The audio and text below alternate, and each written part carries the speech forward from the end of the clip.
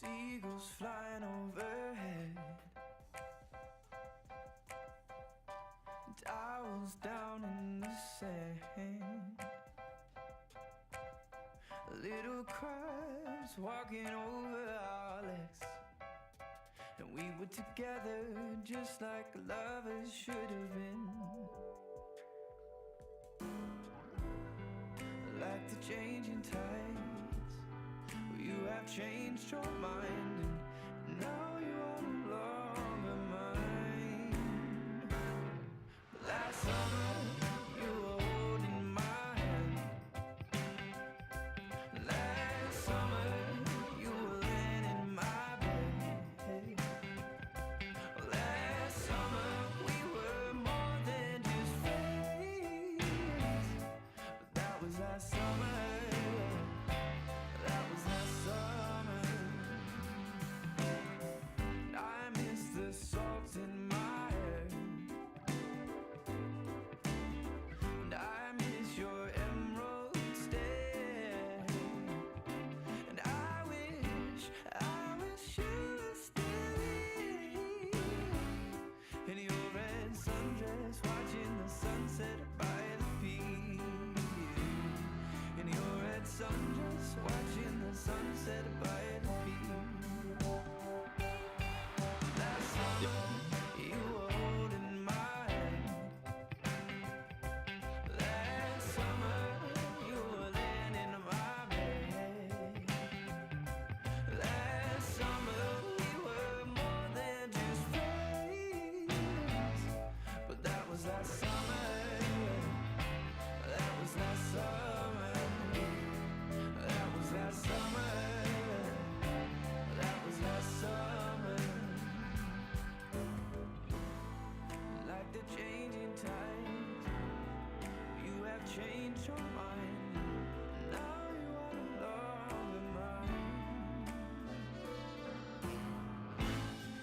With tears in my eyes, I recall the times when I had you by my side.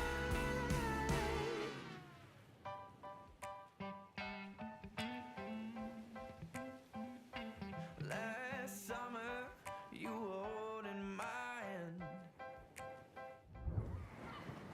Oh, eSport. You and I have come a long way. It was such humble beginnings. As we gathered in small groups, we were professionals right from the start. Passionate, organized, and ready to rumble. We dreamed big, and surely enough, our parents supported us at every step of the way. Didn't they? Fired up by all this love, it wasn't long until we caught the scent of competition. To be honest with you, it wasn't always that easy. Joe here, he had to take on 2 side jobs to afford playing professionally. It's gonna get better, Joe. Fist bump. And some of you dared to not even call this a sport. And look where we are today. An endless stream of esports events every year. Bet you didn't see that coming, Mom and Dad. And you know what? We have been with you every single step of the way.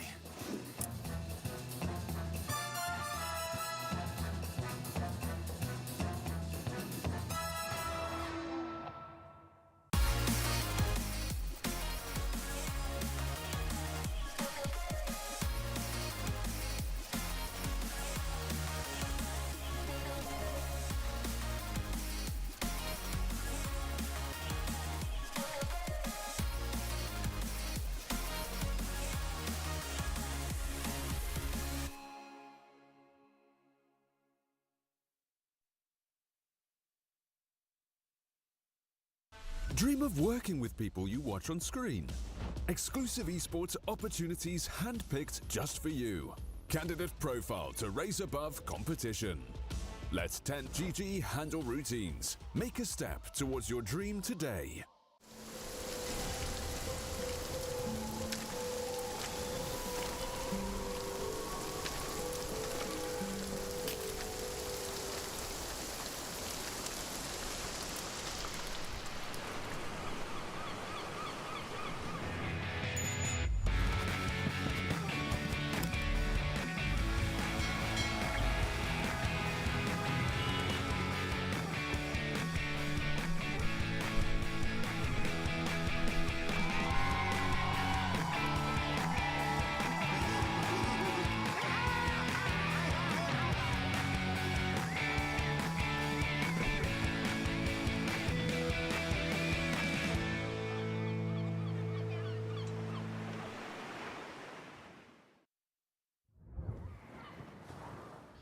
Welcome in, ladies and gentlemen, to quarter-finals day for the Pinnacle Cup Multipliers Tournament number 4. I am BluScale, joined by Otomo, and we are here to try and make sense of all the madness that is going to happen today. What are you feeling is going to happen starting off the day here, Otomo? Yeah, we're starting off with Vivo Keystars versus Team Tickles, and that's going to be a bit of an interesting one, right? We have South America versus Europe coming out here. Someone mentioned in chat that this is pretty early in South America, which I didn't realize. So that's going to be exciting to see how they handle it, especially because Vivo Keystars is a TI team, and yesterday they just smashed the competition, which I believe was Infinity. Yeah, they did. Absolutely destroyed them 2-0. It was not the sort of outcome a lot of people were expecting, but hey, it was damn well entertaining nonetheless. And yeah, where you mentioned that it is pretty early for them, was it 6 a.m. or 5 a.m.? Something like that, right? It's like I think their time zone is like 12 hours or 11 hours from where I am. So it's 5 p.m. here. It should be about 5 a.m. or 6 a.m. for them. But hey, you know, gamers are known for waking up early, exercising, healthy breakfast. Oh yeah, and then starting off the day. Yeah, they are models of health, as we all know, being gamers ourselves.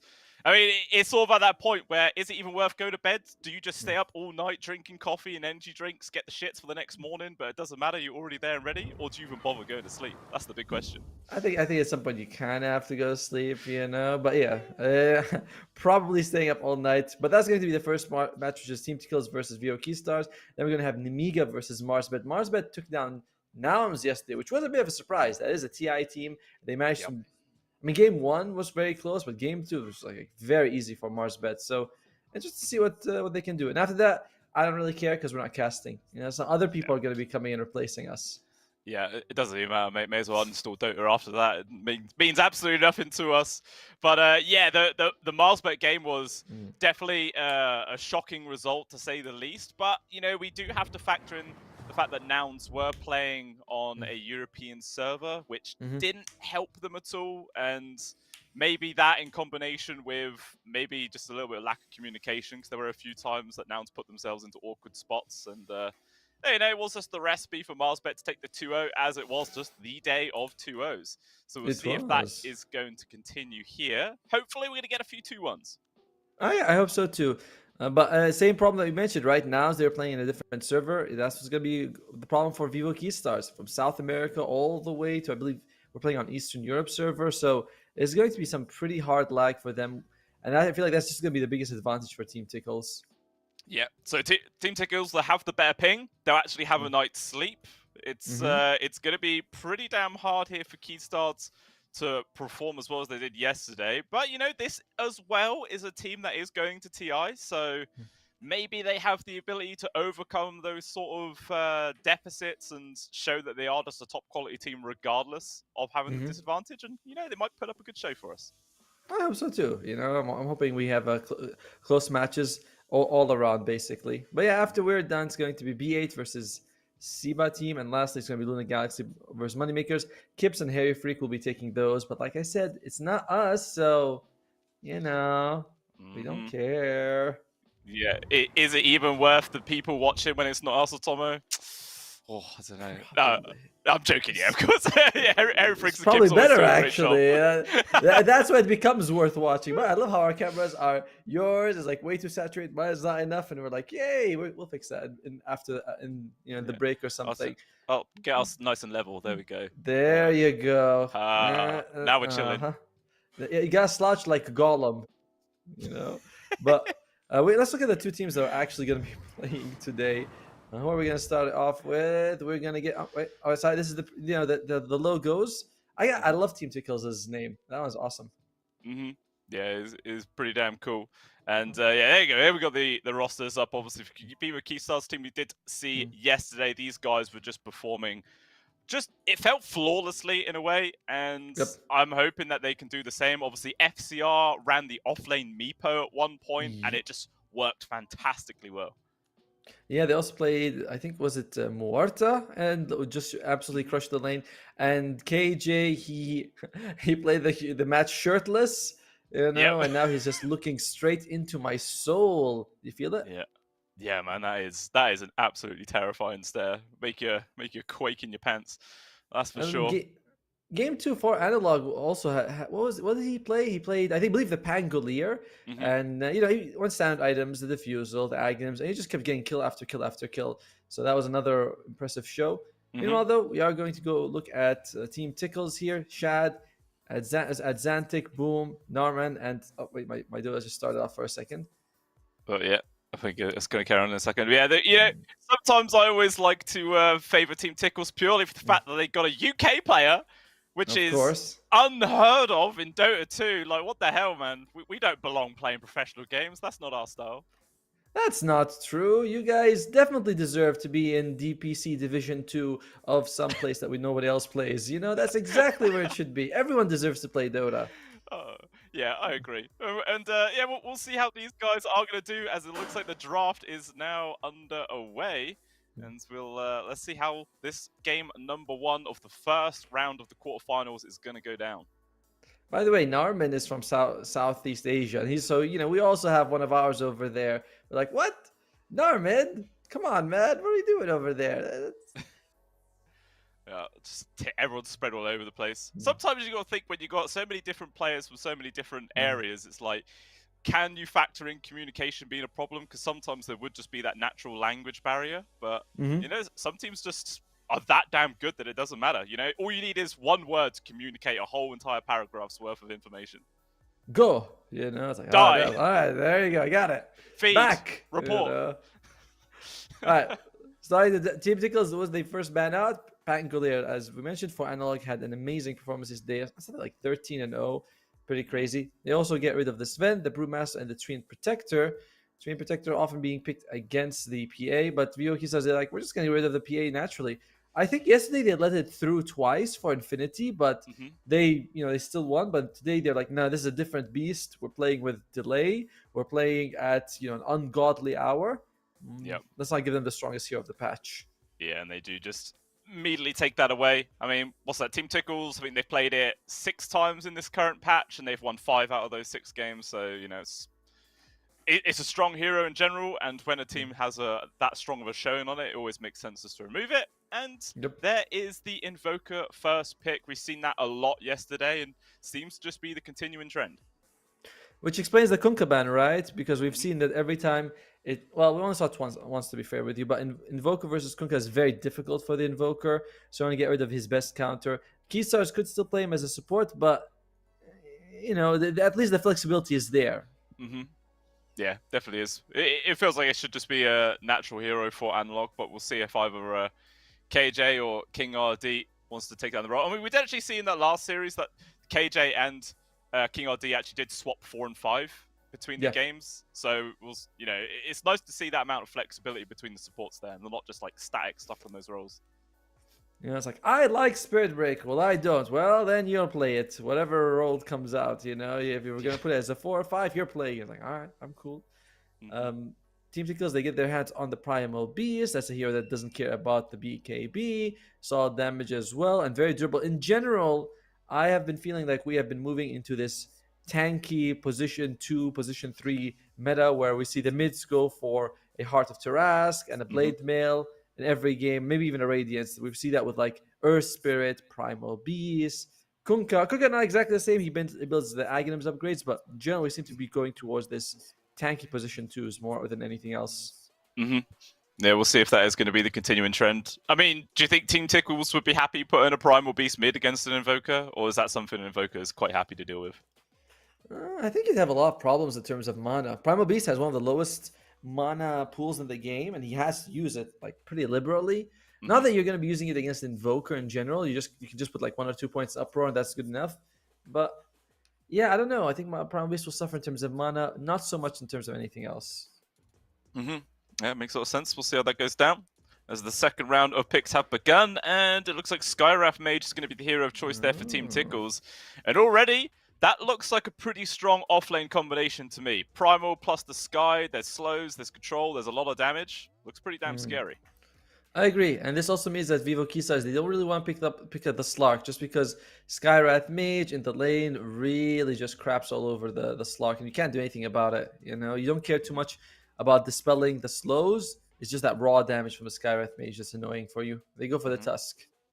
Yeah, that is something which I believe it was King RD played yesterday for Vivo Keystars. He did a fantastic job. Do they just default and go for the Moretta pick again? I mean, they did actually pick Moretta into the PA, I believe, yesterday. So maybe they're not going to feel comfortable to grab it now. I mean, especially since there is a Skywrath, a hero that can always do damage during the Moretta ult. So maybe not, but it did just look super damn scary yesterday when we saw it. I think it's one of those things where each hero counters the other one. They go for the Warlock for now, so we'll have to wait on the Morta. Basically, Primal Beast is onslaught takes a long time for him to get going, so you can easily land a dead shot.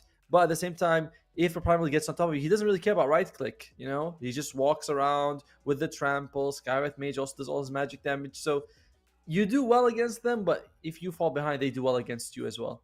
Mm-hmm. Yeah, definitely. But it does look like we're going to be seeing a position 4 Tusk, and then Warlock is just going to be on the 5. So maybe the Keystars looking to get aggressive in their off lane rather than their safe lane this time round.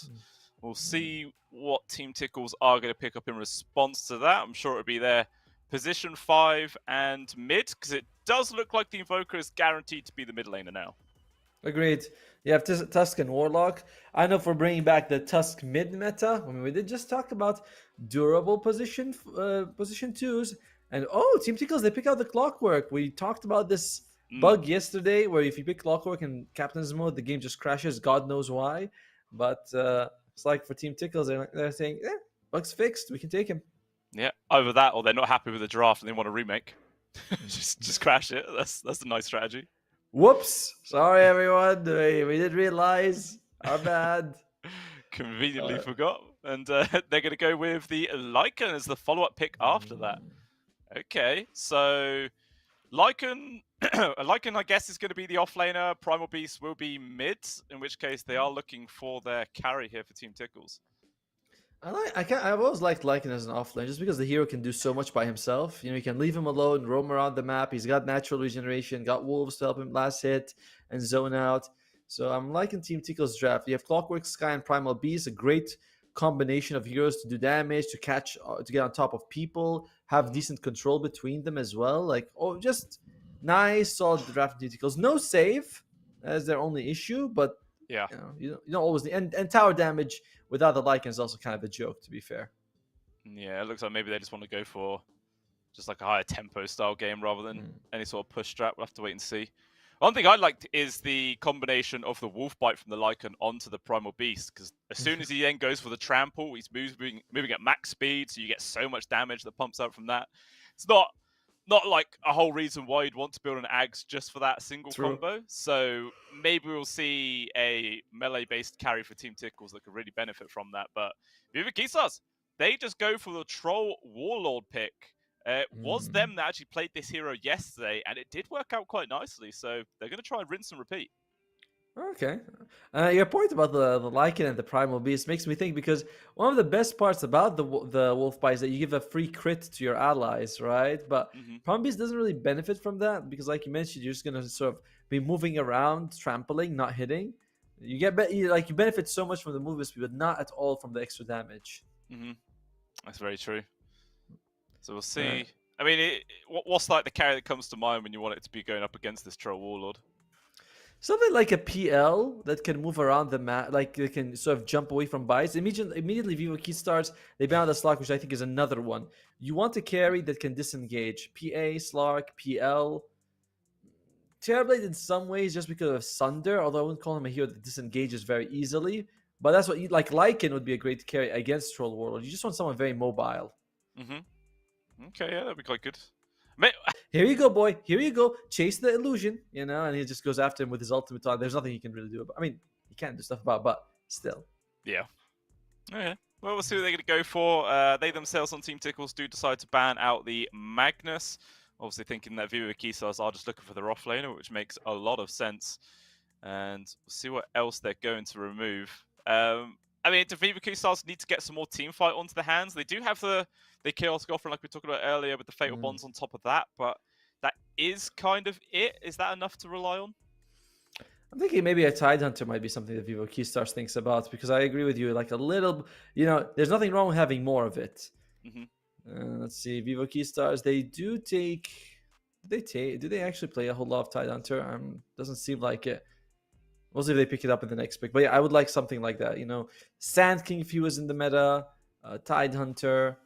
Magnus is already moved, so you don't have to worry about that. And Team Tickles, they get rid of the Bristol Black, an unusual ban, but maybe FCR plays it. Yeah, maybe. I mean, maybe they're even thinking about banning out his Meepo. We saw him do pretty damn nicely last game with that, but it's a bit more of a niche pick. I know you mentioned as well about the Sand King. It is kind of weird how we just don't see this hero at all. Like, even when he did change his like Sandstorm where it can move around with him and stuff now, you got like a very small little buff on top of that, but clearly still just not at the point where pro players think he's worth grabbing. Which is sad, man. Like, I mean, he's always been part of those big initiators with like Earthshaker, Sand King, Magnus. You're like, oh my, and Tide Hunter. You jump up with those big ultis. But Sand King has just been out of the meta for years. Then he gets buffed. He's relevant for a week, and he's like, none of that. That's a bit too much. But VOVK Stars, they only got 20 seconds to pick an offlane. Who's it going to be? They go for the Lone Druid. Oof. So kind of not caring too much about team fight, saying that we're just going to give you a very durable target. You look at Key Stars, it's the Bear, the Troll, the Tusk, the Invoker, even Warlock with his heals is relatively hard to catch. I mean, not catch, but like bring down instantly in these fights. He's a very durable support, so I do like that for Key Stars. And you have tower damage coming out from two of their heroes. Yeah. True, it does feel like it fits quite nicely. I think you were mentioning yesterday as well. The Lone Druid has is he the one with the highest win rate in Pinnacle Cup so far? Yeah, just really is a disgusting hero, and we'll see what FCR is going to be able to do with that in his hands. As Team Tickles looking for their carry pick right now. Who is it going to be to go up versus Lone Druid in the lane and then deal with the Troll Warlord later on? Seems like a hard pick, and having to use all their reserve time for it. Oh, Razor. Interesting. All right. I mean, I was thinking to take Naga just because you're up against two sort of transformation abilities, which is the Lone Druid Bear form, Control Wars Ultimates. Or like you sleep, you're like, all right, I get some time now. But no, they want the Razor, feeling like a Stack Link against the Troll War is kind of all they need. But I gotta say, I love the Razor pick. I just feel like there's a lot of targets you want to be Stack Linked to. The Lone Druid's Bear, the Troll World himself. Well, I guess that's two targets. That's still a lot more than one. Yeah, that it is. One thing you always got to look out for as well is that if you try and go for the link onto the Bear, they can just use that little AoE fear, and then you run away, break the link yourself, and that can feel kind of awkward as well. So you've got to be real careful about your positioning there from Shad in these coming engagements. So we'll see how it does pan out, whether if the powerhouse of the Lone Druid will just bully through that or not. But it feels like there is a lot of durable heroes in these fights. It feels like they're not going to be over quickly. They're going to be very drawn out and lots of action. Yeah, that's what I'm feeling as well. But overall, I think I'm going to go with Team Tickles on this one just because, Narmer's got the same hairstyle that I'm going for. So, I think he's also actually got the same headphone. I like that. But yeah, I like their draft quite a bit. I feel like you can also play around the Troll Warlord a lot. Lone Druid might be a problem. We've seen FCR, he can play these carries from the offlane type heroes, Meepo, Lone Druid. That might be an issue for them, but I think it'll be fine. I think it'll overall be pretty fine for Team Tickles. See. Okay, well, I always like to disagree with you, so I think I'm going to go with Vivo Keystars myself, to be honest. They're playing at 5:30 in the morning, minimal sleep. They're probably going to be having lag, but they do have the Lone Druid and the Troll Warlord, which they played quite nicely in the past as well. I feel like they could potentially just run through this. We'll have to wait and see. Also, I feel like, it's quite standard for a lot of situations, but the lanes are going to be a real indicator on which team could potentially come out ahead. Like, the lane's going to be so important in this game. I mean, Team Tickles, they've got the lanes they want. You've got Clockwork as well as Skywrath Mage. Like, what is a better combination of supports than those two? So I do favor the lanes that they're going to be starting off with, and we're going to get a boom in just a second here. Yeah, we're going to be jumping on into the game. Oh, no boom! No, what? No boom? No boom! Ah, there it is! Oh, okay, you ruined. They ruined. No. We'll ask for like a refund of that one. No, it doesn't work. That's pretty good though. Well, all right, so you got the boom. We got the boom, yeah. Team Tickles, remember, you got Clockwork as well as Razor. That's a pretty strong duo. The other side, you also have Skywrath Mage, Lycan. That's not as like a killing lane, but Lycan should be fine. And you Skywrath Mage can just move around the map. In mid lane, you have the Primal Beast. So a lot of meat you have to actually chew through when Vivo Keystars. I was talking about durability, but both sides fairly durable. It's just the Skywrath and the Warlock who I would say are easy kills. The other ones is like, damn, Yeah. good luck. Yeah, it's going to be a real slugfest when it comes down to these 5 versus 5s. Will be no short of chaos and entertainment. I'm guaranteeing going to say that. But are we going to get a fight for any of these bounty runes? It doesn't look like it. It looks like Keystars are going to try and focus on this top bounty where, I mean, there is Narman as well as Boom nearby. But I don't think there's going to be enough read to catch them out. So, yeah, just going to be teams just snatching the 2 for 2 bounties and going to the default spots.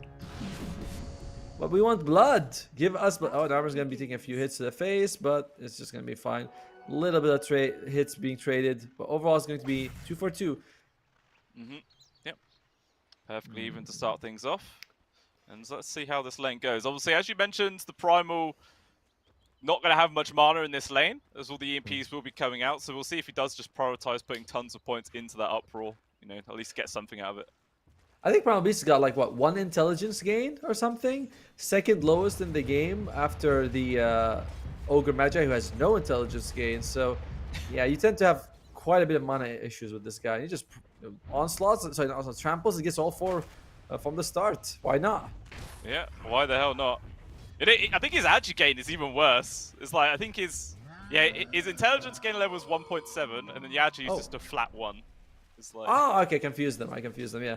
Yeah, he always feels like without Uproar, you're actually kind of squishy to physical damage later on, you know? It's like, oh my god, there's just nothing coming out of me.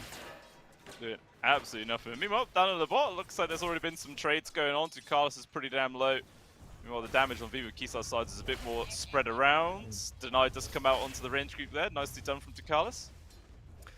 Not exactly easy for Tickles to play this lane. While Clockwork Razor is pretty strong, you're up against a lone druid with his bear and a tusk. So there's a lot of ways for, firstly, your battery assault to be mitigated among 3 units, and secondly, you can just snowball and you'll be fine.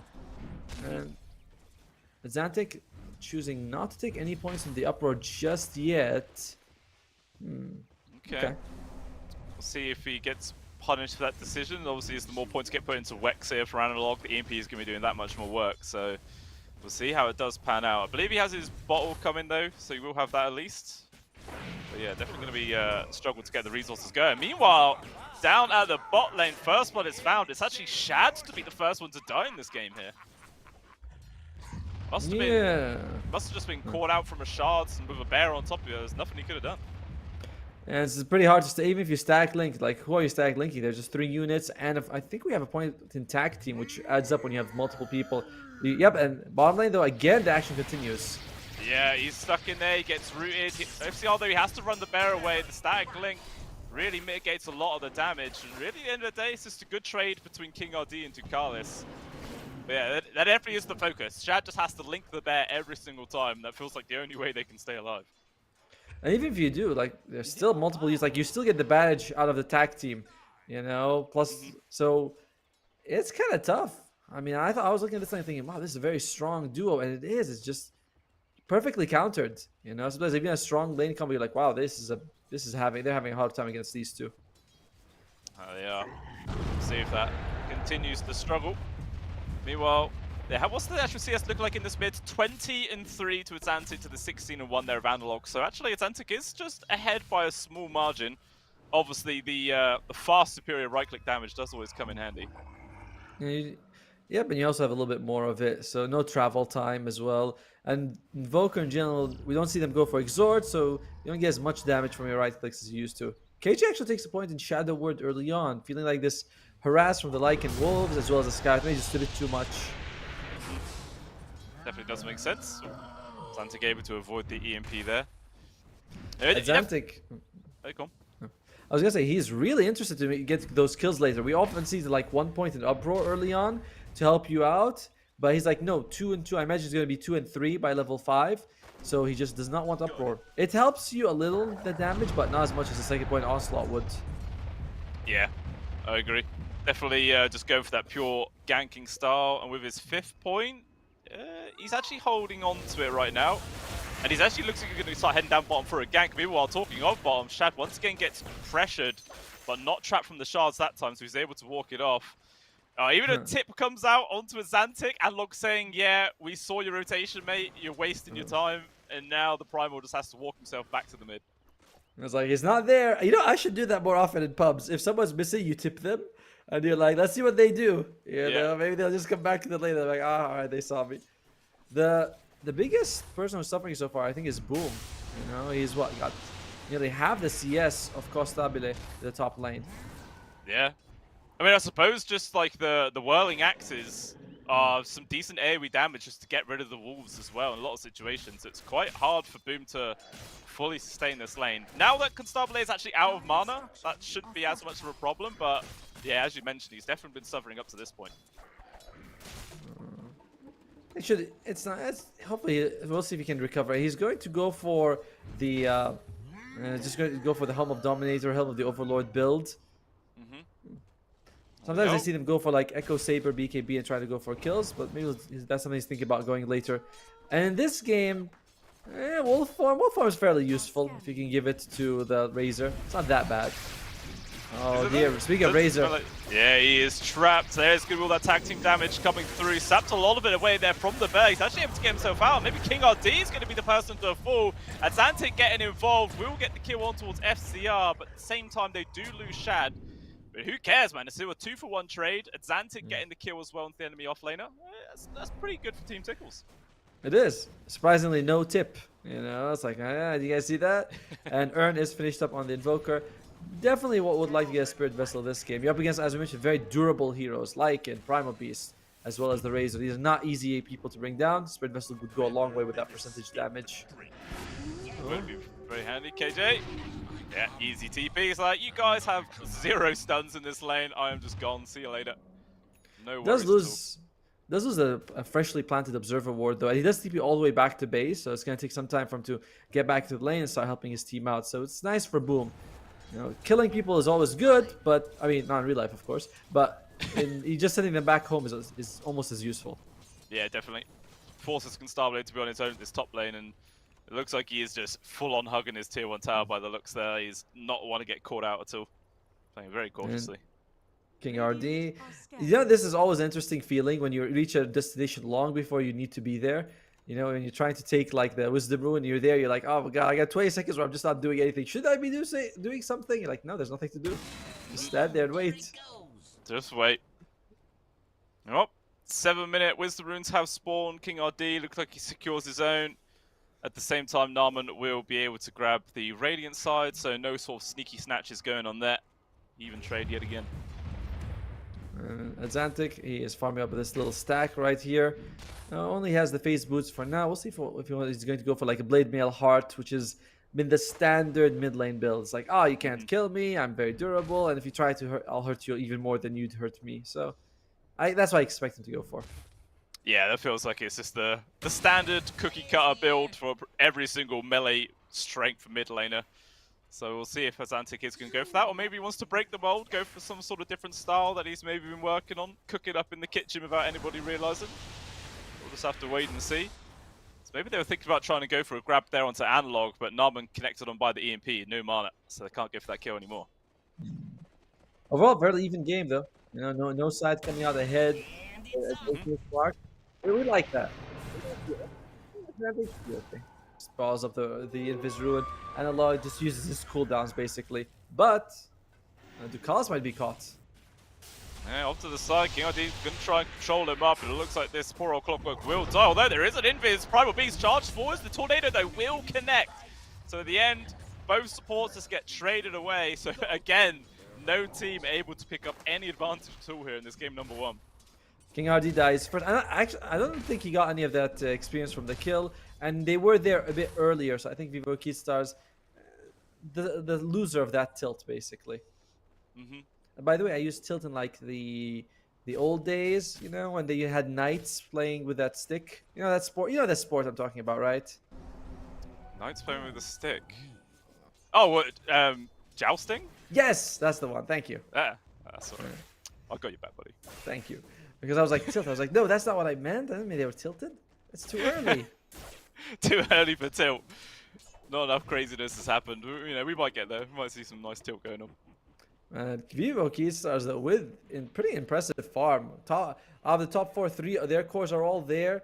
Very happy. Costabile is getting closer and closer to that Battle Fury. I don't think they've been making enough much stacks for him, but he should be able to farm. Costabile, we just praised him, and he's gonna be fine. You know, these here though. Yeah, they cancel out the charge. Nice shards as well. No escape to Carlos, and he will be the one going down here. Who gets the credit? Is it Costabile? Is it the mid? It is neither. The support takes it away. It's like, I'm sorry guys, my tag team was active. I made to do that. But he does get them the kill. The scary thing about Team Tickle is that I feel like ultra late game, it does not favor them. You know, you have Invoker, Troll Warlord, as well as Lone Druid on one side. The other side, it's like Primal Beast, Razor, and Lycan. It doesn't feel like they just scale as well. Even the support, Skyrat Mage is pretty garbage. And Clockwork is really hard to use. You ever tried to hookshot where there's like mega creeps and all these summons? It ain't easy. Yeah, it's going to be quite difficult as well. So we'll see if maybe they can try and get an early lead and run away with it, but they definitely will need something like that. Meanwhile, down at the bot, Shad will dive. They do get the trade on the King RD at the very least. FCR though just pops Otomo, standing its ground against Xantic. He's getting endlessly rooted. Finally, he'll be able to find the avenue to retreat with the haste rune, gets him away safely. But all that means that Ducala's just sacrificed it. Take the support, let me leave. So it ends up being 2 kills there, going towards Keystars, and should also be able to take down this tower with the assistance of the catapult. This is very, very scary for Team Tickles. Like, their draft wants to be playing fairly early. You know, the enemy team, we talked about the supports on Team Tickles. On the other side, while I don't consider Tusk an S-tier support, Warlock is, you know, with that Golem. If you get some items, a Philosopher's Stone, you can get that Refresher Aghanim Scepter build, where it turns him into a core. It's pretty insane. So you gotta be a little worried here for Team Tickles. Just a little bit, you know, still very early in the match, but it's shaping up to go Vivo Keystar's way. Yeah, they are having a pretty nice start here. I mean, it was pretty much bang on even for a large portion of the time, but now we finally do see solid 1k gold advantage leading towards Keystars. Diffusal Blade also on the bear of FCR. Is this the standard build now? I can't actually remember if it is. Yes, it is. And you go for Echo Saber after. And the old days used to be like, just get Radiance and have him push out. Yeah. But now it's like, nope. Go for Echo Saber into Diffusal. Sorry, Diffusal to Echo Saber. Burn some mana. Makes it a little bit more useful. Interesting evolution for the hero. Let's just go with that. And already, Keystars with a 57% win rate. I'd say that's fair. You know, it feels like it's like a 60% favorite for them. The current pace of the game. Yeah. And it all depends if they can keep that pace going or not, or whether if Team Tickles can start trying to chain some moves together themselves and bounce back. I mean, Xantic, he's made a few rotations in this game, but the only time he got anything out of it was when he TP'd and got the 2 kills underneath the tier 1s. Apart from that, he hasn't really been too successful with all the other moves he's been making, so he needs to try and find some way of actually getting a few more kills on the board and trying to close out this game a bit more. Meanwhile, Boom is successfully able to take down the top tier 1. Mass rotation comes out from Vivo Keystars to try and make something happen, but it's just way too late to get anything done. A bit of an odd defense, but good move by Boom. That's what he wants to do. You want me to push out towers. Unfortunately, he's in trouble. He does use his wolf form, and he's just going to make it out just fine. Using your ultimate to bring everyone on the enemy side to that place, it's okay. And he gets the bounty on the way. Cheeky. Yeah, and then just speeds away as well. Even picks up the Watcher for good little extra points. Meanwhile, though, looks like they have got the grab on towards King RD. He will fall. The Chaos offering drop is there, and now looks like a Xantic in a spot above a Sunstrike on top does hardly any damage, but doesn't even make much of a difference. It will still die. Mystic Flare on towards KJ. He's stuck inside the cogs and will eventually fall as well. But even still, so Vivo Keystars should be able to come out on top here if they get this kill onto Ducalis, and they will. So a 3-for-2 exchange. Definitely favors them there, taking down the enemy mid. And some pressure coming. Oh, Costabile actually gets the kill on Boom. This game just took a pretty nasty turn here. The fight starts off fairly well with the, but Xantic, once he gets to the people, there's nothing for him to do. There's no way that they can actually do anything. And I'm looking at the bird coming out. I'm surprised he doesn't use it to like push away. Well, you know, the wild way you can use it to push allies. He doesn't push at Xantic to safety. You know, like he could have gone out of the upheaval. Yeah, could have done. It was, yeah, a very tough spot to be in, and we do see Xantic now has his BKB queued up, so he's all right. Definitely a huge problem for me. Need to make sure that is not going to happen next time. And I'm sure he's probably just going to go AFK farm mode until he has item up now. It's very scary moments right now for Team Tickles. The Invoker, Invoker is going to go for the Hand of Midas, so at least it's not. So that's going to create even more late game problems for you. And Shad. Ooh, Chad is dead. Ends up being, well, the 4th death now here for the Razor. Just hasn't really been able to find much space in this game. Every single time FCR has his number, and the Bear is continuously hunting. Speaking of, more action going on in the mid. Analog actually getting picked up. It's a huge kill to find there for Team Tickles. Looks like FCR will get the punish on towards Narman at least, but even still, if Team Tickles can back out, that 1-for-1 trade is the favorite one for them. In terms of kills, this 1-for-1, but they also were able to get a kill bottom and the tier 1 tower. So losing for Analog, not the best, but in terms of their cores, Kisa, they kind of, I won't say sacking him, but they're the one. He's the one they're most comfortable losing in these fights. It does feel like it. Yeah, they're getting pretty damn rough right now. So Shad's, as we mentioned, he's been sort of just dying a few times recently. He's about 500 gold away from his Manta style. Will that be enough to keep him alive in these situations, or does he then still need a BKB on top of that? He still needs a BKB. Like, Manta style helps you remove the fail bonds, but does not help you against like a meteor or the damage coming out from upheaval or anything like that. It's just it's nice, but that's about it. I feel like you need the Manta and the BKB. Yeah, so he's a lot longer time right now to keep his farm going. Meanwhile, he is still 2,500 gold behind that of Constabile, who's got his Battle Fury, Yasha, and working on towards the Sunj as well next. And he's only like 500 odd gold away from that. So this Draw Warlord is very willing to get involved in these fights. This could be nice for them. It looks like they should get it. Solid kill. Yeah. That's the nice thing about having the Clockwork Skywrath Mage. You have arguably the best combination for the Mystic Flare, so works nice. It works well for them, but you gotta do that a lot more times if you want to come back into this game. Yeah, I agree. I mean, the one nice thing here for Team Tickles is the fact that Analog is actually the least farmed core out of everybody, which is kind of surprising, but I mean, it is still 16.5 minutes in, and he's yet to complete this Hand of Midas, 100 gold away. And I'm sure once he has that online, that will start helping a bit. Meanwhile, it looks like maybe they found a free grab on towards Atlantic. All of his mana burnt away from the Spare. What can he do apart from die? Nothing, as he will drop down. Just a friendly tip to KJ on towards FCR. I thought that was going to be a tip onto Atlantic then, you know, begin the tilt. What, you mean the jousting? No, okay, alright. But in the meantime, you're talking about Invoker having a bit less net worth. I think that's not an issue for them this game, just because Invoker is like a range hero. His net worth doesn't translate to durability most of the time. Whereas you look at Team Tickles, you need that net worth to survive these fights. You can still bring value. Oh dear. No net worth. No value. Oh, Manta to dodge the Sunstrike, but yeah, that's just a double whammy effect. You know, they get a gank and they were taking Roche. What will they actually do back out of Roche? Maybe they were expecting the rest of Team Tickles to try and come for a gank or something like that. They do decide to back off, but now that they have all the information that Team Tickles are mid, they're probably just going to go straight back into that pit. Helm of the Overlord finally finished on Boom, so they have a little bit more push. But yeah, the Rockets, when it was coming out earlier, they're like, are they nearby? They spot us out. You know, thought they were being cautious, which is the right move. You know, you don't want to be like, oh yeah, they're nowhere nearby. So Rocket doesn't get the Roshan kill, and it's going to go to Constabile. This guy has now 3 lives, basically, with that ultimate and the Aegis on the Troll Warlord. Yeah, he feels like an absolute beast to bring now, right now. Going towards his own BKB next as well, just to make sure he can continue the hits in all these fights. Definitely feels like Keystars, man. They're building up a sizable advantage now. 5,000 gold lead. 8-14 is the scoreline, and they're feeling super comfortable with how this game's progressing.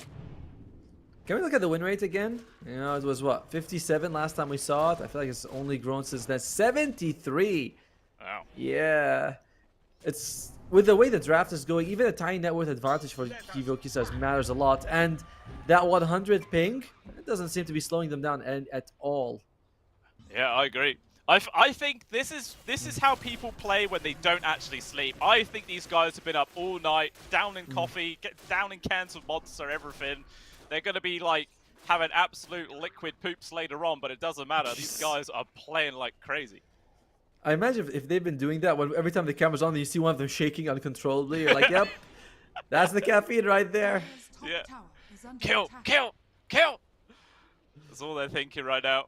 As it looks like they're going to start shoving on towards this tier 2 bot. Is there any sort of response from Team Tickles to defend this? Don't really think so. I mean, even FCR is just casually shoving the mid at the same time.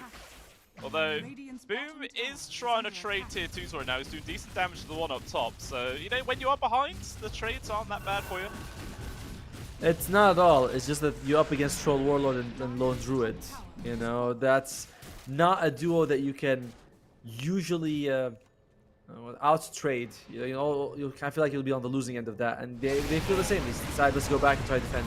Yeah, they jump immediately. Chad, he just gets disintegrated right now. They do get the trade on towards King RD. The bear get low as well. Nice charge forwards from Azantic. Starblade's going to pop his ult and stand his ground. Start bursting through Azantic. There is going to be the pulverize. The AoE damage actually killing the bear at the same time. He got rooted on the last tick there.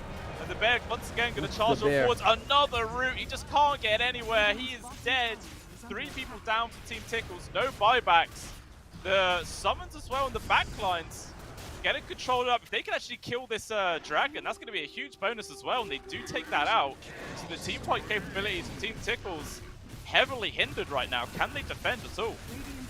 Unlikely. Azantic is kind of the most important person in the fight, and he's not available for 20 seconds. We'll see if they decide to glyph this as well, and just so they can delay them a little bit more. Mukisa is saying, we got a lot, you know, let's not ruin it. Aegis is also gone out of the hands of Constabile. Overall, just a nice win for VOK Stars. Yep, just get a few kills, take down the tier 3 as well, and back out. Relatively uncontested there. Fantastic turn of events with them. I like as well, like, even though Constabile got his ultimate off on the last second, because he was hitting Azantic with the blade mail, he wasn't actually gaining any HP. Yep. He was just permanently on 1. So as soon as it ended, he just died. So at least there is that for Team Tickles, like a ways of still making sure this Troll Warlord dies in these situations. It's something. Shad, by the way, still pretty damn far from his BKB. About 1,700 gold. You need it so badly. In these fights, the meta gives you nothing. You know, like the meta is just not enough. They are going to be able to.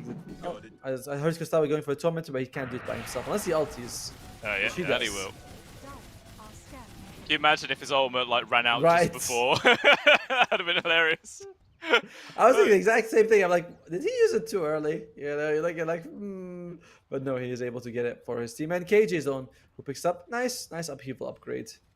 Yeah, always a nice little bonus here for these fights.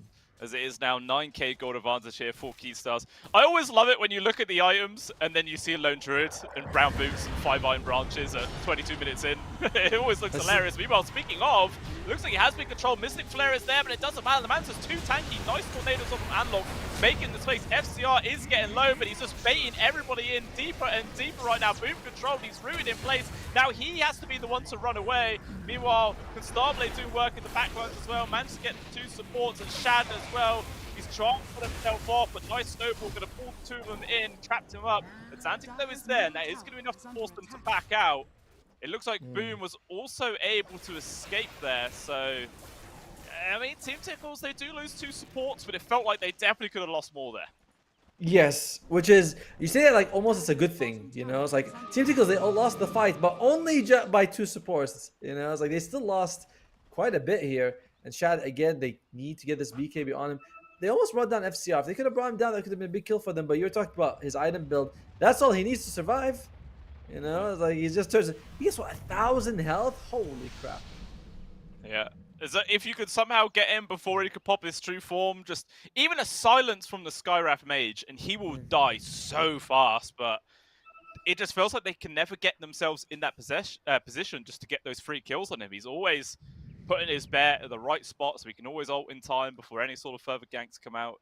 He's just been playing really well, and as a result, his score is 10, 1, and 5. He's been absolutely fantastic on this Lone Druid. Yeah, he's been doing this a great job in this entire tournament as a carry from the off lane position. By the way, one nice thing I was looking at him, his transformation is 1.93 seconds. So I can't it be 2. Oh, there you go. Replay to the fight from before. Big jump in by King RD, loses his life for it, but he's fine with that. Yeah, I tell you, the position of Shad just seems to be really weird. Brave. Like, yeah, he's always putting himself right in there when his two teammates are a lone druid and a primal beast. Two people you'd love to have bodies in front of you, but I don't know. Shad just playing like a Chad. Not working. I feel like the definition of a Chad is that they do things successfully, you know. So Shad dying a lot, don't really think that fits. I mean, he's very brave, for Right? sure. He thinks he's a Chad. That's what I mean. Like he believes it, but unfortunately the game has just not quite facilitated that. As he is now, yeah, 1-6 is the scoreline. Still 700 odd gold away from completing his BKB. He's been trying to get this for so damn long, but he just keeps getting delayed. You know, the fights are just always coming towards him, so there's no time to do it.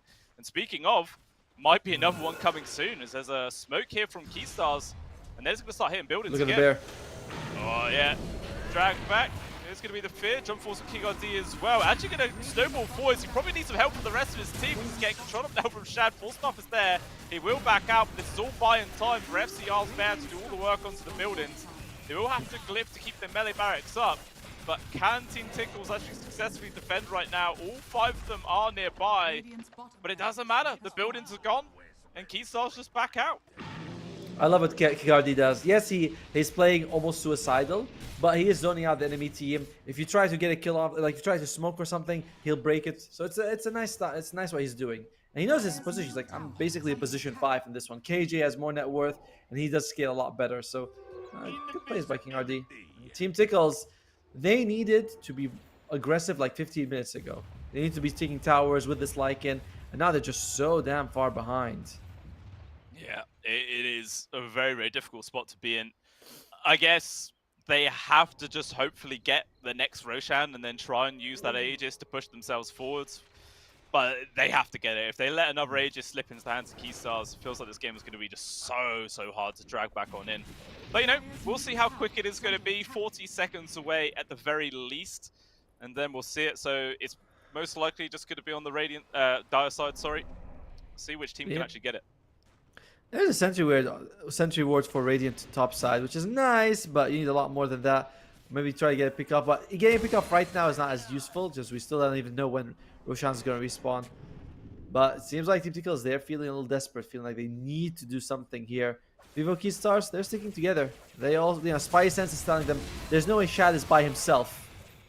Yeah, definitely not. I mean, I mean, if you're going off how this game's progressing, he has been on his own a lot of the time, but they're thinking, right, he's probably learned his lesson by now. He must have his whole team behind him, and they would be correct.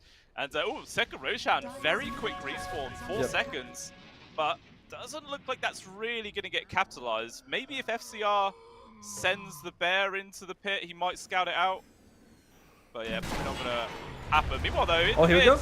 They have actually going to start the fight off the Starman control. BKB is going to be there now. Trapped up from the Colts. Carlos is trying to hold back the carry while Shad in deep, rooted up, in place. The right clicks are going to come on through. Plus the power charge is there. Can he survive?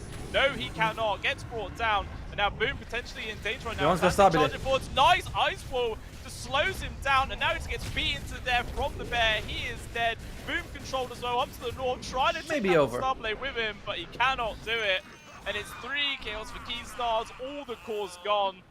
And I think we could be seeing that GG coming out soon. Narman, oh, the TP is too long. The fear counts it, he is dead. Even Carlos is still here. We could be looking at every single person from Tickles dying. Tornado will connect at the maximum range. And this is it, full team wipe is there. And this just looks nearly impossible for Team Tickles to recover. Yeah, this early game draft, but you weren't able to actually get much going for you, and now Team Tickles, I mean, I won't say that now they're on the back. They've been on the back foot for a while. I'm not even sure that they're in the same spot anymore. Vivo Keystars, they can really do whatever they want. They can go Roshan, they can go high ground. Probably Roshan's the safer option since everyone will be up for Team Tickles just a few seconds. Yeah, it definitely makes sense to go for that. I mean, they are in, you know, the correct side of the map at the very least, so we'll see if they do just run over to it. Or maybe they might just be baiting out Roshan, as they do now see Shad in the creep wave. Do they decide to go for that gank? Doesn't look like it. It's kind of crazy to me that Troll Warlord is like 10,000 gold ahead of a Razor. Razor, firstly, is a very slow farming core compared to the other. Oh, speaking of that. Yeah, speaking of, he has been found trying to get himself away. The right to stop, they just flying through. The route is there. Look how quickly he just disintegrates. There's nothing he could do. Still charging forwards. Boom. Gonna be able to avoid the tornado. Will keep him alive, but again, it's just another 2 kills there for Gisars, taking down the enemy carry once more. Just no game at all for this Razor. Every single time he shows himself, he just dies. 1 and 8, I think, on Shad. I mean, when I saw it in the draft, I was like, I don't like this Razor pick. I thought maybe they could still make it work on Team Tickles. You know, I blamed the early morning, thinking Keystars can't take this match, but this Razor, and yep, GG's called. And I can't blame them. Like, it looked like it was GG almost 20 minutes ago, if you ask me. Just from the laning phase, Team Tickles had to win. Keystars came out on top. With this late game draft, it was a very tough situation. It was, yeah. It was just a real beatdown. And you know what? I don't want to say that I predicted it, Otomo, but I did say Team Tickles. Oh, but you know me. I'm not one to be smug and rub it in your face. Oh no, you're not. Oh, not at all. You know, you're extremely humble. The most you're always telling me how humble and amazing you are. You're like, if there was a humble award, BluScale would win it. I'm like, yes, for sure. Yeah. Oh yeah, I'm the humblest of humble people. But yeah, that is just an easy win there for Vivo Keystars, taking game number this best of 3 for the first game of the quarterfinals as well. And they are just performing like a TI team. We was mentioned this yesterday. They are going through, so this is sort of like last bit of practice for them, and they are just, yeah, they are really showing up, and it's fantastic to watch. So it's down to Team Tickles though to try and take this second game and push it to a third, or we could see the beginnings of another 2-0 day. I love it, dude. I just love the combination of the Lone Druid and Tusk against the Clockwork. Like because you know the Clockwork Razor that's strong, they're able to mitigate the damage from the Battery Assault. Even though every time he cogs multiple people, it didn't seem to matter. So I really like that. Mid lane was mostly a wash, but for Analog was able to get that Spirit Vessel, rotate around the map, and top lane Costaba just farmed up like crazy, just as he usually does, because South American carries always come out with a net worth advantage. Yeah. They do. They really, really do. It's like we were seeing that from K1 yesterday, but he got a bit carried away from himself and died a few times, but Constabulary definitely not making those mistakes in this game. Was just really, he hit his timings correctly. He started joining in on the fights at the right time, and it just really felt like there was nothing Team Tickles could do. I mean, sure, they were killing a few of the supports every now and then, but killing those cores was just nearly impossible for him. Yeah, and in general, the core is also so tanky. You know, you have Troll Warlord, you have Lone Druid. It's not easy for you to bring them down, but that's just game 1. You know, maybe Team Tickles, maybe they're a little bit more awake now. Maybe Keystars mess up the draft, but it looked like, I won't say a mismatch, but it was very one-sided. Yeah, it really was. I mean, do you think they just need to drop like a ban towards this Lone Druid? Was it that much of a problem for them that they just can't play against it again? No, I don't think it was exactly the Lone Druid himself. You know, I mean, like maybe if you ban him, maybe he picks up Meepo, then you're like, is it the Meepo problem? No, it's more like the overall approach from Team Tickles wasn't very suitable. The last pick, Razor, we were talking about it before. We were like, Naga Siren would be good, a PL would be good, someone to disengage. Razor doesn't really do that very well. So I think that was kind of the biggest problem. I just feel like the Razor pick in general messed up the draft. Yeah, I mean, it was a bit of a risky pick, and it just did not pan out for the end of the day. So, yeah, we'll probably see them not grab that hero for game number 2. But that game number 2, guys, will be coming up in about 5 to 10 minutes' time. Just a little break, and we shall return for more Pinnacle Cup madness. So we'll see you soon. Do you want to be a bad man? Yes, you do. Do you want to taste sweet salvation underneath the summer moon? Do you need another head now? Yes, you do. Go see Miss Josie down on Columbus Avenue. Columbus Avenue. Ha! Go see Miss Josie down on Columbus Avenue. Columbus Avenue. Ha! Go see Miss Josie down on Columbus Avenue. You're looking for a helping hand. You need a friendly face. Feeling good, you can barely stand. You're falling all over the place. You're looking for a helping hand. You need a friendly face. Feeling good, you can barely stand. You're falling all over the place. You own it, they got it, they flown it, you bought it. Ow! Go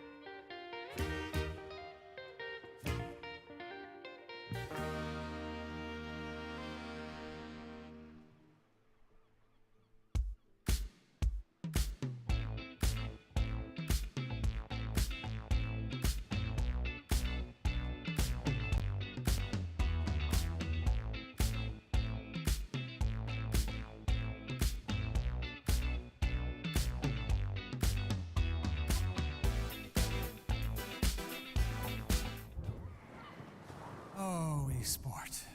You and I have come a long way. It was such humble beginnings. As we gathered in small groups, we were professionals right from the start.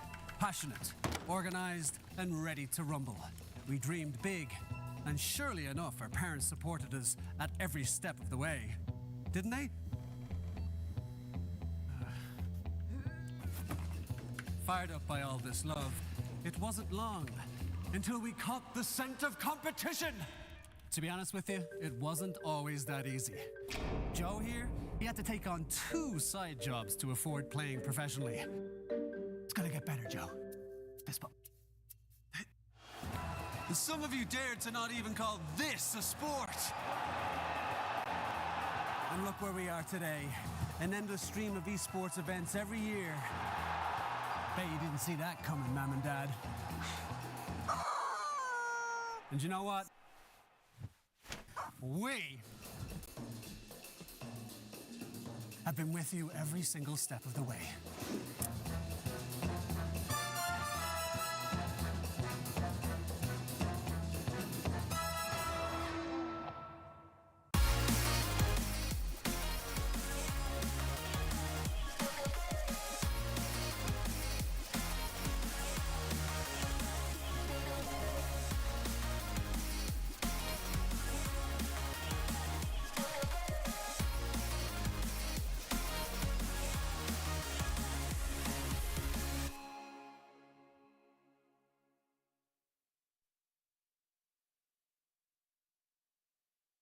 Dream of working with people you watch on screen.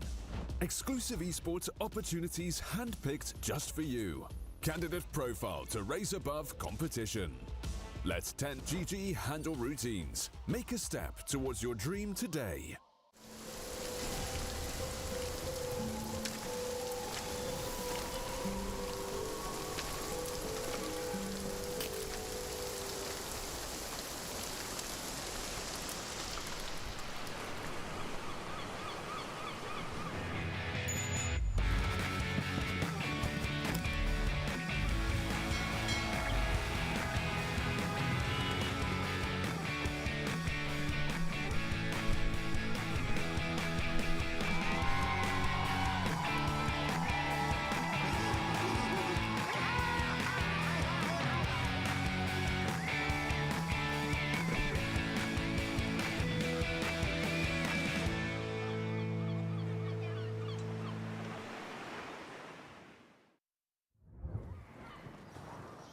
Welcome back on in, ladies and gentlemen. We've got another game coming up for you shortly between Vivo Keydstars as well as Team Tickles.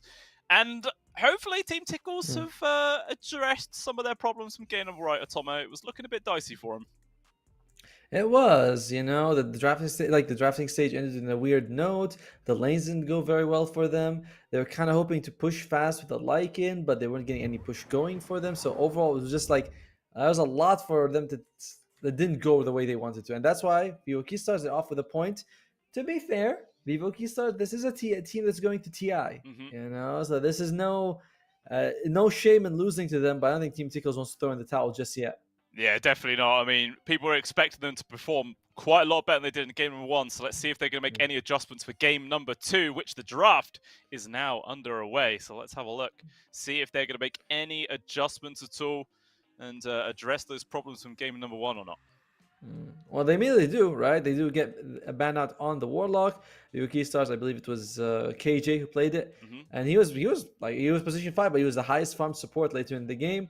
And a hero that overall gives you a solid laning phase. Upheaval was a massive problem early on. We saw a couple of teamfights. He throws the upheaval, and everyone in Keystars like, well, we can't move out of it. We have no solution. So they're like, let's just get rid of it. Vivo Keystars, they get rid of the meta carries that they don't like to play against, the Sven as well as the PA early on. Yeah, we'll see what they're going to ban out for their 3rd hero right now. I mean, do they just want to drop the ban towards the Conqueror again? I mean, they did that in game number 1 to make sure Azantic didn't get that hero. We'll have to wait and see. Or do you think maybe they're thinking Team Tickles would rather go for the Invoker themselves? Oh, yeah, the Vengeful. I was about to say that I thought they might consider banning the Beastmaster, because that's another hero they usually don't like to play against.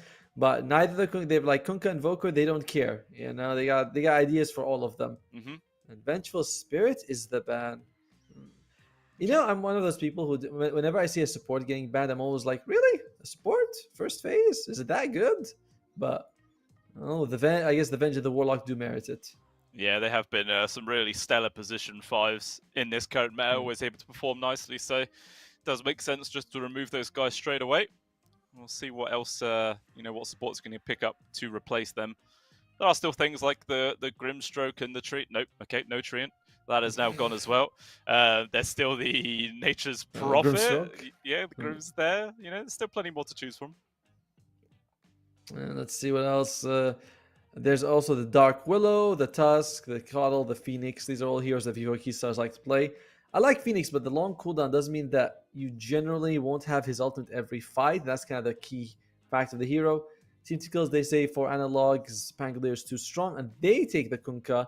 For Vivo Keystars, by the way, that's the thing. If you took the Invoker, the enemy team can take Kunkka. But if you take the Kunkka, the enemy team can't take Invoker. Yep, that's true. So now Viewer Keystars, I'm sure, is just going to completely ignore that one and go for something else entirely. You know, just saying, I semi-predicted this first pick Kunkka. I was like, if they don't ban it, I feel like Santic will get it. The mic didn't pick up my clapping. You know what I mean? Like, I was clapping, but the mic didn't. It's unfortunate. For Vivo Keystars, they say, you know, for analog, let's give you the Primal Beast. Mm-hmm. Okay, solid. Although X marks the spot is really a counter to this hero. Yeah. As in general, the item build that Kunkka goes for, the item upgrades are also problems for Primal Beast. Yeah, that's true. But I feel like it's pretty much guaranteed this is going to be the hero for analog, you know, and then just have the Primal versus the Kunkka into the mid. To be fair, you're right. It could be FCR, it could be King RD who take it. Like a Primal Beast is, it can be played as a core, as a support, and can be played in basically any role except 1 and 5. And they take out the Grimstroke for Team Tickles. Okay. Just Inkswell by itself makes the Primal Beast way more fearsome. Just you can trample on top of someone, a stun lands, followed by a pulverize, followed by an onslaught. I think there's a lot you can do with these two heroes combined. So it's not even about the Soulbind. Mm-hmm. That's true. Yeah, so it makes sense just to remove that one here and now. Make sure that combo does not come about. We'll see if they're gonna keep focusing onto potential support picks or not. Or maybe if they might start dropping some bans towards Constable's hero pool or something like that. See how much emphasis they do put on it. There is still King RD's Tusk in the pool. He's been played that a few times recently and performed fantastic on every single time. There it is. It's gone. What did you do in the break? Why are you on fire here? You're getting them all right. What the hell? You know, this should have been a solo cast. Like the only cast I was like, I think. But yeah, they do get rid of it. That's what, 2 heroes that they don't want to play against, and one of them is a hero they've seen for analog play really well, the Pangolier yesterday. So like, we want to remove what we've seen them beat us with and beat other teams with. Mm-hmm. So we'll see what else they are gonna go for. And Skyraf was banned there from Vivo Keystars, and they go for the Shadow Demon. Again, another highly prioritized support, seeing as how all the other major ones have been taken away. Always good to grab that one. Especially seeing as how, you know, you can always counter out like the X mark initiation, just disrupt someone up. It's pretty good. Yeah, this does mean that for Team Tickles, you don't want to take heroes like Terrorblade, PL, things like that, and you sort of illusion-based heroes. Shadow Demon loves playing against them. I always thought that good counters against Shadow Demon could be like long-range heroes that can deal a lot of damage from afar. Something like a Sniper. Ooh. Or a Muerta. Or Muerta, yeah. Okay, that's pretty good. Like, the illusions of that are pretty goddamn terrible. They don't get the ultimate, do they, when you illusion her in ultimate form? Yeah, good. No. Okay, yeah. So, even not one. Yeah, so that is a hero which doesn't really care playing up against the SD, so I do like it. We'll see how it does perform in Shad's hands. The one time we saw this yesterday, it was paired up with the Tusk, and it was a disgusting combo, but not going to see that this time round. What other POS 5 do they want to play it with? Ooh, Maybe Nature's Prophet. Maybe the Prophet. I mean, there's a lot of flex. That could be 4 or 5, but, you know, I wouldn't be too sad to see it with the Moretta. It's quite a nice combo. I gotta say, this combination of the Morta is like a perfect pick against those two heroes. It's pretty hard. If Shalademon tries to disrupt someone inside the calling, he might get silenced. And even if you do get disruption off, they come back. You can set up the calling after. Primal Beast doesn't like to play against it. You did shots easy to land while he's getting his onslaught ready. Like, there's a lot of value to this Morta pick. I think Team Tickles coming off with a very nice draft right now. And they have, of course, a bit of pushing power from the Nature's Prophet. Keyed Stars. Phoenix feels a lot less valuable up against two ranged heroes, especially one of them being Morta. So they take the Undying. Okay. Undying, huh? Yeah, we were sort of talking about this hero yesterday. He's received several bans in a row, but, you know, he does still show himself every now and then with varying success. And we'll see what he's going to be laning up against. I mean, already Team Tickles, are still looking to get their offlaner, so now they can just pick someone that isn't going to get too hindered from the Undying Decay spam. I was thinking you could put Primal Beast offlane and take Earth Spirit mid. You know, you will have decent ways to sort of deal damage to the Morta. Anyway, you're pretty tanky and durable. I'm liking the idea of taking Earth Spirit. We'll see if Vivo Keystars wants to do anything like that. They take a TA instead. All right. Yeah. I suppose the damage from the Moretta can get hindered quite a lot from the Fraction? from the refraction, but the sprouts. There you go. I got you. Cheers, buddy. But the sprouts from Nature's Prophet are now a very good way of getting rid of those refraction charges quickly. Agreed. And even the torrent does work against them. I think that does more. It's like you have to do more than 5 damage per tick, and I think the torrent does at higher levels. Pretty sure it does. So that's another one. You're gonna have the water park to deal with. So refraction, not amazing. And Naga Siren is gonna be the pick from Team Tickles. They have Morta Kunkka as Naga Siren. Could be that support Morta coming out here. Yeah, I could see that. Would you want to see it as the 4 or the 5? Probably the 4, right? Same, but then again, you also really like Nature's Prophet moving around the map, and that's easier to do as a position 4, just because position 5, the carries I think early on is weaker than the off lane, so he needs the babysitting more. So that's why you don't want to put Nature's Prophet as a 5 and leave him. Yeah, that makes a lot of sense. I mean, especially if like the Nature's Prophet can get involved with the ganks every time, drops the sprout on somebody, and then the Moretta can easily deadshot off of those trees onto the target, get the fear as well, extra control. Yeah, that could be a very, very nice combo. It all comes down to whether Team Tickles can execute it perfectly. It's a very flexible draft from Team Tickles. Once we know where everyone goes, then we'll have a better idea of how the draft is going to play out. But for now, it's just a lot of flexibility. Vivo Keystars, I feel like it's going to be Costabile on the Templar Assassin. It's going to be 4 Analog on the Primal Beast. And then we have the 2 supports here. Both of them kind of position 5 supports, but most likely Shadow Demon is going to be 4 and Dying is going to be the 5 for KJ. Yeah, I agree. To the ban, Dazzle is gone. We have seen that hero perform pretty damn nutty yesterday. Not going to see it this time round. But yeah, I always like to see Dazzle ban. You know, as a hero, I like to spam quite a lot in my pubs. He is good fun. But generally in my pubs, whenever I pick Dazzle, there's always an axe immediately afterward. It makes me feel kind of sad, but yeah, it doesn't happen as much in pro play. Sometimes when you play, you feel like there's a guy on the other side whose main job is just to make sure you don't have fun. Yeah. It's like, really? You picked Axe? Like, just Axe of all heroes? Like, yes, I just want to make sure your shallow graves have no value. Oh, thanks a lot, man. Yeah, some people just want to watch the world burn, eh? Yeah, some people are as you say, assholes. Assholes, man.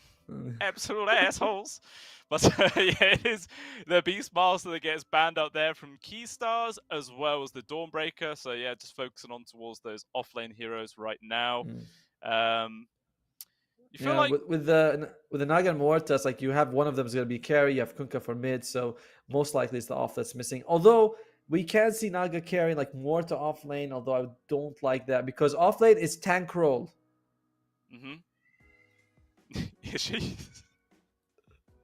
If you say so. No, it's not. I mean, it's not. But that, that's kind of idea. Generally, though, the offlane does tend to be a little bit more durable than usual, just because he will have to solo while the 4 rotates around. But doesn't mean he needs to be tank. He just needs to be a little durable early on. Do you feel like they need someone to actually deal with the tombstone?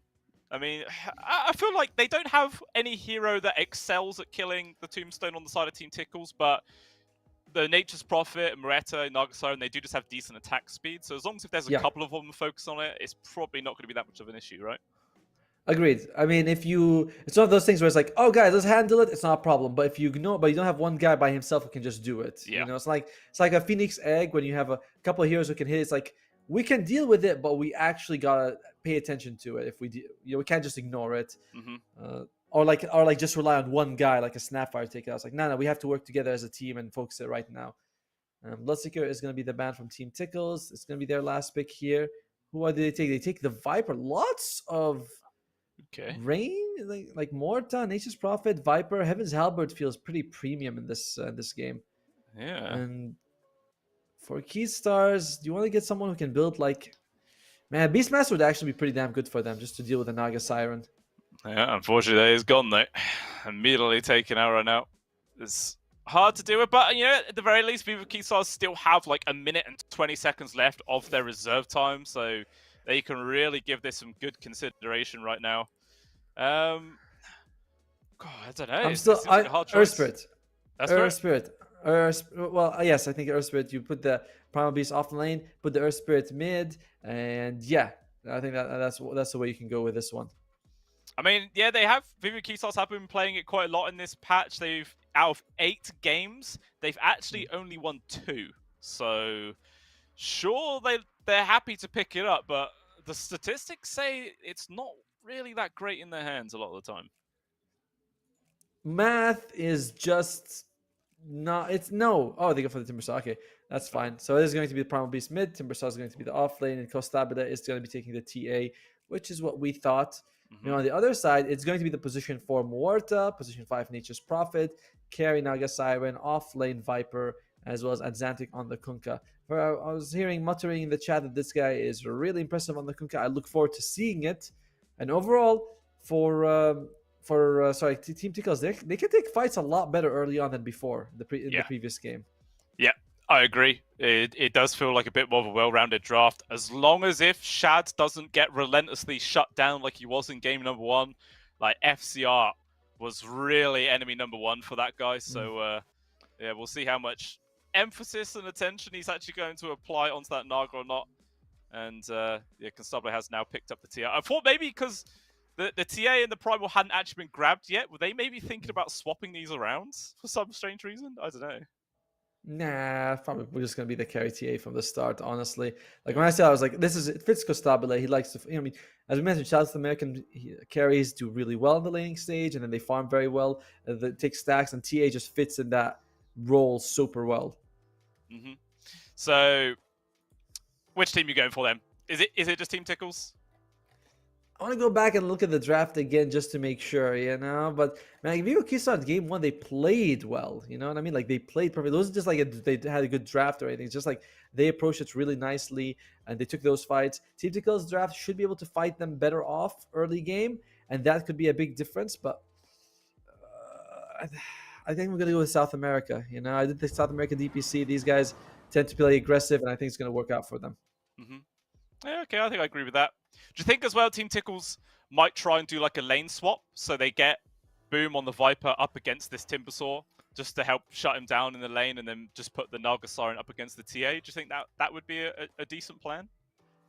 At that point, it's with the twin gates in the game, it depends on who's more stubborn, right? True. You just have people twin gate right next to each other being like, oh, you're going? I'll take a ride with you, buddy. So I think it could go that way, but most likely we'll see the matchup will be the Timbersaw versus the Naga Siren.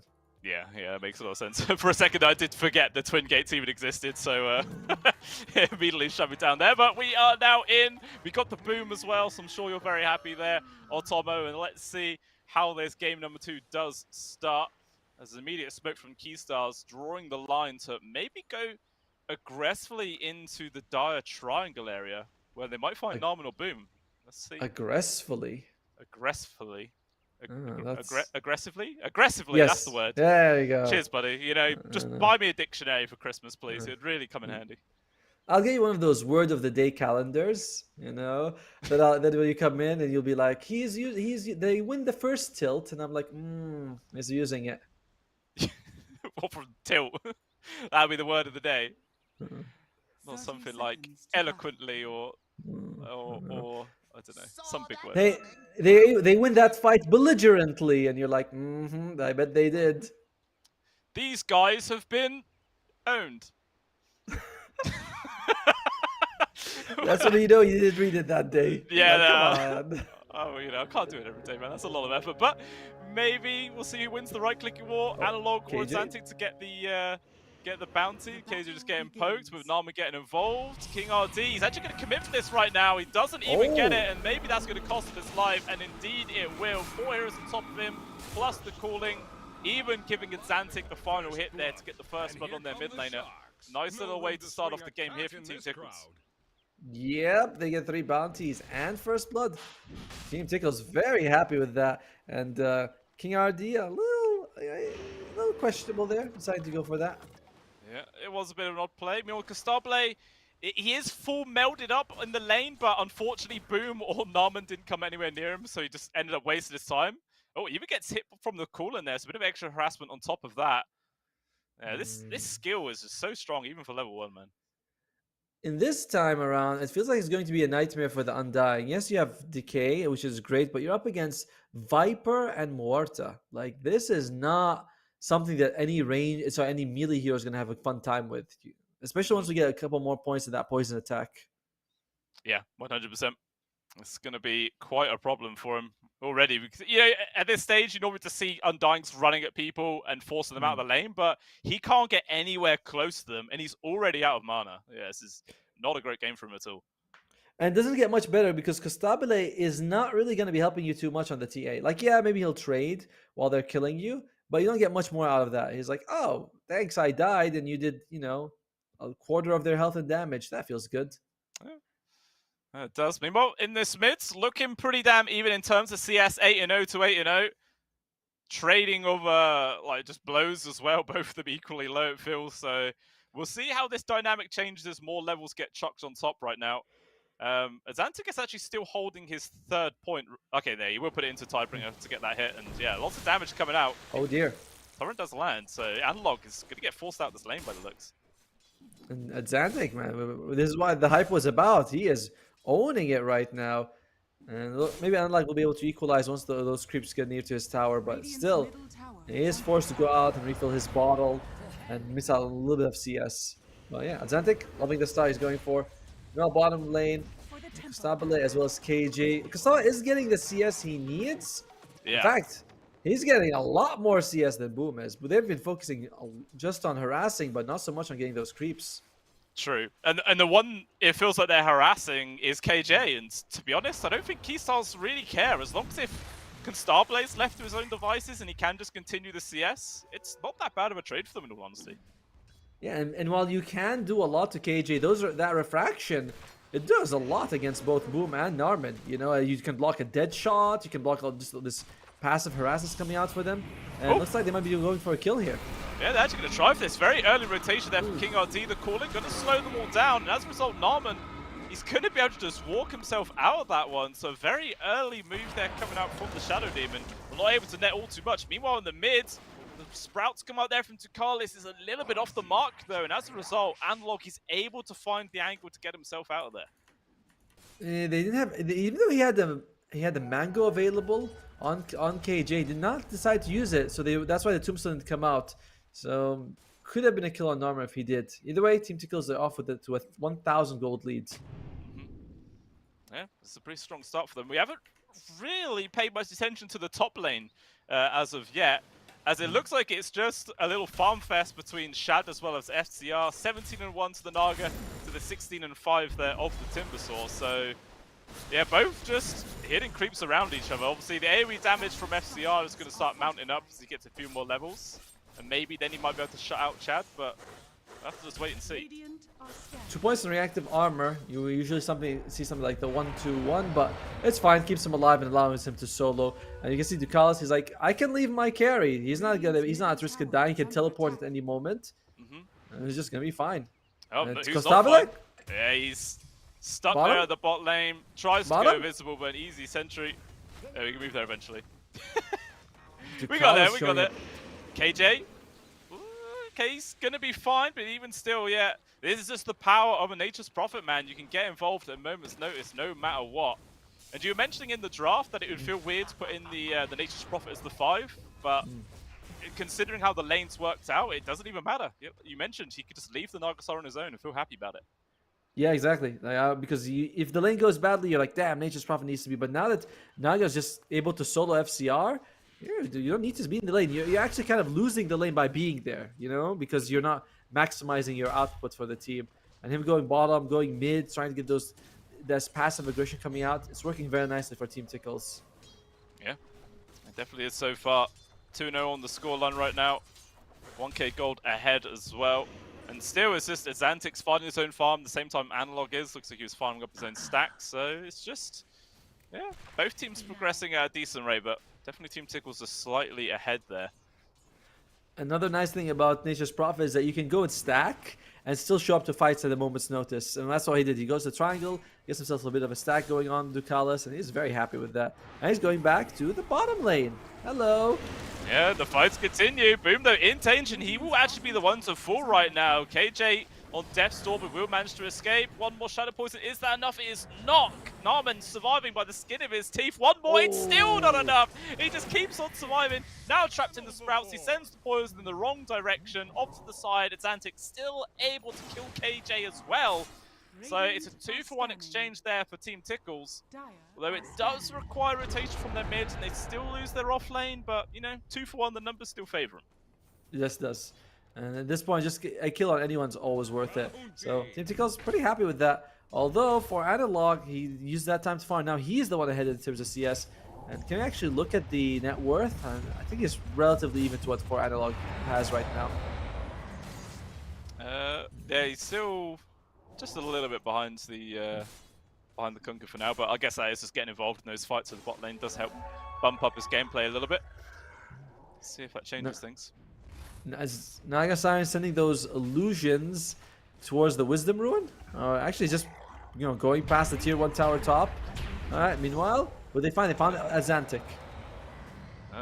Yeah, I think they went for a smoke on the side of Tickles there, but literally Analog ran into them the second they popped it, so it was completely wasted. So wasn't the game plan there from Analog, but hey, turned out quite nicely for him. Probably saved the gank there on towards this Timbersaw. Meanwhile, it looked like there was a attempt to steal the Wisdom Rune, but I think Kiriardi did manage to stop it, so it was just a trade 1-for-1 at the end.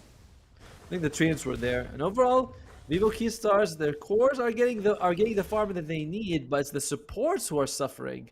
You know, okay, all that harass on the Undying has resulted in them having basically no net worth at this point of the game. Although, a nice D ward does help.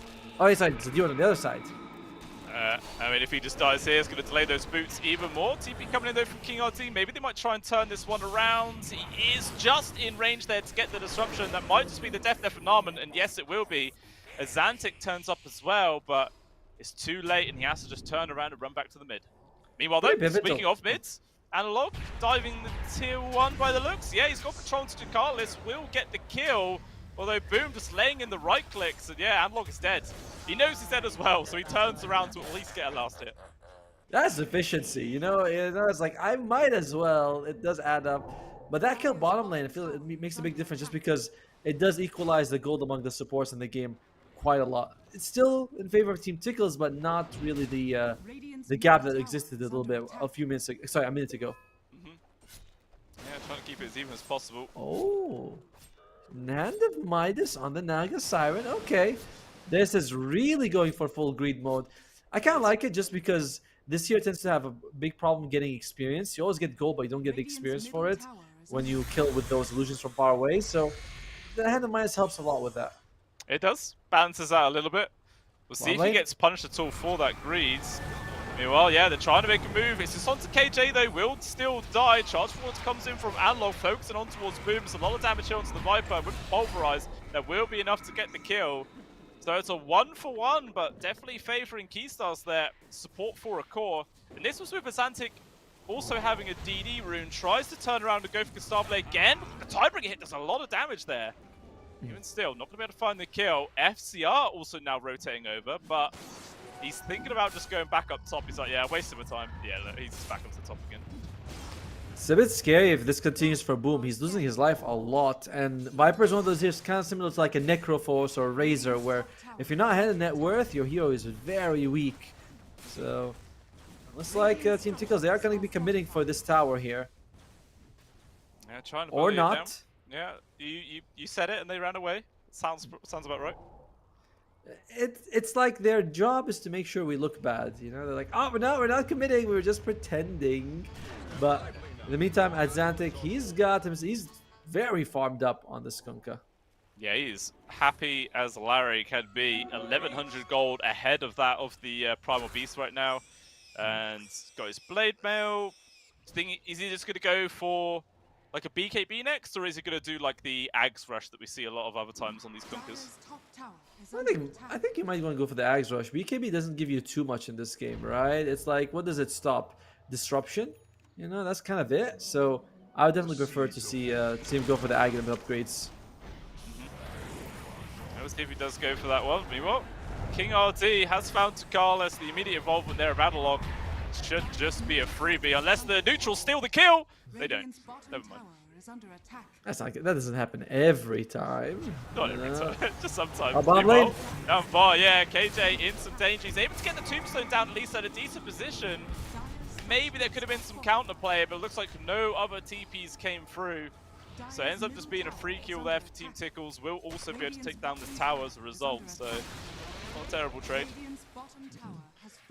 Well, you can see for Analog, he's going to go for the Blade Mail. Costabile, he already finished the Dragon Lance, is going for Deso. So probably doesn't really want to fight for a while. You know, you want to get that BKB and Blinks. So we can expect Costabile to sort of be doing his own thing for some time. Not a huge amount of stacks on the Dire side. Oh dear. I was like, I heard the pulverize. I was like, is he killing someone? But there's a nice juicy stack on the Radiant Triangle. Yes, there is. That could be a lot of money, which I'm sure they're probably reserving for Constabulate to come. I'm sure Analog is probably like, oh, I could so nicely take that stack. Be nice and fat, but, you know, sometimes you just got to prioritize your carry. And he does take the camp, the small one. He's like, oops, sorry, I used trample. Might as well. Yeah. You know, it's tax. It's like, you can either let me take the small one and not the big one, but I'm taking something. You know, it's your choice. They get, what is this, the 4th stack? Wow, they've got a lot of golems on this. That's kind of crazy. That is a lot of golems. Actually, probably Analog can't really do too much against it now. All the trample damage will be so mitigated. I think it looks like actually Analog is going to take it. Okay, they're not saving it for the TA. Interesting. Why not? I mean, he's the one who's going to be making space for his team, and he kind of does need it. He's barely ahead of Boom, so he's had a very tough time. Constabulate has been caught. Nice gank comes through here from Team Tickles. So many people on top of him. That is an easy peasy kill. Perfect target to find there for the side of Tickles. And yeah, Constabulate off the boards. This is going to help further Tickles in this game now. 2k gold advantage. Definitely feeling much more comfortable compared to game number 1. Azante's got 2,000 gold in the pocket. We don't know what he wants to buy. And I haven't seen... FCR is 0, 0, and 0. He has not been involved in anything. Same score as Shad, but you expect Shad, you know, with as a Naga Siren, with a hand of mice, he's going to be farming. But you would like to see FCR start making moves around the map, because it's like he's playing neutral. You know, it's like, no, I don't want to touch anyone. I don't want to do damage. Yeah, I mean, he must make that move once he completes up this Sanjkaya, which is, yeah, about 500 gold away. And then if he doesn't start making moves, then that's definitely going to be a little bit questionable, but, you know, we'll see. Oh. Shad, he's in a bit of a scary spot here. He has one, but he has one skill point if he wants to use it. Oh, he tried to use it. The cast animation is too long. There's the pulverize. He literally waited like half a second too long to get the escape, and as a result, he does get punished. But in comes the rest of Team Tickles. Maybe they can find a counter kill. They're going to focus on towards King RD. And eventually the Shadow Demon will die. But even still, you know, Keystars, they're happy with that trade. FCR finally turns up, but a little bit late. He shows up, he's like, no. I don't feel like I want to do it. And Wisdom Runes are going to be spawning. Need to be careful. There's a Nature's Prophet on Team Tickle's side. So Vivo, they should take theirs as soon as they can. Yeah, I think, yeah, Tickles' teleport luckily is on cooldown for a little bit, but... No one from Keystars actually headed it. Maybe they just expect it's already been stolen. They're like, nah. Why even waste our time? King RG was gonna get it. He gets it. That's good. Let's see. In terms of items, anything interesting? Still wondering what Azantic. He's going for Agam Scepter straight up. Yeah, I was looking at him. I was like, he's got almost 3,000 gold. He's used up the Agam Scepter. I like this. I like this a lot. BKB is good, but Agam gives you so much control in this early stage of the game when the enemy doesn't have BKB. Yeah, it's going to be extremely nice once he has that up online. I mean, do Team Tickles just wait for that item and then make a move? Is that all they need to do? It certainly helps, but you're not going to be getting much out of the Naga sign for a long time, you know, just because of the Hand of Midas. So you're going to have to make moves without it, and I think you can just with the Agam. It's such a strong upgrade for the Kunkka. That'd be nice. And speaking of, looks like maybe they were going to try and go for a hunt there at Zantic as well as Narman. He might bump into KJ if he shows himself in the creeps. Could just be a dead undying. Yeah, it looks like it will be. X-Mark is there, cooling, boat, slammed down, gone in seconds. But how does Narman keep getting the last hits on all of these, man? Easy steals here from the old Muerta. He's got some damage on this hero, you know. 250 on. They shot 250 at level 3. Calling does 1480 every time it passes someone. It's pretty decent. And he's enjoying it. He is going to go for drums and arcane boosts. I'm interested to see what he builds because support Muerta is a little unusual to say the least. It is a little bit more unorthodox, but we'll see how well he does do with that and what he's going to end up building right now. But even still, it is like very tight between the top farm core and fourth. It's literally 300 gold separate. People are actually in the mid. Analog in a spot above a nice tidal wave to drag him further out position. And that ends up being a nice free kill there for the side of Team Tickles. Dude, again, FCR has just not shown up in 16 minutes on Timbersaw. Remains 0 kills, 0 assists. I feel like if you view Keystars, you're just not utilizing this Timbersaw at all. Maybe because he's been spending so much time up here, he's taking a lot of the camps away, which is actually slowing down the farm of Shads. Because I feel like normally a Naga Siren, which has been relatively uncontested this whole game, farm would just be miles ahead, but he's not that far in the lead actually. Maybe that's the game plan. I don't know. It seems like a very risky game plan if you ask me. And Team Tickles, here's the thing: if Team Tickles don't change anything, they continue playing. That means that their plan that they're up against is working perfectly for them. They're like, yes, please continue trying to kill Shad. We're very happy. Oh, well, it looks like they're gonna go onto FCR right now. Finally, the fight comes to him. Is he prepared for it? No, as he just gets brought down with ease. The silences, the control, and the immediate pause afterwards there from KJ. Looks like some connection problems there from Vivo Keystars. Hopefully it's nothing too important or impactful here. Oh, wow. That win probability is a lot higher than I thought it'd be. Yeah, 80%. Even though the experience is actually favoring Vivo Keystars by a decent amount, no, it's still a huge lead. 80%. And it makes sense. Team Tickles, that late game is looking very strong for them. Yes, Constabile will scale as the TA, but not. I don't feel like it's enough to bring down the Naga Siren, you know? And we've just seen no aggression coming out. You only got 1 tower so far. You have a Timbersaw on your team for Vivo, and you only get 1 tower.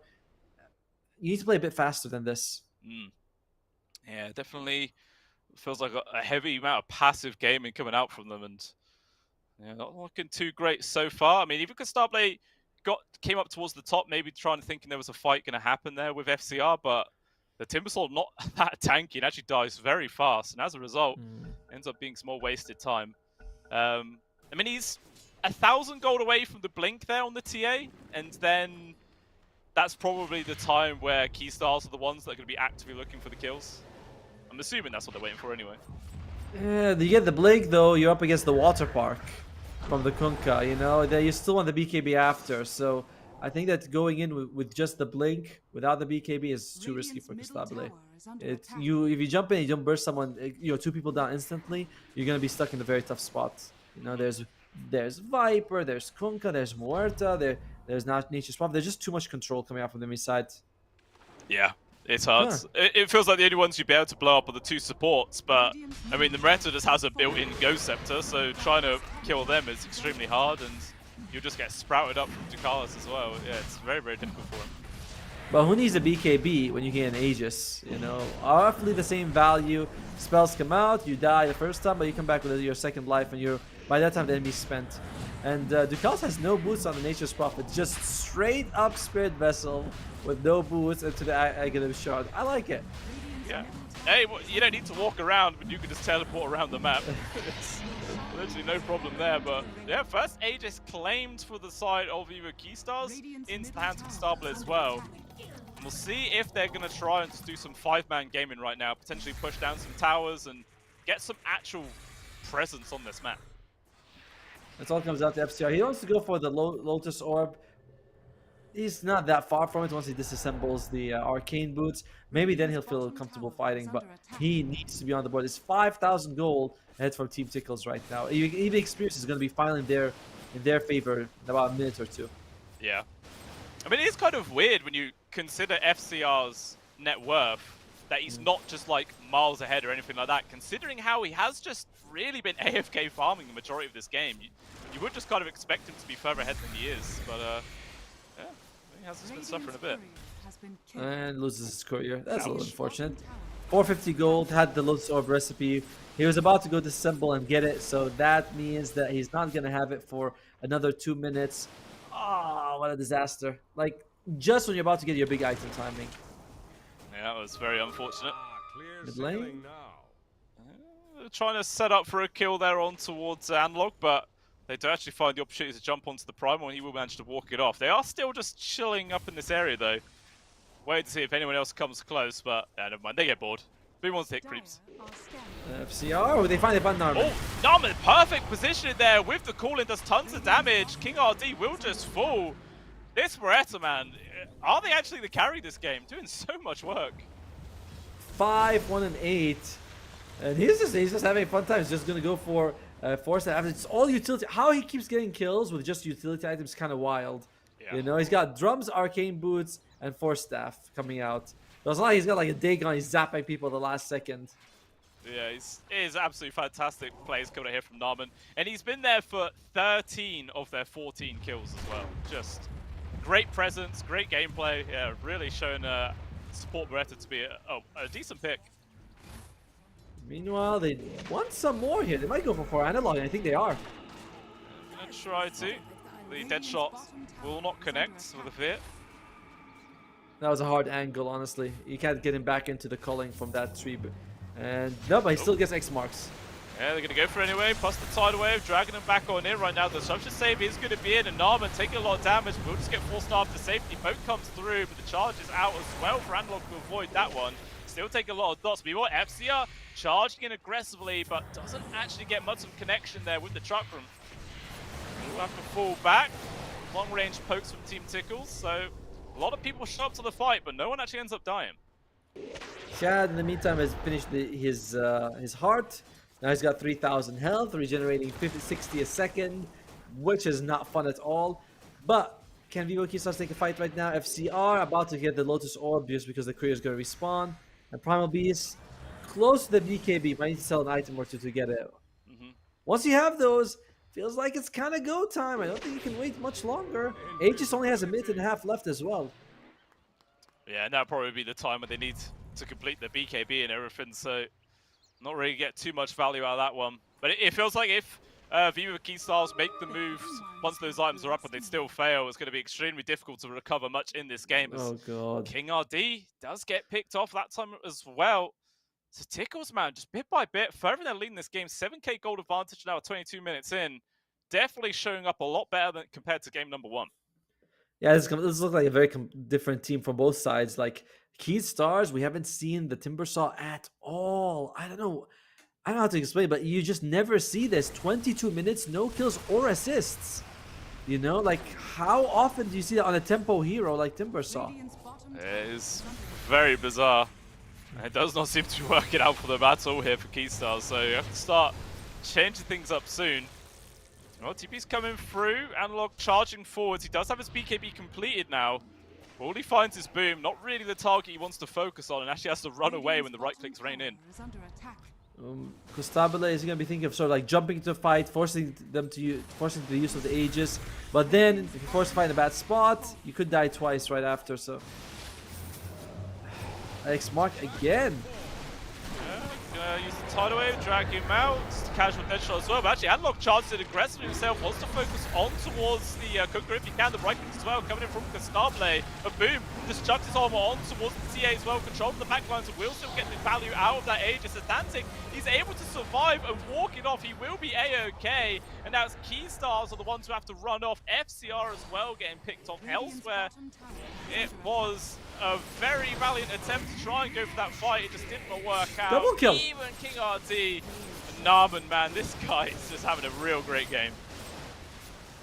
I mean, that was almost kind of best case scenario for Vivo Keystars, taking a fight with only like 20 seconds left on your Aegis, so you got maximum value out of it. But FCR gets blown up. They go for your Chankius here with Primal Beast. He survives, but they're like, nope, we don't have enough to bring him down.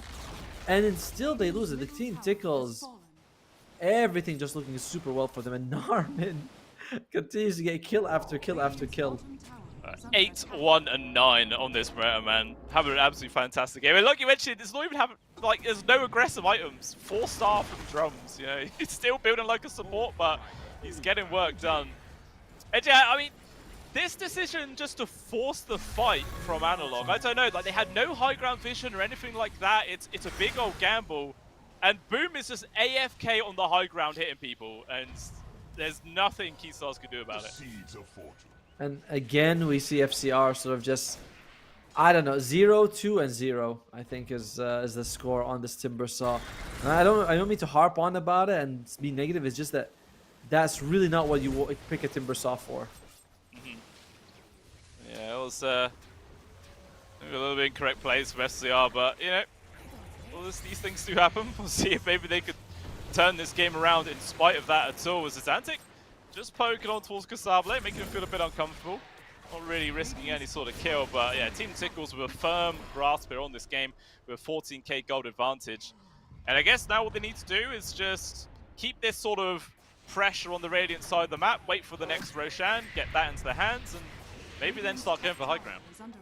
Yeah, you may not be in a rush here for Team Tickles. You're like, we have pretty solid late game, we can do what we want. Why would we try to end it? And oh, Octarine Core on the Kunkka is just... he's like, my cooldowns are a bit too long at 30 seconds. Let me bring them down a little bit. I love it. I just feel like this hero can bring so much control, and the Octarine helps with that. It does just help keep this sort of crazy gameplay working quite nice as they're poking onto Castable. 4-star will bring him to safety with the tidal wave, dragging it back straight away, but with the refraction shield, he's able to get the blink dagger off. So not going to get called out this time. Instead, KJ looks like he lingered a little bit too long there and will get caught out, man. As Santic is such a problem. Just endlessly finding pickoffs of the X-Mark into the torrent. Wave, sorry, just dragging him out of position. Fantastic placing for Santic, and this is why everyone was saying just how strong this guy is with this hero. Feels like you're gonna have to ban out the Kunkka next game, you know. There's just no way you can give it to this guy twice. And Prime Aghanim Scepter on the swap, he even forgoes the shard, just goes for the Scepter. So a lot of control coming out from him as well. In general, looking at this and thinking, how exactly is Vivo Keystars gonna be able to stop this? You know, you have this Heart on the Naga Siren, you have Xantic with Aghanims, you have a Viper hitting you. Yeah. They're trying to split push the map. You can see they're actually cutting the creep waves a little bit. That's nice, but I don't think that's going to be enough here. Yeah, it's plays you have to do when you know you're just that far behind and there's no way you can successfully defend. So you have to start cutting waves, doing anything you can to stem the flow of pain in this game. It's just real rough right now. 15k gold behind is no small amount to fall back on. And yeah, the next Roshan as well, 30 seconds up, but Analog farming in a very aggressive spot. Will go for the TP out there with the BKB. X-Mark still on cooldown because he used it previously, so not going to get caught there. I mean, it's okay for Vivo Keystars. You are able to, slow them down just a little bit, have them chase you around the map. Bloodthorn finished up the Nagasaki. Wants to go for the Aghanim Scepter after. Okay. I love the shot of the Naga Siren. I feel like the Aghanim Scepter is fine, but the shot with the healing is excellent. Yeah, it can be really nice, especially with those big tanky boys. You end up recovering like half your HP ball, it feels in so many situations. Meanwhile, Disruption save will be there to make sure Unlock doesn't get completely controlled, but all that does is delay the inevitable. BKB still on cooldown. Narman, I saw that. He waited for the dead shot at the last second to get the kill, man. He just wanted his godlike spree, and to be honest, I don't blame him, you know. Just get that spree and that's fine. And by the way, and he took the level 10 talent for 80 damage, so it does 405, and he wants to go for Maelstrom, so he's like, I really want this, and oh dear, Costabile. Oh, that's a huge target to find there from Shad. Oh, they actually... Wait, what? Oh, they thought he was further south than he actually was. Okay, never mind. That's the problem when you didn't lay down any detection beforehand. So, Costabile will survive at the very least. Very close. Because he gets himself the Agham's Shard, and I feel like the supports of Vivo Kisa have just been dying the entire game. Oh, could this be something? Nope. No, it cannot. Ends up just being another easy escape there. Boom, TP's away. Oh, this game is just looking so difficult here for Keystars. But we were saying, Otomo, today is looking like it's not going to be a day of 2-0s. No, not at all. Not with the way this game is going. What's the win probability? Can we check that? I feel like it's like 90 or 95 for Team Tickles at the moment. Let's see how it's going to go. In the meantime, Dukas, TP's in front, but no boost means that it's kind of hard for him to get in range to throw out the Sprout and catch anyone. But he is jacked up on this Nature's Prophet with Aghav Scepter Shard as well as the Spirit Vessel. And the key thing is he still doesn't have any boots. You know, who cares, man? All that does is slow down your Ags. And a Refresher Orb going to be the pickup for him after that. Sorry, that's going to be on the Kunkka, my bad. So he's just feeling like, I want to get these spells off, and I don't think Vivo Keystars can deal with it once he gets a Refresher Orb. You know, if your BKBs are down, you lose the fight instantly. Yeah, it is extremely hard. And now Roshan is up, and immediately Team Tickles are heading over towards that pit right now to secure that next key objective. Going to be a free Aegis and Cheese. And then it's going to come down to whether Vivo Keystars can chain the most godly team fight they possibly can to just help sustain in this game for a little bit longer. I feel like it might be on the back of FCR to sort of go in and out a couple of times with the Whirling Death, and then you're like, alright, their stats have been reduced, we can get a kill. But other than that, you're right. It's how they are going to do this is going to be an absolute miracle, unless Team Tickles makes a mistake. They split up, you get picked off a few times, Aegis gets wasted, then it's like, okay, it's an opening for Keystars then. But I don't really see that happening. Yeah, it does feel that way.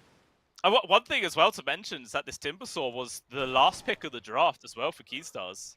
So this was their like big answer to whatever Team Tickles is bringing to the table, but yeah, it just hasn't really been able to do that. I don't know what to say about the Timbersaw. 0-2 and 0-31 minutes. It's just not been FCR's game at all. Oh, to be fair, yeah, we've seen him excel on the carry off-lane type heroes, like we saw the Meepo and the previous game as well. But Timbersaw is a much more tempo based. You want to be running the enemy's face and making space and getting kills. Not quite the same style. Yep. Yeah, it's very difficult. You can see this big wall of death that Team Tickles put up, and there's nothing Keystars can do. You can see on the minimap, Constable's cutting creep waves, Analog is doing exactly the same, but they are losing their base as a result. That's it. They're just gonna be giving them, I think, 2 sets of barracks here. Viper also has the Agham's Shard, which makes him a lot more effective at bringing down these builds. Oh, almost gets the pick off, but no, just aiming for the tower right now. Sorry, for the barracks. Yep. Backdoor protection is up, but do they have the damage to go through it? It looks like they do. Slowly but surely, this building will still go down, despite all the creep wave cutting that was going on. They do make sure they push away the Viper. Okay, it's not enough. They're still going to kill the Tidal Wave. It connects onto 2 as well. Perfect place for Xantic. KJ's immediately dead. FCR as well is gone. 2 heroes in a flash just disappear. He's even got the grab as well on towards King RD. The Tidal Wave actually a little bit off the mark there to not get the full grab, but it doesn't matter. The damage is done. 2 full sets of barracks, 2 kills, and a buyback. There's huge wins across the board here for Team Tickles. Kostaba does get the tier 1 bottom, you know, so okay, like they get something for their trouble, but it is such a minimal thing that they're able to get in return. So it's a huge victory to Team Tickles. I feel like Vivo Kisa has just rolled over and accepted they're going to lose at some point, like very early on, because all I see is their supports get picked off, The cores aren't interested in fighting, and that's it. That's just been the entire game. Maybe they're on the come down from all those coffees and energy drinks. You know, they're starting to flag a bit. They need another boost. They need some espressos or something to come through to wake them up. Oh. Meanwhile, looks like live. They Someone's found going. Boom. Oh, easy Hurricane Pike though to cancel the charge. Look at that. Boom just stands his ground and starts right clicking away. This is a 1 versus 3. Narman comes in for the last one tap there onto King RD. And they're going to continue to try and take this fight. Narman 4-stars back out. Boom will TP with the X mark. He's going to be able to come back into this one. Full HP, full mana, it feels. And what can Keystars do apart from run away? Oh, they've actually found Shad on his own. This is a huge target. There you go. The Nana is gone, down for 70, no buyback. If there was ever a fight to win, this could possibly be it, but it doesn't matter because Starblade's focus, he is gone. Anlock also dying. And it's just, I don't know, man. Narman doing so much work, Boom doing all the damage as well. Like, who even needs a carry Nagasara in this game? Absolutely nobody. No, literally no difference coming out from Shad, basically. Maybe he was just, his job was to keep FCR locked up, you know? It was the other way around. We were like, hey, yeah, keep following our Naga. And this is just going to be the top tier 2. 60 seconds, no carry. 60 seconds, no supports as well. Might see VOK start just tap out in a second or two. Yeah, I wouldn't be surprised to see it at all. Boom's ages as well. Just gets used, so back to full HP, full mana. Meanwhile, FCR has been caught, but you know, everyone else on the side of Tickles, they just want to focus on the buildings. They don't really care about the kill, or do they? They want to still go for it. Waterpark, boat, control, torrent, it's all there. Ends up being the free kill. Analog as well, trying to make something happen inside the fountain by the looks, but Boom. Objective though, man, this is what pro players should be doing. Just hit buildings, you know. Just secure the win, secure the game. Makers are there. Tier 4 is going to be the next target. What if their objective is maximum though? So you still want to get those kills. And looks like the Primal Beast, he is just melting away. He's gone. You miss it, and this has been perhaps the biggest beatdown of the tournament so far. Even yesterday's game between Nouns and Vyokisa was not this bad. The Shad even memeing, man, just randomly dropping down the call. They will just find this free grab on towards the Starblade. 4 stars out, but the tidal wave connects onto all 3 of them, and they just disintegrate. There it is. The GG is finally called, and a huge win there from Team Tickles. Team Tickles, I guess maybe the Nagasara was baiting FCR the entire game, but that was perfect for them because they had the minus on Naga, and he was just able to farm. Mid lane, Azantic, you have to ban his Skunk because we were discussing what do you want to build first, and I told you Agam Scepter, get the Agam upgrades going. That's exactly what he does. He just goes for this maximum control. The other team, they're looking at it, they're like, we can't do anything. We cannot walk into these water parks. They get punched every time. And of course, the off-lane duo was also, Narman on Morta is insane. I mean, I don't know how he could do that. He gets the kill. I love the talent that he went for as well, just getting for those maximum death shots, and it works out really well. Like, everything went well for damn it, I forgot the Team Tickles. Team Tickles. Thank you. Yeah, it was absolutely incredible. Like I say with Narman, 14, 1, and 17 was his scoreline. He was there for 31 of the 33 kills on the side of Team Tickles. Some of those kills were dead shot last hits. You know, that's going to be expected. You know, a bit of tax there, but yeah, one absolute stellar performance from him. And not to take anything away from Zantic as well, 6-0 and 22 on that Kunkka. The real reason it felt like Team Tickles was able to get such a lead and hold on to it is from that guy's performance. So 100% ban the Kunkka next game. Just ban it. Yeah, I love the way that he was using the tidal wave in these fights, always just getting that +1. You know, he's like, I think someone's there, tidal wave, and they get the kill on it. I feel like game 1, Vivo Keystars was not dominating this much. You know, like they had an okay, not an okay stuff, but they would suffer. They tried to play. This game, Team Tickles, they didn't even give them any chance to come back. Keystars, every time I look at them, they're just like, oh, supports are dead, back to farm. Supports are dead, back to farm. Timbersaw, I think he didn't get a single kill or assist in the entire game. No, he did. He got 1 assist. His end score was 0, 4, and 1. Yeah, that's not great though. That's not great at all. But yeah, hopefully I don't know, was that just him? Was there a specific game plan they were trying to do, or was that just a decision from him alone to not get involved? We just don't know. We don't know. Maybe one day we'll have these interviews. We can be like, "What were you doing in game 2?" And if so, like, coffee ran out. It's 7 a.m. Couldn't do anything about it. But hopefully, we see a tighter game 3. This is a single elimination tournament, so you lose, you're out. And if you win, both these teams secure 2,000 USD. But if you win, you get another 3,000 added to you, as well as the chance to go all the way, win a trip to Malta, take 22K home. So there's a good amount on the line, especially for VO Keystars, where this is your last tournament before heading into TI. So you're getting some pretty premium practice as well. Yeah, 100%. And it's all down to a best of one, effectively. It's where if you can perform in this last game to keep yourselves going, like you mentioned, gain that extra 3,000 USD, which is always very, very nice, and the big practice before TI. So a lot is on the table right now, and we'll see just how well they're going to be able to perform going into that third game, which, ladies and gentlemen, will be up in about 5 minutes' time, just after a short break. So we'll be back very soon.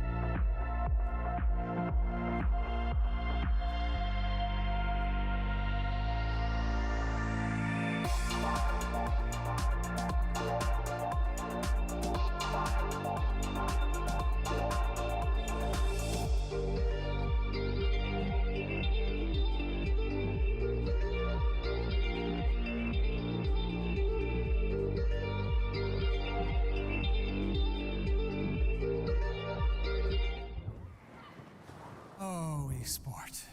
You and I have come a long way. It was such humble beginnings. As we gathered in small groups, we were professionals right from the start. Passionate, organized, and ready to rumble. We dreamed big, and surely enough, our parents supported us at every step of the way. Didn't they? Fired up by all this love, it wasn't long until we caught the scent of competition. To be honest with you, it wasn't always that easy. Joe here, he had to take on 2 side jobs to afford playing professionally. It's gonna get better, Joe. Fist bump. Some of you dared to not even call this a sport. And look where we are today. An endless stream of esports events every year. Bet you didn't see that coming, Mom and Dad. And you know what? We have been with you every single step of the way.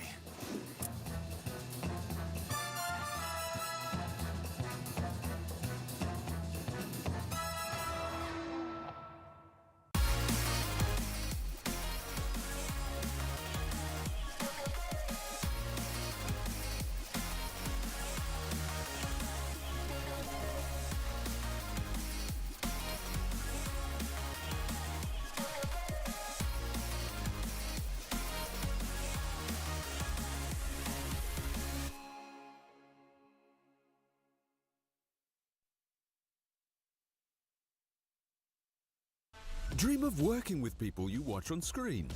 Exclusive esports opportunities handpicked just for you. Candidate profile to raise above competition. Let 10GG handle routines. Make a step towards your dream today.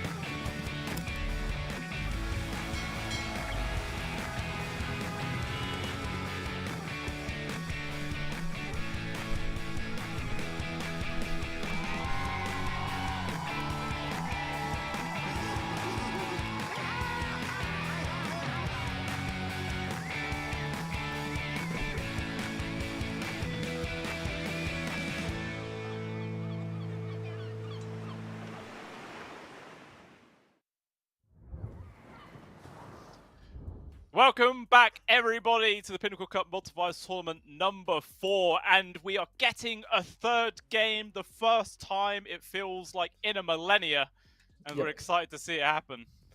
Since yesterday when we started is the more accurate one, but A yeah, millennia, millions of years ago.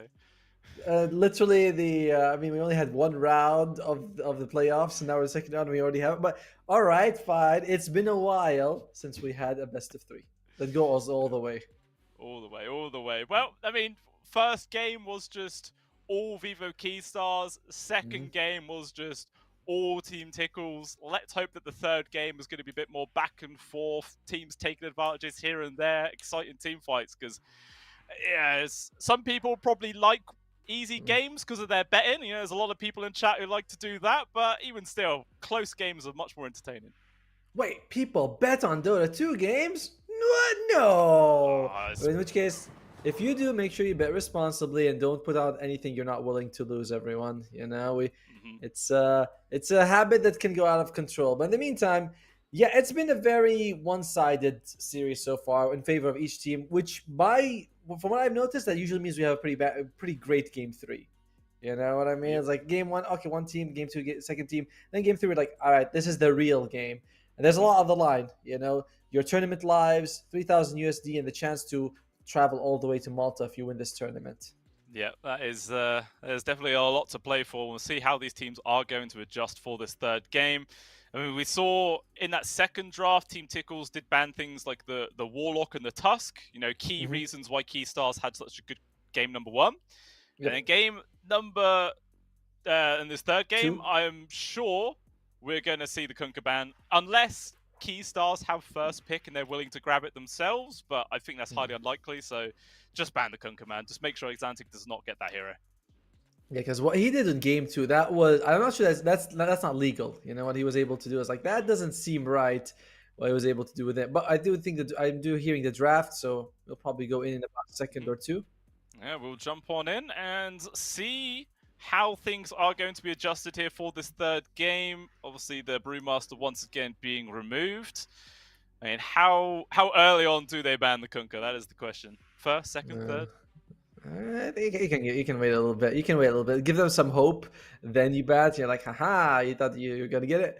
But PA is the first ban here from Vivo Keystars.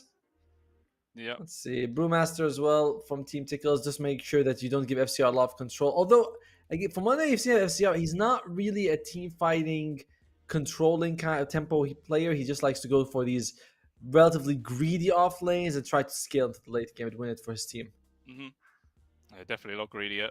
I mean, another thing to say is that it feels like Shad on the carry for Team Tickles hasn't really mattered in both games. Yes. Like the first game he got shut down, that was fair. The second game he had free time farming, but it was still the rest of Team Tickles doing all the work. It was very odd. Yeah, right. It's like so far we haven't seen him do anything either. He's just kind of there filling up the spot.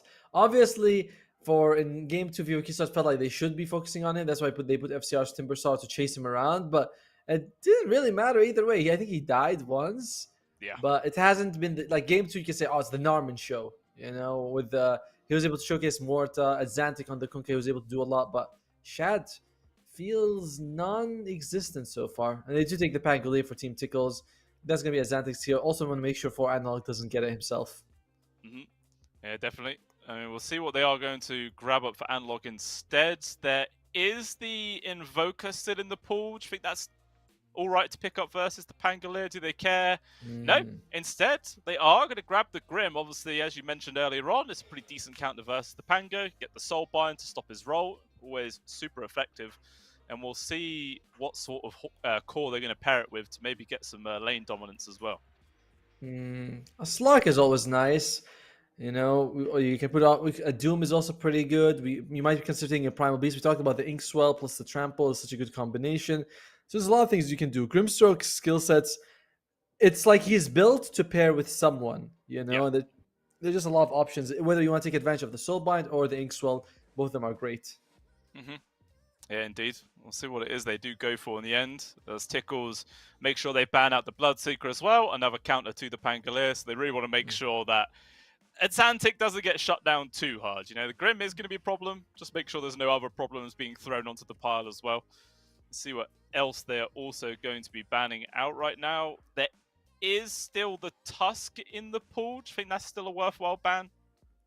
Yeah, it's pretty solid. And they get rid of the Primal Beast, just as we talked about it. They do feel like the Primal Beast is going to be a problem. But yeah, in terms of Tusk, we've seen Keystars have a great time with him this entire time. I think yesterday in game 1 against Nouns, they were able to use it to come back. Game 1 today against Tickles, they were able to win with it as well. For Keystars, they're thinking Ducalis on this Nature's Prophet was causing too much problems. And now, what are you going to pair up the Grimstroke with? Might be a bit too early to pick up something like a Slark, so yeah, we'll see where they want to go. There's still plenty of choices for them. Maybe they could just go for the Tusk now either way. Sometimes it feels kind of awkward starting off with your support duo, but it feels like it's nice. Oh, okay, they do decide to go for the Moretta. So I feel like the Tusk is very likely to come out. We saw him dominate with that combo yesterday. Would not be too surprised just to see it rinse repeated today right now, unless maybe Team Tickles see it coming and pick the Tusk themselves just to stop that. Not sure. I like the Tusk a lot against the Pangolier, just because you can use Ice Shards to manipulate the battlefield. You can use the Snowball to dodge pretty much, well, most of the duration of Rolling Thunder. I think it's like half at least. So there's value for this Snowball as well as the Ice Shards. We'll see what Team Tico is thinking. They take the Enchantress. Interesting. Okay. Very interesting. You can't. I have a question. Oh. As I said, you can't dispel Inkswell, can you? Or can you? You can actually. I believe Inkswell is dispellable. Okay, maybe that's the whole reason why. Who knows? Let me check here before I look like an idiot, because I think Inkswell is dispellable, but I could be wrong. Wouldn't be the first time. It's very rare, though. Very rare. You know it is your dispellable. Stuff. It is dispellable. Okay, thank God. I'll give you the clap for them. Okay, here's a question that I'm not sure about. I'm a cat question that I don't know. If you Soulbind, you can use Morta's Deadshot to bounce off a hero, correct? Yes. Or is it? Yeah. So can you, if they're Soulbinded, can you use it? Do you throw out 2 shots and each one bounces? I'd assume so, but I don't know how the targeting works for the second shot. Where if it like defaults just to go straight forward or something like that. That's what I'm thinking as well. I'm like, I feel like you fire two shots. I don't know where the second one. Maybe it follows the direction of the first one. You're like, Mm. okay, my shot's gonna hit and it's gonna go left, and the second one's gonna go out and go left as well. Like doesn't matter. But I've never seen the Soulbind and Deadshot combination myself. I'm not even sure if Soulbind can. Sorry, Deadshot can work on heroes, but I do think it can. Yeah, I'm pretty sure it But can. Which would be yeah, quite if nice anyone, because, like, you shoot one target and you aim it Mm. to hit the other one, so the other person effectively get hit by 2 dead shots in one go. there's the Could, tusk. it could be pretty nice. If anyone in chat knows the answer, please tell us, because just at me or BluScale. All right, Viva Keystars, they get the tusk, Hmm. and I'm liking the Slark a little bit. I do feel like you get a decent amount of value here. There's not a huge amount of control from Team Tickles, and Rubik you can deal with him okay in the laning phase. Not like a Skywrath mage when you pick the Slark. Then again, they have Morta, so it could be Morta carry anyway. So they just need their mid and their off lane for Viva Keystars. And there's the Earth Spirit. All right, they are going to roll with it, so I'm sure that's Analog's hero then for the mid. I feel pretty comfortable saying that Muerta is going to be in the hands of Constable for the carry, paired up with the Costabile. Tusk. Constabile. No, So not got- Constable. Well, he's a police officer, mate. He's gonna Uh, arrest some fools. It's so far not much of combination with the Soulbind, right? It's No. like basically the Deadshot. The Inkswell, you got good targets. The Earth Spirit and the Tusk both real. Enjoy it. But in terms of the Soulbind, you're not going to get too much. Maybe their last pick offlaner will be here that likes it. Doom could be an option. But we're getting ahead of ourselves. Team Tickles, they need their mid and offlane as well. They might consider taking their offlane so they can ban Care. No, sorry. They already have Carry. They Care on the enemy side. Yeah, just offlanes that need to ban by the looks. Yeah, they might take their carry and then starts banning out a lot of offlaners for both sides. It's a risky choice what you pick right now.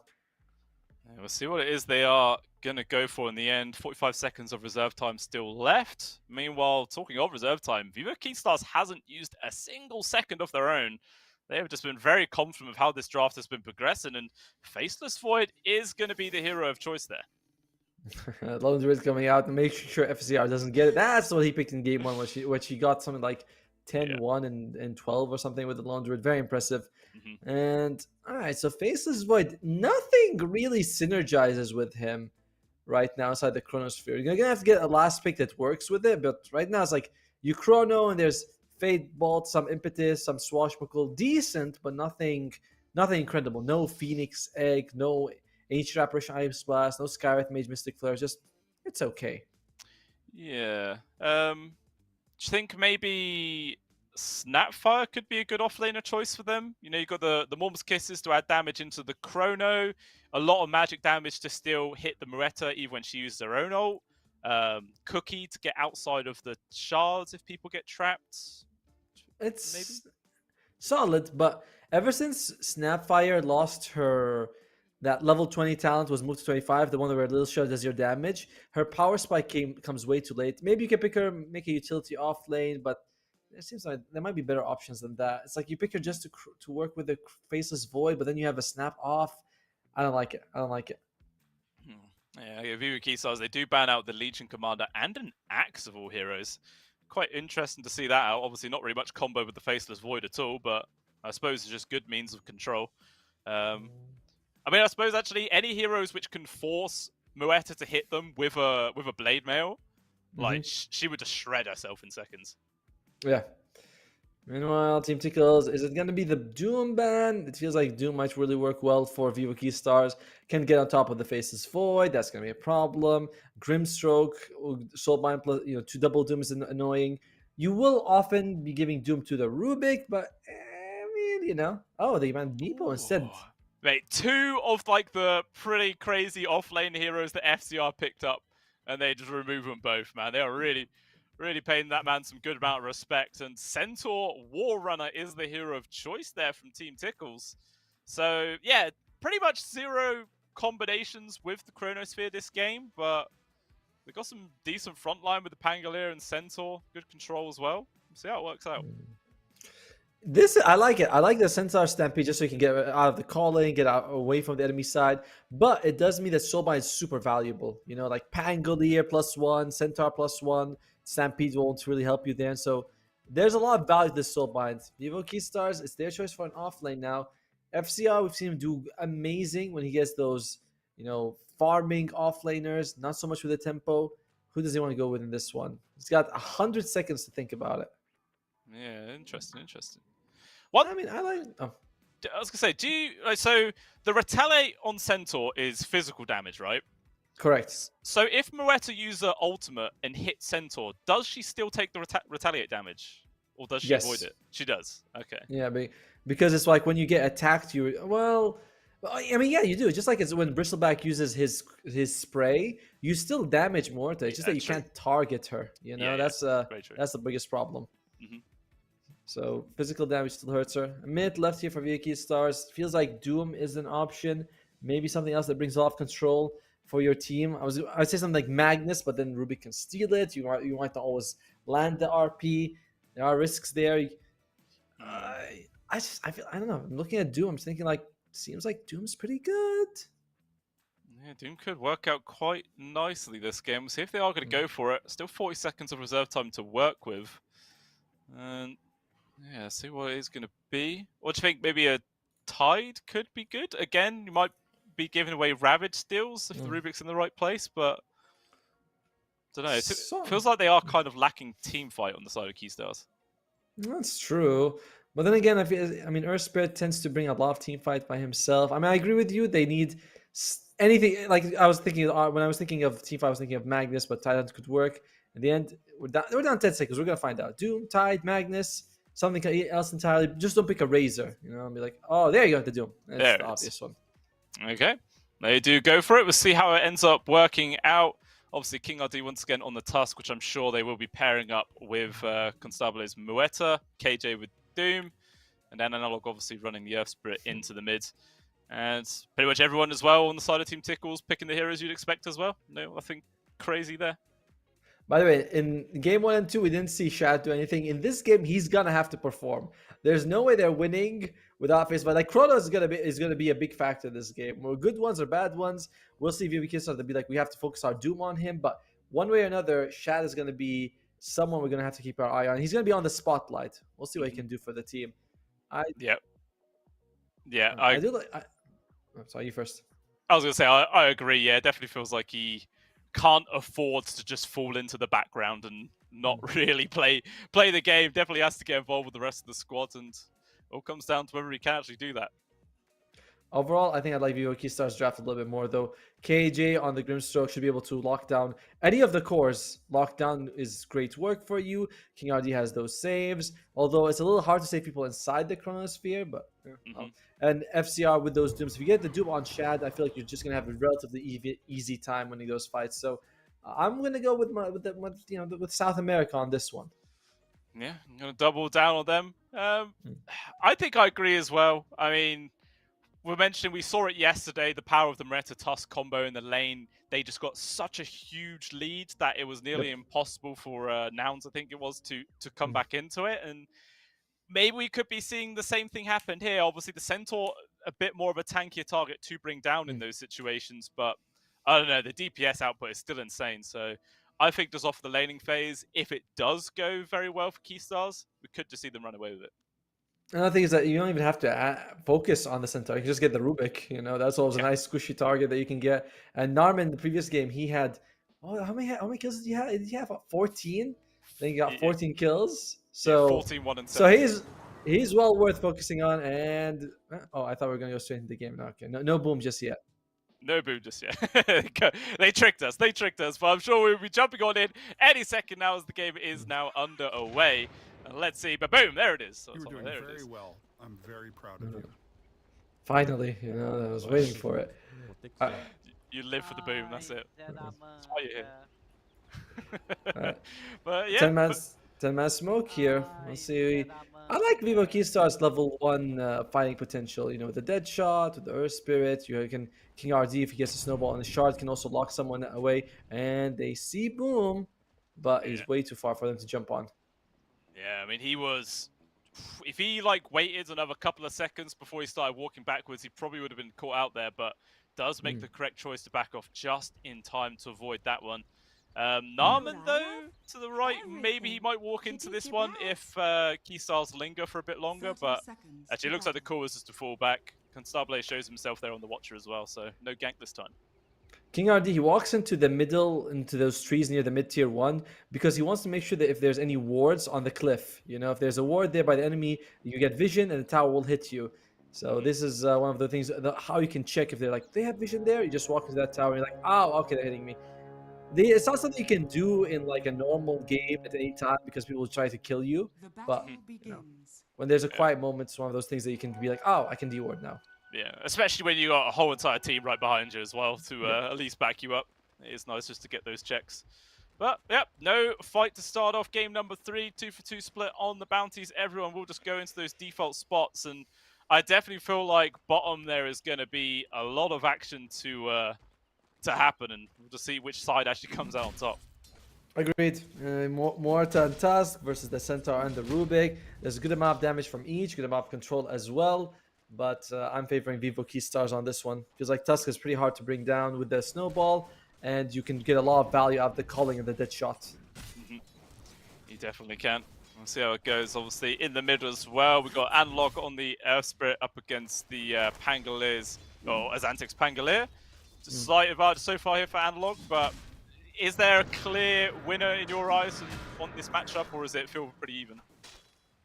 I think I'm just a big fan of the Pangolier. I think Pangolier will have an easier time dodging. You have that shield as well. And for Analog, it's going to be losing a lot of health just from the the swashbuckles and the shield crashes coming out. And then Azai should be able to dodge a lot of the damage coming his way. It definitely is. You see that right now. Analog taking quite a heck of a beat. Oh, a little play there for Analog trying to kick Azantic underneath the tower there, but didn't quite pan out the way he wanted. As a result, he just ends up taking more harassment for his efforts. But even still, he is slightly ahead in terms of CS, but bit by bit, Azantic is doing some good work here. Yeah, and once that creep wave pushes in, he's going to get even more creeps here for Analog. And the boss coming out is going to be which is going to help him out, so help him stay topped up. Will help out a whole bunch for sure. Look at that. The rock lands and it's 2 tower hits. Not the biggest deal because his balls are also on along the way, so he's going to be full in a second. But it's like they harass even when the harass isn't going to make too much of a difference. It's kind of cool how that works out. Bit by bit, these small little differences can make all the difference. We've seen many times in the past that people survive 1 versus 1s with like 10 HP, so it can, in the long run, you might not see any effects from it now, but later on, could make the difference. Boom, a little cautious in this lane so far, only getting 7 CS to the Mortis. Well, she has 8, but he does seem to be playing a bit careful. Until he gets the Ring of Health, he's worried about taking too much damage and being zoned out. Definitely is for now. I mean, definitely no action happening in the spot lane, I would expect, as of yet. I mean, it is level 2 now here for Subway as well as King RD, so maybe they're looking for the opportunity to get the grab onto Narman or Boom, just waiting for anyone to step out of position. Meanwhile, up top as well, feels like Shad, he's bottom of CS at the moment, but really that doesn't mean anything, because he's still tying with a couple of other heroes, so he's still doing fine, not really being pressured a huge amount just yet. Dugalas as well has actually got level 0 on Impetus, I believe, which is kind of interesting. Normally see like an early point of that for the harassment. Maybe it just feels like it's not worth it, It's like, we know that Doom is going for the Vanguard first item. He already has the Ring of Hell, so you look at it, you're like, am I really going to be harassing him enough? But, so for now, he's prioritizing the other spells. Wants to get the enchant to remove the ink swell. Yeah, it is super impactful these early parts. As well as the heal, of course, so that you go like, alright, some harass comes out, I heal up, I'll be fine. And yeah, you're just focusing on the enchant for now. I think that's a smart decision. Bottom lane? Oh, trying to give this kill to Narman, not inside the cool imp with the dead shot, does push him slightly closer to it. Can they get the kill? The stun there from the telekinesis keeps him alive. One more right click, not enough. Constabule, another one, still doesn't get the kill. Instead, he gets stunned up himself. Lots of damage coming through here from Boom. Constabule will be able to walk himself away, but not the free kill they were hoping for. Constabule takes a lot of damage for that. Yeah, the Constable, he was doing his best to go for it, but unfortunately, it cost him a little bit of health. In the end, though, no one dies, so you're pretty happy for that for Team Tickles, because Narman was really close to losing his life. Yeah, it was on death's door. I feel like the shards and the call-in weren't quite synchronized in the perfect spot, which is why he was able to survive there, but it's probably mistakes that aren't going to get made all too often. There's like a tiny gap there. I saw it too, and that's why. But it's not the biggest deal here. Your bottom lane is fairly even, 19-6 to the 18-3, favoring Vivo Keystars, but it's a small thing. You know, a couple of CS here and there doesn't make too much of a difference. And I think overall, it's very even across the board. Like 2 CS mid in favor 4 analog, cut 1 or 2 even in the top lane. It's just very, very close game. It is. No team's able to pick up any sort of lead so far. And still yet to see the first blood as well. Kill onto Shad's Curry does help bump up the net worth a little bit there for the side of Keystars. But yeah, I was kind of expecting a few deaths already, but both teams just playing very cautiously. Yeah, I was like, well, it's like in Gladiator. Are you not entertained? You know, that he does that because there's a lot of killing. There's no killing here. We're not entertained. Come on, guys. What gives? Yeah, people need to start rubbing some dirt between their hands. You know, that's when the kills really start happening. Meanwhile, Zantic trying to go on towards KJ right now. Inkswell is there, going to stun him up in place. Rotation as well for King RD, and it's Zantic out of place with no mana. Will get caught. Fantastic shard placement as well for King RD. That should be enough to secure this second kill. Telekinesis to make the space with the slow from the rock kick. It will be another kill towards King RD. First blood plus a double. Man's got some money to play with. KJ, I don't know if he does, like, he knows he blows, but he throws the Inkswell on the Earth Spirit, which means that it pops a little bit after he rolls in. Perfect timing gives King RD a chance to come to the fight. Finally gets the perfect ruin as well, the regen, so he's topped up and ready to fight. And that is a great rotation for Vivo Keystars. Now we're entertained. Yes, we are. KJ doing the free trip back to the base, died to the tower. Always a nice little play. Give literally nothing away. What's that, like 150 gold shared between 5 people, 30 gold each? Yeah, it's nothing. Yeah, you're fine with that. And you're able to come back, teleport wherever you're. Yeah, free TP scroll, which is always good. Yeah. And looks like Wisdom Runes are going to be spawning about 20 seconds here. Any interesting items from anyone here? Let's see. Grimstroke, just go Arcane Boots. Earth Spirit wants the Blade Mail. King RD doesn't have anything yet. Warta also the stat-based items, and Doom wants to go for the Hand of Mice after the Vanguard, so nothing crazy there. Nothing crazy at all. Meanwhile, it looks like maybe Keystar's going to try and go on towards Boom. Both the supports are nearby, but he's such a tanky hero. 13,000 or 1,300 HP, sorry, with a Vanguard. Got his stick charges all there as well. This is not an easy target to kill. Yes, maybe they're just second guessing themselves. I mean, Analog going to get involved, but there they go. They're going to start things off. The Sponge is there to at least cancel it out. The kickback as well. Analog, he pushes Narman into the fight. Ends up getting the extra kill. Will he be punished though as Zantic's getting involved? But even still, Analog should be able to get himself out of that one. A nice roll away. Will be safe. And Zantic just has to get himself out immediately afterwards. Yeah, they're not going to be able to get the kill, but yeah, what a huge play. They get the kill onto Boom, and just the big kickback there from Analog to get the +1 onto Rubik. Fantastic stuff. The damage for Analog, and they both were caught inside the calling, which makes it very tough for them to do anything. And yeah, he has Vanguard, but he can still be brought down here. Really unfortunate. For Team Tickles, the only thing that's interesting for me is that Shad is going for a Mask of Madness rather than a Hand of Midas, which means that he's more interested in joining these fights. You show up, you throw a Chrono, you turn on Mask of Madness, and you can actually deal some damage rather than just using it as a control. Yeah. And all they need to do is do some damage right now. In the mids. Oh, both supports there from the side of Tickles do sharp. Maybe they thought they could have got a freebie there on towards KJ. Not quite going to happen though. Analog might just have to fall back for now. Meanwhile, once again, just like game number 1, just like game number 2, Shad has just been doing his own thing here up at the top lane. Maybe he's going to get pressured right now. There is a Doom available for FCR. It will land. I cursed him as the gank comes immediately by the looks. And Shad's, yeah, I think... He's gone. Yeah, he's dead. See his HP bar dropping down there. It's such a slow burn, you know. He's like, it's dropping slow. You know it's Scorched Earth, you know. You know it's Scorched Earth and Doom. He's like, yep. And it's going to be a relatively quick Hand of Mice around 11 minutes mark. You should be able to have it for FCR. This is what he wants, right? He's like, I want to farm. I don't want to fight. They're like, all right, take the Doom, go farm, be happy. Yeah, do your own thing. I mean, it's just like what we did in game number 2, but definitely fits more to the game plan here rather than an AFK Timbersaw. Let's see, Grimstroke and Tusk about to hit those level 6s. As we mentioned, though, apart from Doom and possibly Deathshot, not much to work with the Soulbind in this one. It's true. So it's not gonna. I feel like it's literally there just to mess up Azantic's role. I feel like that is all they want it for. It's like it has value by itself, you know. The double Phantom's base is also very nice, but you know, it's not like before when Grimstroke came out, people were like, we gotta force Grimstroke and Lich or Grimstroke and Warlock every game. Now people just pick him for who he is rather than for his combination. Yeah. Treat him like an actual hero for a change, Right. rather than just a double spell bot. But it happens sometimes. It's like when people used to play support Magnus, and you're literally just an empower bot. You just spend the whole time pressing W on your carry. That's literally all you do. You know, you have to flame him if hey, I haven't been empowered for 5 seconds. Yeah. You know, but where have you been? I'm sorry, sir. Here you go. Oh, are you thinking of buying Blink Dagger? Yes. No. No. You're not allowed to get 9 for yourself. 4 staff is all you can get to move yourself. That's it. Nothing else. But yeah, we do see 3k gold lead up here for Keystars as well. So definitely progressing quite nicely here in this 3rd game. Decent damage actually onto this mid lane tower as well from Ducalis. Should be able to get it. Does Antler get the deny? He will. Nice deny. Yep.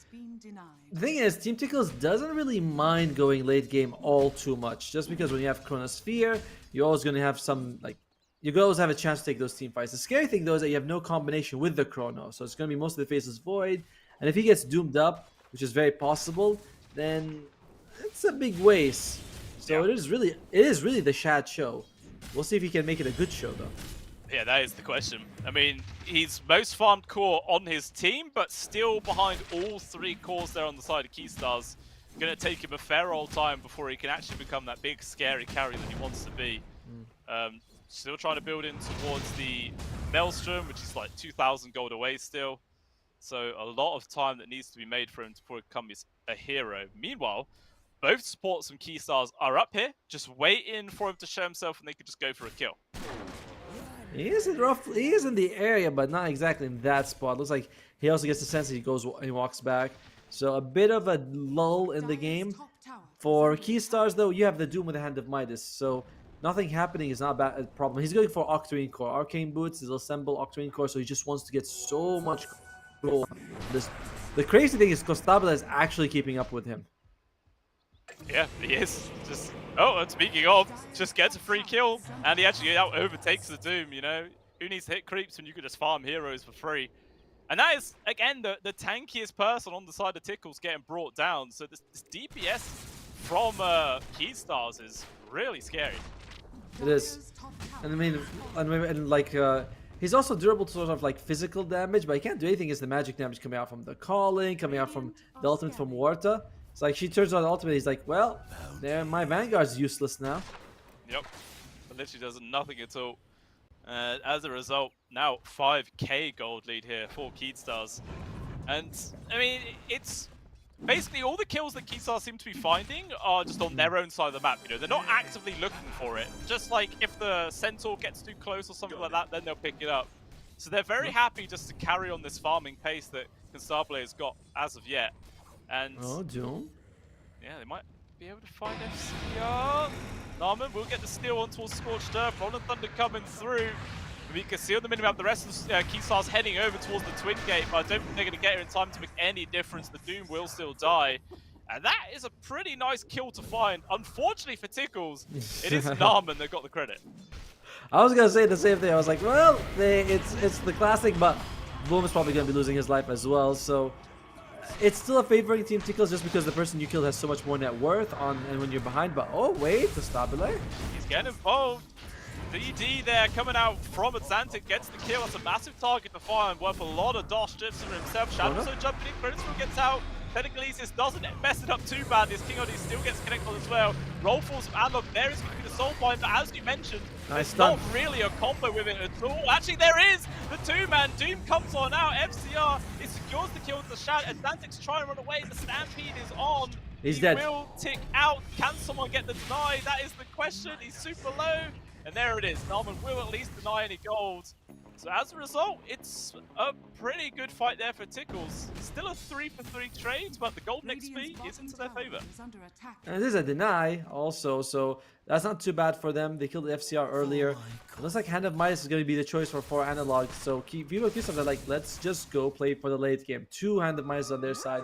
Team Tickles, though, that was a great chrono by Shad. Yes, he catches one, but King RG is actually forced to walk into it. Well, looks like King RD has found the opening to try and go for some more kills. The rest of Keystars, though, aren't really turning up that quickly, and as a result, they have to run away. Kick back there from Analog, trying to keep this support alive.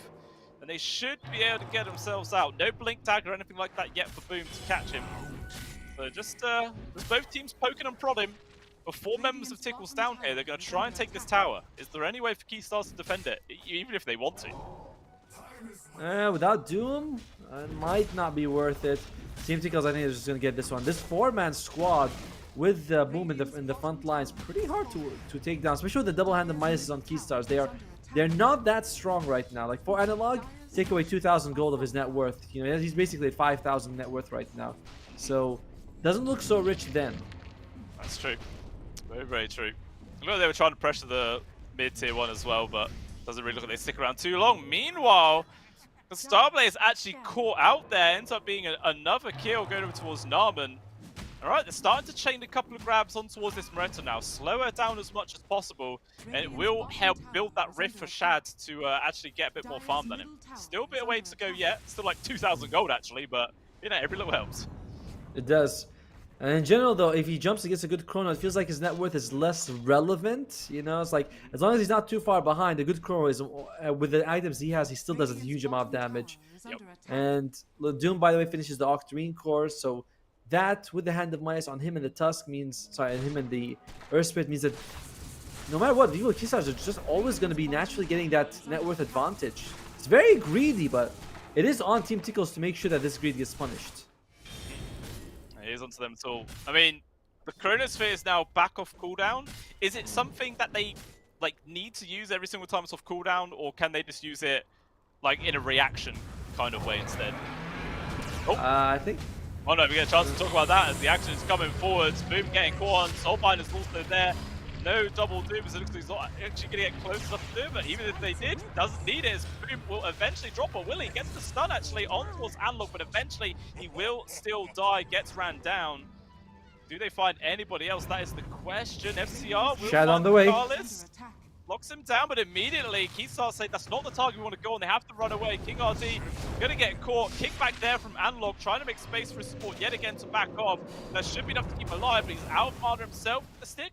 He's got enough to one more roll, and he will be able to back off. So as a result, just the Centaur who dies. Shad, he was in their tier 1 bottom. He was there for a while. Then he's like, all right, let me come in. But by the time he shows up, the fight's already over, and he TPs mid just to farm. So, I feels like KVQ got a little bit more out of the fight. Firstly, they got a kill, of course. Secondly, they forced Team Tickles to chase them around the map and get nothing for their troubles. Yep. Absolutely nothing. Oh. Good level on Narman, by the way. He is quite up there. Yeah, level 10. He's feeling pretty damn nice. Meanwhile, Carlos has been found, but actually it's all a bait right now. The snowball does actually avoid some of the stuns, but it doesn't matter. Zantic's still charging through with the blink dagger as well, keeping the control here on towards Analog. Shad's here. And he finds the avenue to roll out. There's going to be the Soulbind. Doom as well has been dropped. And Zantic in some danger. Gustavo also getting involved in this one. The Zantic will fall. Boom as well. Not long for this world as he will fall off the back of that. And Dugalis, the last person in the area, actually up the side right now. They've still found this kill on towards Narman, as well as Dugalis is going to fall. Ends up being 4 kills there going towards Keystars. They don't lose anybody. Huge fight for them. You've got to take out. Oh, we might see the chrono on King RD. He's thinking about it. Decides not to. You gotta get these. You gotta get Gerstrom out of this fight. It's so easy for him to stay back and soulbind because we're seeing at Zantic as well as Centaur. They're sort of going in and out of the fights. You lock them in. That's gonna be a problem. The double Doom coming out, and that's not the first time we've seen it. Yeah. That's. Oh, that's.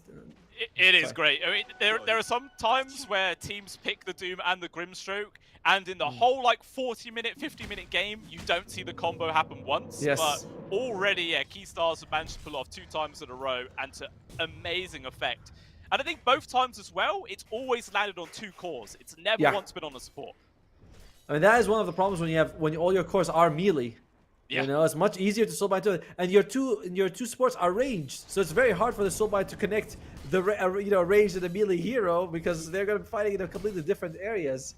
So this Grimstroke, it was I believe the first pick Grimstroke. Team Tickles look at it and they're like, yeah, I know, bro. 3 melees, let's go. Yeah, first pick Grim into last pick Doom, and they still get the combo off, and it is working beautifully here in game number 3. And as a result, 8,000 gold advantage, 20 minutes in, all 3 of their cores at the top of the net worth chart, feeling super comfortable here in this 3rd game with the best of 3.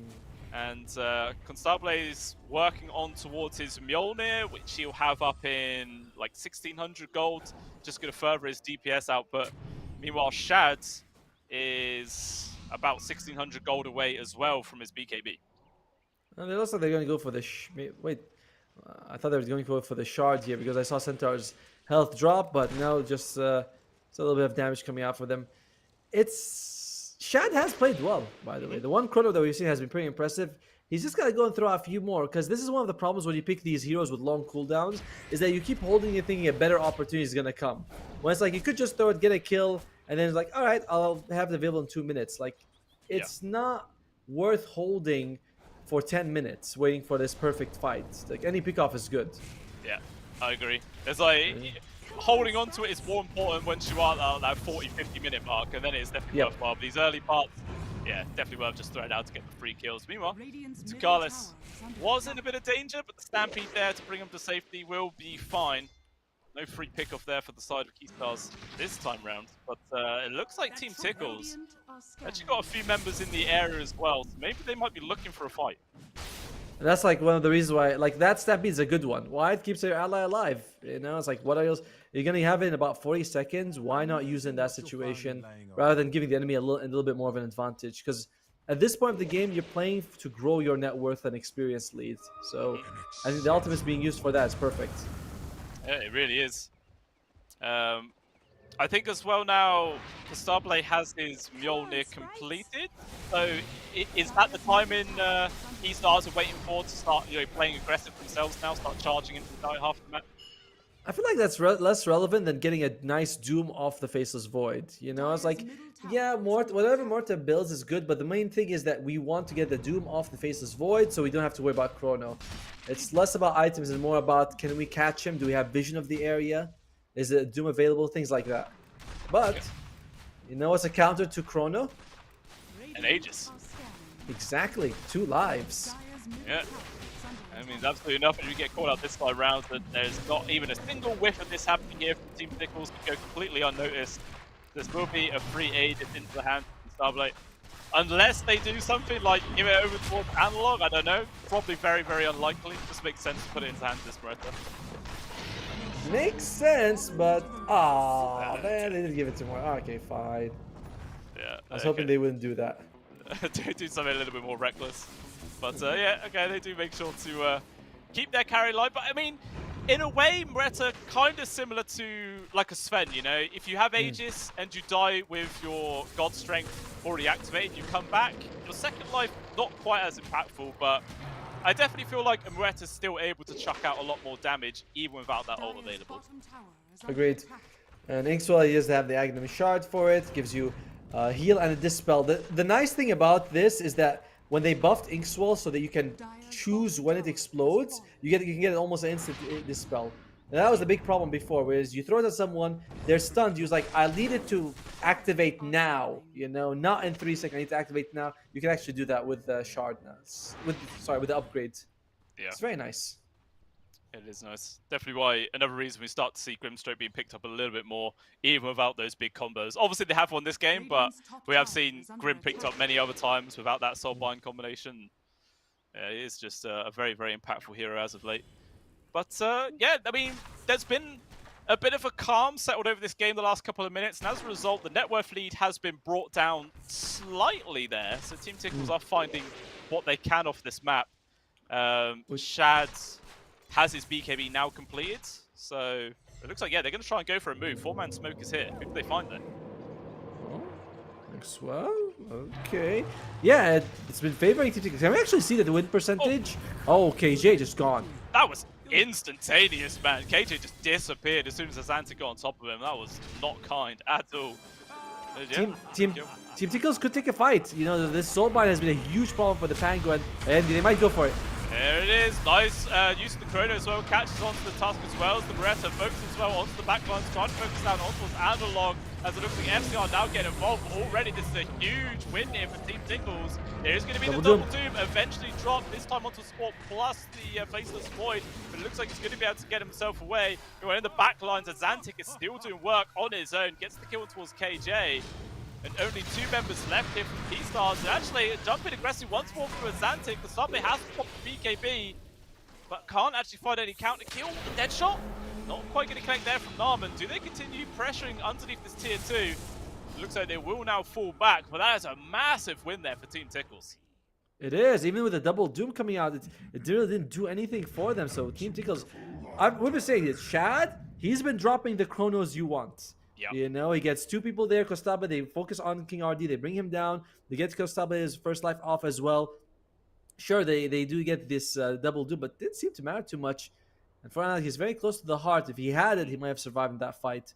But wow, Bullwhip is very popular. 4 of it in this game. Holy moly. People like to go fast, man.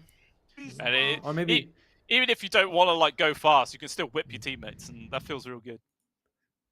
I'll take your word for it. You Yeah. know, I don't know what your kink is with your teammates, but sure, Well, you have fun with it. In some of my pubs, when I whip my teammates, I kind of wish it was the negative effect and not the bonus effect. You know, just like, screw you. Fucking whip them. It's like, you animal. If this was real life. Well, Yeah. and in the end, Team Tickle is very happy. What in win percentage? It's 57 in favor of Keystars, but if you look at it, used to be what, 72? It's been dropping slowly. Yeah, definitely that big fight has leveled this game out a fair old chunk. And as a result, you know, Constables was FCR, not quite the big lead they once had. Azantic is hot on their heels. Still like 3,000 gold separating the 2 carries though. But even still, like you mentioned, as long as if Shad can land those big chronospheres, doesn't really matter. Can still get the work done and kill people pretty quickly. And Team Tickles, they're starting to go for these Lincoln Spheres. You can counter the Soul Bind, you can counter the Double Dooms, but you cannot counter the Chronosphere. There's literally nothing for it. We see Shad, he's queuing up for it. We know that Azantic's queuing up for it. They're like, yeah, we do not want to be this Doom coming out from us. Yeah, I mean, it feels like that's been the way that Keystars have been getting most of their victories as well from these fantastic Double Dooms. So if you could just take them away, it's going to be much more difficult for them to actually achieve much. Top tower is under attack. Something to be worried about, actually. By the way, that was a dieback from the Grunstoke in the previous fight, and I believe he actually bought the shard. It wasn't from a Tormentor, which is why his net worth is not the best. He's lagging behind a fair old bit, actually. Not the best time, but, you know, we will see what sort of action awaits as... Hey! You can double whip, right? With the Soul Bind, you can whip 2 people at the same time. Like, 1 for you, and 1 for your best friend as well. But if you then use the second whip, quad whips. So much whippage. But yeah, it was a 4-man smoke here from Keystars. Trying to move into their own jungle. Break there from Analog. He's going to find What a shot. Not really the best target they want to go for though, but they might just have to settle for it. As eventually actually just going to juke off the side. Will be fine. Meanwhile though, actually looks like King RD's found a much more priority Illusion! target. It was just an illusion though. Complete waste of time. King RD will die for that one. Also KJ getting dropped. So both supports from Keystars being removed. And everyone else has to just run away. Another pretty bad fight started off there from Keystars. Tickles just going to help further their advantage in this game. A disaster. Firstly, you come across the Enchanters and great dead shot. I don't know if the Rubik intended it, I'll be honest. It felt like he was just shooting it randomly. You know, like it just went forward. But he gets the guy he needs. Great Force Staff keeps him alive. And then he decides to keep chasing. The Doom comes out on Illusion. Ah, that's a tough one. I feel like for Ryukisa, you have to be like, let's wait for the Soul Bind and then we get a Doom. Because this Doom on 1, it's not enough. Yeah. It is like their big thing they have to play around. Unfortunately, it's not quite worked out the last few times. There's only so many more like fights you can go through where you just easily or just handily lose. before the game starts to feel unwinnable. So they're going to have to start addressing this problem soon. I mean, do they just have to wait for second Roche and hopefully win that, or can they still try and like make a fight happen outside their base? If you take no, you want second Roche. You gotta get. We talked about the counters to the Chronosphere is the Aegis, so you want that if you can get it. In the meantime, and taking a fight, a Chrono lands on your carry, he dies. You're like, damn, if we only had an Aegis, especially with 2 minutes left, you know, you could encounter them 30 seconds before Roshan respawns. You lose the fight, they respawn right next to it, and you're like, crap, we just threw the game. Yeah, it's very, very important if they can get that one. I'm sure Team Tickles, though, are not going to let them get that one for free at all. They will contest it every single time. Let's wait and see which team actually does come out top. But the game basically feels back to an even standing in a way. 13-12, scored less than 1k gold advantage. But in terms of just momentum, definitely feels like Team Tickles are the ones in the driver's seat here. Yep. But let's see if Keystar's Jesus can take the wheel and help recover this game a bit. Alright, what you want is for FCR. Here's the thing: FCR's Doom cooldown is pretty low, though. It's 90 seconds, so you would like it if he can go around and get a Doom off before Roshan respawns. You know, just get yourself something on the map rather than waiting and be like, "Oh crap, we lost the fight." And like you want to you have 2 chances to win a fight if you try to go for it right now. Yeah, as you mentioned, those Lincoln spheres are starting to come out. There's one now into the hands of Shad as well as Zantic. Oh, they found Carlis. Not a single other members of Team Tickles nearby, so that will be a free kill. To be honest, it's not even a bad amount of gold just for a position 5 Enchantress either. I'll take that. Yeah, almost 900. And Stampede was also used out, and he's also not going to be available for 70 seconds. Roshan, 30 seconds to 3 minutes and a half is when he's going to respawn. Yoki starts. It is going to be on their side no matter what. So they are starting to set up. Yeah, need to get some more wards down, get the sentries everywhere. Make sure that there is no way Team Tickles can get in there without them seeing them come. But we'll have to wait and see. As Silver Edge just completed as well there for Starway. That's going to be a nice little means of, you know, trying to get some fast pickoffs. You know, getting rid of Time Lock as well was pretty damn nice. Lucky Shot is also nice to remove. Meanwhile, there we go.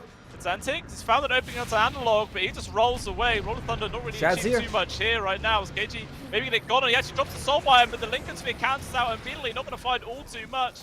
I mean, still KG will fall.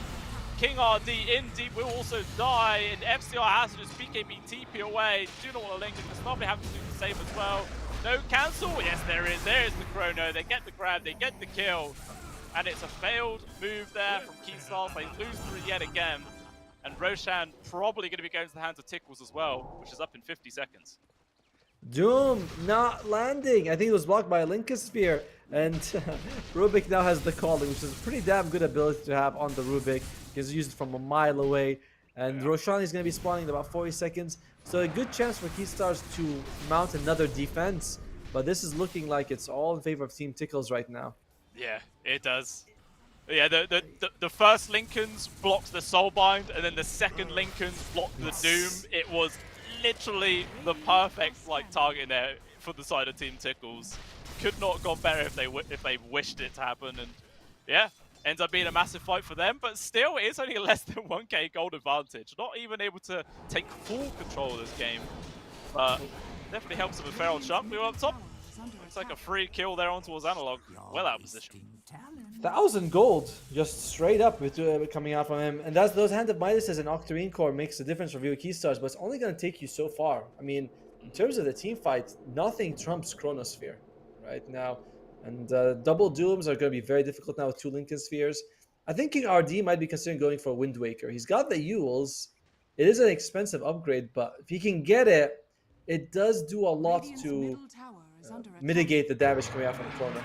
It really works, but it looks like they have found a grab here on towards the Zantic. He's doomed up. Stampede not going to be able to get him too far out there, but King RD will still fall. And Zantic, man, he's just glimmered up. He's going to walk himself out of this one. And instead, FCR will be the person falling down. Another big victory there for Team Tickles. Just not happen went at all the way they wanted it to. And yeah, now it is a solid 5k gold advantage. Aegis and Cheese is going to be going into the hands of Team Tickles right now. This is looking super dicey here if you're a Keystars fan. Yep. I mean, 62%. 62%.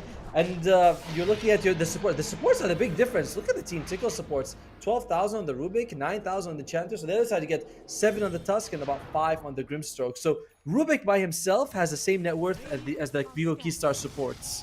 Yeah, that is nuts. Absolutely crazy right now. He's had a real fantastic game on himself. Blink, Forstaff, and Glimmer online at the 30-minute mark for his support. Oh, those are dream games, man. Dream games. It's worth it for him to go for Aghanim Scepter as well, just because you could steal something like a Doom in the Calling, which would be great. But in the end, he's just going to go for Lodestorm. Nothing wrong with that. I think that's also another way to be like, hey, don't use Doom on this guy. You know, it's like, we'll Doom you. Yeah. You see as well the animation he has when he uses the Calling. It's like the 4 cubes. And like, I can't remember which player it was, but there was a pro player which said that the Arcana for Rubik is pay to lose, because it's like there are some spells where you don't know if it's your teams or the enemy teams, and you stick around with it and you get called out for a few extra seconds, but it's so easy to tell that that's an enemy one. It's kind of awkward. I feel like it was a member of Tundra who said it, but I'm not quite sure. Because I have heard the exact same thing, which is like, you know, oh, Shad, they're going for it. Oh, that's going to be big if they can find it. Burst them down pretty quickly. There's going to be the Aegis God immediately. King RD will die for this one. Do they also end up losing Analog? He's constantly being Doom silenced from the Calling, man. Can he get away? He will eventually. Doom is there, but it doesn't make all that much difference. King RD still falls, as well as Analog. They will deny Santa. Well, no, they didn't actually get a deny there, so FCR will still get the credit, but 2 for 1. Still is favoring Team Tickles there. But actually, they did also lose the Aegis, so not a terrible fight for Keystars, all in all. No, it's actually pretty solid. It's a 2 for 2. Shad, they can burst him down before he can get his spells off. I think that at this point you might consider FCR. You have to use you get the Aghanim Scepter on you. You don't really want to use the self Doom, but it's a good way of staying on top of Shad. We talked about no counter for the Chrono. There's also no counter for the self Aghanim. Sorry, for the self Doom. You just stay on top of the person. There's nothing they can do about it. Yeah, they just have that's the only choice to go for. Oh, I want to point out as well in that fight with Narman, when he basically had the Earth Spirit silenced the entire time, but whilst he was trying to put himself in a spot where he wasn't silenced, Narman walked down to the south, predicted exactly where they wanted to roll out on, and then just caught him mid-roll and denied the retreat. It was a really fantastic position. He's been MVP this series on the Rubik. He really has shown like what he can do with it. Game 2 on the Morta, that was insane. Yeah. Feels like he really likes those flashy heroes that he can make a lot of plays with. Rubik as well as Morta. Yeah, he's really is showing himself to be a fantastic support player, without a doubt. 10,000 gold here now for Team Tickles. Win advantage, I believe, is close to what, 80% for them. Vigo Keystars is FCR thinking of the Aghanim Scepter? He's got the Hex finished up, and Boots of Travel level 2. That is early. We'll see what he wants to go for after. A little bit greedy, but right. We'll see how that ends up panning out for him in the long run, whether he can just get max value out of that or not. But Team Tickles on the hunt with this smoke move. They're going to find King RD immediately. The Dusk is just gone. Nothing he can do there. Boom, trying to chase after Analog as well, but this is too damn quick here on the Earth Spirit, and he will get himself out. But another free kill there for Tickles. Can they maybe push a tower this?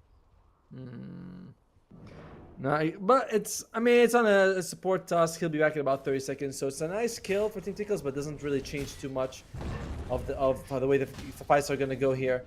Doom is available and Soulbind is available. Those are the 2 big deals that you have to worry about. Just poking on towards Analog, but he's going to be fine. Actually kicks back Boom into the tower. It's not really the best target to be going on, mind you, so he has to be careful he doesn't overstay his welcome, as Boom is just way too tanky to deal with. 4,500 HP, plus Blade Mail with a pipe on top of that, and the retaliate damage. Yeah, he's not an easy target. I like what Narman did in that fight. He drops the Lotus Orb on Boom, ensuring that because you might consider soul binding him, right? He's like Centaur. If they try to save him, someone's gonna have to be connected. So they're like, all right, we'll put a Lotus Orb on him so that you can't soul bind. So a nice move, keeping him alive. They do get the mid tier 2 as well. So Team Tickles still they get a kill, a tower. They're very happy. Yeah, very happy indeed. Xable is trying to find what farm he can elsewhere. Got an MKB queued up next, still a little ways away from that. Meanwhile, nice blink quickly there from King RD. All right, so what's KJ? He wants to get a Blink Dagger just so he can get position. Earthspit wants to go for the... Oh, I like it. He's going for the Aghanim Scepter so he can turn allies or enemies into stone. And that's a good way to save allies inside the Chronosphere. It's like, yep, you can't hurt them for like, what? I think 2.5 seconds. Pretty damn solid. King RD is going for the Wind Waker, as we mentioned, but it is so expensive. Yeah, I mean, how close is he to it now? 800, it's still like 2,100 gold away. Yep. Yeah, not going to get it anytime soon. But eventually when he does, it will be very impactful. Constabile wants the MKB, and Doom still don't know what FCR wants. He's got nothing. He's got 2,000 gold, but he's got nothing queued up here. I'd love to know if it's going to be the Aghanim Scepter or not, because it would be a counter to Shad's, well, giant item build. Yeah, I agree. There's so many ways for them to just get or make the Dooms hard to land as well as the Soulbind. So having that axe will make things a lot easier. Meanwhile, it looks like they're trying to go for front right now. The initiation on towards the Xantic, but the roll from Analog was not fast enough. They couldn't chain him up, and now the re-engage with King RT in danger. Constabile as well, out of position, has to pop the BKB. Stand his ground Oh, they got him. on the side. They stole the Doom as well. That's pretty damn big. They're trying to focus on towards Shad. They will still kill him. He has to be the trade of Constabile, so both carries are gone immediately. Analog stand his ground with them, King RT and FCR, but the damage has come out way too much. Actually, it's the Pangolier who just gets shredded to pieces. Xantic is dead. Narman as well in danger. The Magnetize will just tick him out. They're trying to carry on this fight as best as they can. Tukala is getting low, but so is Analog. They're desperately trying to chase down this Enchantress. Eventually they will fall. The only survivor is Boom. He's pretty much 8,000 HP, man. You can't kill this guy. They have to just run. There's literally nothing they can do. He's got 200 passive HP regen, for crying out loud. What? He's invincible. I saw that too. I was like, not only do you have 8,000 health, you have 200 health coming out every second. He's going for what? He's like, wait. But yeah, I think he's unkillable basically. However, that fight goes in favor of Keystars because they got this beautiful Doom all from the start coming out on Shad. That's all they really needed. And the Doom was stolen. Morta does suffer because of it, but at this point, Shad is the, like, he's the one you want to focus on. You know, Morta, if you can trade Morta for Faceless Voice, you're happy every time. Yeah, I agree. Like, you can see if there is no Muerta, Boom is genuinely unkillable. Like, I don't think there is a single thing they could do unless all other 4 heroes are on top of him with their ultimates still available. Maybe them, but yeah, he's so damn hard to kill. I love that. I saw Grimstark's health. I was like, he's probably gonna survive another hit. Then you look at him like, no, he's not. Not with freaking 213 bonus strength on the Centaur. 8,000 health. That's pretty wild. Actually disgusting. The power of this shard, man, it is... I don't know if I want to say broken, because it's not like Centaur is spammed in every single game and this is rushed, but it's damn well strong. It's so good. It is. It's insanely. I love it. I think I always thought this was a pretty good shot. It used to give you like 20%, by the way, strength. Now it's down to 15. So this overall is just a very strong one. And now we're pretty much at an even game, but in terms of net worth, I'd say. But in terms of actual, like the way the map is, I favor Team Tickles again. Until we can consistently get those Dooms off on Faceless Void, it's very hard for them to take a fight. That happened once, may not happen again. Yeah, I agree. It's going to be all about positioning. Meanwhile, both teams are sort of set up for a fight. Boom is going to show himself in the creep wave. But Keystars know that is the worst target to go on for. They're going to move on in. They get the walls to the high ground, but there's already walls placed there for the side. Keystars there to jump. They got the grab on towards the Doom.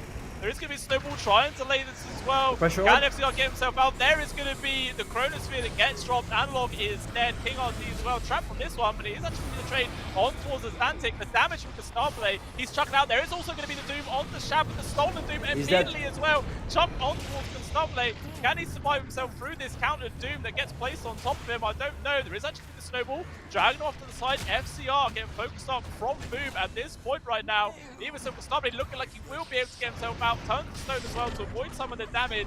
And now Ducal is going to be the next target for Keystars to try and focus onto. They realize again they have to just ignore Boom as best they can. But in comes a Xantic. Huge amount of damage comes through. 2 of them dead immediately. Analog has to run away. I don't think he can. He will. He's going to go out to roll off to the side again. I don't think he can chase them for much longer. Yeah, Analog will escape. Oh, really? Oh, but Boom's who's here? Okay, he's gone. 5 buybacks in that fight, by the way. 3 of them coming out from Vivo Keystars. And Shad, now that he has the refresher, he's a lot more liberal in his use of the chrono. He's like, oh, I can jump in. But in that fight, he only got 1 chrono off. It was good enough. In the end, I think Team Tickles is pretty happy. You got kills on the enemy cores. You got 2 buybacks. Oh, especially if you get this kill. That's a dieback. Yeah, that's an absolute freebie right there. Yeah, lots expended from both sides. I suppose the one good thing for Keystars is the fact that Kasable did survive this time round. He was doomed up, but there were snowballs from King RD to get him out of danger. Even the stone forms coming out from Analog, kicking him away. They really were doing their best to make sure that Kasable survived for as long as possible. I love that as well. They're like, everyone, Kasable is on top. He's like, okay, we'll do it. But he is getting doomed a lot. You might have to think, it's like you gotta take out the Rubik, so the Doom on Stone, but you also gotta take out the Faceless Void, and that's pretty damn tough. BKB's to run away. Just that worried that someone's gonna stun him in the end.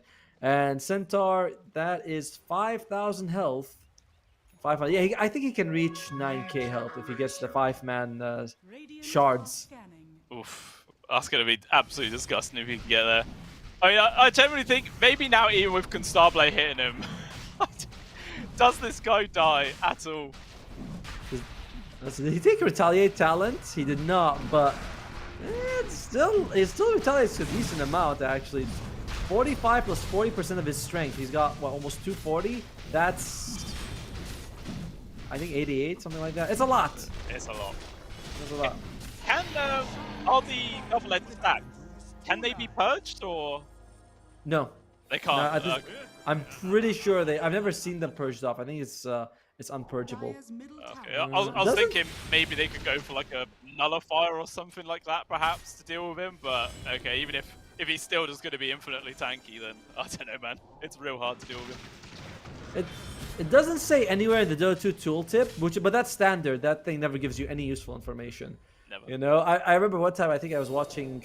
It was like one of the player casters. I think it was like AUI or something. And tooltip actually gave you good information. And he was like, "Wow, I'm surprised that's there." He's like, "Why are you surprised?" He's like, "Usually these tell us nothing useful." You know, it's like usually we don't know anything about how a spell works. You got like 2 paragraphs worth of flavor text, but no actual information. Oh, and I know it was if you buy Aghanim Scepter and Shard on the Faceless Void, if you use the reverse time walk, you stun people on the way out, and you don't. It actually tells you that. So that was the text, which is kind of crazy. Yeah, that's very handy. Very, very handy indeed. But even still, Aegis into the hands of Xantic. They got double cheeses as well on both of their supports. And they're just going to continue to try and push up onto this high ground right now. It's up to Keystars whether they can actually defend. But there is that Wind Waker finally completed here from King RD. Is that going to be enough, though, to make a big difference here? Not really. I mean, if you didn't have the refresher up, I'd say it helps. But you do. Oh wow, they're going for the big boy. Okay, he stone forms him up, but actually Analog actually gets pushed well far out of his space for this one. He's very tanky actually, 5,000 HP on the Earth Spirit, but he needs some help from the rest of his team. There is going to be the A on this. He's trying to get in a spot where he can roll away. It just won't happen. He's gone for 2 minutes.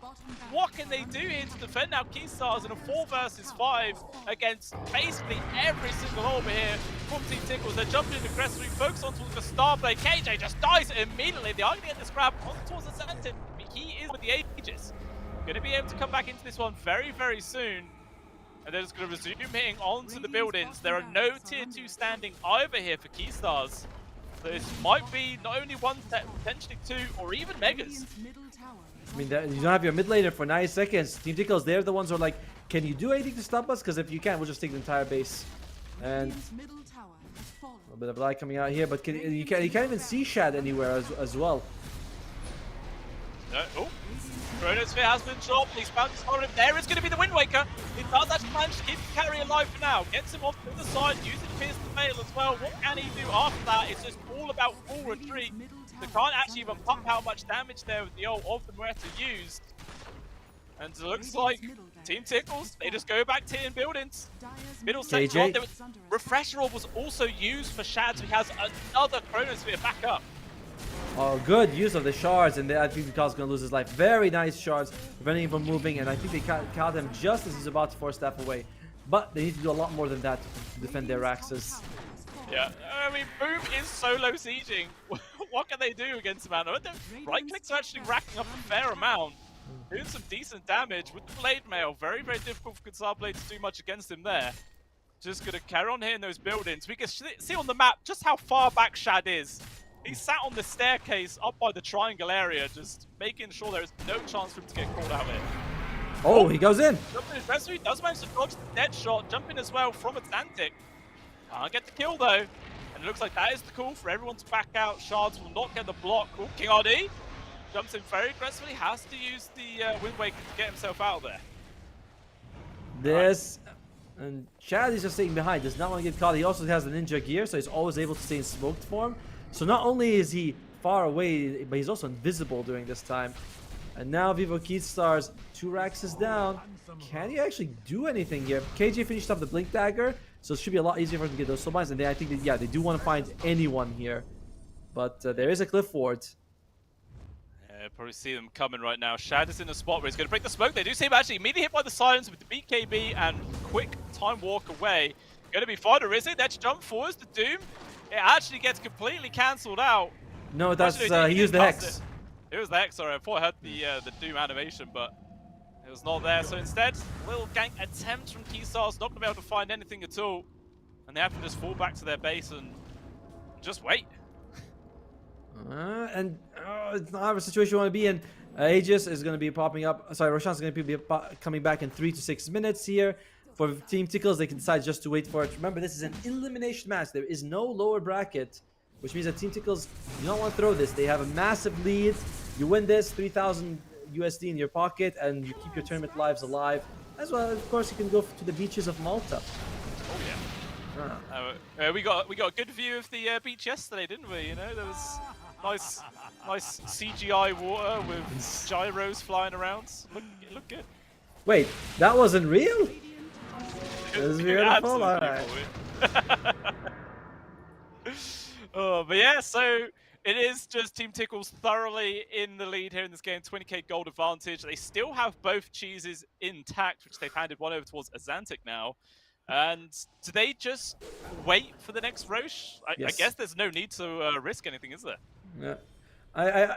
Since we're speaking of interviews, I remember there was I had an interview with 33 from Tundra. He's like, when the enemy team is bored in their base and they can't go out, we're also bored farming, but we're getting gold, they're not getting gold. So we're very happy with that boredom. And this is the same thing here. Team Tickles, there's no reason for them to just go up. You know, the onus is on Vivo Keystars to make something happen. An onus, by the way, that is from the word of the day calendar. That's a nice one, actually. Well done. It means initiative is on the enemy team. Initiative. Good one. I like that one. I'll steal that one. Write it in my little book of words. It's right next to my coloring book. Yeah, but with the way you say it, you'll be like, the anus is on Keystars. I'm like, no, that's not. No, you messed it up. It's onus. The anus. It's gaping. What can they do? Look out for that one. We'll get cancelled real damn quickly, I bet. I mean, we're still trying to get Constabile to be pronounced, properly. So I don't know. Yeah, leave Constable alone, mate. He'll lock you up. Don't chat shit. Let's see what do we have here. Buybacks. Almost everyone's gonna have it. Actually, it's only Ducalis as well as Norman who don't. So Vivo Keystars. That is one way to counter the Chronosphere. Is that all right? We're gonna die. Let's buy back, and once we take him out in second life. Moonshard on Ducalis. Holy moly, that guy hits. He really does. Is he got the axe yet? Not yet. I'm sure he's gonna build that right. Get the old. Oh, actually, no. It's Sproink is the shard now. I forgot about that. Yeah, little friends. Who cares about that? Absolutely pointless. Oh dear, might be losing King RD here. He's slowed up. Damage from Boom. Holy crap. Man, you can just easily solo. Oh god, so disgusted about the damage you can do and control. Man's just a real beast this game. Now also getting the Ag's Blessing queued up next to get the old what the hell is it called? Hitch a ride. Yeah. Oh, god. Who the hell was that for? Is he just gonna like hitch Narman and just have this Rubik riding around stealing spells? No, Ducalis. You just have him be like, all right, we'll have the greatest impetus shot in the world. how does, if you're carted up and then you use Sproink, what the hell happens? Do you just jump out the cart?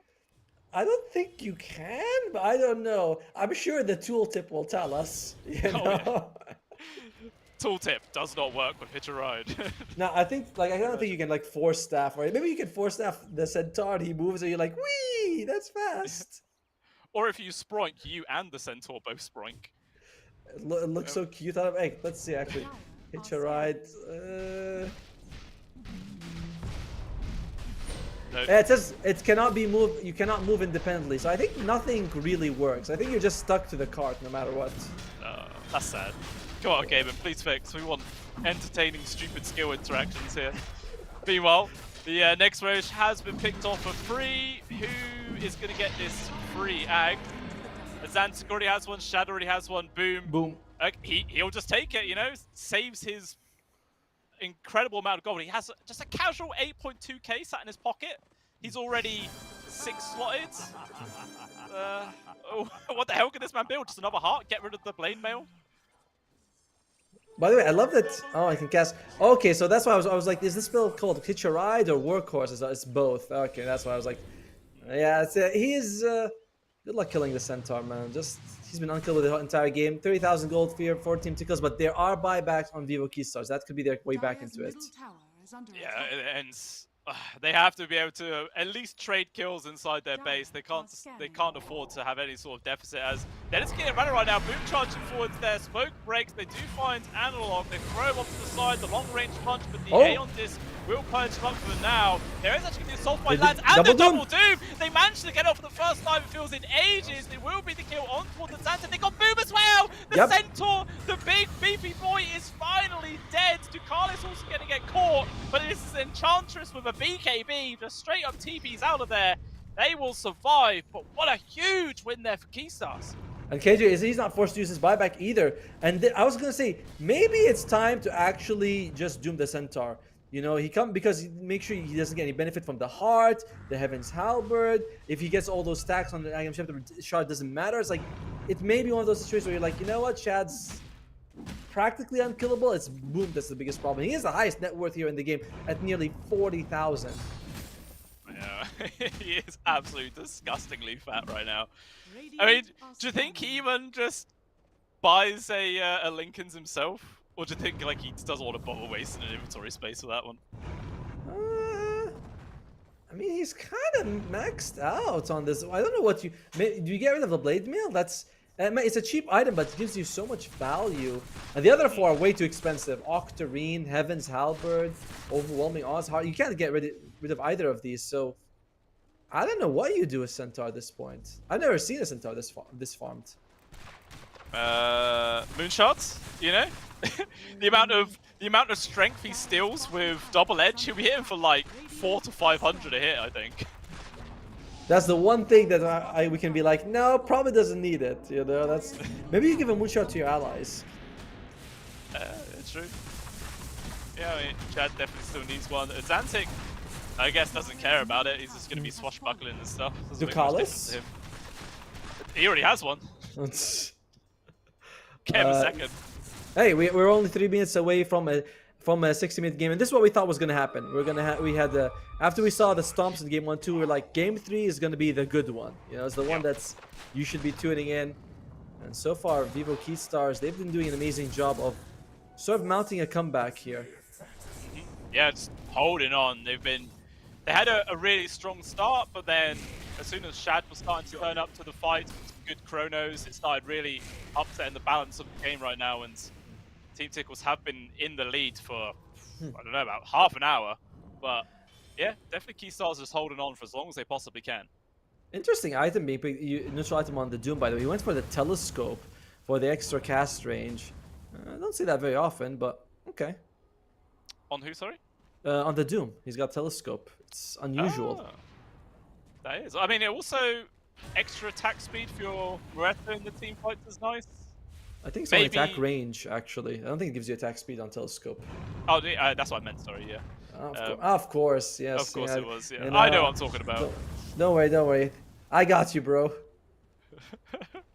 Yeah, maybe maybe KJ as well as King RD, like they looked at their shards and neither of them had it, and they're like, okay, it's just too important not to have, so he had to pick it up for himself. Maybe that's It's really good. It's like ceremonial robe at tier 3. You really want someone to get it because the whole team benefits. And in this one, it's also like the telescope. Someone should get it. In tier 5, I forgot the name of that item, but it's like the shield that reflects damage for the whole team. That's also another one that someone should get, you know? Yeah, definitely. We'll see which one does end up getting that one. Was it the... I'm trying to remember what the hell it's called. Not Mirror Shields. Is it another one? Mirror Shield is great. I think Mirror Shield is... It's probably the best one because you don't have to like worry about activating it or anything like that. Good stats. Combines the Lotus and the Linkens together. That's the one I would always get. You know, if it's available, you always take the Mirror Shield. Yeah, I agree. It's a super value. Super duper value. Arcanist Armor. That's the one. Thank you. Hey, Observer knows. He's always got our back. And look at like passively, you have 5 armor and 20 magic resistance. You activate, you get 40 damage reflect. It's pretty damn good. Half a blade mail for your whole team. Yeah, it's very, very strong. We'll see if people get lucky and they end up actually rolling the item or not. Nice! It just expired, by the way, so no value for that. But look at Team Tickles. They got 3 cheeses on the team. Block of cheese! Yes! They could do it! But you don't really need the 2 cheeses. You just need 2 greater healing lotuses. True, but they got plenty to spare. I mean, True. Has anyone stacking Lotus Orbs? Anyone doing it? I can't see any on anybody. Man, that is pretty damn good on the Centaur. But the thing is, it's like a 500 shield on the Centaur. Yeah, we might see a block of cheese. I'd love to see a block of cheese in this one. And looks like FCR, he's got the Aghanim Scepter. He already ate it. The Blessing, straight away. So he can't self-doom on it. He's also got Refresher Orbs. So if he finds an opportunity, you could get that double doom and have a doom on you.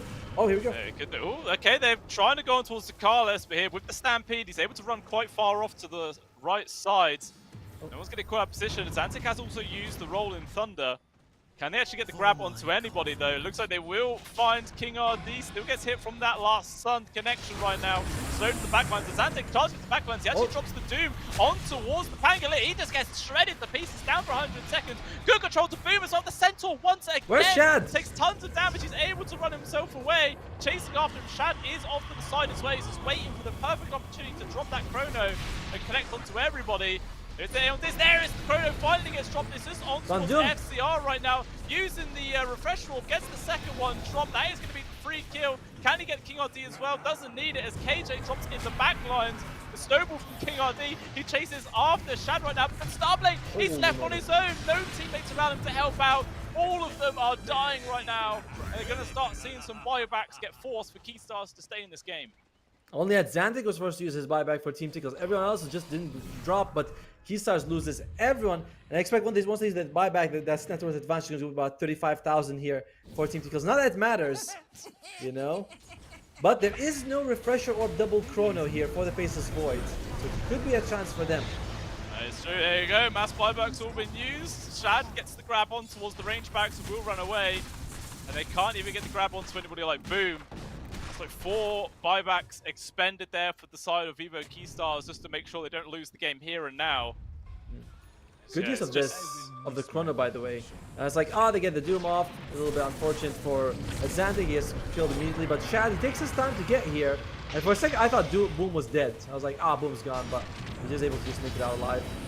Yeah. And we have a real fight. No need for replay. I want to see what's happening in the game. Yeah, because Starblade is dead. That's what's happening right now. Analog as well, taking a beating. Look at Carlos, man. He's a sentry gun, throwing out rainbow beams, and everyone's taking so much damage. KJ also going to fall. They got the Doom onto Boom. It doesn't make any difference. I don't think so. He's just tanking through it. 2 people gone now for Vivo Keystars. King RD trying to hide in the trees. Leave me alone, he says, but everyone's denied there from Team Tickles. Kick back into the fountain. They will kill Boom, but who cares? He's got a buyback. And look at Carlos, man. He's such a machine gun. I look forward to seeing his damage at the end of this game because he has been doing so much work for his team with this Moon Shard. Coming out Mindbreaker as well. Doom is used, but he's like, I'm sorry, buddy. It's on you. He took a bit of damage, couldn't use his blink, and that was it.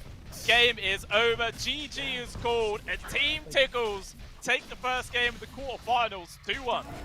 Well played by them. Both teams, honestly. Very entertaining game 3 here. Team Tickles, though, the advantage of the Chronosphere was just too much. And even though they fell to this double Soulbind, double Doom for most of the game, later on, everyone kind of became a threat. You know, we've seen the Enchantress, Ducalis, he was able to do so much damage. Faceless Void was able to control them. Then it's just too much to deal with. It really was. It was a fantastic game coming out there from Team Tickles in the end. And looking at the damage, Ducalis, he did 45,000. Azantic and Boom both did 50,000. So he was only 5k gold behind the two largest on the game. Incredible, yeah.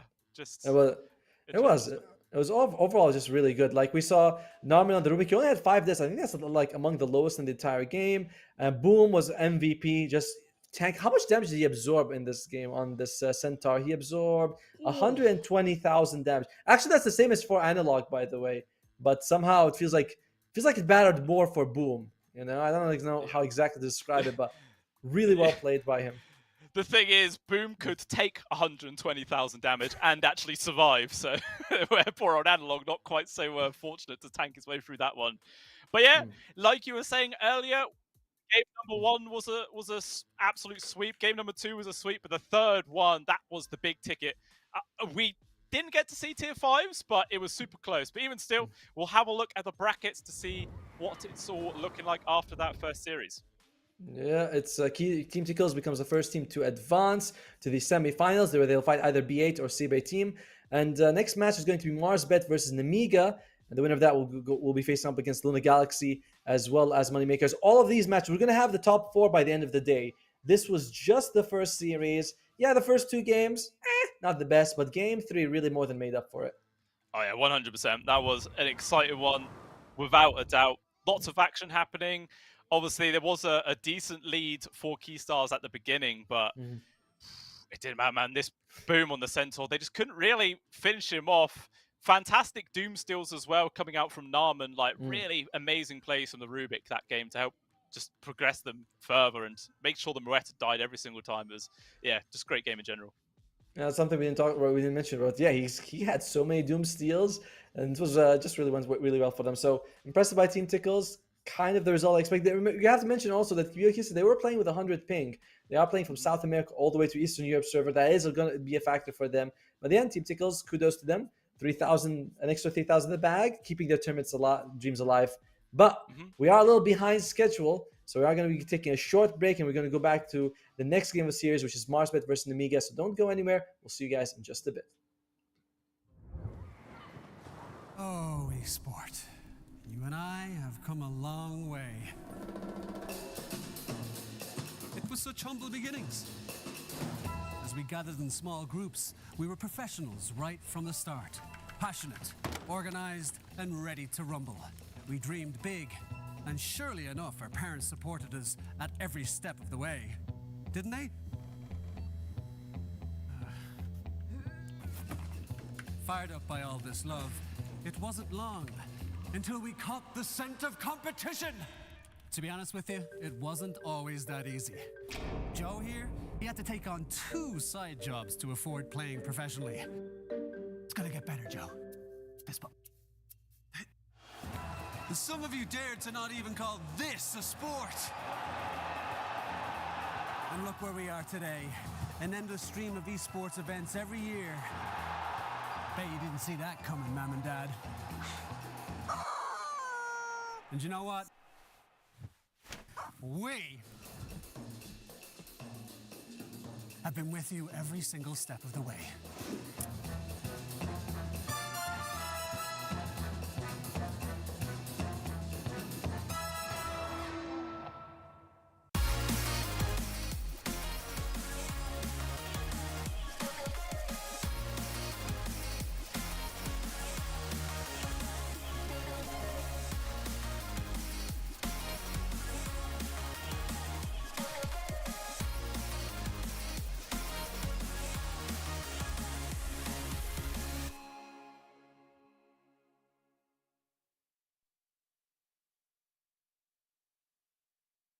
Dream of working with people you watch on screen. Exclusive esports opportunities handpicked just for you. Candidate profile to raise above competition. Let 10GG handle routines. Make a step towards your dream today.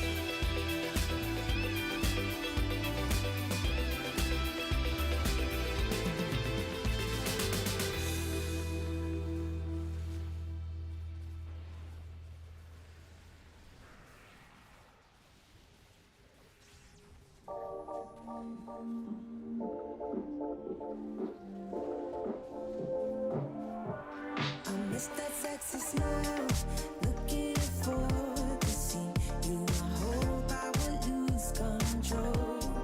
Love you every night, no checking the time, 'cause I was loving you all night long. I can let you go, baby, it's the right thing, I already know. And we feel it. I really do, I said the truth, we can't go any road. Need you now.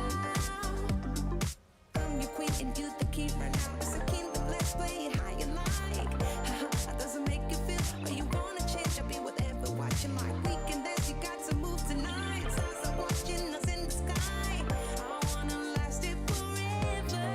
It's a sexy smile, looking forward to see you. I hope I won't lose control. Love you every night, no checking the time. Just us loving you all night long. I can let you go, baby, it's the right we already know. And we feel it. I really do, I said the truth, we can't go any road. Need you now. Let's change the clothes we haven't tried. You know how you make me feel alive. Come close to me, I'm obsessed with your different kind of style. Don't you ever leave, step by my side. Hold my hand, 'cause I don't have much time. I wanna hug you forever.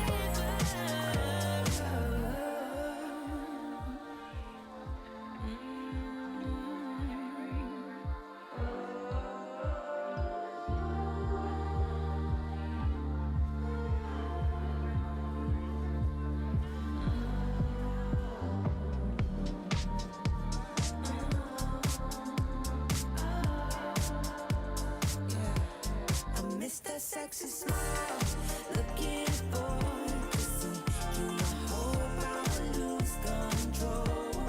Love you every night, no checking the time, 'cause I love you all night long. I miss that sexy smile, looking forward to see you. I hope I will lose control.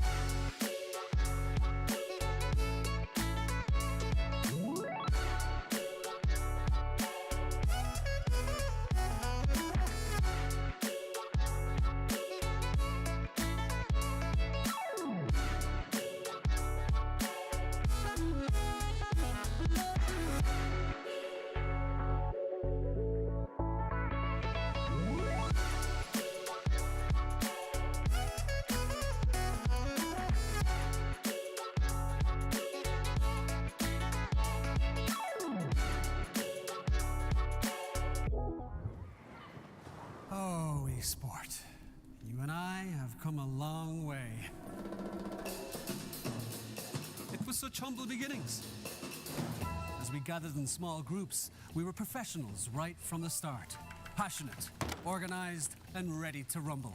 We dreamed big, and surely enough, our parents supported us at every step of the way. Didn't they? Fired up by all this love, it wasn't long until we caught the scent of competition. To be honest with you, it wasn't always that easy. Joe here, he had to take on 2 side jobs to afford playing professionally. It's gonna get better, Joe. Some of you dared to not even call this a sport. And look where we are today. An endless stream of esports events every year.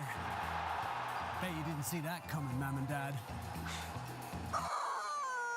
And you know what? We have been with you every single step of the way.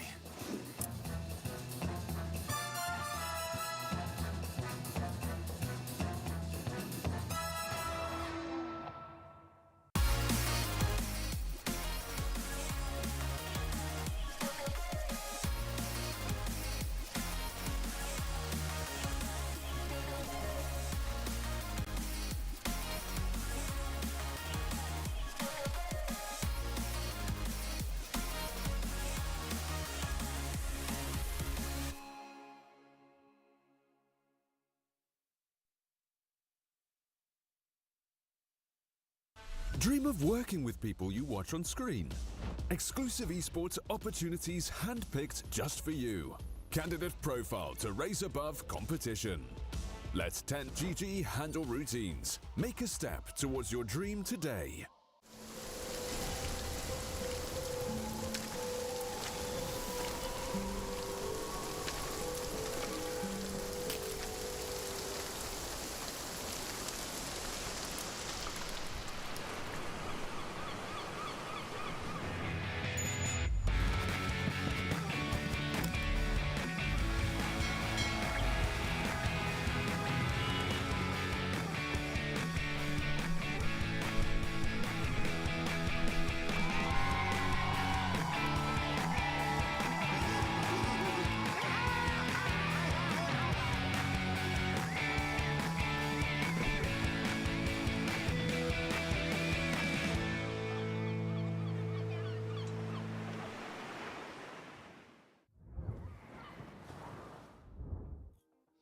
Welcome back to the stream, ladies and gentlemen, for the continuation of the Pinnacle Cup Malta Vibes Tournament number 4. I am BluScale, joined by Otomo, and we are here to see what's going to happen between Marsbet and Namiga Gaming for the second round of the quarterfinals. Yeah, yesterday Marsbet came here by beating Nouns, and game 1 was kind of good. There was a good comeback coming out from Marsbet. Game 2 was just a very one-sided stomp in favor of Marsbet, and they took out an invited team. I believe they're the only team that was able to do that. I mean, in the first round, but now they're up against a very different beast, which is Namiga, who I think went almost undefeated in the group stage. I think they have 1 loss to their name, so pretty tough one. Yeah, it is very, very tough. Arguably the strongest team of the group stage now coming up against Marsbet, who did struggle a bit in their group stage performance. What were they, 4th out of their group? Not really the best at all, but we'll see how they do end up performing today. Obviously, 2-0ing Nouns yesterday was a fantastic result. Obviously, another TI team.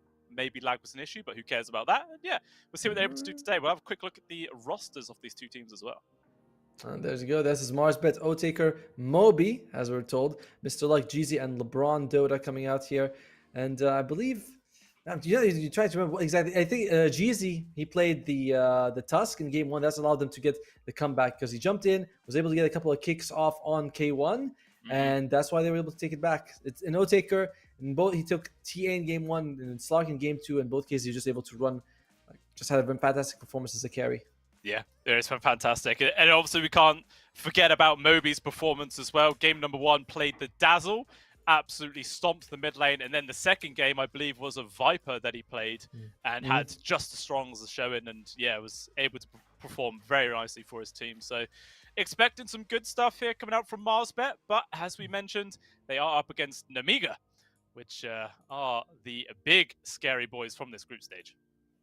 Yes, they are. It's Unit, Malrine. I'll let you pronounce the offlaner's name, Hellscream and Pantomime. So this is a team that has gone had a really fun time in the group stage with only one loss to their names, and they have some interesting heroes that they pick, mostly focusing on the Morta, which has become more and more popular. Once we see like, oh, PA is banned, Sven is banned, no one really wants Gyrocopter. Morta has emerged as sort of like, oh yeah, she's very solid, and they like this hero quite a bit. Yeah, they are. I mean, I'm kind of nice. I'm happy to see this hero starting to appear because, like, she was added to Captain's Draft quite quickly after being released, in my opinion. Yes. But basically ignored. It felt like teams played it for a few weeks and then realized that it wasn't great in the current setting of the meta. But now starting to see her come back is really, really cool to see. She is a very entertaining carry as well, and hopefully we get to see a lot of her at TI. I agree. I like those heroes that have a skill-based ability, you know, like the dead shot, the arrow from Miran, the pudge hooks. Like when they land, you're like, woo! When they don't land, you're like, oh no, you should practice more, you know? Yeah. You missed that one. You got all the Archons and Heralds in chat like, I would have made that hit. Yeah, that's the beauty of skill shots. You either look godly or you look terrible. It was like, I'm 2K and I would have landed it. I'm like, yeah, maybe in that situation, but you'd have made up 99 more mistakes until you reached that point and you wouldn't even be there. So yeah, I'm also a big fan of seeing the Morta. For Namiga, some of their bans, they don't pick the PA in this event, but they banned Dazzle and Invoker. And we were talking about, it was actually LeBron on the Tusk, not Jeezy on the Tusk, who was able to get them to come back. Jeezy played Invoker both games as a support, and he had a pretty damn good performance in both of them. He did, yeah. They had an absolutely fantastic time. I think it was it the Invoker paired up with... I can't remember what it was now. Don't worry. I got you, bro. It was Centaur in game 1, and it was Viper in game 2. Yeah, it was Centaur in both games. Oh, Centaur in both games. Yeah, it was just a very strong lane combination as well. They were able to do everything they wanted and shut down the lane pretty effectively. So, looking to see what they can do here in this in the series of today. Any sort of... I mean, obviously, one thing to mention as well is Namiga, obviously, Malrine. It's very hard to predict what this guy's going to play in the mid a lot of the time. You know, he's been comfortable playing Mars mids. He's played Timbersaw mids, all this sort of stuff. Does still obviously default to the very traditional Pangolier as well. So, yeah, it'd be nice to see if anything wacky and quirky comes out. I'm hoping to see wacky and quirky. One side gave us Dazzle mid. The other side has to match it with something quirky as well. In fact, we do have the draft ready. We're going to go into it. Yep, let's see what we're working with here for both sides. Any second now. There you go. We're in. And let's see what the ban's going to be. And look at that first ban, Dazzle. Wow, such respect there towards Moby. Why not? Well, leave it in the pool, you end up in trouble later on. He crushed the Kunkka yesterday, being played by Gunnar. He crushed Gunnar both games, honestly. Like, didn't even matter. Just Gunnar had no game, both situations. And Namiga, they also get rid of Invoker. They're like, Jeezy's Invoker? No, thank you. Yeah. And maybe, I feel like Centaur might be the second ban, the third ban, because that was also played twice yesterday. Yeah, would not be surprised to see that at all.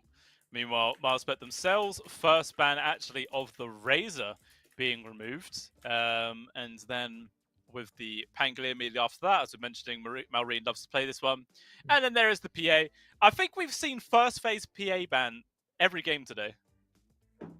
And I'm glad for that. Yeah. You know, it's like, I don't want... Sometimes it's nicer when the heroes randomly, like, like you get one game over, but then it's like, oh, you get her every game. So I'm glad that teams are just like, nope, PA. And to be fair, no other carry has the same amount of burst damage coming out from her as the PA. It's just too much, and I'm glad teams are being like, let's just ban it out. We don't play against it. And the Namiga, they actually ban out the Slog, and they take the Sven for themselves. That's going to be Unit's hero from the start.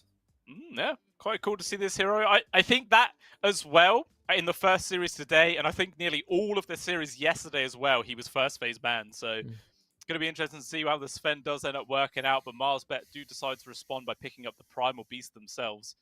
Whether this is the mid for Moby or off laner potentially, we'll just have to wait and see. Yeah, it could be for Mr. Luck or Moby here. And it's a good way to control Sven when he uses BKB. Pulverize is pretty solid. If you get the shard, you can also break him. ensuring that the cleave doesn't come out. Your damage is mostly magical, so you don't care about all that armor. But at the same time, Sven is very durable. I don't feel like Primal Beast. He can do like a third of Sven's health and damage, but no more than that in most of these situations. Like, good luck killing Sven with Primal Beast. Yeah, I think I agree. Like the fact that he doesn't care about the bonus armor, which obviously helps teammates more than Sven a lot of times. So yeah, he can just go on to the supports and hopefully remove them from the equation quite quickly. I'll have to wait and see what supports Nemiga are going to pick, obviously, as they themselves did ban both Viper as well as Vengeful Spirit there, and Milesbet still looking for their last ban of this second phase. What are we likely to see come out here from Nemiga? What would let's see, Nemiga? What they play a lot of is Morta, but that's already Sven being picked. Vengeful Spirit has been banned already. There's Earthshaker, Treant, as well as Tidehunter. And I feel like one of those heroes would be they get rid of the Beastmaster instead. Marsbet, you're up against a Sven. Phoenix is generally a hero that I'd like to have against Sven. Some people pick Bane for the control. That's also not bad. But I like Phoenix if you want a support that can do damage. It's percentage base. Sven, no matter how hard he hits, he'll always be like, oh crap, now I gotta waste 3 or 4 hits on this damn egg, and it doesn't matter. So don't know if that's a hero that Marsbet plays a whole lot of though. We'll see. Definitely makes sense on pen and paper. So we'll see if they think that's good enough just to go for. And it looks like the hero of choice is actually going to be the Skywrath. I mean, we've seen this Primal Beast Skywrath a few times before, and it is generally pretty damn effective. Good control, good damage. Not easy to lane against. An Ancient Seal buffs up all the damage Primal Beast does. Because we were saying it's all magical. Ancient Seal reduces magic resistance. It's a match made in heaven. Just like us. Oh, yeah. Absolutely beautiful. Fairy tale story. All we need is one long string of spaghetti, and we'll make a heck of a scene out of that. I'm winking at you, man. I'm winking. I know. I can see it. And I'm definitely not cringing. Not cringing, for sure. You better not be. But still, next couple of picks still to come out here from Nemiga. I mean, if this is the potential offlane combo from Milesbet, what position 5 would you want to pair up with a Sven to make him feel as safe as possible? I kind of like the idea of a Warlock, honestly. Primal Beast, he hates being caught in the upheaval, and there you go. There's the Warlock immediately being picked. So, got that. Well, that's a point for me, I think. Yep. So, Otomo 1, BluScale 17. But I'll catch up. Yeah, you got plenty of time, mate. Well, last series, so you better make some strong predictions. Darkwood also is another hero that Primal Beast doesn't like playing into. It's like, I charge into a Bramble, and it's very annoying for you to play. The Terrorize is also very, very good way of making sure he runs away. So I like it. I like the Nemiga support so far. Marsbet, you gotta find some way to get on these back lines. Or Spirit, maybe?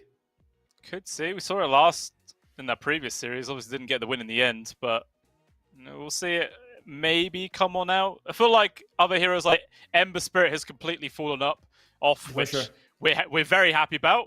In the previous tournaments, we were mentioning just how terrible that hero was. Every single time it was picked up, it felt like the team was guaranteed to lose. So yes, yeah, unless there's some big changes, just never ever going to see the Ember. Storm Spirit as well has fallen off a little bit, not as hard, but definitely still a rare hero to actually make an appearance in any games. I got it. It's Centaur. All right, they're gonna take Centaur, and it's going to be the mid Primal Beast. All right, well, it'll happen. All right. Give me a second now. If that is this next pick, I'll give you double points for that one, mate. Oh, double points! Double points, mate. What? Yeah, I think that they're just gonna go with the Centaur here. It's not bad. Did they go with the Treant? Okay, all right. Still potentially we'll see the Centaur. All right, you get 1.5 times points now. They're dropping, mate. They're dropping. It's like a bowling, right? Where you get the first one, you get double, but if you get the spare, you get the 50% only for next time. All right, I'll still accept it. But Treant Protector pretty solid just because if Warlock starts channeling his upheaval, you can throw out that Nature's Grasp. Ultimate's pretty damn good against this Sven. And the armor, of course. And if Sven gets on someone, you can put the living armor on them, and it helps a lot, though. Yeah. It's still the massive cleave damage coming out here. It definitely is. Negative points, right? You're back down to 0. That's not fair. I make up the rules. I don't accept those rules. These are not fair. But TA is a good pick against this Sven as well, just because those hits. Same thing with the same logic as the Phoenix Egg. You're gonna have to hit him a few times to start doing damage, and Refraction's like, yep, that's fine. Yep. Yeah, definitely a very wise pickup. I'm glad to see it there from MilesBet. So they are looking for mid/off laner. Completely depends where they are willing to put this Primal Beast. Meanwhile, Nemiga looking. I mean, Mid and yeah, off. it's like which one. Do they have to decide now whether they think it's going to be a primal mid or off, or do they grab a hero which is also flexible and also could play up against the primal in those lane situations? Nah, for MarsBet, you can wait and see the matchup. You know, it's like I can put because TA and PB are very different in what they can bring to the mid lane. So you can just get the matchup you want and pick a carry if you absolutely have to. For Nemiga, though, I don't think there's much flexibility. Like you're gonna be picking a mid and off lane, and I feel like it's gonna be fairly obvious. Is it gonna be there? You go, Brewmaster, fairly obvious. Half a point. Half a point, yeah, I'll give you that. Yeah, I mean, definitely is a hero where you can. It feels like sometimes people could just solo carry if they have a solid start on the Brewmaster. You can do a hell of a lot of work on this guy. So we'll see if they are going to be able to have that good of a run on it or not in the hands of old Zibe. Jibe, thank you. I was waiting for you to pronounce it. All right. I feel like MarsBet is going to have some real damage issues, by the way. Templar Assassin, yes, we all know great damage and all that. But against Sven, he gives so much armor to himself and allies. Brewmaster, he's going to have the Brewlings. Dark Lord is going to shatter him. Yes, you can hit her, but you can't hit her directly. Like you can sideblade her. Warlock's going to be far away. Like this is a tough one. This last pick from MarsBet, it's going to be I really feel like you want Earthspit, but he doesn't solve your damage issues against Ven. Maybe you can just control him, and that's about it. But I'd like to see an OD, but OD seems unpickable. Yeah, it is very rare to see that hero appear in these games. So we'll see what hero of choice is actually going to be. Still got a couple more bans to go. They do remove the Lone Druid there. Or would they think it'd be Lone Druid mid? That would have been interesting. That would have been interesting. I would have liked to see it as well. And it would have been a nightmare for MarsBet to deal with that. Bruce, Ven, and Lone Druid on a lineup that's relatively low on damage. You'd suffer. All right, come on. We need a damage dealing carry or mid or potentially offlane. There goes the Earthspit being banned. All right. Mm-hmm. I'll give you another half point for that one, mate. You did. Nah. I don't want your pity half. All right. You keep those to yourself. He's like, actually, no. Keep those. Don't want them. Oh, okay, fine. No more generous points. But we'll see what this last ban for Nemiga is going to be. Just focusing down towards those mid laners, people with a bit more reach. Obviously, as we mentioned, there is still something like the Storm if they really do want something like that. Oh, yeah, I got for Nemiga. It's going to be Kunkka. All right, they're going to pick Kunkka. They're going to really double down that durability. It's going to be Earthshaker, I meant. Really also going to be give you those long range stuns. MarsBet, at least you know what you're going up against in the mid lane, which is against the Earthshaker. So who are you going to pick? Classic Monkey King? Lifestealer. You take Lifestealer in this situation here. And you let the TA do damage. You put the Lifestealer in front. Could be Monkey King. I'm thinking Lifestealer. Yeah? All right, we'll see who's right. Probably neither of us, but you never know. That's the usual thing, right? It's like, interesting that they banned Necrophos, by the way. Percentage damage? It's interesting that Nemiga doesn't want to play against that. I mean, like, they know MarsBet picks it. Yeah. Yeah, I suppose, high strength pool, the Sven, Brew, and Earthshaker could do a lot of work if the fight's gone for so long. So I guess in that respect, it does make sense. By the way, we did have a bit of an announcement we just received, which is that Mr. Luck will not be playing for MarsBet. Their offlaner he's going to be replaced by Mikasa, who Stormspirit comes out. Okay, so it's going to be TA carry. So Mikasa is going to be playing their offlane. I imagine it's going to be on the Primal Beast right now. Okay, that's good to know. Always handy information. And yeah, the Storm. I won't give myself a point for that. I was kind of hinting towards it, but I didn't cement my pick. I went for the Monkey King, so nothing there. That's fine, completely normal. And Nemiga's draft is so hard to kill. It's Ven, Brewmaster, Earthshaker with Warlock and Darklo in the back line. I feel like that's very hard to go against. You look at MarsBet. I like the Storm and the TA, but I don't feel like they do good damage. But later on, I usually want someone heavier hitting on the team. Because the Primal Beast is the same, right? It's like you do good damage, but it's rarely killing damage. And GZ on the Scout Mage will not scale. I'm on the Amiga. I love these big burly drafts that are very hard to bring down. Yeah, I think I'm going to agree with you as well. Like the Storm sure does give them that reach, but I feel like all the recent times we've seen Storm Spirits get picked up, it's when he has like a mana battery behind him, either a Kotl, Lion, even a Pugler to some degree, someone who can make sure the Storm has always got resources to keep going. But maybe he has none of that this game, so he's going to have to be very, very reserved and cautious about how he just zips in and out of these fights and make sure he doesn't get caught out of position. And of course, Marsbet's also playing with a stand-in, so that's going to be another factor. Sometimes stand-ins come in, they're amazing, but most of the time it doesn't look really good for them. Yeah, and we were also saying the fact that the Amiga were just the strongest team out of the group stage. Marsbet only just about made their way through, and they also have a stand-in, so yeah, it feels like the odds are stacked up against them a little bit, but you never know. Crazy things do happen as we're going to be jumping into game number 1. Let's see what happens. Ba-boom. Ba-boom indeed. Speaking of stand-ins, have you heard the news that Puppy will probably be going to TI as a stand-in this year? Yes, I heard about that. That is... I wonder if he paid them off and was like, come on, I have to go to TI. I just can't not. And he's like, please put me in the team.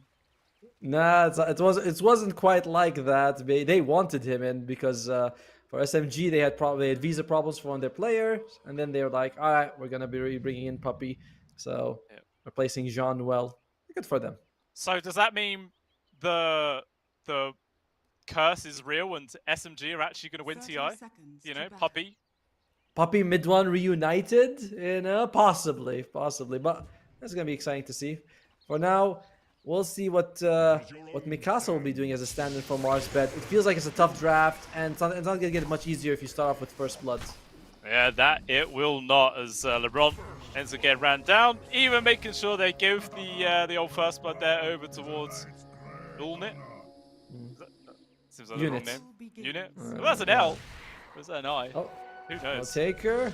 Alright, gets the double meld onto Pantomime, but even still, Pantomime was able to actually secure the bounty rune there and just walks it off. Easy peasy, lemon squeezy.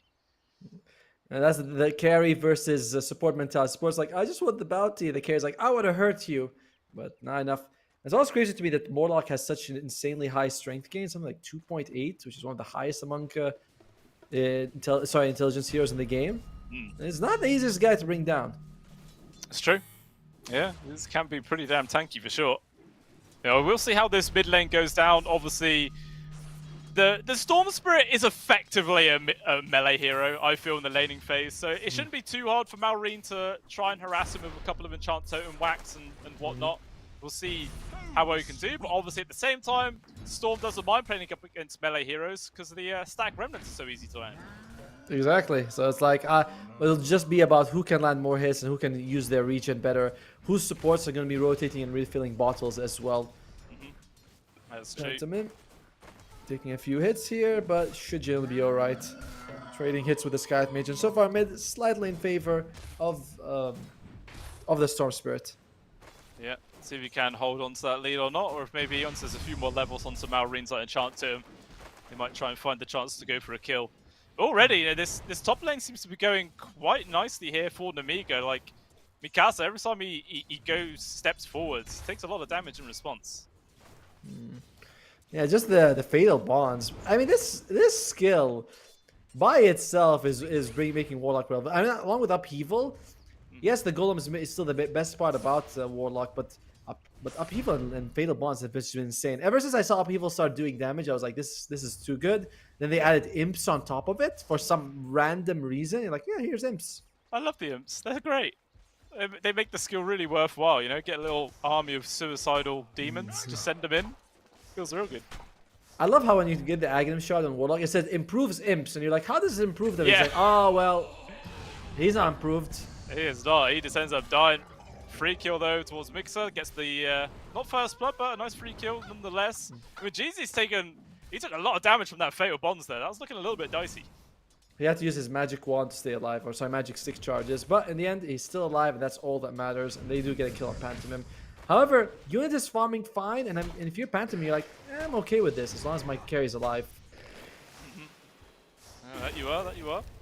So also down at the spot, how's this looking so far? 11-2 to Otaker, 11-2 to Zibe. So they're both just sort of equally trading farm right now.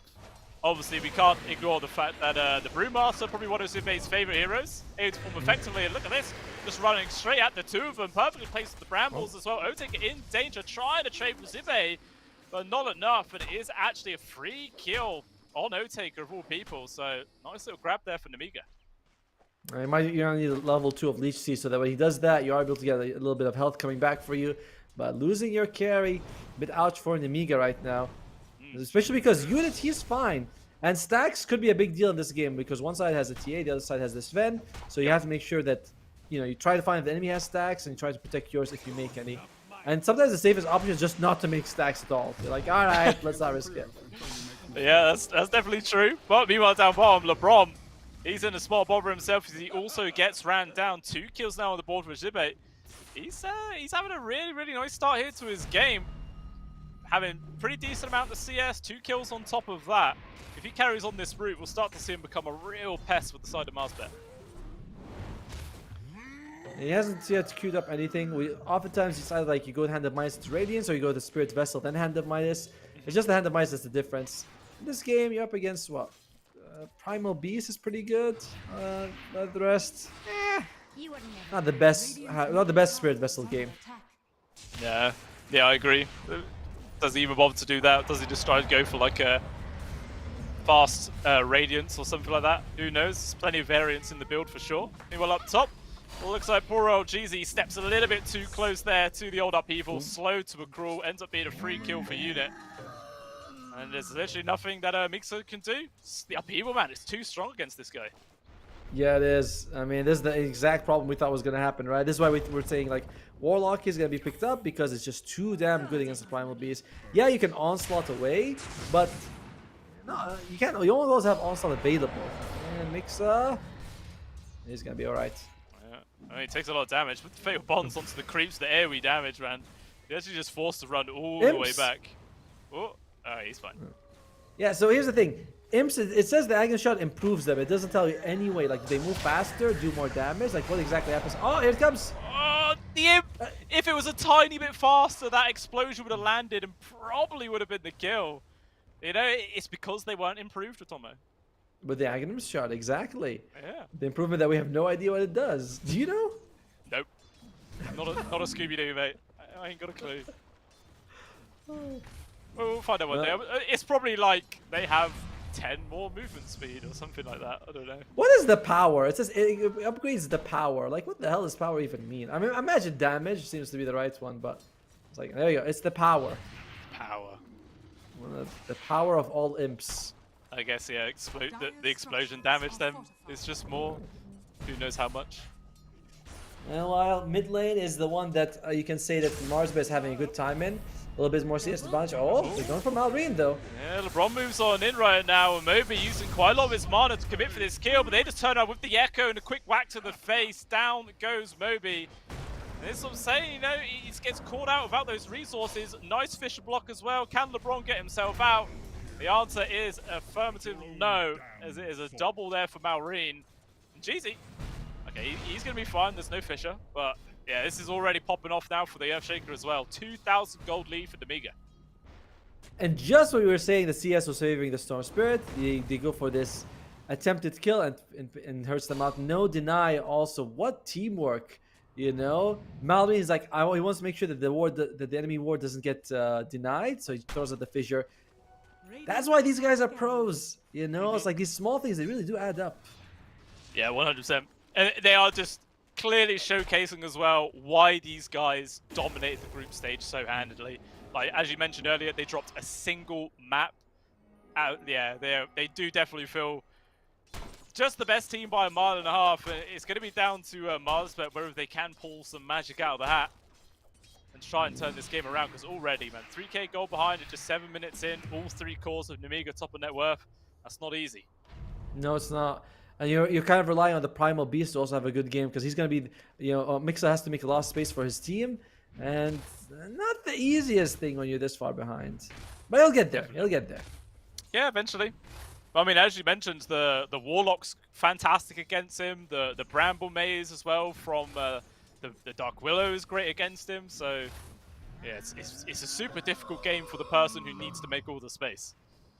Even like Fissure can also be a pretty good, and you can just put him in the air. Like everyone on the Nemiga side is kind of pretty damn solid against the Primal Beast. I mean, it's kind of to be expected when you first pick a Primal. You know, you're gonna get a few counters thrown your way, and maybe it was just one more counter than they were hoping for.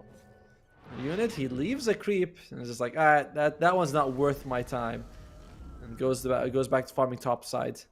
Although there are a lot of people coming up here. Yeah, they're on the hunt for him right now. Just lurking through the trees. Scan does actually connect onto just on the side. Invis rune here from Moby to get right on top of Oldit right now. The charge forwards comes through as well. The TPs are going to start raining in. Is this going to be enough to keep them alive? He's still pretty damn tanky. Finally, the pulverizer is landing, and the damage from DZ is enough to put him in the ground. Can Nemiga get a couple of counter kills? Miss Fissure denying the TP there from Moby. Storm Panda as well will push him up into the air, while Mixka will eventually get ran down from all this damage. Maybe still trying to TP out. Is there any further cancel? Actually, the Dark Willow jumps through from the other side. Say hello. You will be dying now. And it ends up being a nice 2-for-1 trade favoring Nemiga. Usually your carry, never ideal, but you get a lot out of it in the meantime.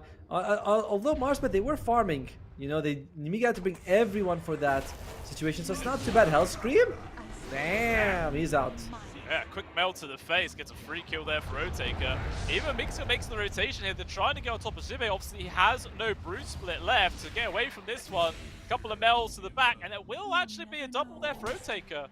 So, not bad. Yeah, to be honest, when you factor in all the kills there, it is actually Milesbet. Not a terrible trade for him at all. Yeah, they got more kills, and also they just wasted so much time from Nemiga to get those kills. So they're pretty happy with this. That's a nice move for Marsbet, but you're still a bit behind in terms of net worth here, and you still don't have your ultimates on. Well, actually, you just have the ultimates on this board. Just got them. And you got them now. We'll see Hellscream trying to make some more stacks, but runs straight into both Mixka as well as LeBron. Can he get himself out of this one? Terrorize will land. AoE damage not enough, but it doesn't matter. Moby there to secure it with the long-range zip to get the kill.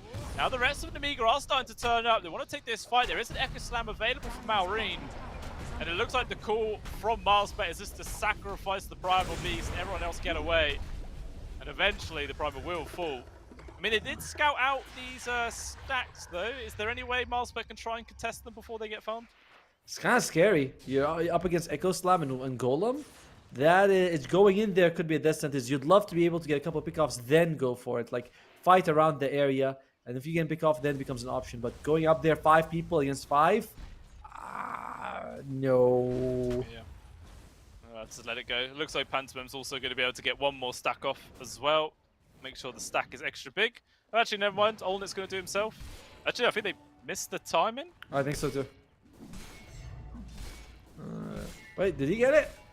No, he didn't. Nope, doesn't look like he did. That's what happens when you let the carry stack for himself. Half the time he doesn't get it.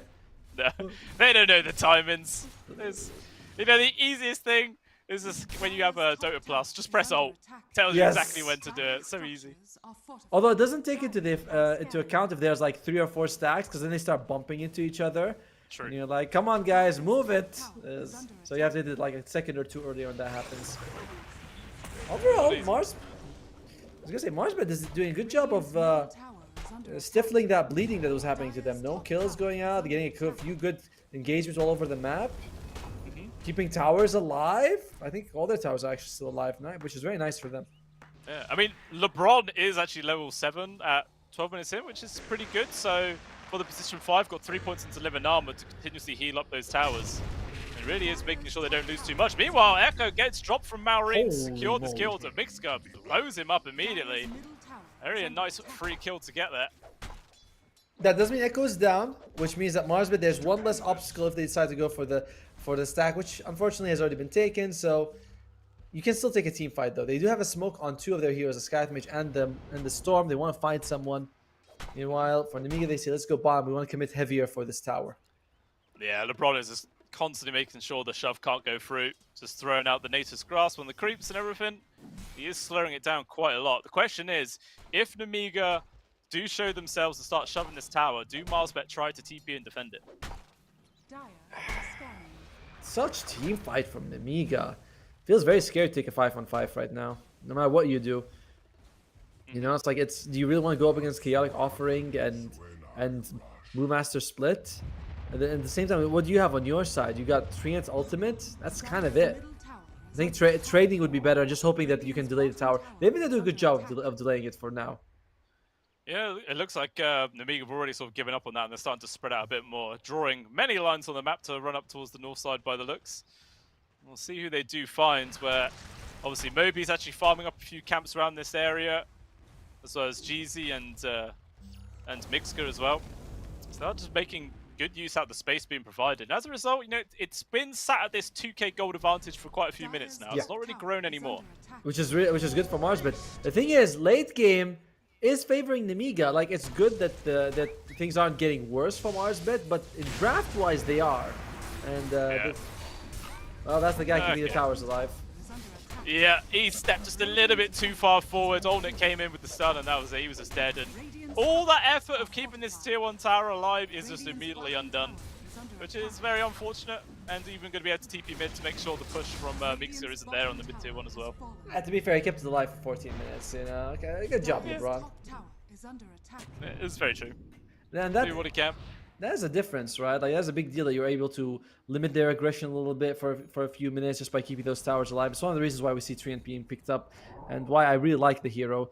Although, the worst thing is when you put it on a tower and a hero dies and you're like, I could have saved him. Whoopsie. Yeah. Yeah, well, sometimes these things happen. You know, you can say, even though you died, I healed the tower. That's all that matters. You know, towers are more important. It was not in vain this time. But we do see a 3-man smoke group here from Nemiga charging up towards the top side of the map where Moby is actually farming right now. Do they head the right direction? Moving off to the left side a bit more. So I think he's actually going to be able to avoid this one entirely. Good movements here from Moby. In general, he's been trying to split up this map, and he's been doing a fairly good job about it. But now Mars will say, let's smoke. Let's see if we can take a fight. Tough order, but if they can find 1 or 2 people to start off. But who do you jump on? Earthshaker is fairly tanky. I think Earthshaker is actually the one you want to. It's risky, because if you don't burst him down, he can echo and turn it around, but he's also the best guy to remove. It's too hard for the Brewmaster. Indeed, if they can find him. Meanwhile, the smoke moves are there. That Out sounds comes good. the Overgrowth, just to lock down on towards the Dark Wallow for now, who is actually still alive. Hellscream trying to charge himself out of that one, but maybe will trust. Echo The miss! Echo Slam comes out! It missed completely. That's a huge whoopsie there for the side of Nemiga. They still have the Chaotic Offering, but the silence actually cancelled the cast. And it looks like the call from Marsbet is just to try and disengage. Malring jumps forward. He finds the grab here on towards LeBron. Charge forward from Mix as well. Good damage coming out on towards the Earthshaker. Hold it. He pops the God Strength. LeBron dies. Mixer probably not long for this world. He's trying to run, but the good Fisher block denies the retreat. So it actually ends up being a 2-for-1 exchange there favoring Nemiga. Maybe not even done yet. Shibe with the Brew Split. He's found Jeezy. Setting up there for Olnett just to finish him off with a couple of right clicks. And down to the south, They're going he's for even more. found the Storm Spirit. Moby's got no mana left. What can he do? Absolutely nothing. Actually does manage to get a bit of a zip off Not close enough. to tier 2, but one more right click's all it needs. Triple there for Olnett, and a big win for Nemiga. Oh, it was looking so good for them. They get the Echo Slam used for nothing. They got a kill on the Dark Willow. Then they keep going for, but the durability for Nemiga, you know, it's Sven, it's Earthshaker, and it's Brewmaster. Who do you jump on? And plus, when they got the Pulverize on, well, this could be a nice kill on the Warlock, but and Jibe as well. Yeah, should be trying to run away. Pigpole Man too strong. He actually just runs himself away from that one. Does get out of danger, off to the side, Panther will still die. But, you know, position 5 Warlock, they don't care. That's life. You know, he's using the Golem. Yeah, it's like the Pulverize also, it was unfortunate because when he was doing the Pulverize, the Golem landed right on top of it, which is going to be a problem. You either Pulverize the Warlock, or you just be like, alright, it's getting cancelled. Yeah, it's a hard choice, but we do see on the live, it looks like actually Marsbet are going into the Roche bit. Yeah, we can just see like the jump from Moby. Way too tanky, yeah. They're so tanky. It's like, who do you kill? Earthshaker Sven. And on the same time, Primal Beast, he didn't take too many hits to bring down. So He didn't. Yeah, when you got a God Strength Sven just whacking into your back, you're not going to last long at all. Under attack. And it's very, very hard to survive against that one. But Aegis now actually into the hands of Moby, so we'll be able to just continuously charge in there and always be able to get that refresh with fresh mana. See how well we can use it there. LeBron, by the way, he's got the Aghanim Shard. Really good way for him to control the map. Make sure that no one can TP away and set up kills for Moby. What do we have? An O-Taker. He's got the Deso, the Dragonlance, and Blink Dagger in a second. We'll see if he wants to fight before the BKB or if he's gonna wait for that. So I feel like maybe with the Aegis, it's worth just going with the Blink Dagger, perhaps. Just try and find some free kills. But actually, it looks like O-Taker is kind of surrounded by Nemiga members right now, but he will actually start falling back just in time before he gets caught out here from the unit. Maybe Safe actually jumps in. He still finds him, silences his right clicks, but the refraction shields mitigating all of that damage, doing absolutely nothing. But the Echo, it jumps in from Malrine, gets good connection onto 3 of them. DZ is dead as well. They're trying to turn this around. Maybe they can actually get the kill on towards the Earthshaker, but they've already sustained huge losses from this one. Unit just focusing down O-Taker. He is gone, and it's a big win there for Nemiga. Oh god. They were trying to get the good use out of this overgrowth, but he used it, and the moment he used it, he was like, alright, I'll BKB, and it was just fine. And in general, just unit jumps in, you can't do anything. They're too scared to actually engage with him. This is nightmare scenario right now for Marsbet. 81% chance for Nemiga to take it. I don't even dispute those odds at all. That seems perfectly normal to me. And yeah, I mean, unit, not only is he got like BKB con strength, but he also sits at like 2.7k HP on top of that. And plus the armor, he's so damn tanky. We'll see live Pantomime dying there, but again, it's just the position 5. And again, he only lets himself die after he's used the golem. Then you can sort of farm aggressively. Like if you die, it's like I don't really care, you know. It's like as long as I have my ultimate available for team fights, dying to push out lanes or scout out for my carry is well worth it. And 100%. it's going to be Solar Crest for the Warlock coming out. Brewmaster 100 gold away from this Radiance, so that's going to be an fun. Malrine about to get his Aghanim Scepter, so big items coming out here, at least on the cores. Oh god, and Satanic for Sven as well. Because, you know, I felt like at some point he dropped a quarter of his health, and I don't like that. It's like Satanic helps. He definitely doesn't. He wants to survive for absolute ever. And yeah, he's not even that far away from it, only 900 gold. At the same time, the Radiance just could be up there for Zippe, but Pantomime will be caught out. So another free kill there from Marsbet, but it seems like the only one they can ever find is just the Warlock himself. But to be honest, he still was like over 700 gold. So, I mean, you'll take it. You take it every time. Yeah. And again, though, in Amiga, they just wait for these team fights, and they don't have the Brewmaster split, so nor does Chaotic Offering available, so it's not the biggest deal if you die in these situations. Not lovely, but not the biggest deal either. Yeah. There you go. Not at all. Bottom tower is under attack. There he goes up with his fresh Radiance. Satanic just around the corner as well. Is there anything Malrine has? He's got Ags now coming out on Courier on top of that. So they're hitting these 3 item timings at relatively similar sort of moments here. And this is going to be the time for Nemiga to make the moves, despite the fact that there is still this Aegis in the hands of Moby. I don't think they care about it. To be fair, also, their timing is going to coincide very much with the Aegis expiring, right? Like, you can wait a minute. It's not the biggest deal in the world. You're like, all right, they don't have Aegis. We just got our items. We can see what we can do. Yep. You know, in terms of farm, they're not that behind on the Marsbet cores. You know, just the Sven is really far ahead. That's all. Like that's their entire net worth advantage is because O-Taker is 3,000 gold ahead of the TA. Yeah, that is literally where it all is. Even the supports are pretty similar with their counterparts. Is just all from that position 1 matchup. But with the Satanic now in the hands of Unit, they do go for the 4-man smoke move. DD was there, actually does get picked up from Moby, and then they go for a smoke the cell save from Marsbet, but the smoke breaks, they jump, they got the grab on towards O-Taker's perfect target, rock drop as well. Can O-Taker survive? I don't think so. Too much focus onto him, and he will fall down. Meanwhile, Moby is able to get the counter grab, at least on towards Malrine there with the help of Mixka. We're still 2 for 1. Mixer trying to TP out, does get cancelled. The Primal's gonna have to try and run away. And the big zip as well there for Marine to bring him to safety, or maybe, sorry. Can they fight Mixer though? He's very speedy. He's charging after. Hammer will land. Needs some help from the rest of his team though to slow him down. It looks like it's not happening. By the way, I was looking at Sven. He moves very fast just because Glimmer Cape now gives you 40 movement speed.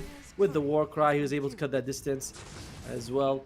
You lose Malrine, but it's another successful engagement for Marsbet. And now, Satanic. Dude, Unit jumps in, does not give a damn. He's like, alright, fight begins, I'm in. You know, I don't care about anything else. I'm just going to jump in. I have all my abilities, and that's it. He didn't even use BKB that previous fight. He knows no one can kill him. Yeah, I don't think he even used Satanic, did he? I just literally think there was nothing he needed to press. Just hits his R and right-clicks people, that's it. He hits his R. The other people pray to God for strength, you know? They're like, oh. They might have found him though. Unit has been grabbed. TP's coming in for the rest of the Amiga. He actually uses Satanic before he even starts right-clicking people, but it doesn't matter. The control for Malrine, they just turn it around. Moby is the one who dies. See, Malrine just dunking forwards, trying to find somebody. The Bron in the trees. Easy blink connection there for Unit to get the grab. 2 people gone yet again. Just Amiga making action happening, even when they're on the defensive. Yep. Like they go for it, but we just talked about it, right? We said he hasn't used BKB and he hasn't used Satanic.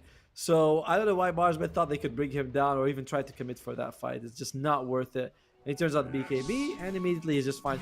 Sometimes you just want to force the enemy to use BKB, but Unit, his team shows up in time so they get the kill. Yeah, absolutely perfect combinations, and going to be a free tier 2 as a result. In the middle, they're trying to go towards Zippe right now. Silenced up, control as well, coming out from Mixer, but nice Fisher denies the chain stun, and that is it. Immediately, Marsbet are the ones that have to try and run away. Tornado just holding back Jeezy, will drop down into the upheaval, slow to a crawl. Otaker actually jumps in very aggressively himself. Very ballsy play, but he's going to get punished for this for sure. Dragged back into everybody, this could be gets deleted. Yeah, I wouldn't be too surprised either, but Marsbet, I guess they're going to hold on for as long as they possibly can. Maybe look for another 1 or 2 team fights. But this is looking extremely difficult now. They lost 2 tier 2s, plus 3 heroes, and their tier 3s also taking a beating. Not great. No, it's not. Like, how are you really going to engage this? 30 seconds potentially. Oshan's going to respawn. Well, maybe Namiga wants to wait for that, but in general, you gotta worry about so much. The Pandas, the Blue Split, and the Echo, and the Golem, and you gotta walk through Bramble mazes to get there. This is a nightmare. Unit is 21,000 gold. Templar Assassin is at 15. Does have the doesn't have the BKB. BKB is still 300 gold away for Otaker. That will allow you to avoid a lot of the damage. I don't know if that's enough. Yeah, we'll see. It's really going to make that much of a difference. Also, the fact that Mixka went for the heart instead of the BKB. I feel like if you had BKB in that fight, they probably would have been able to kill Zippe. And then that whole situation might have been different. But as you were mentioning at the start of the day, it's just like the recent trends that all these tanky boys are just going for very early heart of Tarrasques and becoming tanks more than heroes that can just pump out control. Man, there's nothing wrong with that approach. Honestly, it's just not. Maybe a BKB in this game would have been the thing that gives you tank ability and the ability to do damage. You know, it's like heart by itself. The fissure comes out. That could have been. That was such a critical kill if they could have gotten it. Yeah, it really, really was. But not how the cookie ended up crumbling down as tier 2 at the top lane will end up falling as well. All exterior towers for Marsbet are gone, and they are the ones that have the Treant Protector on their side. And yeah, it's not exactly the way you want things to be going, losing all these towers so soon. It took 14 minutes for Namiga to take their bottom tier 1, and then take 12 minutes for them to get that other 5 towers. You know? Unit is just insane. I don't know how he's now got Shadow Blade, so that's another layer of defensiveness if he goes for silver. I mean, so he can go invisible. You have to have detection on top of him as well. Yeah, it's so damn difficult. And now all Namiga need to do is just wait for the second Roche, get Aegis into their hands, plus a cheese, and they just run at Marsbet and see if they can withstand the storm. Don't know if they can though, it's going to be extremely difficult. The storm, huh? The Storm. The Storm. With the Storm. All right. A minute for Roshan to come out. Nemiga, it feels like very standard gameplay for them. Just get Rosh, get the Aegis, go high ground. You're in a good spot. For Marsbet, Dire's bottom tower is under fighting in the Rosh pit, if you can get a good overgrowth, that's kind of nice. Is Moby going for the Aghanim Scepter? If he is, well, he went for the Sanjin Kaya instead. He's got 2 points, 2 null talisman. So Aghanim's pretty far off. That could be a great way for them to get some control. You are up against, what, 3 melee cores? Fairly easy for you to catch 1 or 2 of them with the Electric Vortex. is under attack. Yeah, I agree. That could potentially be a nice way to turn these fights around, but it's just very difficult. He himself isn't even concerned about a BKB, so tons of ways of controlling up the Storm Spirit as well in these fights. Very difficult. All right, so a nice win coming out from Marsbet. They get both Wisdom Ruins at this point. That actually makes the experience between them fairly even. Oh, no, actually, it's slightly in favor of Nemiga, but not too bad. Yeah, it balances out a little bit, Dire's but middle tower is Roshan under has attack. been scouted out immediately there from Hellscream, so the cue from Nemiga is just to barrel over to this area, get that Aegis, and see if they can close out this first game with the best of 3. And it's going to be up to Marsbet whether they can actually keep themselves going or not. They're desperately trying to find farm elsewhere to get their next items online, but Otaker is still a couple of thousand gold away from completing an MKB. Mixer is still like 1,000 gold away from a BKB of its own. There's a lot of time they need. They have some time, right? Like, even after this, Roshan's gonna fall. There, we'll see if Nemiga wants to go straight up for the Roshan, or sorry, for the high ground. They're gonna wait a little bit. So you have some, some time to get those items up. 1,000 gold is not too hard to farm. And oh dear, Moby! No stuff for the mid. Oh, Oh, Unit too is there, early. but yeah, the TPs from the rest of the squad just a little bit too slow, unfortunately, and here's the cue for Moby to get out. Still takes a lot of damage though. Has to be careful. Yeah, Dandelion Amulet, very handy. You like it? I always look at them like, the stats are what, 300 mana, 25 movement speed is good, but 300 mana feels kind of useless at this point. And you get what, the shield? I'm always like, not a big fan of it. I feel like maybe if the passive was like the regeneration time in the shield was slightly faster, move that could be quite nice, but If it's like it's not terrible. I feel like there's a lot of worse ones out there. that's fair. I know. It's one of those when I'm looking at it, I'm like, huh, interesting that someone takes that. But yeah, you got no other better choice, eh? That's You just gotta true. do what you get. You get there, you're like, oh great, I literally got somehow the worst 4 for me and Dandelion. I'm taking Dandelion. What can you do? I mean, we can see like all these TA traps on the sidelines. They're killing the creep waves endlessly. So even though Nemiga would probably love to be going high ground right now, they just can't. Their creep waves are always getting deleted from the other side of the map. And, yeah, it's very, very difficult to keep anything alive. and Tia has the shard as well, which means, hey, look, Dandelion Amulet for the Warlock as well. She has got the shard, so when you pop it, so the heroes get silenced if they're there, and they all automatically like your reaction is, I gotta go back, make sure they don't jump me. I want to use a BKB just because I get silenced and I'm forced to use it. So Nemiga playing carefully, but it's still much better late game. I think LeBron's taking some hits. He is. I think Malrine just dropped a solo echo trying to get the kill, but didn't actually secure it. So yeah, it's a little win there for LeBron, to be honest. Good information for the rest of the team that Olmo is not available, but it might not matter. As Unit charging forwards on the tail of Mixka right now. Gonna need some help for the rest of his team to get the full burst. He's a very tanky boy at the end of the day. He's just gonna go for it. Rest of the squad is here. Malrine, and that was a free kill. Heart giving you nothing when the other guy can do thousands of damage per second. So that's a pretty big kill. Yes, you don't have Echo Slam, but the enemy team doesn't have a whole player missing. You have 1 spell on cooldown. They have 4. Yeah, it's true. All about the numbers, eh? It's all the numbers game. And I would see, yeah, buildings just going to get easily bullied into. Is there any real way Marsbet can stop this from happening? LeBron was cutting another creep wave top, will now TP to help defend. And also, God strength this out. Jump in from Moby as well, trying to be very aggressive. Their Onslaught simply has to pop his BKB defensively. These were the right click still doing a lot of work. Debate trying to run away. Maelstrom comes through, actually will pop the Bruce Split. Now can try and turn around. Otaker also using his own BKB, but with the chaotic offering, drops the casual stun. Unit taking quite a lot of damage from the side blades there, but Everyone from Amiga will back off successfully. Being Big jump there from Moby, trying to find someone in the back lines, but it didn't really matter. Unit actually healing up on the Ancient Creeps and has the cheese passed over to him. Now, he's feel comfortable. They could probably just go again. God Strength's up in 10 seconds. Yeah, but no brew split. And Golem was also used. I feel like Marsbet could take this fight here, unless they use the Primal Beast very early. Oh, nice use of Blade Mail. Yeah, trying to hold. God Strength is now back. Gonna start pulling into him. Tries to charge away, but the Bramble Maze is just such a nuisance. Can't get away as well. Upheaval slowed him down. Malrine jumps into the backlines trying to find Jeezy. Instead, he's taking a lot of damage himself. The right clicks, he's just rooted and slowed. The Aegis will pop. Stun on towards Otaker. Jumps in from Moby as well. They're trying to hold him back. Otaker is completely separate. He is gone down for 70 seconds. No buyback. Even finding Jizzy there in the backlines from Malrine. And that's it. Another 3 people dead there from Marsbet. Only 1 buyback available. This is 2 full sets of barracks. Maybe a 3rd. They've been able to get the Primal Beast before these fights so well. And you really, like, it actually took a lot to kill in the last fight. And imagine if you had Otaker hitting him at the same time. But I think the enemy at the same time. But unfortunately, Primal Beast is always losing his life before these engagements, like, really go underway. And for Nemiga, we talk about their durability, and it's just showing itself. There's just no way to deal with this draft. Marsbet from the start. They got drafted and then they got played.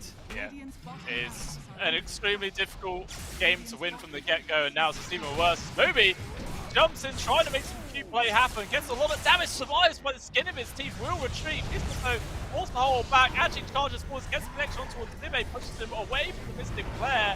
As a result, Zibe will survive, manages to get the split off. Buyback as well there from Jeezy. What we're going to do, God Strength also been popped. The only thing stopping Megas right now is the range barracks at the top. They're going to go for it. Actually, Unit just crap out buildings, going on towards the deep control there from Moby with BKB. He's going to be able to avoid the stuns charging in right now. Marsbet want to try and take the fight as best they can. The Unit is just so tanky with the BKB as well. He's invincible. They can't touch him whatsoever. Otaker as well, controlled into the back lines. With his own BKB now getting popped, they're standing their ground. Unit taking a lot of damage. They're going to buy back as well onto the primal. Moby, he's out of mana, he's out of luck, and he is gone. Otaker as well. He's trying to survive, right clicking away. He kills Hellscream, but they lose 2 more. And this very well just could be the end of the game. Pantomime banging the drums of the rock. And that is it. GG is called. Game 1 going towards Amiga. I was like, what the hell is that sound? And you mentioned it, like, oh crap, there's the rock going in and out. Marsbet, that was a decent last hold at the very end of the game, but it was just not enough. They were 20,000 gold behind against a draft that just that scales so damn well. We even have to see the Golem or the Echo Slam come out in the last fight. So really well played by Nemiga from start to finish. I really like the way that they were able to bring down the Primal Beast before these fights began. They were just like, Primal Beast is a problem. We don't want him to live. We do want to be able to focus him down. Because in a fight, when everyone's damage is split, the heart gives you so much value. Yeah. Bursting him down 2-3 seconds, then the heart's like, oh, really? That gives you nothing at that stage. Yeah, it was fantastic. Yeah, there's a lot of times where you don't want to initiate on the tanky boy, but in those situations, it was perfectly acceptable. You know, the power of the God Strength coming through, they could kill him super quick no matter what. And yeah, just made sure they always had those numbers advantage, and they just ran through Marsbet so easy. And yeah, I mean, what sort of big difference could they have made there in that game? I mean, your draft is lacking damage. I think that's the biggest problem. Is when you don't have late game. It's like no matter what you do, it's like, oh, we're gonna have a problem. If you had something, I think Slark was banned, but if you could have picked it early, that was gonna been better for you.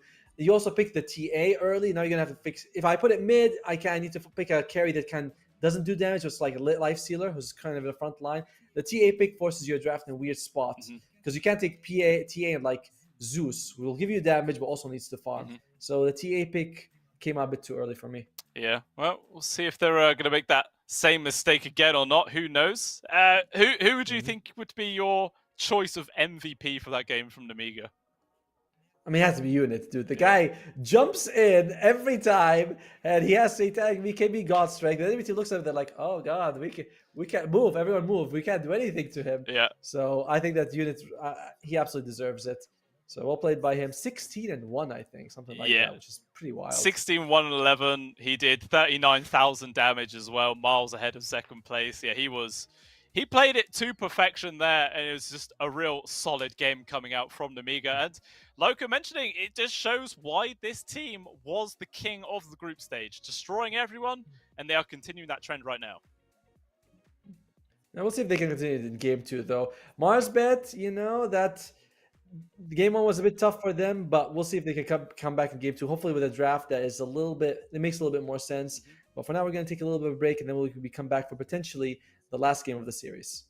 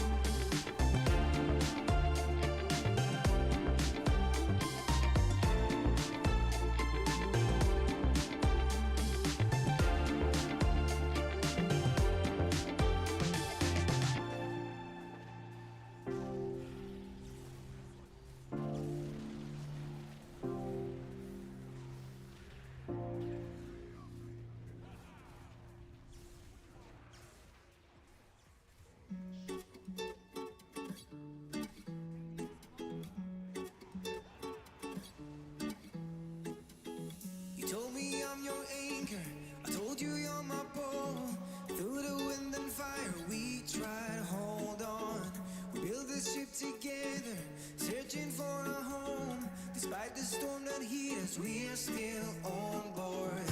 Dancing in the moonlight, the world just stop and stares. We got no destination, I'll take you anywhere. All the doors we've opened and all the books we've closed.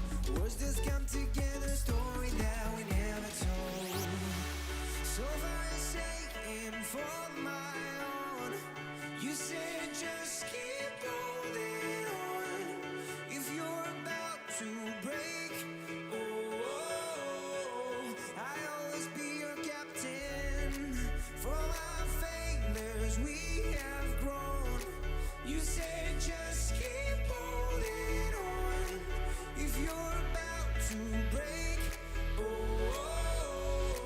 I'll always be your captain. I'll be your captain. I'll always be your captain.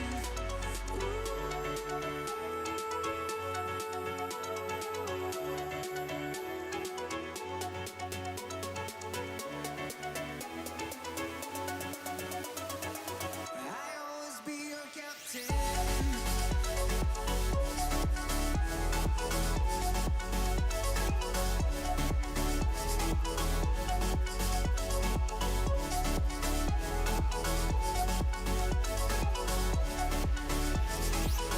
You told me I'm your anchor, I told you you're my pole. Through the wind and fire we try to hold on. All the doors we've opened and all the books we've closed. Words that come together, a story that we never told. So far safe for my own. You said just keep holding on. If you're about to break, I'll always be your captain. From our failures we have grown. You said just keep holding on. If you're about to break, I'll always be your captain. Be your captain. I'll always be your captain.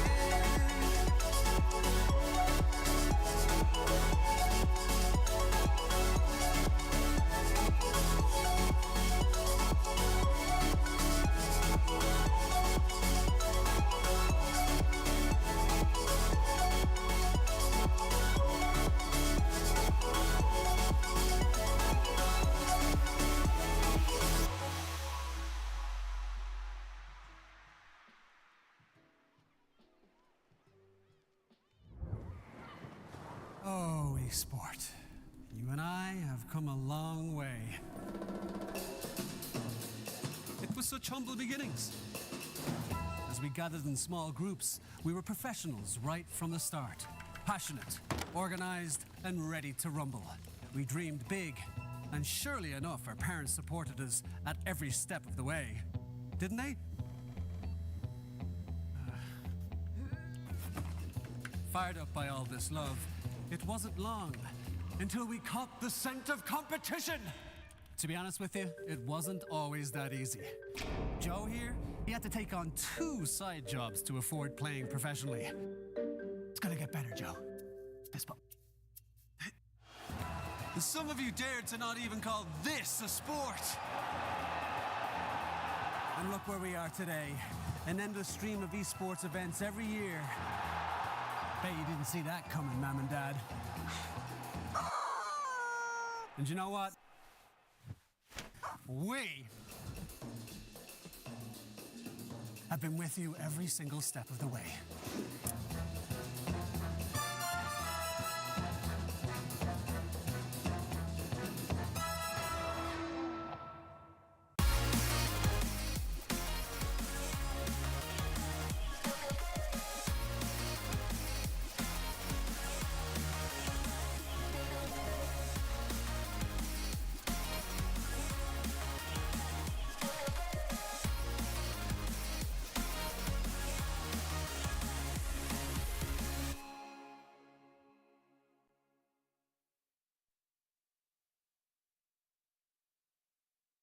Dream of working with people you watch on screen.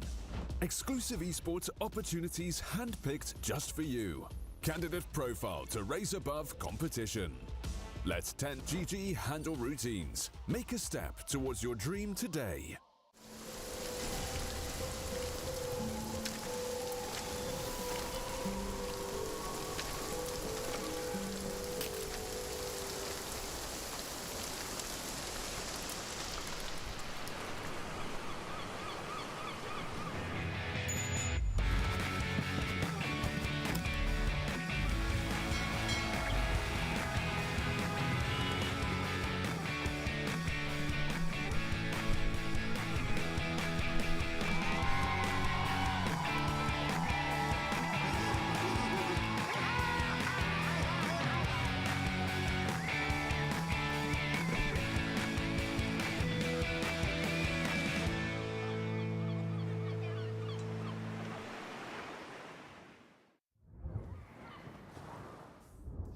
Welcome back on in, ladies and gentlemen. The second game between Marsbet and Namiga is right around the corner.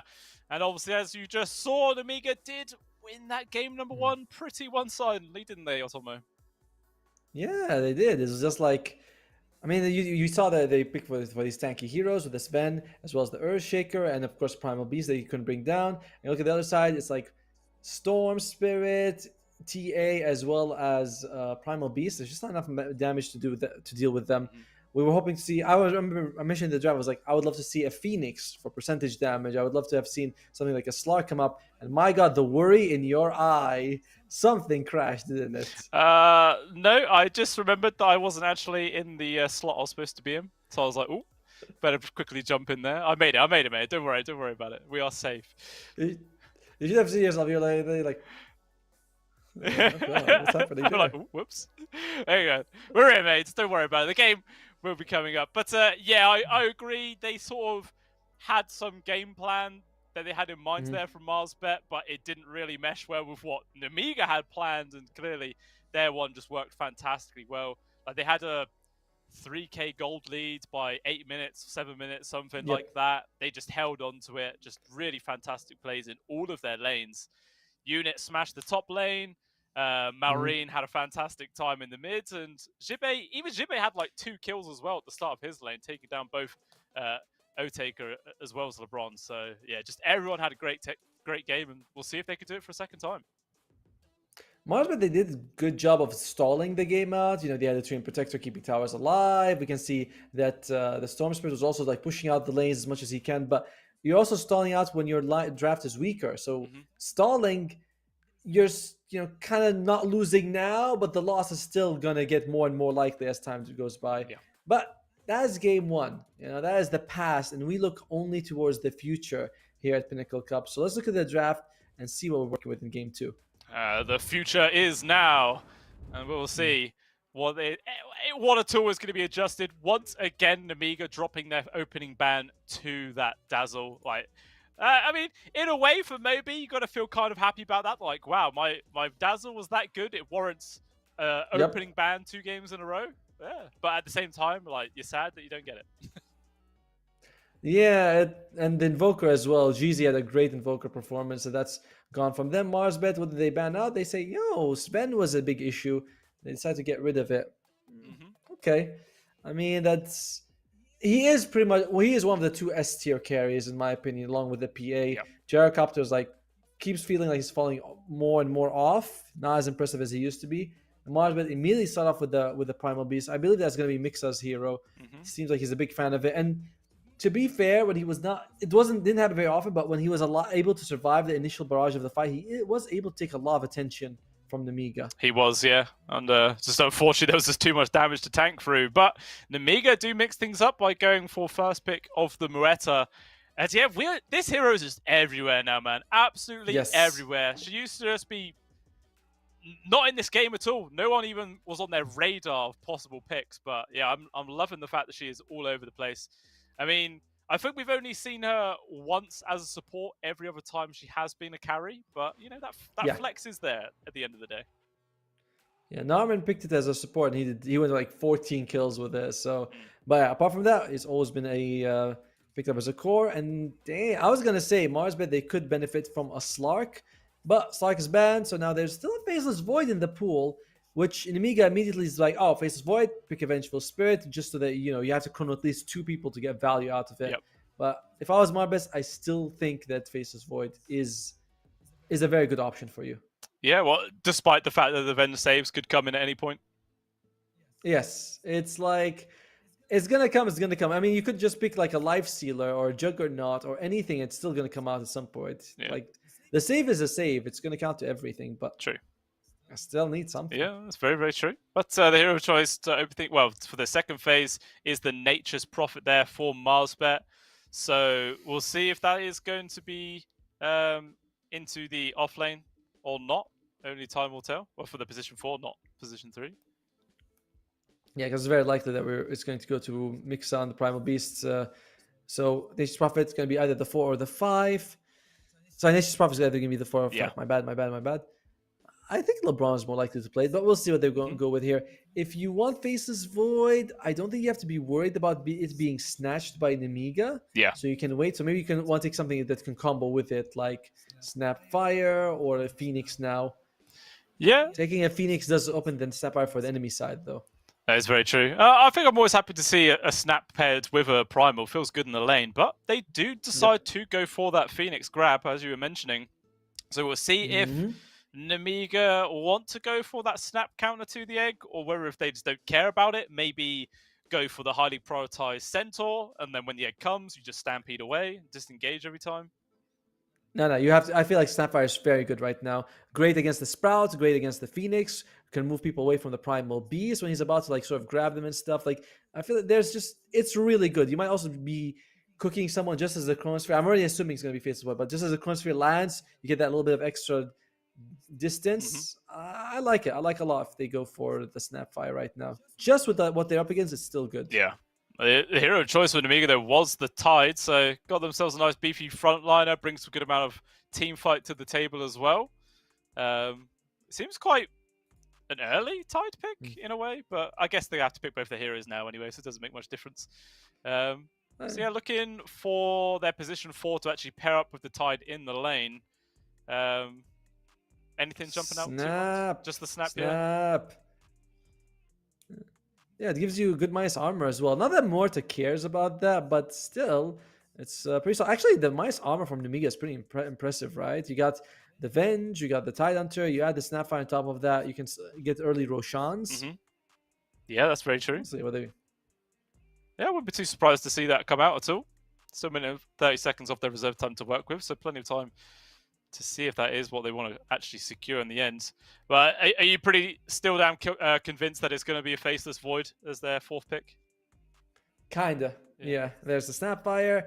Now we get. All right, look, I got like 3. If I get this Face Void, I need like 3 in a row. That's worth what? Triple points? Yeah, It has to be worth triple points. I'll give you triple, mate. I'll give you triple. Thank you very much. All right, so come on, Marsbet. They're waiting on this one. But feels like Faceless Void is really a good, pretty solid option for you. Mhm. You know, Sunray, you're up percentage damage. You don't have to worry though because you're up against Snapfire. These are 2 great egg hitters. So the is going to be like, you got to be really careful that you don't get killed. So Yeah. that's going to be the tough part. But it's still the best combo available for you. Yeah, 100%. Definitely feels. I feel like if they don't grab Faceless Void and they pick their mid or something, then 100% Namiga will just ban it out in their last 2 picks. Like, they do not want to play up against that at all. Unless Marsbet are just paying huge respects to the Vengeful Spirit save, and they're just like, they don't want to pick it into that at all. But as you mentioned, it still feels like it'd be strong just to secure the egg and whatnot in the fights. Yeah. And plus, we see you can just chrono two people. It doesn't have to be one. Just chrono 2 people, and you're like, there we go. Phoenix Egg is still Phoenix Egg, and Chronosphere is still good. Even if a swap happens, you still catch 2 people. So they're taking their time with this one on Marsbet, though. Yeah, they really are. Like for us, it seems like that would be the obvious counter play, but they might just go for something else. They go for the Podge. Yeah, boy. That's what I'm talking about. Screw you, Otomo, and your Faceless Void predictions. They're going for a Pudge. They want something chaotic and flashy. Hey, it doesn't mean that we won't see Faceless Void. This could be a mid Pudge. True. All right. Yeah. I mean, they banned out the Ursa. They want to make. They do believe that this Morta could be going mid. You know, tied onto off lane. They think that, you know, we don't want an Ursa, another counter to the Phoenix coming out here. But yeah, I'm still thinking the Faceless Void could be an option. You never know. Mm-hmm. Well, I suppose Pudge, if you can get an early Ags, even if Moreta pops her ultimate, like, you're going to take a hell of a lot of damage from that rot as a result. True. Maybe that is just the whole game plan behind picking this Pudge. Seems crazy, man, but I always love seeing a Pudge in pro play. Always great fun. I feel the same as well. You know, the hook comes out, you catch someone, you're like, woohoo! You guys see that? I land the hook, and you're like, yeah, it's on the Magnus, and he just RP'd 5 of us. Yeah. But Pudge is a fun hero to watch for sure. And if you're in the right place paired up with, if it is still a Faceless Void pick, you can hook people into the Chronosphere if you're in the right spot. It's not the easiest thing, right? Because you have to sort of get from like the side into it. But yeah, it's there's a lot of value. Of course, most of the time what you do is you hook as the Chrono lands, and you hook the Faceless Void, and you're in the trees and he's in the trees, and no one can do any damage. That's the premium Pudge hook. Mm-hmm. That is the big ticket hooker if you can get it. But yeah, it's looking like the Amiga think this is a carry Pudge. They're starting to ban out mid laners right now. There goes the Queen of Pain and the Earthshaker, just to maybe edge their bets a little bit. Obviously, Shaker's still very, very strong mid himself. Meanwhile, Marsbet, I guess they are thinking that this is going to be potentially, Moreta mid? And they're looking for a different carry as a result. Ursa being gone. Obviously, just want to remove heroes that can really make the Primal Beast lane terrible. And also, it's another hero like Pudge and Primal Beast. They're very durable, and Ursa is like, "Oh, you're durable. That's fine. That's just 2 extra attacks from me, basically." Yeah. You know, it's not as good as something like a Slark where you get to keep the Essence Shift stacks, but you're still fairly happy. Mm-hmm. They ban the Timber Saw. It's going to be their last pick here from Mars, but they have a whole minute to think about it. They go for the Dawnbreaker. My God, this draft took a very unexpected turn for me. It really did. All right, so yeah, Primal mid then, and then Mixa is going to be playing the Dawnbreaker in the off lane. Otaker on the Pudge. All right, I'm happy to see it. But still, one final pick here to come out from the Amiga. They're probably trying to make up their minds right now whether they do want to keep this meta as their carry, maybe put it mid. I mean, how would Meta fare up mid against a Primal? I feel like it'd be all right, to be honest. Yeah, I think the same way. My bigger concern is thinking about when Pudge ulti is everyone on Namiga can bother him if he doesn't have a BKB, right? It's like even if he gets a BKB, he can still swap, but Ravage, Cookie, Swap, Deadshot, Silence from the Calling. Like there's just so much for the Pudge. When he ultis, he's like, yeah, this is pretty bad for me. Very hard to actually stick on those targets at all. We'll see. 10 seconds left. Got to make up their minds pretty damn soon what it is they want to go for. And it is Omni. Huh? What is this What? draft from both sides, man? This is crazy. I know. I mean, I'm glad to see. Okay, it's going to be the mid Omni Knight, carry Morta, and it's going to be, of course, the off lane Tyranitar. So mid Omni Knight, this is a hero that you tend to go like Harpoon. You max out his E as well. Mhm. His hammer, his what's called Hammer of Purity. Yeah. I love that spell, but you can do a decent amount of damage with this guy. Echo Saber with Harpoon. Oh god! And for Marsbet, you have Dawnbreaker. You have on the mid. Yeah. Pudge is going to be playing the carry. Phoenix position 4. The Nature's Prophet going to show up everyone. Mr. Luck is going to be on the prime base. Wait, Oh, Mr. Luck he's back. He's back. He's back. We didn't even Alright, so realize. All right, mix us out, and now we're playing with a full draft. Sorry, with a full team of Marsbet. Yeah, there you go. They're coming back full power with the carry Pudge, everything else mid dawn. Yeah, this is going to be some wacky old lane setups here. Can you make any strong prediction on which team you think is actually going to come out ahead here? I think Namiga just looked so good in game 1, but this is a better draft from Marsbet. They have freaking Pudge. Oh, they have Pudge and Phoenix, but the double P's that I love. I gotta stick with. I think I'll stick with Namiga though. I do think that the draft is just easier to play with. Yeah, I think it's like you mentioned, when you factor in just how well they played in game number 1 as well, they just felt a bit more cohesive as a team. That I could definitely see them running away with it and taking their second game right now. But at the flip side of that, there's a carry Pudge, man. I always love siding with a carry Pudge. Can't help myself. Yeah, but there's a mid Omni Knight. Who cares? There's Carry Pudge. I do a lot. Yeah, it's going to be some wacky stuff. Lots of lanes we're going to have to try to pay attention to right now. Both teams actually go for a smoke. Marsbet chilling out in the mid. Meanwhile, Namiga making this 5-man wraparound into the jungle area. They're going to head down, where they might actually bump into a few members of Marsbet. LeBron being the one at the front there. Could be a free kill. Jeezy is going to have a game of his life on this Phoenix. Oh, LeBron. Yep, that's going to be the second time he dies. Oh, no. Oh! Big hook from Otaker brings him to safety right now. Still slowed from the gush. Maybe Marsbet can still force a fight out of this one. They're charging in deep, and there it is. Malrine will get first blood towards himself. Lots of damage just gets spread around amongst everybody else. Malrine obviously takes a beating, but who cares? First blood for him. Gonna mean that bottle comes out super early. Bit unusual to see LeBron taking the first point in the teleports. If he had Sprout, he would have been able to just hold the enemy down for like a second and get his escape. Otaker, he does his best to keep him alive, but it is not enough. And Malrine gets first blood. Very nice for him. Yeah, very, very nice. Oh, hook won't get the rune. It will actually land on towards Sipe by the looks. Does some damage, but without any further control. The old tidy boy will just walk it off. Perfectly fine there. So it ends up being 2 for 2 on the bounties overall. So just that first blood bonus there towards the Namiga, giving the charge. Actually, they're going to see if they can get a free kill. LeBron, not again. He's going to be able to get caught, but once more, the hook is there from Otaker. He's used like all of his mana at the start of this game to save LeBron, it feels, but hey, it's worth it at the end of the day.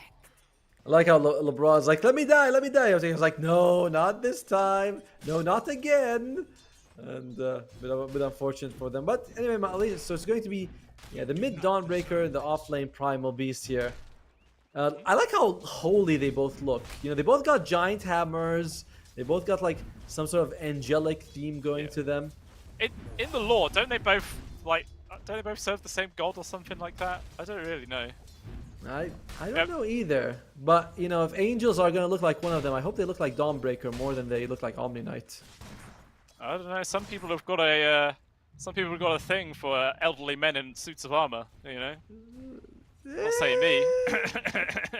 Oh, of course not. Yeah, Oh, nothing yeah. wrong with that either. Oh yeah, you know, 2023, mate. Can't judge me. How dare you? Alright, can I not judge you, but also kind of like feel? Anyway, Marsbet top lane. How's it going for them so far? Pudge. Well, we actually look at. I was looking at net worth. We got the lastest. There you go. Seems fairly even here. Pudge a little bit ahead, but not by much.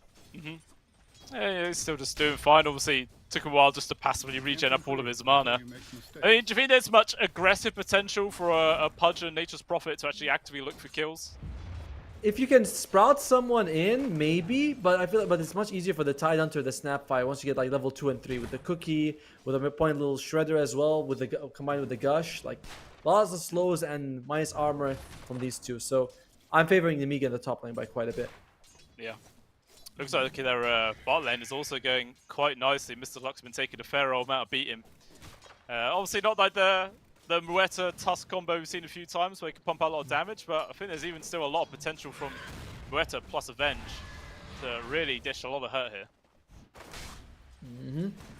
And plus, if you can get a dead shot on the Phoenix as he died, Phoenix is one of those heroes that tends to play at really low health, you know, until you get like the Tranquil boots. But most of the time you look at it, it's like Phoenix, like everything costs health to use, so which is pretty damn expensive for him.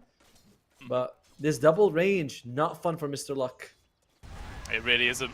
He's basically turtling by his tier 1 the entire time. Really, really hard to get out. Anyway, oh, Miwa Cheesy! Boy, he was not expecting that dead shot damage to come through. Tried to go for the dive, like the animation started, but just took too long.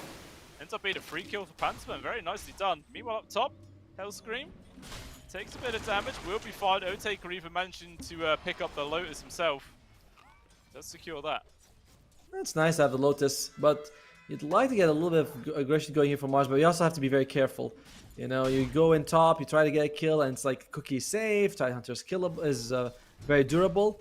The best lane so far has been Moby on this Dawnbreaker. He's having a decent time against Malrine. In terms of CS, not so much HP. Yeah, every single time he gets close, so much burst damage comes through.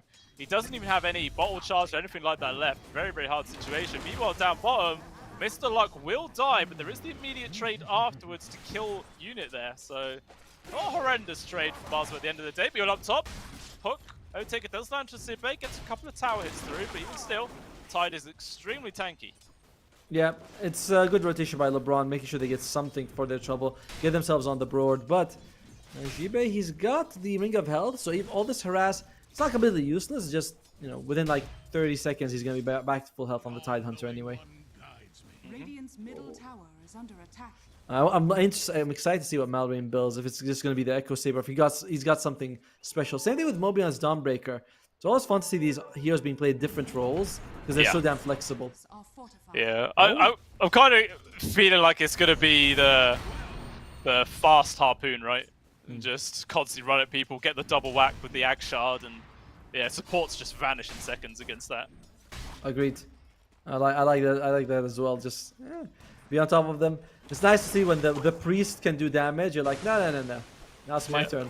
Man is a paladin at the end of the day. Meanwhile, LeBron will get killed there at the top. Ends up being easy pickings there towards Zibe. Nothing really Otaker can do that time. No hook saves to be seen. Meanwhile, though, Moby continues. He might need to start conserving his mana. He does get a Soul Ring because if fights do happen, you want to have that global presence. And in fact, Marsbet, with Nature's Prophet as well as Dawnbreaker, a gank on one person can quickly turn to a 3-man like rotation by them. Yeah, 100%. Can definitely dish out a lot of damage. Meanwhile, unit maybe wasn't expecting Mr. Luck to turn around there, but the slows came through plus the stun. It's very hard for him to actually stand his ground. He'll have to fall back himself.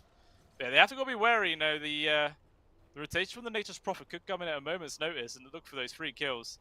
I mean, I'm kind of surprised LeBron hasn't done that already, or is he just afraid of leaving Otaker? Well, he did once, but I kind of expected it to happen multiple times by this point. But yeah, is he just really afraid of leaving Otaker alone or something? I think maybe he is, but I mean, Otaker is a pudge and it's fairly durable.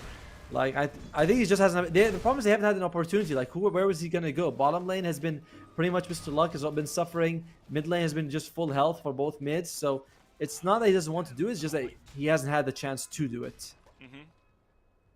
Oh, there you go. He's doing. He's teleporting. There you go. See?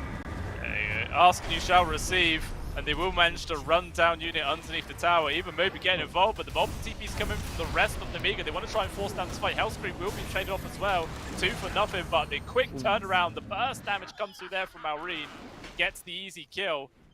Can they actually find anybody else? Doesn't look like it. So, you know, even still, it is a 2-for-1 trade favoring Mars, but they're very happy with that. You know, they get 2 cores. Dawnbreaker uses his ultimate, which is nice, which means that you can.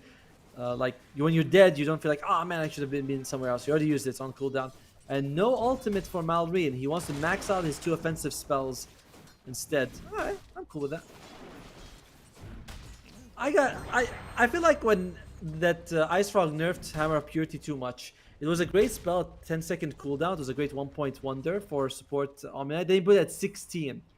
You know, it's like, come on. 6 seconds? It's not a spell you max out, so you feel those 6 seconds for the rest of the game. Yeah, you really do. I wouldn't even say it was that OP either. It was quite nice. Just a way of not actually trading. Yeah, like I love this because when you play it as a position 5, you're like, all right, I got some offensive power. You know, you go throw it out on the enemy, you go forward and you get a heal off. Oh, Taker, still durable, still very durable. Takes a bit of beatings. Obviously, Zibe with the old meme hammer, just landing onto the hero. But Otaker now is level 6, so it feels like there's the chance that they can start getting aggressive themselves in this safe lane. But Pantomime actually rotates up with the twin gates. There's 3 members of Nemiga are nearby. Might try and look for a kill themselves. Depends if anyone sets out of position. Level 6 is not yet on supports, but they're quite close to it. Well, I think most of the supports are at level 5 right now. And there's Egg we're going to have on one side. Nature's Prophet's ultimate, Swap, as well as Snapfire's Mortimer's Kisses. Does feel like Marsbet has a slightly better... Oh, Hook misses. Oh, so does the Cookie though. They end up trading spells a little bit there. So that's fine. I wonder if it was on purpose, but that he gets the creeps to look at LeBron rather than Otaker. Because if they were looking at Otaker, it would have landed 100%. Yeah, it would have done. They decided to change targets last second. Made things very, very awkward. But even still, you know, 8.5 minutes in, the CS difference between top and bottom of the course isn't even that much. Actually, fighting down at the bot. The ult will land. The outcomes the round from Zibe connects on towards 3. The hammer will actually get cancelled there by the pulverized unit. Trying to walk away, so damn slow. His armor will now wear off, and LeBron, they need a couple more right clicks, one more dead shot, will get the connection, but the right click was there just in time for LeBron to get the final touch. They still do get the kill, and Pantomime just dragging the creeps away. The long-range hammer will get the finishing touch, so another 2 kills there for Marsbet. Again, they do trade away the support, but it's all favorable. Completely worth it for them. In terms of items, anything, Malrine, he is going straight up for the Echo Saber. He has to take a 1 point in Repel, just so that he has that magic immunity for himself.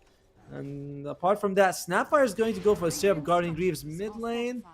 No, Morta, standard, Maelstrom, nothing crazy there. LeBron's going, he's not going for the Spirit Vessel, he's going straight up Orchid on Nature's Prophet. Ah, that's pretty crazy. I mean, I like it. Yeah, I mean, it says you can get the grabs onto Meta before she ults, maybe? Try and burst her down that way, something like that. Stop Snapfire's ultimate as well, also very useful. Yes, very true, yeah. And Otaker, he wants to go straight up for the Aghanim Scepter. Mr. Luck has the Vanguard, he's going to go for Blade Mail. Phoenix wants a Hand of Midas. A man of quality, this GZ. He's like, yep, I want to make sure I get farm. I like it. A man of greed, you mean? Pure greed. No, he's a good guy. This is how he should be. To be fair, Phoenix is a hero that really wants levels. And it's like, what, are you going to get 4 staff? Come on. And you want to have Midas. Then you go for the Shard and Refresher Orb, so double egg. I guess it kind of makes sense. You can make the argument for it. We'll see if this it does work out. It obviously takes a longer time to pay off economically, but as you mentioned, the XP a lot of the time is just worth it in general. But still, oh, yeah. I was gonna say Phoenix is also one of the best supports at farming, though. You know, you throw out a couple of Fire Spirits for in the lane or just to farm up the jungle. Like, he's really good at farming, so it's justified. Him and Ogre Magi should always get a Hand of Midas. Yeah, always, you say, always, no matter what. Well, it is still a 3,000 gold lead favoring Marsbet at this point. Nemiga are starting to trail behind a fair amount now. Depends if Marsbet can try and continue to apply pressure with the lead they have able to build up, or they want to use it just to secure farm. I mean, I suppose they still have to wait for Otaker to get the Ags, and then as soon as that is up, I'm sure that's the cue for them just to start running at people, right? Yep. I mean, at that point, yeah, I'd like to see it. The Aghanim Scepter. In general, though, Marsbet doesn't feel like they need any sort of particularly big item. You know, they just can engage whenever they want. seems like their spells are the bigger factor. You know, Solar Guardian, Nature's Prophet teleporting all over the map. The egg, like, it doesn't feel like they're a team that needs to wait. They can just take a fight anytime. Yeah, I agree. They definitely could. But we do see a smoke move here being made from Nemiga, trying to see if they can actually find Otaker, but he just knew. He falls off all the way to the right side, far up the camp, but even still, Malrine will actually find him. Got this DD rune online for a couple more seconds. Could be able to do some damage. Straight up TPs. Is there a cancel? The cookie is there just in time. Otaker needs some help for the rest of the squad. Finally, in comes the Thornbreaker, but then Formus Kiss's damage is too much, but it doesn't matter. They get the two-man trade instead, and Pantomime eventually will get ran down. Or will it trying to TP? There is no cancel. The pulverize just slightly too far away. And it ends up being another little trade there, favoring Malsbet. Oh man, Pantomime kind of, I don't want to say it, but he kind of messed up because Omniad was in the middle of the animation of the repel, and when he swapped him, so he interrupted him, and they were both inside the Solar Guardian. So, that was not what you wanted. That was not what you wanted, and you lose Malrine because of that. Yeah, I mean, very, very costly. Solar Guardian still pierces BKB, but you know, you would have been able to dodge a lot after that. You see there on the chart, it's still a solid win probability favoring Nemiga right now. I think that's always the case when there's a carry Pudge. Like, Gaben absolutely hates Pudge. I think so too. Meanwhile, the one thing about Nemiga though is that they have the Guardian Greaves coming out on Snap, and Titan's going to go for this pipe. So your durability is going to go up by a lot. Yeah, it definitely will. Bit by bit, they are just slowly shoving this tier 1 with the hammer. Even Malrine's still here. Gonna be able to get the swap actually there on towards the Bron. The Sprouts unfortunately not in time to protect himself. Ends up being a free kill given away, plus the tower. It's always a nice little free grab there for the side of Nemiga. At the end of the day, it is space for the rest of Malsbet. You can see on the minimap, all 4 of them spread across different parts of the map, maximizing their farm as much as they possibly can. It's quite greedy, the Marsbet supports, right? Orchid on Nature's Prophet, Hand of Midas on the Phoenix. Like, you're not going to be getting too much value of these on these heroes until quite a while after. You know, obviously Phoenix, as we mentioned, is always good, but you know, there's no Force Staff, there's no Glimmer Capes. It's just like, oh, we're kind of playing for ourselves. We want these items. Yeah. Definitely seems that way. See, Malrine as well has now got his Echo Saber completed. Now immediately queued up the Ag Shard after that, and then I'm assuming it will just be the standard Harpoon once you can eventually get off money. Still a fair ways away though. Yeah, they're going to continue trying to look for any grabs. The thing about Nemiga is, I think they're a little scared to go for grabs, just because we talked about it. You show up anywhere, and the enemy team can come up with a teleport as well as with a Solar Guardian. You're better off going for towers, because it's like you go to the forest with 2 people, and suddenly it turns against you. Like 5-on-5s are much better for you, because enemy's mobility becomes much less of a factor. Yeah, that's very true. Just try and force those fights if you possibly can, but I suppose at the same time, it's all just trying to build time for Unit to maximize his farm, who he is going in for I think it's the Dragon Lance next that he's got queued up. I don't know, his items are a mess. It's hard to tell. Well, Aghanim Scepter is finished, so that's the one item that's not a mess. And then on the other side, we do have the Snapfire gets the mech. I believe Titanter should be also fairly close to that pipe. Now the question becomes, since we look like we're going to be here for a while, you know, it looks like this is not going to be a fast game. So which team has the better late game? That becomes the question. Looks like our observer's like, hey, there's a Muerta. And I'm like, yes, I do think the Muerta outscales the Pudge by quite a bit. Then you have Omni Knight as well as the Dawnbreaker. Dawnbreaker, for some reason, this hero's damage doesn't scale that well. I'm not quite sure what it is. Looks like something. A very quick kill is that. Yeah, I agree. The Dawnbreaker doesn't scale too great. I feel like the Omni's damage does, though, quite nicely. He can still pack a heck of a punch in the later parts of the game. Real damage. Yeah, you know, the thing is, Malsbet, though, do have the Nature's Prophet, who themselves just eventually turns into a core once the game gets late enough. True. That's always something you have to pay respects to. Yeah, I'd say I'd favor the cores on Nemiga and the supports on Marsbet, because one of them you mentioned is the Nature's Prophet. And of course, Phoenix, his damage is percentage base, which is always good.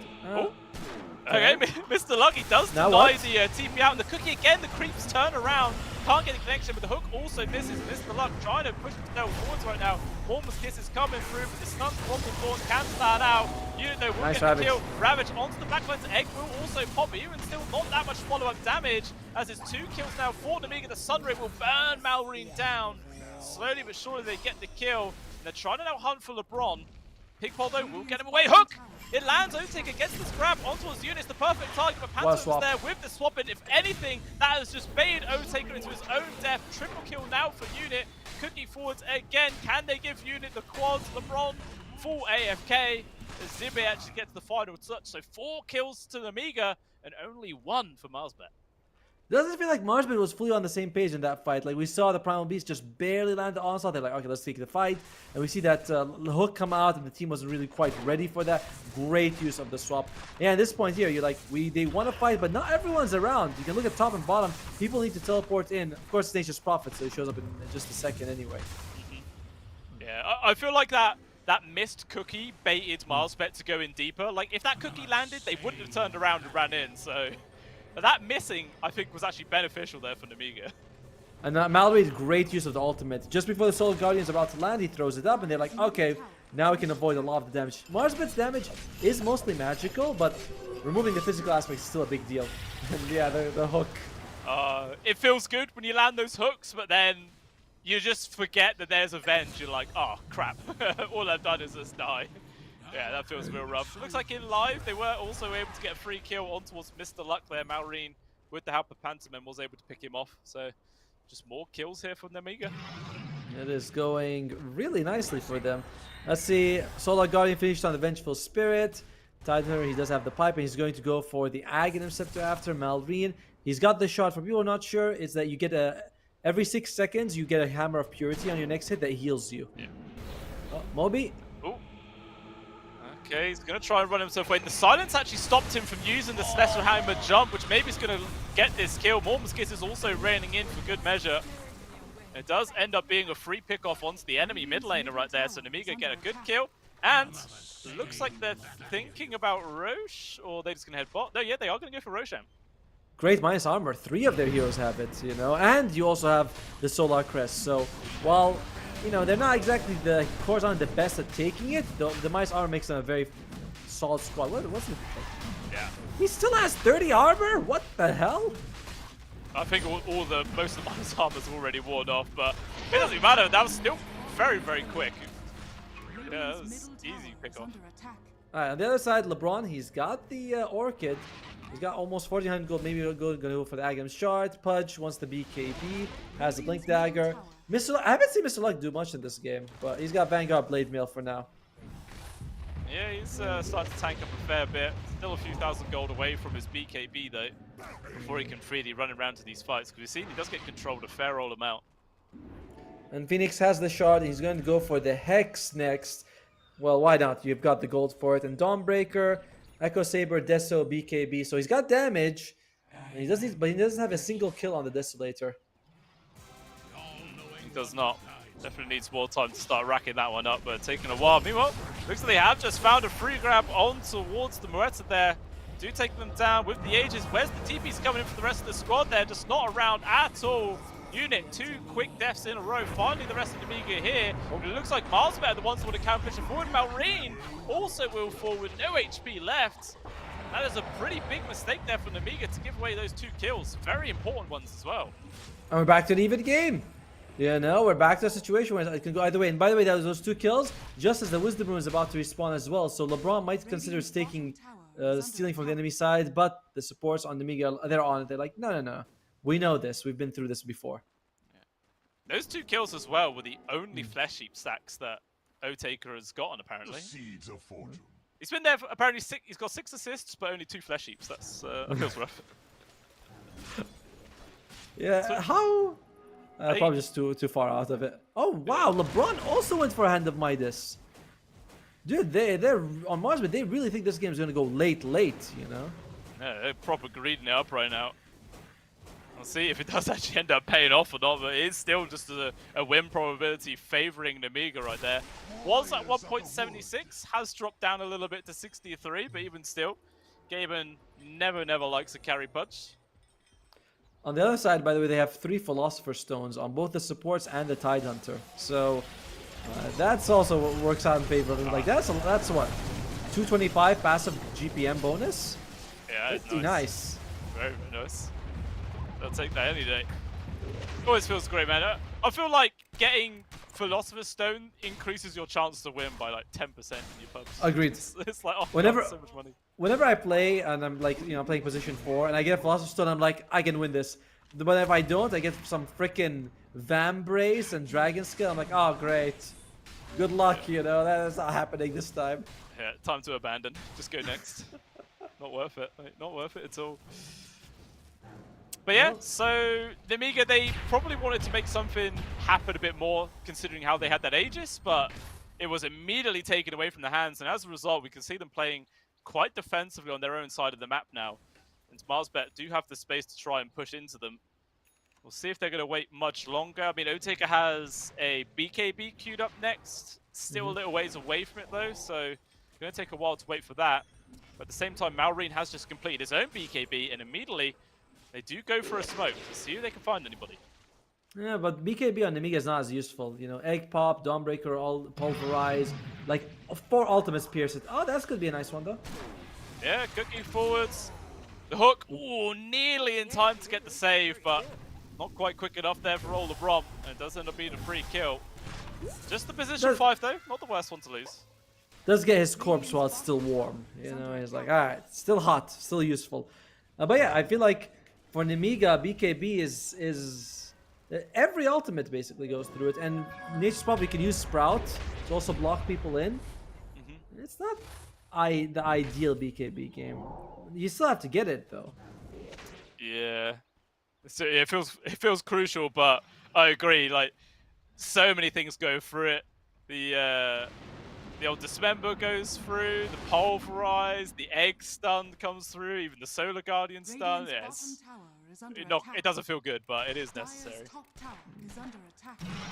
Well, in the meantime, Amiga, they start pushing a little bit here. We'll see if they want to commit to it or not. Malrian, the problem with the core Omni Knight is that you're like, do you want to save people or do you want to do damage? Your skill set's built for 2 things, but not at the same time. Yeah.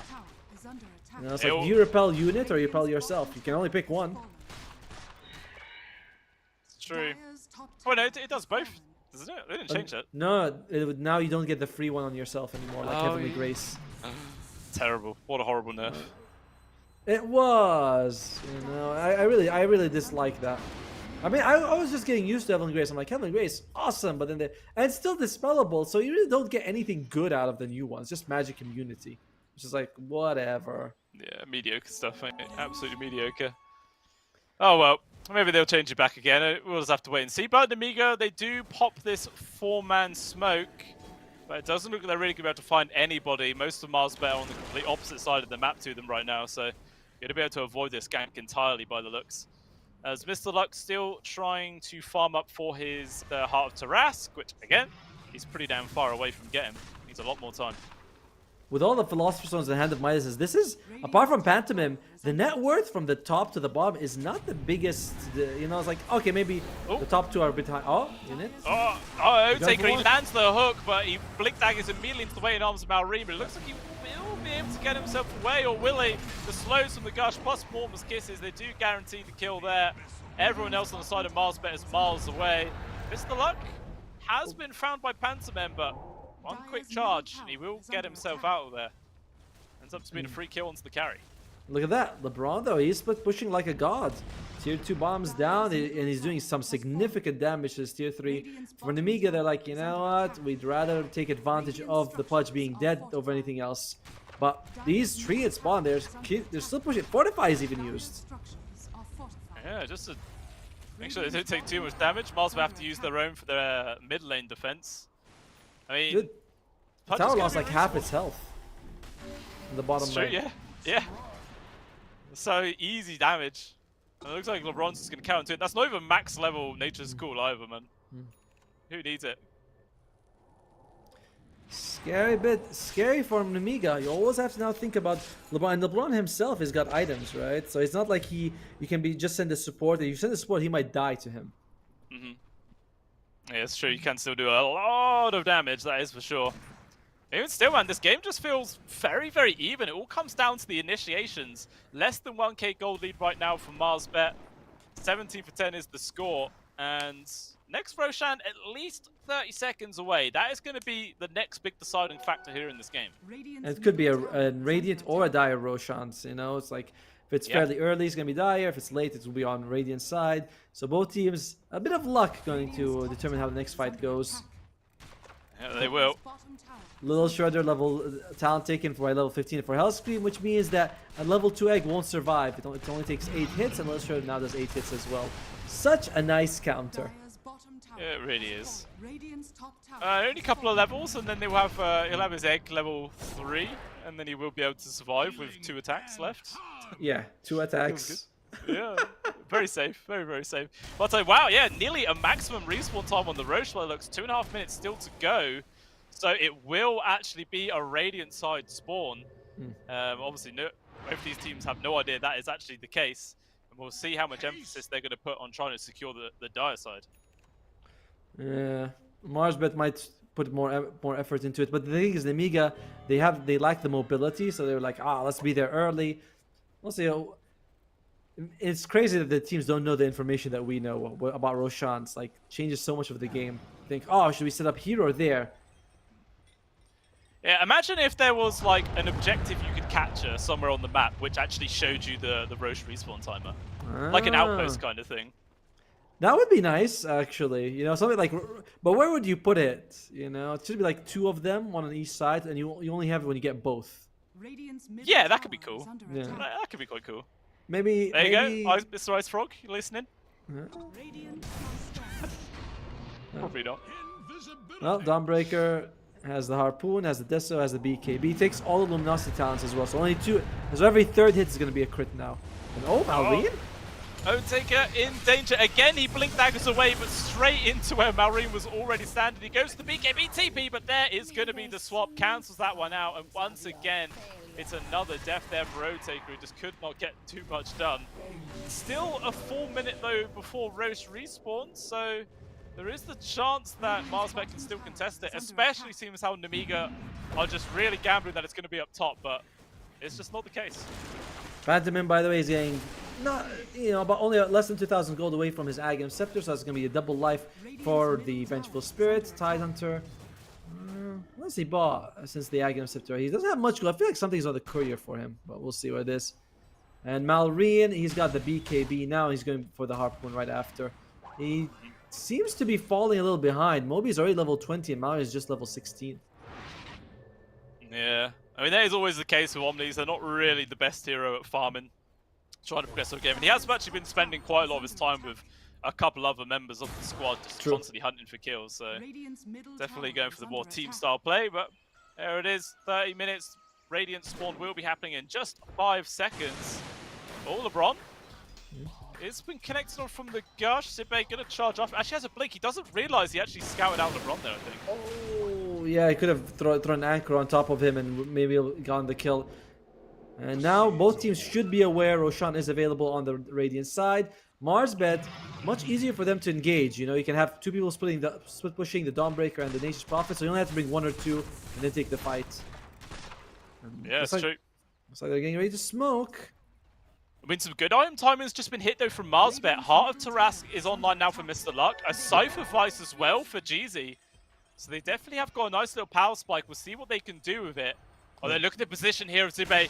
Sat on the high ground waiting. The hook will actually click onto him. Otaker not realizing that is the worst target he can possibly land on. The rest of the squad, Mr. Luck charging in towards the Roche. Roche is super low. They do kill Unit. The super squishy Beretta just drops way too quickly to do anything about. Zibbe eventually just going to get ran down there by Otaker. And this is a massive win here for MarsBet. Picking off person after person. The only survivor here are the 2 supports. Pantomime not going to be able to escape. And that is a Roshan completely for free. No BKB, no Pierce the Veil being used by Unit, just controlling that fight. And we've mentioned it, like this ability to show up anywhere on the map for Marsbet. You know, you bring it to a couple people, and you're like, all right, we should just take the fight. It's looking good for us. The egg wasn't even used, you know, like they didn't even. That's why I felt like Marsbet fought with half their strength basically and just managed to win.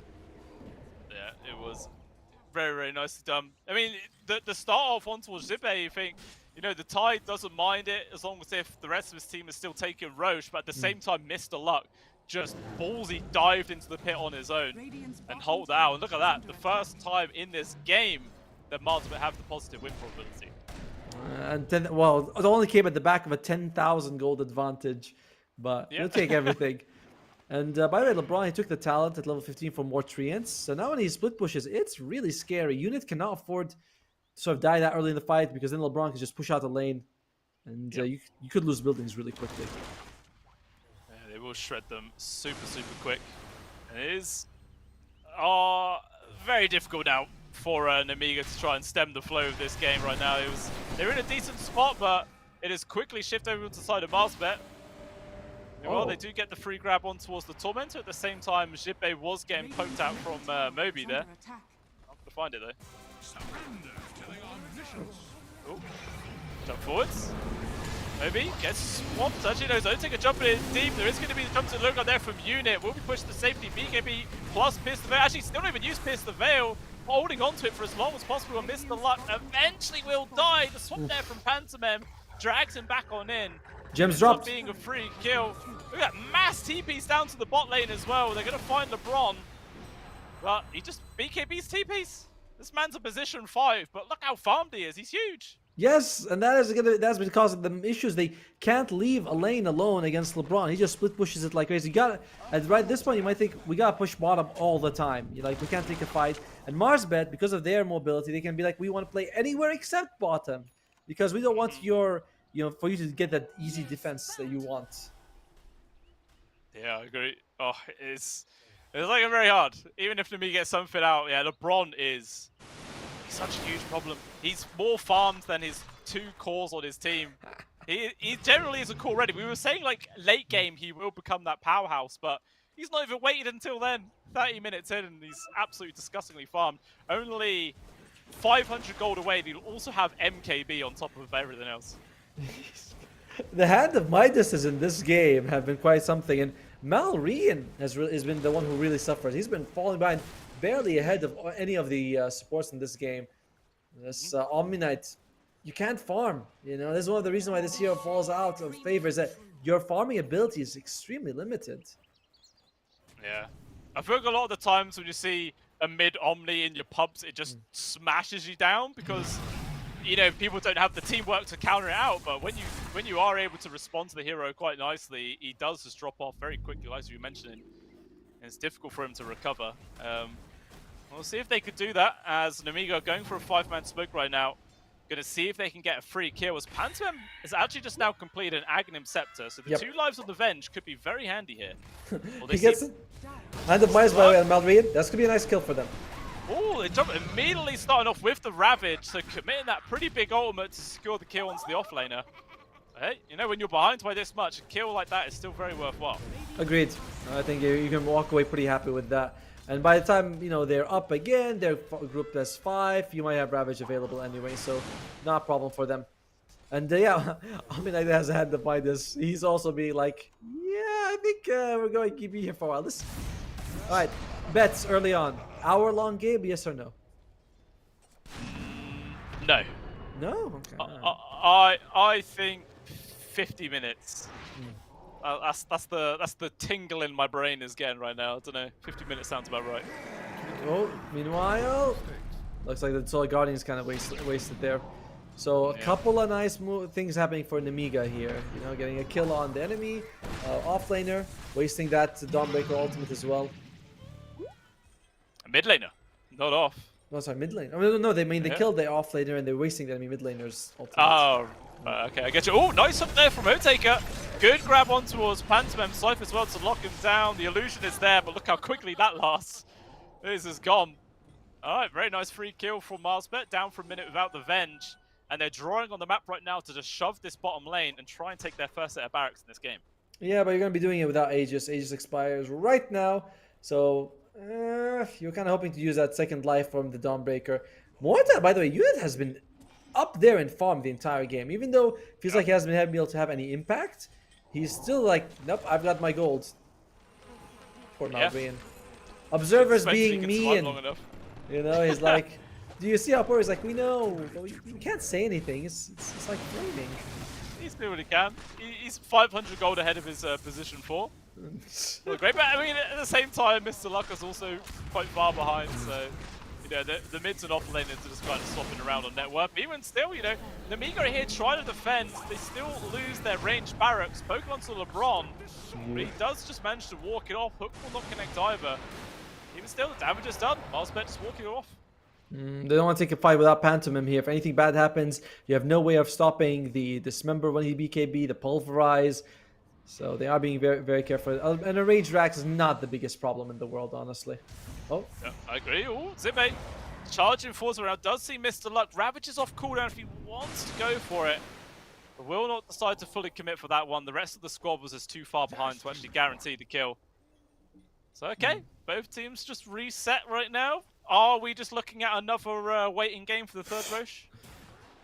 Waiting game for the third Roche. No, I think you want to get something done before then, you know, because you have enough time to get a pick off, then you have your ultimates available by the time Roche, even if it's an instant Roche, you know, rather than risking it all in one fight. Like, you have a chance for 2 fights here for both teams. And Nemiga is the one who I think needs to make the moves. You're the one that's behind. Yeah. I mean, the one saving grace is the fact that unit is still mega farmed, top of the net worth. Only slightly ahead that of Moby though, but still feels like you pump out a lot of damage. Daedalus, BKB, the Olnir plus the Lincolns. You can definitely do a lot of work. Also actually has a Swift Blink as his next queued item. Meanwhile though, they have found an opening going towards Zippe. It's a hard target to find right now. Otaker pops the BKB, but look at those right clicks, man. Tearing him to pieces, he has to use the cheese. And the right clicks come from the egg pops, man. The Gunslinger is just too damn strong against the Otaker can only run away. What is the damage coming out from this Beretta? Mr. Luck survives by the skin of his teeth. He's trying to get out. TP in the trees. Is there a random dead shot? No. Pantomime swaps forwards trying to find the kill, but he can't get it. Damn, man. The damage that this guy can pump out. Looking at the graph from that fight, 12,500 damage there from unit. Dude, and the crazy thing was, I thought the egg was 100% gonna come out. You know, I was like, there's no way he's gonna get it. And he just like, you know, a couple of gunslinger hits and the egg's gone. Like, holy crap, unit is insane. And now, Marsbet, you want to buy back on 30 seconds? Fortify is used, but like, look how long the egg is until he actually deals with it. And you go for Jive. Look, it comes out now. It's still on. It's still on. It's still on. It's still on. Now he gets it. There was, yeah, you got 2 double hits, and the rest were just normal right clicks there. That was absolutely nasty. And literally all Otaker could do was just try and run away, and he just was not fast enough for that. Oh, actually, they've got the full mid. That's nice. Oh, actually, they've also maybe found another kill. Jesus Christ, Zippe! He vanished! He actually just vanished! What was that? He's got buyback, so it's not the biggest deal here for Nemiga. Plus, he died without his ultimate, so it's kind of acceptable here. Unless he got Ravage. Okay, let's see. Okay, tell me if I'm wrong, but that level 20 talent, the one that you get Kraken Shell thing, it kind of sucks. What's the other one? Oh, here we go. Oh, yeah. They're going to try and focus that onto his unit. It's a big target if they can find him. The swap is there just in time. They do actually hook unit back in, but he's happy to be up close and personal. Look at the right clicks just flying out. Now Mr. Luck trying to TP. Can he survive long enough? He will. But Jesus, man, those 2 big tanky cores on Marsbet look like absolute soft cheese compared to this Beretta. Disgusting amount of damage. What tanky cores? You know, it's like, what? Where are they? The Morta doesn't care. Holy crap. This is why this hero has been rising in popularity. The amount of damage Pierce the Veil gives you is... Oh, and by the way, you get that permanent damage amplification as well when you get it, which is insane. Wait, they're going to end the game. They're just going for the tier 4s. They don't care about more barracks or anything. I mean, there is no buyback available for the Pudge, but there is one for the Dawn at the very least. But even still, look at the tower damage that comes out. Unfortunately for unit, his gunslinger keeps hitting the pointless build off to the side. He's very unlucky there. Eventually they're gonna go though, you know. Oh, here comes a stun. Pretty good. Oh, aggressive swap on towards the bronze. Shots towards the 12, focusing on towards Unit, but there is going to be the Ravage, and then Unit, he just popped his ult, and they disappear. What is this damage, man? Ultra kill in the blink of an eye, and that is it. GG is cool, and it's a 2-0 victory for Nemiga. By the way, they add with the little shredder to reduce armor, which I don't think it matters from years of the meal, but Unit, he's like, do you see the smile when the game ended? The guy knows. Yeah, I can't, my team. I did it. That was all me. What? Oh, it's stupid, man. That fight was 3 seconds, right? And Yes. he did 13,000 damage in 3 seconds. From the middle fight, right? When they got the egg to, like, when they broke the egg and they got 2 kills out of it, you're like, this is insane. I don't think I've ever seen any more to do that much damage. Like, Oh, yeah. dude, 54,000. The nearest in the entire game did 20. Like, Unit is. Oh my god. That is not fair, man. That was absolutely disgusting. The only time that I've seen Muertas do that are in my pubs when it's paired up with like an IO and they got the attack speed crap going on, and that was just unfair. Yes. And it's such a weird flip because the team fight before that one in the mid, Muerta looked squishy as hell. They could kill her quickly, and then 5 seconds afterwards, all of a sudden she's invincible and deletes the entire lobby in a second. Oh, broken as hell. Like, we were watching the replay, and I was thinking, okay, they're going to go back. They only have 20 seconds till they come back. When we go back, we're like, oh, yeah, the Raxes are gone. You're like, what? Really? Raxes are gone? But insanely well played by Nemiga. Honestly, Unit MVP in that. I think both games, right? Game 1, he was on the Sven. Just a fantastic carry. And they get to advance. The teammate lives are alive. 5,000 in the pocket. Chance to go for Malta. A little bit unfortunate, though, that we are going to be losing Marsbet in this one. Yeah, you know, someone does have to lose, and Nemiga once again just showing why these guys were top of their group stage. Only dropping one map, not dropping a single one in this series. And yeah, they will be pushing themselves forwards to be playing up against the winners of Moneymakers and Lunar Galaxy as well. So that obviously that series will be coming up later on. As I'm sure we'll have a look at look at the brackets right now. See Team Tickles and Nemiga in the semis. Yep, and they're waiting for their opponents. For Nemigas, either Luna Galaxy or Moneymakers. Kind of feeling like Luna Galaxy might be making through. And the other side, we have B8 versus Sibe team. So, you know, the Dendy.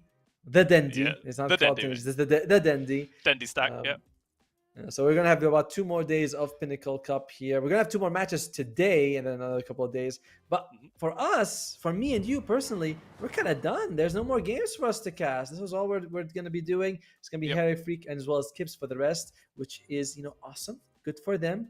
But that means we don't get to see the rest of the journey. We are going to be spectators. Like spectators, you know, sat on the sidelines like plebs cheering. Our voices will be lost in Twitch chat as they always are. But writing, you know, you could just write. I would have missed that hook. You know, anytime something happened, I would have landed that arrow. Yeah, I wouldn't have missed that hook. And then in quotations, I have 2K MMR, and then that's it. But yeah, again, just a big congratulations there to Nemiga pushing themselves forwards. Much deserved victory. Nearly Marsbet were able to bounce back in that second game, but nope. You know, Gaben was right the whole time. He did not like the Pudge carry, and for good reason, because Moretta was, she's busted. Oh, that was ridiculous. Also insanely well that they didn't take 5-on-5s. They always had their 5. The enemy team had like 2 or 3, so they were able. That's how they came back. Because you look at the last 2 fights, it wasn't there. Marsbet wasn't able to field the full roster. Like even the last fight, they didn't have the buyback on the Pudge, so it was still a 5 versus 4 engagement and showing not just great itemization, but great gameplay and approach to the game as well. Yeah, it really was fantastic stuff for them. I'm looking forward to see what else they can do in the future. But as you're mentioning, that is us now done for the day, ladies and gentlemen. We've got 2 more games coming up. It will be Sibe team versus Bait next. And as you mentioned, that will be done by Hairy Freak and Kips, which is in about 17 minutes, guys. So a little bit of a longer break. Time for you all to get a snack, feel nice and rested. But we will see you soon for the continuation of the Pinnacle Cup. See you later. Oh, esport. You and I have come a long way. It was such humble beginnings. As we we gathered in small groups, we were professionals right from the start. Passionate, organized, and ready to rumble. We dreamed big, and surely enough, our parents supported us at every step of the way. Didn't they? Fired up by all this love, it wasn't long until we caught the scent of competition. To be honest with you, it wasn't always that easy. Joe here, he had to take on 2 side jobs to afford playing professionally. It's gonna get better, Joe. Some of you dared to not even call this a sport. And look where we are today. An endless stream of esports events every year. Bet you didn't see that coming, Mom and Dad. And you know what? We have been with you every single step of the way.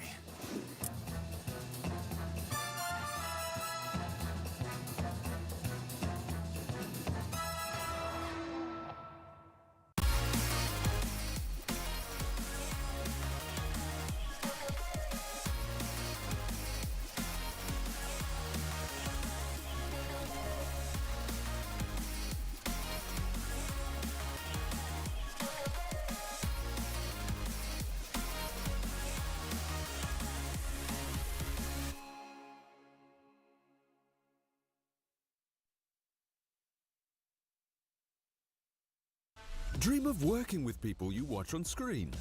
Exclusive esports opportunities handpicked just for you. Candidate profile to raise above competition. Let 10GG handle routines. Make a step towards your dream today. More than just friends. But that was last summer. That was last summer. That was last summer. That was last summer. And that there was last summer.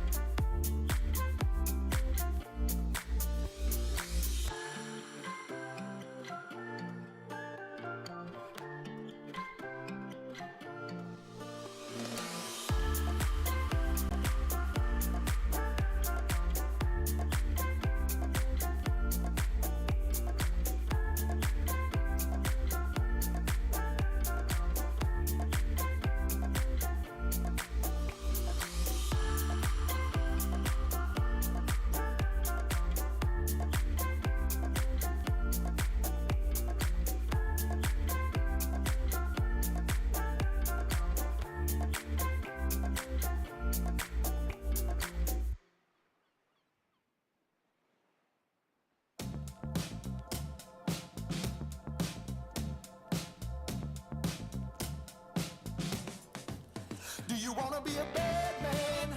Yes, you do.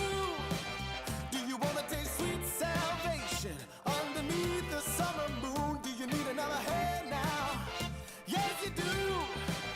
Go see Miss Josie down on Columbus Avenue. Down in the city, there's a place that never sleeps.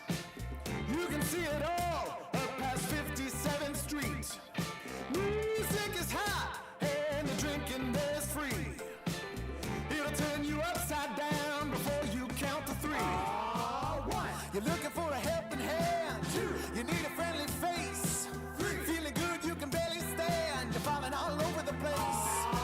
One, you're looking for a helping hand. Two, you need a friendly face. Three, feeling good you can barely stand. You're falling all over the place. You own it, they got it, they flown it, you bought it. Ow! Do you wanna be a bad man? Yes, you do.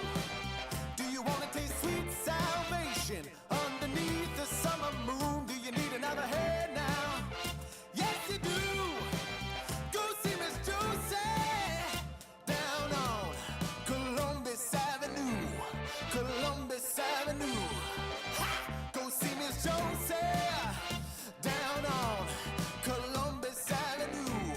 Columbus Avenue. Ha! Go see Miss Josie down on Columbus Avenue.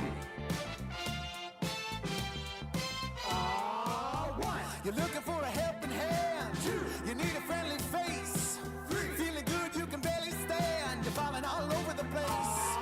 One, you're looking for a helping hand. Two, you need a friendly face. Three, feeling good you can barely stand. You're falling all over the place. You own it, they got it, they flown it, you bought it. Ow! Go see Miss Josie down on Columbus Avenue. All right, Columbus Avenue.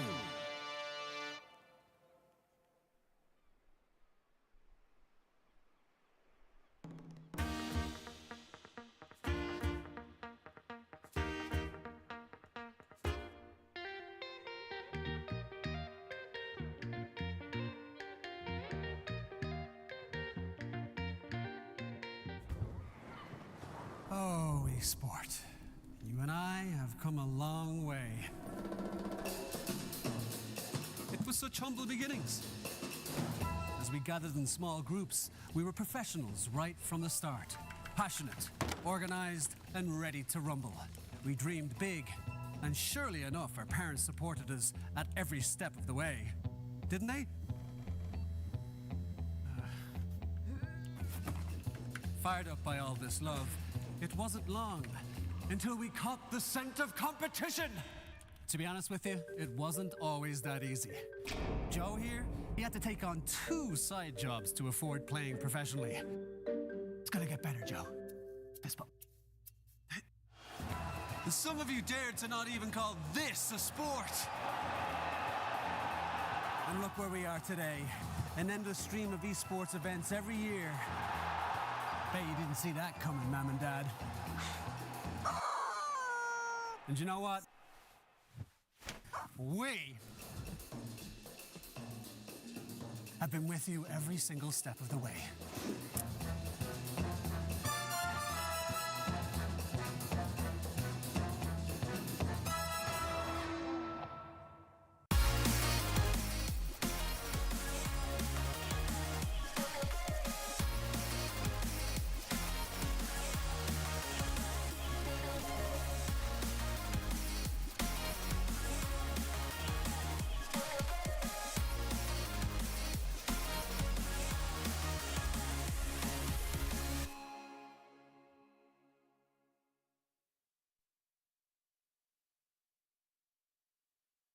Dream of working with people you watch on screen.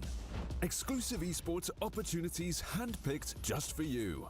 Candidate profile to raise above competition. Let 10GG handle routines. Make a step towards your dream today.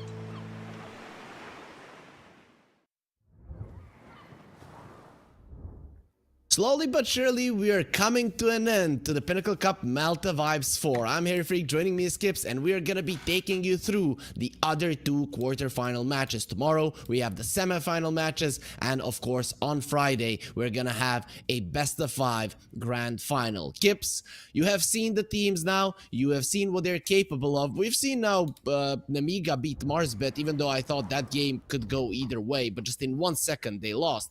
But now... Yeah. Do you actually have an idea of who you see as the favorites? Is it still Luna Galaxy? Is it maybe Team Tickles, or have Nemiga, put you in their corner a bit? I mean, I'm always just a little bit in Nemiga's corner, right? Okay. But no, as far as this goes here, it is very hard for me to vote against Luna Galaxy.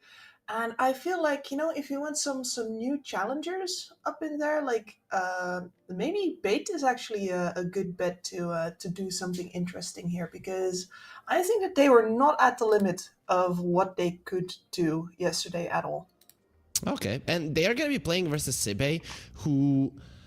Just like Nemiga, haven't lost a single series. They have lost one game, however, but overall have been looking amazing in the group stage. And here we are going to be looking at the Bait Esports lineup.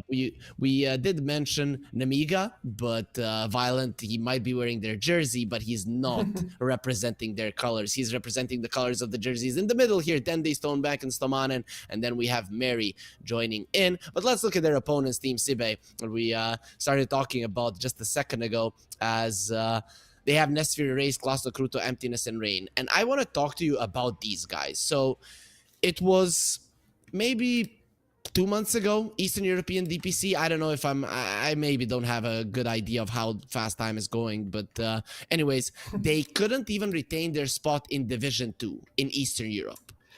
Then in Pinnacle Cup Malta Vibes 3, they did well in the group stage, got destroyed in the playoffs. Now they annihilated the group stage. How did they get so good so fast? Well, maybe the formats are doing something for them, right? One of the big criticisms that was leveraged at the DPC was the fact that you're playing only one match a week. It's taking forever. The meta jumps every single time. You can't really, prepare to peak for your matches and then cool off again. And maybe these guys are very much benefiting from these shorter formats where you learn a bunch and then get a break to evaluate, and you learn a bunch and you get a break to evaluate. That's one of the things that's very possible. Or maybe they all started eating their broccoli. You don't know. Oh, okay. Yeah, kids, if you eat your broccoli, you're going to be good at Dota, any other games that you are watching as well. So be sure to do that. Don't give your parents a hard time like we did. And then we are not really that good at Dota and just have to be screaming at the game rather than being very good at playing it. So tips, we are going to be seeing Sibe on first pick, Bait on Radiant. I keep asking this question, and I still can't believe that nothing is changing. Why? Why is nobody picking Dire? Why is nobody picking the second pick? I'm seeing people doing well from Dire. I'm seeing people doing well from second pick. Like, what is it that is really forcing teams for this to be the only viable distribution currently? I mean, and I keep having to dig from like the same hole to answer you, right? It's like, and it's empty in there. I've been digging for a long time, but my best guess is that I think Radiant still has an advantage because of the direction that you play. You play from your side on the bottom to the other side on the top, and that just feels more comfortable for a lot of people. For me, that's definitely a big part. And then I'm guessing that maybe a bunch of teams have a preference for taking Roshan at daytime, where it's less easy to be surprised, whereas nighttime Roshan is always a little bit more finicky, and there is a slight Radiant advantage, I think, in getting there. So that would be the other factor as far as I'm concerned. Okay, that's a really solid answer, I have to say. Every single time you are changing it up a little bit, giving me some more info. So maybe at some point in my life, I'm really going to understand why this is the only viable distribution people are going for. But we are going to be going for the draft as it has started. So let's get into it. Okay, so Sibe, they haven't played anything out of the ordinary, Bait. We've only seen one series from them, and really, I mean, if you look at their heroes, there's the only thing that they're putting a little bit more emphasis on is the Bane. So, from my perspective, we're gonna be seeing a pretty classic series that goes well in hand with the current meta. But is there anything that you might see that that could take us away from it? Something that one or the other team could actually go for? And I do think that Violence Hero Pool is a little bit tangential to the current meta. Like that Juggernaut pick that came out yesterday was something that I don't think a lot of teams would have done, but because it's violent, you feel so comfortable picking up that hero. And we might be seeing that with more picks from the bait side. Okay, that would be cool. Yeah, Violent on Amiga, he kind of got used to the 4 Protect 1, but yesterday we saw him actually be quite active with his Juggernaut, which he does have a tendency to do sometimes, but when he was on Amiga, I think his team's speed just didn't allow him to react fast enough. So I'm very curious to see how well he's going to be doing in assisting his team. But before we actually get into the draft, do you think Bait are definitely the favorites here, despite knowing how well Sibe did in the group stage? I mean, I just tipped a bait as one of like my dark horses, I guess. So if I'm a principled person, I like to think that I am. That I'm sticking with bait as being my personal favorites here. Okay. But it's hard to judge, isn't it? Because bait has been playing in NA. They did make a phenomenal run there as well. But our other candidates from NA, Nouns, have already been 2-0 defeated by a Marsbed team, so they are not even appearing in this round anymore, which is probably concerning for Bates' chances if you look at it that way. I mean, it's very concerning for TI because both TI qualified teams got their asses handed to them here at the Pinnacle Cup Malta Vibes 4. So, guys, if you're not watching this tournament, well, you're missing out on the best teams in the world for sure, because they're crushing these TI teams like flies. And if you are watching this one, you might get disappointed when you watch TI. Like, what the hell is happening here? Those teams in Pinnacle Cup, they were much better.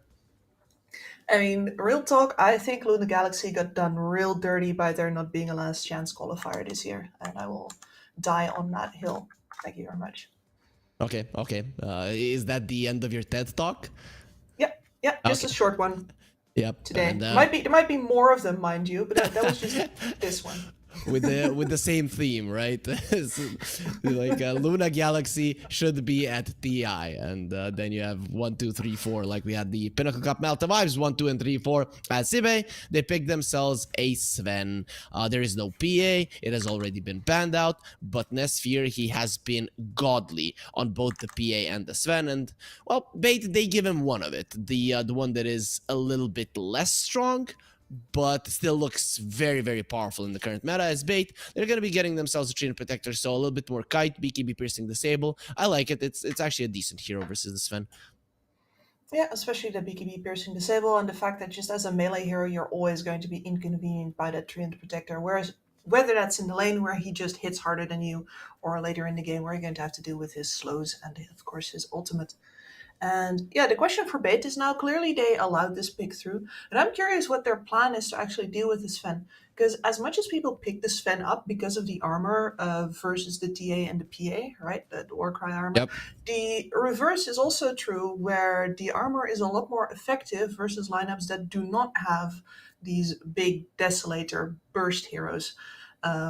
And carries will have a lot tougher time going through not just the Sven himself, but also other heroes in his team. So I'm curious to see what Bait exactly has planned to deal with him in that regard.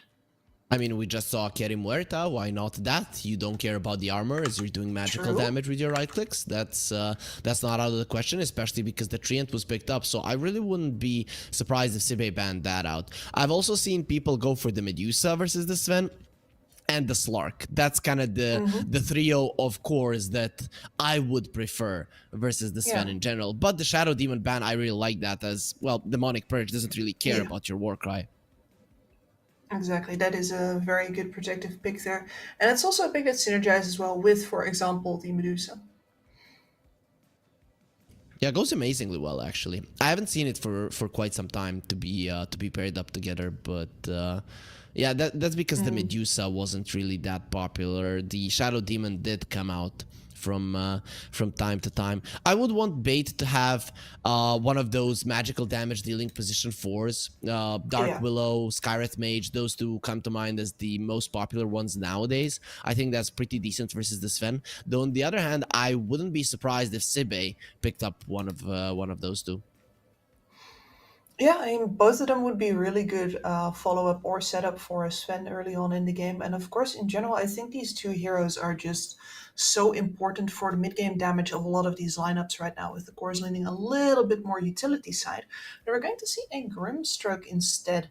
So I imagine that they're going to be looking for some synergy with the stun, although to be honest, like normally if you want that, I feel like, hey, you want a Dark Willow. So I'm guessing it is also about the ultimate, making sure that the Sven gets dealt some lockdown that you can't really easily get out of, more kiting potential for the rest of the team.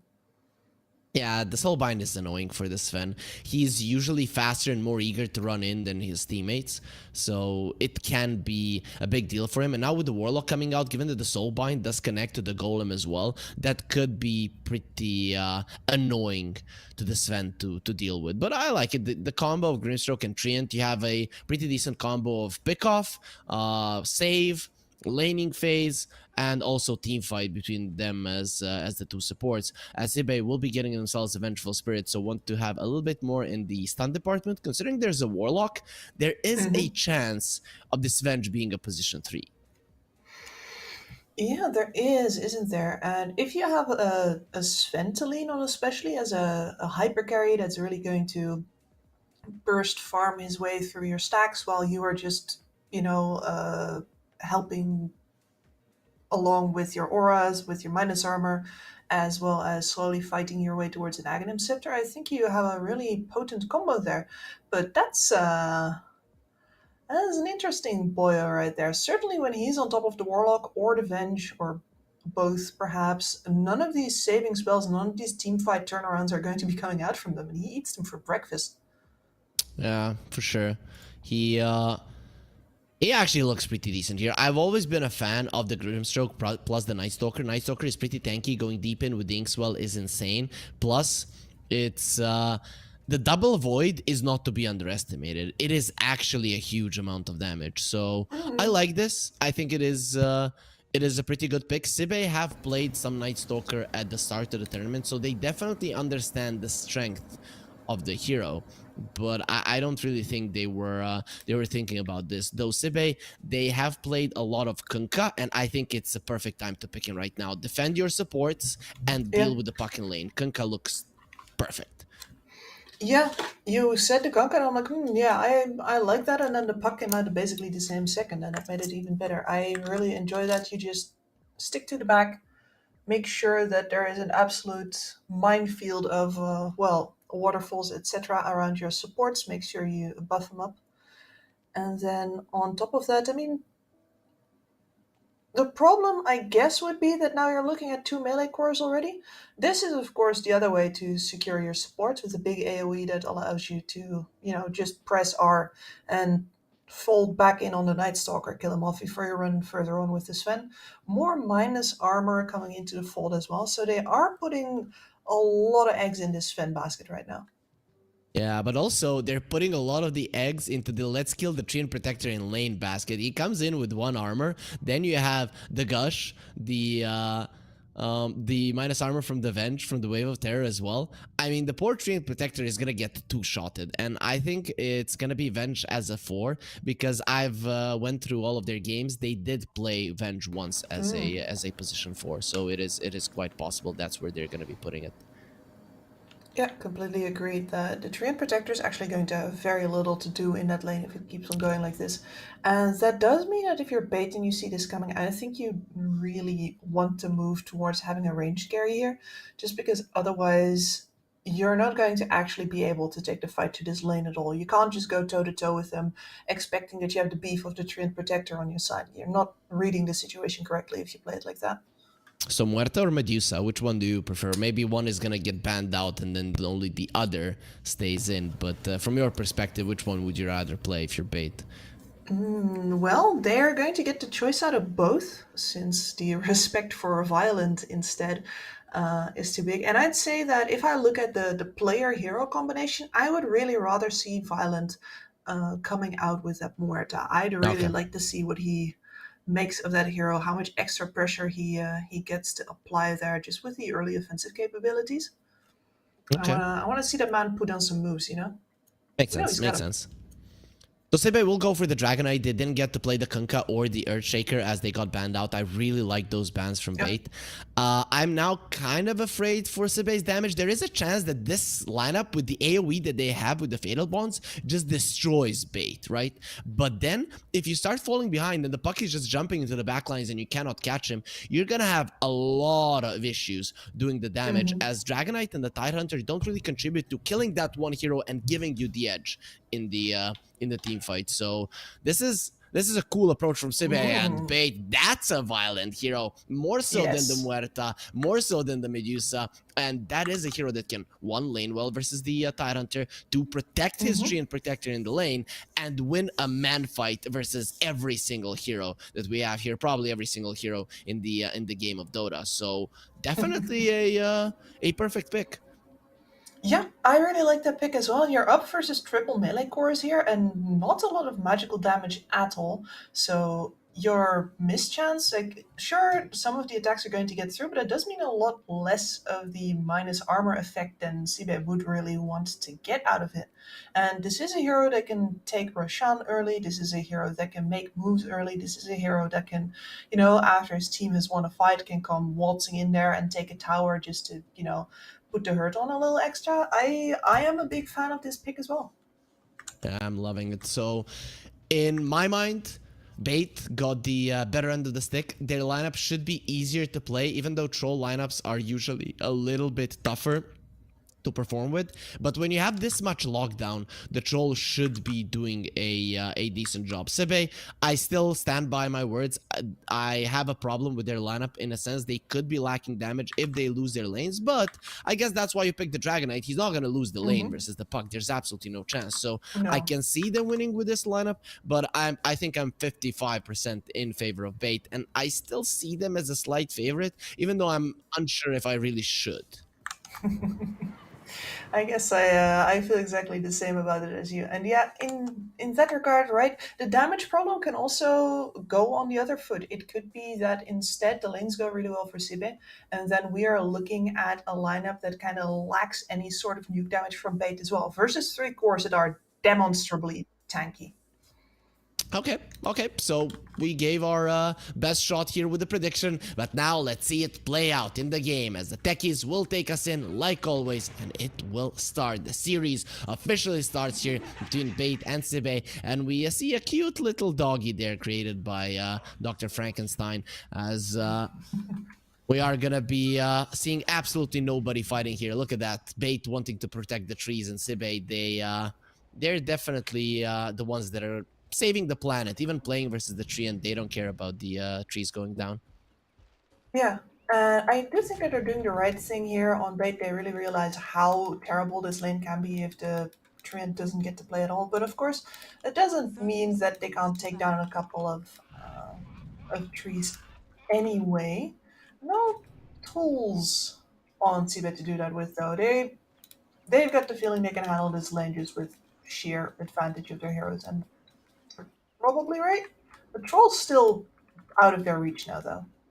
That is a hard hero to play against, and every single time I think I'm underestimating the Treant, as the hero is so freaking powerful in lane class. No, Kruto gonna be taking a lot of hits there. The blood grenade gets used, so they're going for the kill. He's dead. It's just, oh, is he one more hit? Yeah, he will be going down. Stomanen is the one who gets the kill. Not the ideal guy to get it on, but first blood is a first blood. That's gonna be a nice influx of gold, solid influx of experience as well. Absolutely, it's a shame for Violet that he doesn't get it with that last axe throw, but first blood is first blood, and at the very least, they have themselves a little bit of a DXP edge going into the first wave. Our observer is trying to tell us something, and that is that 3 runes did go the way of bait. So pretty good start for them in that regard as well. 3 runes, first blood, everything starting off perfectly for the Radiant side. Absolutely, and at least as far as the mid lane goes, they should be able to do well with Dendy there. Like, you don't get to take the DK out, but the puck would have to have a pretty hard time in order to get completely shoved up there as well. On bottom side, well, this is a hard lane for the Treant, right? And we can already see that. Well, he has to pick these moments very carefully, so he's popping the leech seed now because the Tidehunter is not in a position to come back him up. But even so, he does not actually win the trade versus the bench there. This is a pretty smart thing to Mary. He has the 6 stick charges, but this is very smart. You are gonna be okay in that 1 versus 1 versus the Venge. You might not win, but you're gonna be okay. And the Troll is gonna win the 1 versus the Tidehunter. Much better than if you go in a 2 versus 2 and then they just kill the Treant Protector. Oh, he even canceled the salve with the Wave of Terror. That's gonna hurt. It is, but it is a level 2 overall, Mary, and not just yet over on the bench, so small advantages going this way and that way. I would not be surprised to see payoff in maybe even a double kill at some point. Everybody's playing with their lives in this bot lane. As in meanwhile on top. Night Stalker having a great time here, Kips. He is farming as much as he wants. Now the lane is finally going to be pushing towards Sibe once again. But this is kind of the deal of the Warlock. He's always going to be pushing towards you as the Venge does die on the other part of the map. And Mary and the Violent, they show just how scary this lane can be. As Classo Kruto gets more levels, it's going to be a tougher way to deal with the Tide. But the Venge is a pretty easy kill. The Tide can't really do all that much to protect her, especially when the Anchor Smash has already been spent, and he's of course got 2 levels in the Kraken Shell because he needs to in his lane to stand up against the constant harass of this Troll Warlord. What I always liked was in a Troll versus Tide or Troll versus Timbersaw lanes. You remember the Maelstrom Troll meta? You just get the Javelin, you get to point and Fervor, and you crush them. You do so much damage. But considering that it's the Battle Fury meta, it's most likely not going to be coming out. Which is a shame, but I think it's the correct option, seeing as that you do need to keep up with the Sven in this game. That's you better buy the Battle Fury. Yeah, you better do. But if we look at it now, the Sven is farming much better than the Troll. Violent and Mary, they might have been able to get the kill. But in terms of CS, the Tidehunter is annoying the Troll more so than the Night Stalker is annoying the Sven. I guess that's kind of the downside from the Night Stalker. In the first 5 minutes, you cannot do anything to really threaten the enemy carry. Absolutely not. You're not really a hero until the first night falls, honestly, and that one is still over a minute away. He's going to have to take it easy for now. Does have the 2 bracers, so he is very tanky. You called it a dum-dum build earlier, right? I heard that from Wingblade. It's not an original, and I really liked it, and I'm always going to be calling it that way. Yeah, he uses it mostly for the Dragonite, though. Okay, no, but there's a saying in Dutch that's something like better well stolen than badly invented. Okay. So he must understand. Okay, yeah, so I don't care if he gets mad about it. I'm stealing it, and that's it. I gave him the credit, that's enough. So if he's not happy, yeah, he should be happy. We even gave him a call out. As mid lane, of course, is the biggest difference lane, I'd say, as the Dragonite is winning versus the puck. Sometimes I see the Dragonite win even more, but I think this is kind of how the lane should go between the two. Yeah. I have the same feeling. Like, you can crush this harder as a DK, but I do think that also requires a little bit less of an experienced puck here. And as far as Dandy goes, you know, this man has seen it all, and the reflexes are not exactly going to make the difference in this lane. So this is where his experience in the way that he can read you is really going to pay off for him.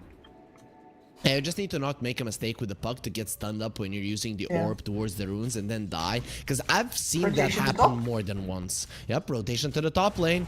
As it is going to be the Sven going down. The upheaval going to be super annoying, and emptiness comes over as well. Nobody is really going to be able to help Nesfir, and that's the night. You said it.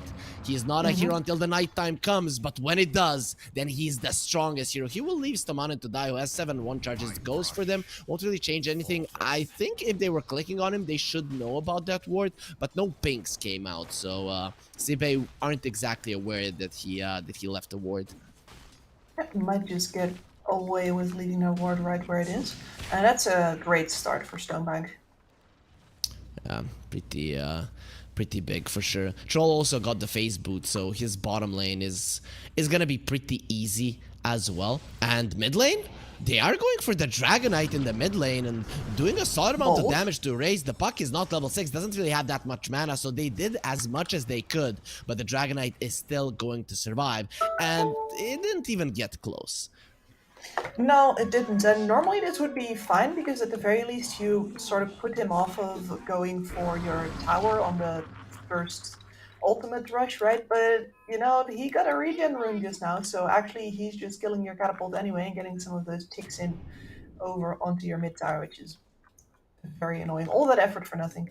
Yep, it really is. Now they're going for him again. The Inkswell will stun him, but then he has been slowed down by the upheaval. Has to be very, very careful. Gets the orb out, but the tower is still going to be taking a decent amount of damage as the siege creep of Sibe is still alive. Is it dead? That's the power of regen rune. I mean, it's not dead. I think. Actually, no. The creeps are all dead. You're right. It is down. Nothing then you can do about that. Why didn't they use the glyph? Don't ask me. I mean, you're the analyst, so yeah, I don't know. Anyways, I'm not gonna try to understand. They wanted Sibe to get to a lane now when they rotate 7 seconds earlier, and then they're gonna be ready for them and kill them. So that's the only thing I've got. But I'd say that's not the case. 2 top net worth heroes here on the side of Sibe. Actually, Klasno Kruto. Yep, is in trouble. He's still a puck. He's gonna be fine. You're gonna lose that stack though. Oh, he might lose his life as the Venge is still chasing for him. Emptiness is really looking for that kill. Dendi, he's staying up on the hill, and look at how interested Sibe are in finishing him off. And Dendi, he's a stubborn guy. Doesn't want to go back to the base. Yeah, and also this has been his pop experience for like the past 5 years with everybody sitting mid. If you've ever followed a Dendi stream, then you know exactly what I'm talking about. This has just been his life, man. He's not surprised. Maybe disappointed, but not surprised. It's funny how the Dendi treatment has had several different meanings throughout the years. It used to be Papi comes over and gives the enemy mid laner the Dendi treatment, so then his mid laner is gonna have a great time. Now it's something completely different. Kruto, he wants a tower, and Violent is gonna be targeted. He has his ulti. Will he be going for it? Thinking about it? Nope. He's just gonna die to the fire and the flames of the dragon. As that's gonna be a very successful rotation. And Sibe, they get a tower, and they get a troll kill. So pretty good for them. Absolutely, and this is tower kills versus a Treant Protector who has, well, only 1 level in the living armor so far, but of course you do want to get these towers down fast in order to make sure that he doesn't actually keep any of the outers alive. And there's already 2 done. The Treant hasn't been living up to his name in terms of protector. Hasn't been really protecting towers. Everybody is maxing out the Leech Seed and the Nature's Grasp, and they don't really care about the towers. Neither is the living armor good at healing as it used to be. Yeah, it's true, but it's still a factor. True. Definitely is. Yeah, they're even tipping for Mary. And now, yeah, all of the attention is just right back onto the mid lane, where Stonebank, no, you can't take the fight. Ooh, he's gonna be in trouble. The upheaval does slow him down, and Erase protecting his supports, coming in with the Inkswell. He really wants this one. He's gonna put himself in harm's way. No stun on the Venge. Now he's gonna have it onto the Grimstroke, but the Venge does get taken down. Stonebank gets the kill. He used his ulti for this and wasn't farming creeps in the process, so he needed to get it for himself and will be quite happy. 4th kill for Bait, but Sibe still slightly ahead in terms of net worth. Just a little bit. And to be fair, it could be a lot worse for Bait right now because this Sven hasn't even had a really good lane yet, so he isn't farming all that well currently. And unfortunately for them, their gold lead is really going to start picking up now that the Sven is more or less freed. Klasno Kruto doing classic Meteor Hammer things. Look at how far up in Bait's business he is, and there's the absence of the mid tower makes it so easy for Sibir to just cause chaos all around this triangle. They're really sitting on this mid lane, disrupting as much of the traffic as they can. And by traffic, I mean all of the rotations that go through the middle side of the map. You're just going to get interrupted by this Dragon Knight sitting here. Do you want the stacks? I don't think so. Glass Recruiter has already taken them. Yep, those are mine, as Sibe are controlling the entirety of the map with just 2 kills. It just goes to show how interesting of a lineup they have here. Very tanky, very hard to run into.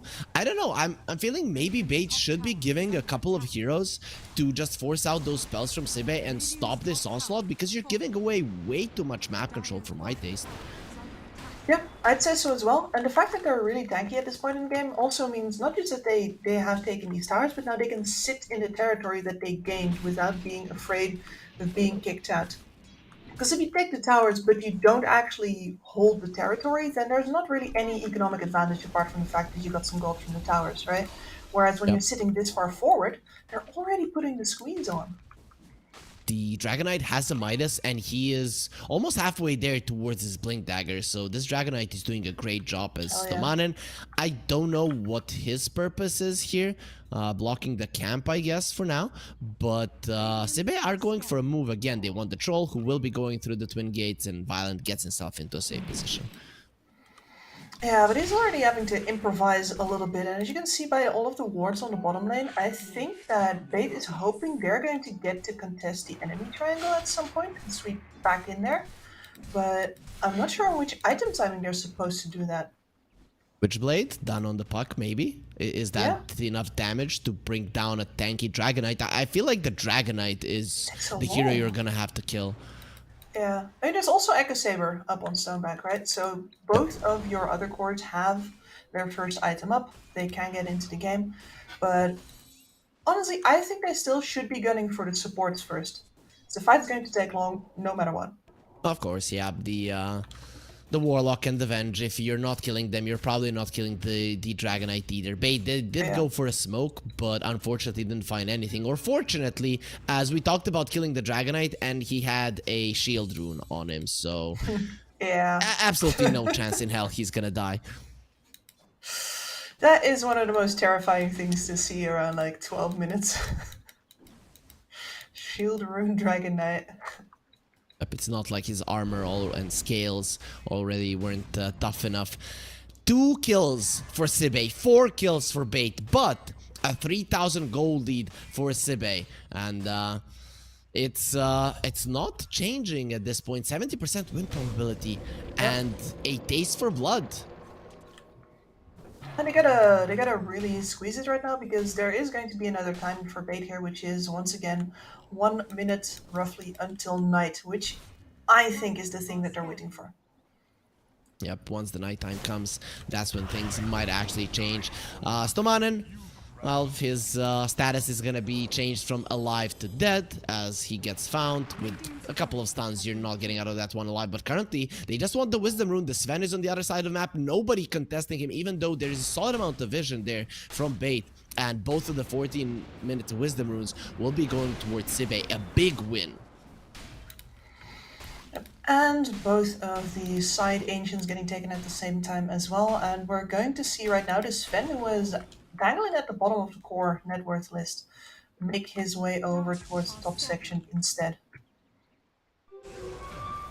I mean, there's also the Troll now with the Battle Fury, so he's going to be doing a good job as well. Dragon Knight, though, has the Blink. So, Sibe, they were playing nice up until now, but now they definitely have the tools to go forward. Bait, they didn't use their Witchblade timing to do anything in terms of slowing people down. And look at Mary on the tree and hoping that he's going to be finding the Wisdom Rune. Unfortunately, all of the Wisdom has already been taken. You gotta try, right? And now here as well, this is just before the night pops. They're looking for invaders. But this smoke... Man? Well? He knows. Netsphere is in the camp of death. And it's exactly what's gonna be happening to him. Oh, actually, he tries to get himself away. The Mega TP is coming in. Nope, they're not gonna be able to save him. The swap onto Stoneback. Maybe they can bring down the Dragonite, and the Blink and Meteor Hammer dropping towards him, and the Magic Missile keeping him in place a little bit longer. They will be able to get a return kill. But Emptiness was so close to get the swap out onto the Sven, but mid-animation, his carry died. And that's honestly, I think, the best they could have possibly gone for bait. They put everything into that kill. I guess they still have a Dream Coil, but that's about it. And they get this Sven, which means that for now, Violent will stay at the top of this network list. And you have to wonder if CB are thinking, like, where has this guy been? Because they haven't seen Violent in forever, right?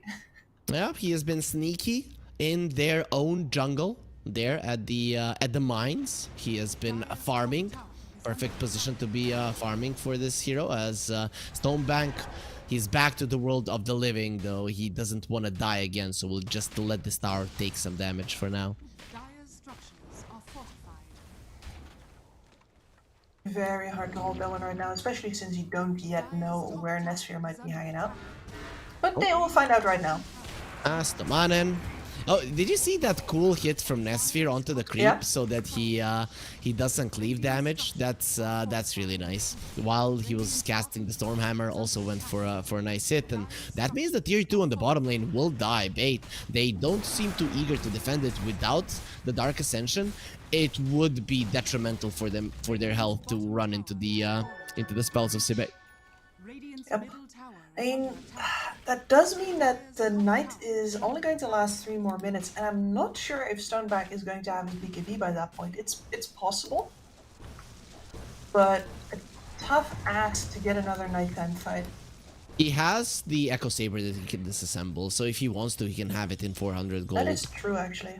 Yeah, you're completely right. And there is a blink on Dendi. I really want Bait I to think they fight. should go. Yeah. Yep. Radiant's Even if it's just a pick-off, I think getting a hero from Sibe away from the map is a big deal. Dendi, did he lose his blink? Yes. Oh no. No nighttime for you. That is actually huge. That's devastating. I nearly used a Russian word I shouldn't use.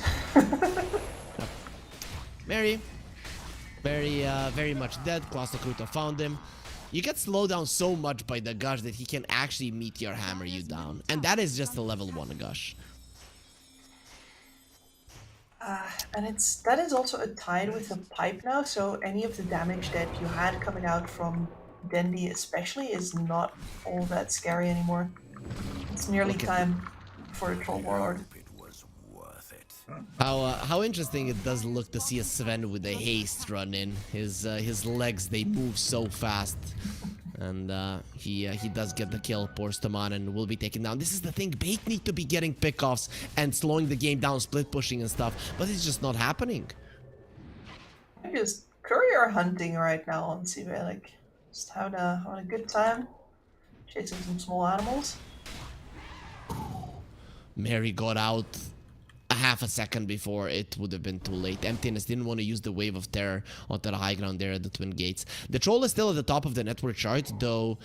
I mean, the 3 heroes of Sibe are all at pretty much the same amount of farm, and they're all huge. So this troll is gonna have an SNY. Is that the item where Violent starts fighting, or does he still want more? I imagine that usually he'd want a BKB, but I don't think you get to have it. I think that's a pipe dream for now. A line has already been drawn from the bottom left to, from the bottom right to the top left by Nesphere. He wants to move over towards the Roshan area, and yeah, at this point I'm not going to talk about Rimstroke kills. That's expected. They're going to happen. He's on the thankless shove the wave out duty on the bot side. Yep, guys, I'm gonna go and die for the team over and over again, and really his life isn't that valuable, so giving him away from Bait, it's not that big of a deal. The gold lead is 5k, but as time is passing, that gold lead is less and less of a problem. But what is more and more of a problem is that you're losing your outer towers. Without outer towers, good luck mounting up a good fight. Absolutely, and that's the point where they can really put the squeeze on and so on. Like, this positioning, they are looking to fight, but Dragonite, swap out immediately. Emptiness protects him. BKB from Stonebank running in. The Science will be there. The Soulbind as well. Now the Golem gets dropped, but the Dragonite is still low. He's gonna stand his ground and fight with the upheaval protecting as well. The Root is gonna be used, and now the Ravage onto all of them. Erase is somehow still alive, and they did bring down the Night Stalker as Violent all alone fighting. The Inkswell will be on him. He will stun 4 heroes with it, but now he understands that the fight is lost. He has to run away. He will be fatally bonded to himself because they want to fatally wound the troll, and they won't be able to do it. It's just gonna be 2 heroes dying from that huge fight, Gibbs, and it just goes to show how fat these Sibe heroes are and how low amount of damage they do. It's only the Sven that is really able to finish people off.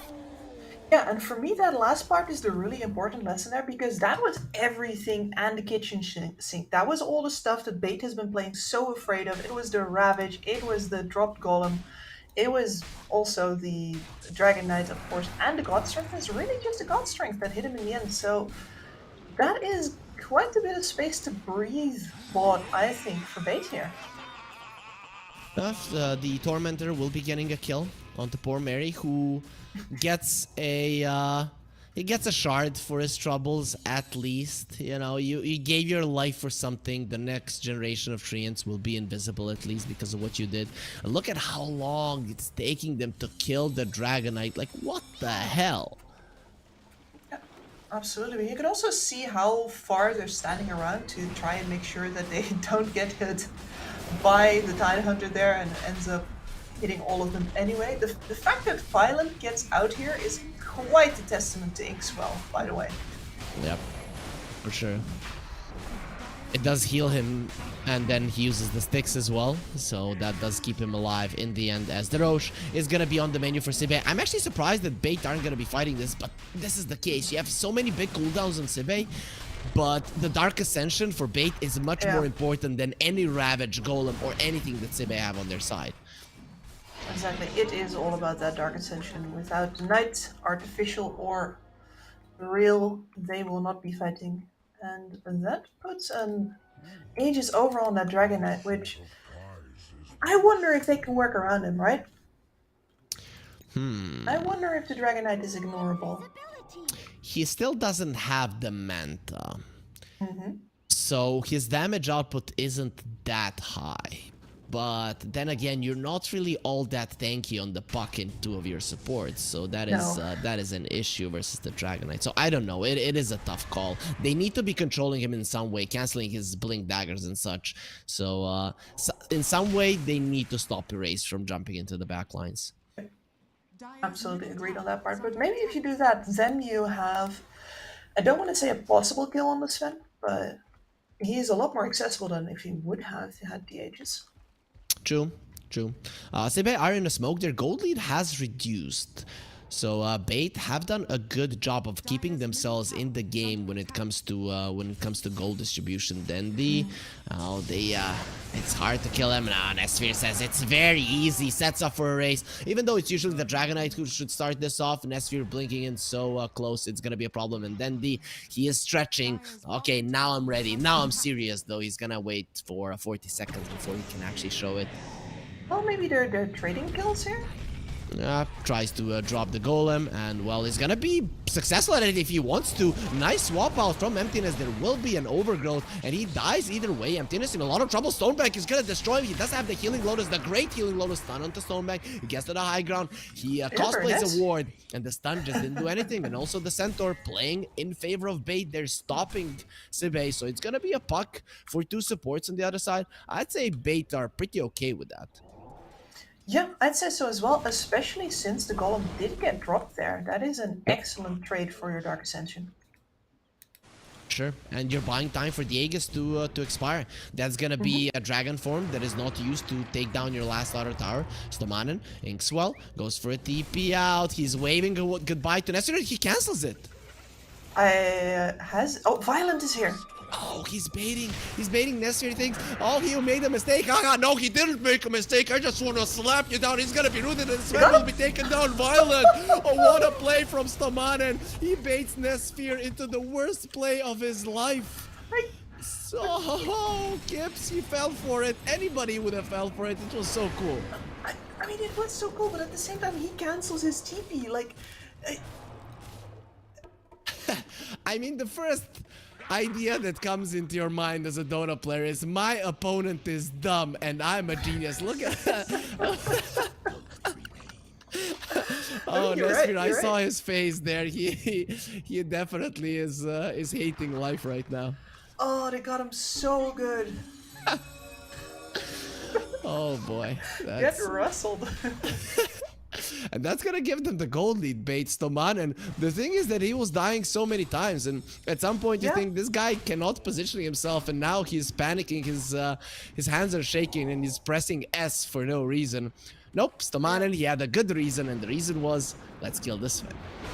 Yeah, and it's funny because I was actually about to bring up Violent, since Violent is still at the top, not just of the network charts, but also the level charts.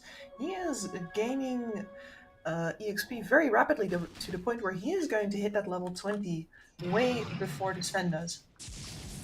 Yep.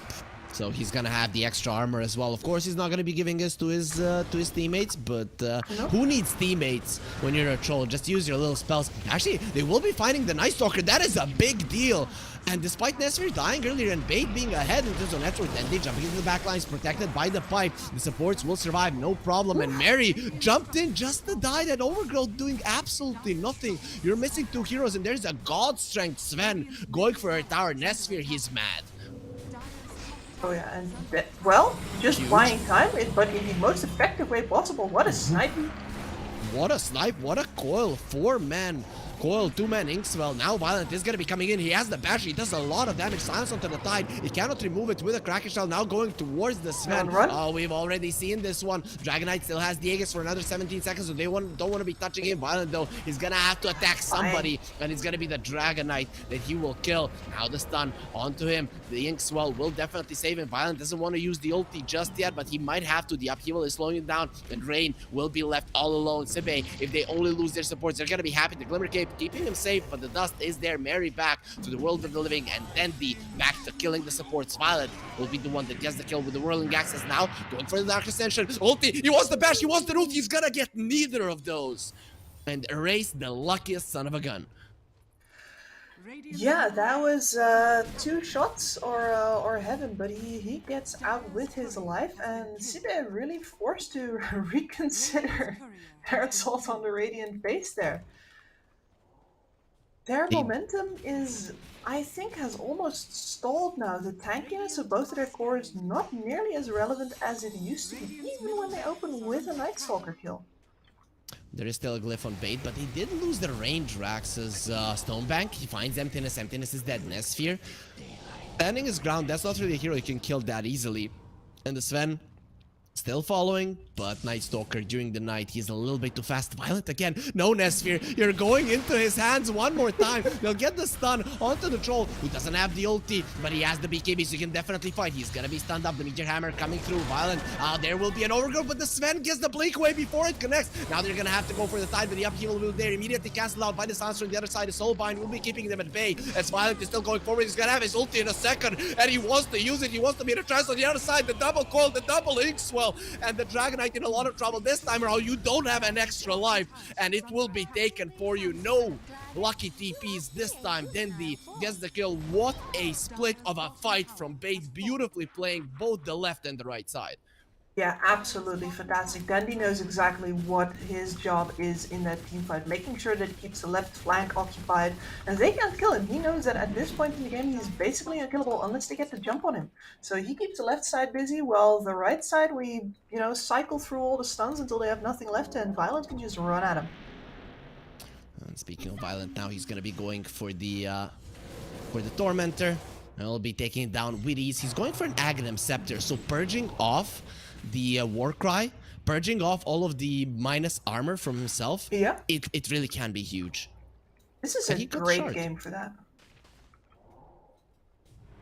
What do you think about the neutral shard? I think it's pretty good. I mean, it feels like it's a little bit of the old, oh my, our single target heroes are getting irrelevant, let's give them a little option to not just be single target only, which I'm I don't know. I don't know if every hero needs that, but as long as you're like focus firing right in the fights, that's going to actually do a lot of extra AoE damage for you, that's for sure. What I do like about it the most in this game in particular is that you're fighting 3 very tanky cores on the enemy side. So getting those 16 fervor stacks is actually possible. A lot of the times a troll, you get to 16 hits and you already killed somebody, so that shard doesn't give that much in that regard, only in the AoE department that you mentioned. But here, getting 16 fervor stacks, very much possible. Yeah, completely right. Violent would love to get those max stacks up right about now. Hovering for this Roshan that still has about half a minute left to spawn. The Dark Ascension in their pocket. Very broken smoke. Oh, the buybacks are going to be very important. Mary does have one, immediately goes for it. Violent standing his ground. He does have the Inkswell on him. Soulbind was used. And they're going for the Dragonite. He gets bashed up. Stonebag going in with the silence. They're doing as much damage as they can with the bash. He barely gets the BKB off. Won't be getting out. No swap for you as there was a coil in the back lines. And neither of the supports using anything. The buyback's now coming out after the Ravage was used. But the puck gets taken down. Still Violent, super strong. He will get swapped out. The stun doesn't do anything through the BKB as Violent now turning around onto the Tidehunter. He needs those fervor stacks in the backline. The Sven will be caught as well. The Golem gets dropped and the Sven is surviving not for long. Violent coming forward. There will be a Ogre Seal Totem for Klasno Kruto. Gets him a little bit of distance, but not nearly enough to survive as Violent gets an ultra kill. When this guy starts smashing your heads, this is the result. This is the result indeed. And the other thing here is that you can see Sibbe, they very much keep their supports on the opposite side of the fight of where this Night Stalker is coming at them. Like, look how much all the way over to the left these supports are going as soon as they see that the Night Stalker's to the right? And the problem with that is that they're basically standing on top of each other when Dendi comes in to flank right here. Yep.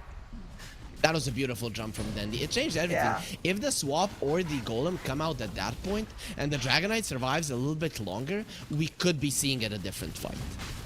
Exactly, but instead, as it turns out, they have 2 heroes to hunt the supports with, and just because you're guarding against the ones you can see doesn't mean that you actually are safe. That's all. And then Violent, I mean, he gets to mop up this fight. Yep.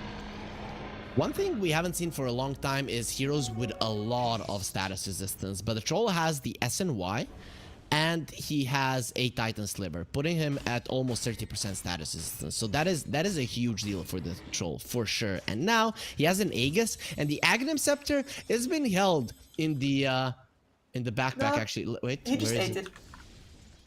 Oh, he bought the Blessing? Yep. Straight up. Man, he's rich. He is rich. A rich bish.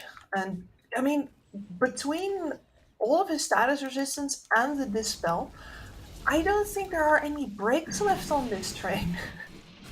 No, not really. Other than Violent, though, our viewers could be rich as well if they go towards Pinnacle.gg. We have some very nice odds for them. Of course, they do have to be 18+, and we do remind to bet carefully and responsibly. But you will definitely make the game a little bit more fun for you.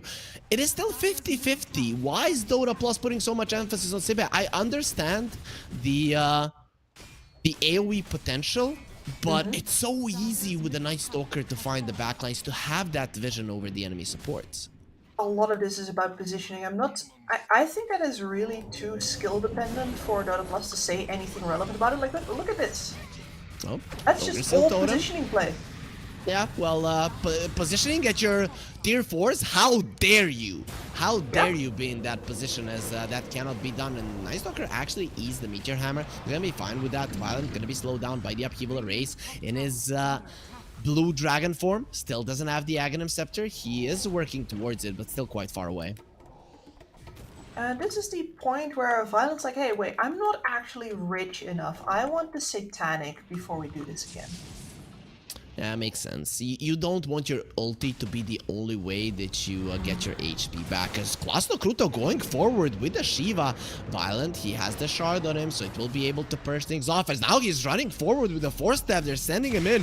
Why are you not fighting, you coward? Oh, to deal with the backlines. And he has been taking down Nesphere. Got that kill. This Violent will be going for the Dragonite. He uses the ulti, and he wants to do something. He gets stunned up, didn't pop the BKB just yet. Trying to heal up as much as possible. It's not going to be that much for him as the Ravage comes out. He As a loses his disaster. first life. And look at Nesfir in the backline just slaughtering that Night Stalker. When it's daytime, he's just not that scary. They get a stun onto Violent. He's standing his ground and fighting. He will be going for a TP out, and the swap will not allow it. Surrounded by enemy heroes. What are you going to do? You're gonna die like a dog. Violent gets taken down by a race, surrounded by these three fat guys who take absolutely no damage from him. And that is why Dota Plus favorite Sibe, because they still had so much to show.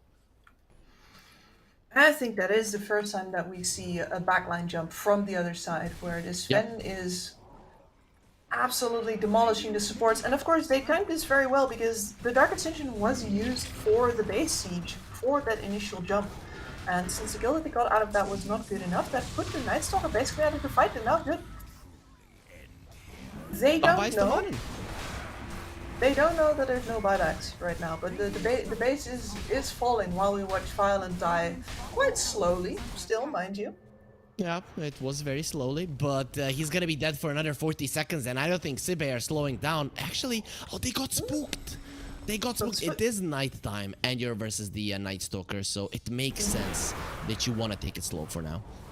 Exactly, and they have no intel about any of the buybacks whatsoever right now. So Nullifier on the Night Stalker. There's an Axe on the Troll. Bait, I think they've understood that they have to be the ones choosing how the fight will go. That Stonebank needs to be up in the air. The second that you don't have Stonebank's ulti, you send somebody in to die to stall them, and you bail as fast as possible, or you die. Yes. I like the way you're thinking. I think the most important part of this fight is that you need to have Violent on top of the Sven. Everything else, you have more moving pieces. They have three fairly sluggish cores. It's just that the blink and flank from the Sven absolutely cannot happen away from the center of the fight. If you have the Sven caught, you move the rest of the pieces. You can pick off whoever you want. If you don't catch the Sven, your fight might just be foobar.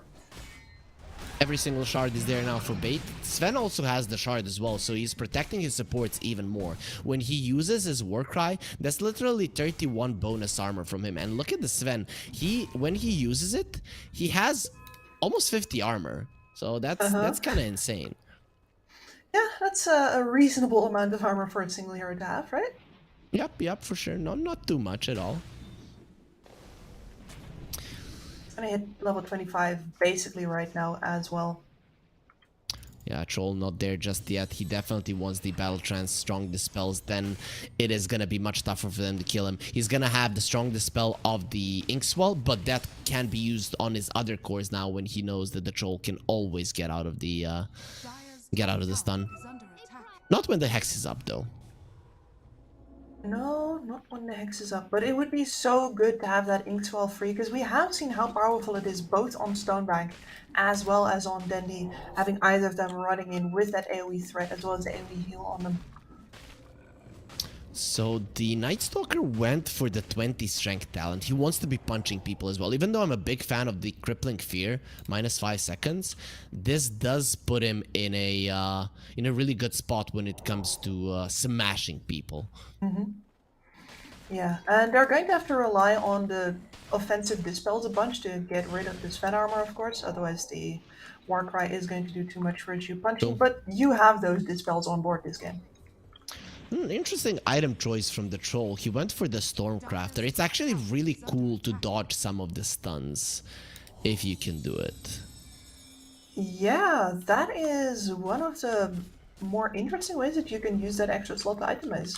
You can use it during ulti now as well. So you see a stun flying out, you use it, you dodge it, you go again. That's actually pretty cool if Violent can do a good job with it. I mean, I trust this man. I trust this man with my life. Does it? It doesn't do that any longer. No, it just has the passive bottle lightning. You cannot get yourself up in the air any longer. What? When did that change? Huh. Yep, Yeah, very informed casters here. That's pretty important that we have all the information, Kips. We have read all the patch notes 100%. I Every swear. single time. I mean, I'm pretty sure I read it. Did you know? Read it and forget it. Yep. That does happen from time to time. I haven't seen a Stormcrafter for some time. The Tidehunter, he has the Havoc Hammer, so pushing out the waves is gonna be pretty easy for Klosta Kruto, and of course now there is a Black Dragon on the other side, and plus the Dragonite has the Trickster's Cloak, so good luck killing this guy, as he has 29 armor. That's without the Warcry Sphere. They saw him for a second, and well, he's just gonna be able to run himself away. 537 movement speed, Stone Bank. He is giving some vision. Goes into the backlines, but those are only the cores. Those are only the cores, and the Sven is free to do whatever he wants. The Troll finally found him. This is what you wanted to see, but the swap out there, Emptiness saving his buddy. The Inkswell is on the Troll. Soulbind as well as the double silence. But the Dragonite going forward, he doesn't care. The Ravage will be used. Violent a little bit too fast for that Stoman, and well, he has been the classic guy to die. Now we'll be using the Inkswell, trying to run out. He's actually super fast in Stonebank. He does get taken down. Stomanen survives somehow as that Inkswell pops and he gets himself into the base. Okay, but that's not the trade I would have taken. No. Stonebank, excuse me, good sir. That was the clearest bail call I have seen in quite a while. How does he end up linked to like 3 ancient camps at once?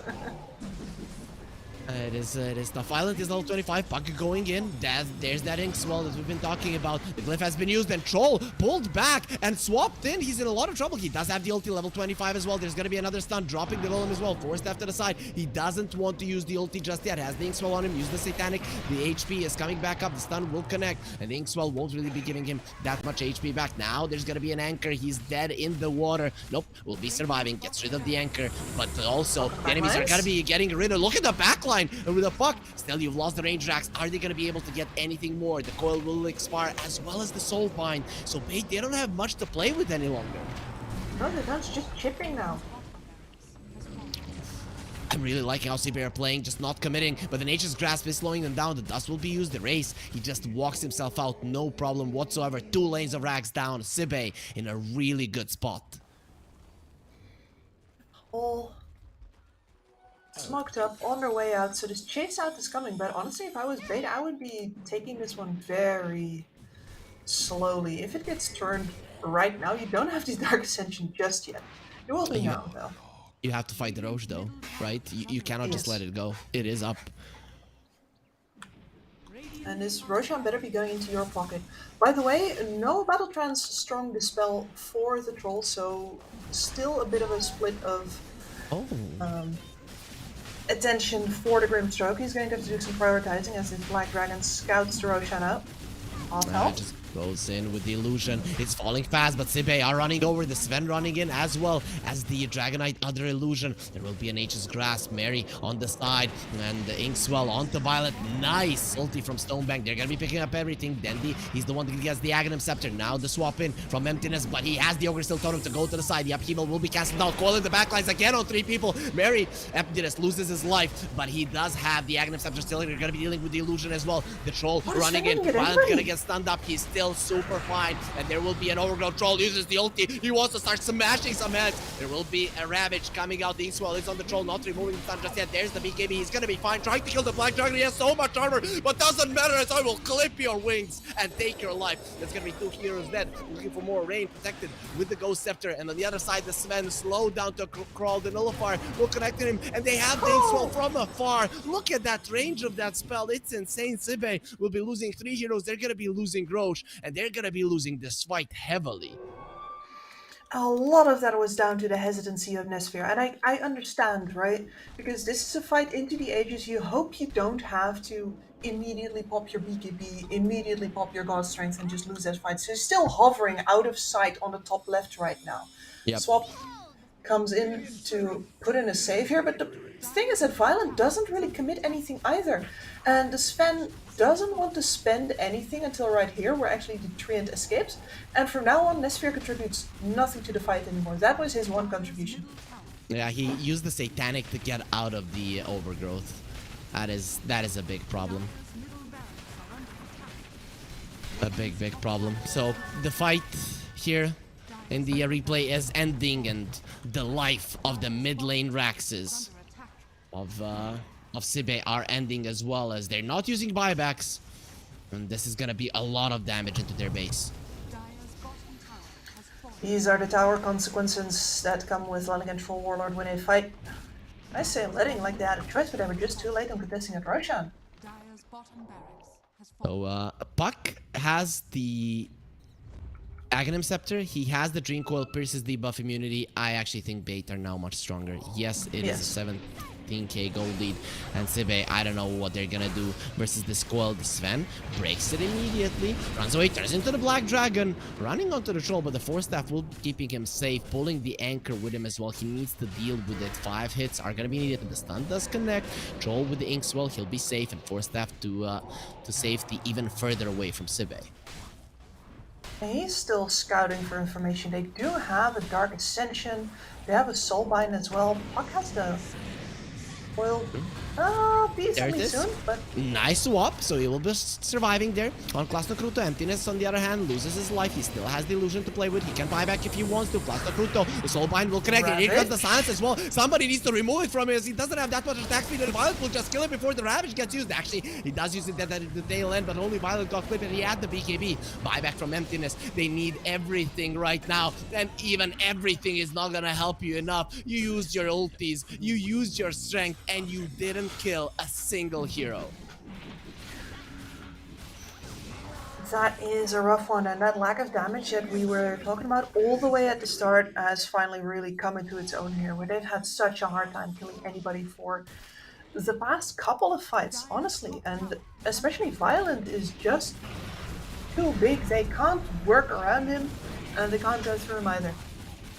Yes, 3.8k HP. Look at the armor that he is sporting with the living armor on him.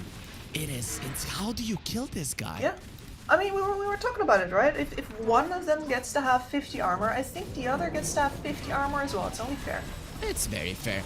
There will be bashes there coming from Violent. You come close to him and he's just getting these extra hits out. So you cannot even stop him from pushing the Araxis. The Soulbind will connect onto both of your cores. Violent coming forward. He wants the fight, going for the Dragonite. And Inkswell on the puck, coil into the backlines. He has found the support. And the Dragonite is going to be bashed up. The Nullifiers on him. Tendi in the backlines. He killed the two supports. They still have the illusion from Emptiness. But there is an illusion that you're going to be living long enough to stay in this game any longer. The Sven uses the Harpoon onto Stonebank, who will be using the BKB and running away. Dendi with a triple kill. That Aghanim Scepter really coming into play. And now the ulti from a Troll will allow me to 1 versus 1 this guy. Nope, there's not going to be a 1 versus 1, but even if there was Violent, he's going to be winning with the bashes, with the roots. The Meteor Hammer dropping down, but he doesn't care. The BKB will be saving him, and the Sven will get destroyed. The GG will get called. Sibe, they were winning for the majority of the game, but they couldn't close it. And Bait will be winning game number 1. Very cool to see the ways that Bait have to maneuver their team in order to pull out the win. Yeah, Dendi's pleased with that, and I think he is completely right to be. Just sweating just like a little bit, just a couple of drops off of that forehead. You'll love to see it. I mean, he crushed it with the puck. His blinks into the backlines and fighting always finding 2, 3, even 4 heroes in the situations where it looked like Sibe were gonna take over your base. He came in with the Inkswell on him and got a couple of good jumps as well. It is really what kept the Bait in the game, so that Violent in the end can do the massive amounts of damage that he did. Exactly, like the understanding that instead of backing up the other guy that's jumping the backlines, instead of going after Stonebank and doubling up on those supports, making use of the fact that he's almost like a sheepdog. The sheep are avoiding him, and that means that Dendi knows exactly where he has to strike. And that dynamic was just beautiful to watch it work. Just a question here, Kips, before we send it to the break. Bait from Stomanen, the turning point in the game? I'd like to say so. I mean, certainly economically, that turning point was coming already with the HP of the side of Sibe no longer outscaling the damage scaling over on Bait, but it was definitely a very good illustration of what was happening. And as far as play of the game goes, hell yeah. Okay. So we got a great first game of the series, and we had everything in this one. So let's go over to a break in hopes that the game 2 is just gonna be as exciting.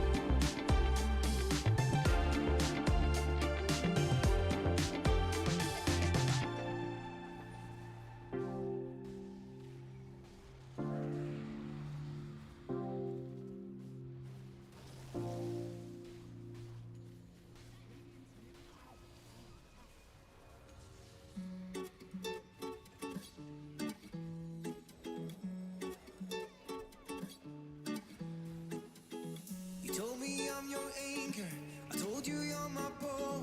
Through the wind and fire, we try to hold on. We build this ship together, searching for a home. Despite the storm that hit us, we are still on board. Dancing in the moonlight, the world just stops and stares. We got no destination, I'll take you anywhere. All the doors we've opened and all the books we've closed. Words just come together, story that we never told. So far saying for my own, you said just keep holding on. If you're about to break, I'll always be your captain. From our failures we have grown. You said just keep holding on. If you're about to break, I'll always be your captain. I'll be your captain. I'll always be your captain.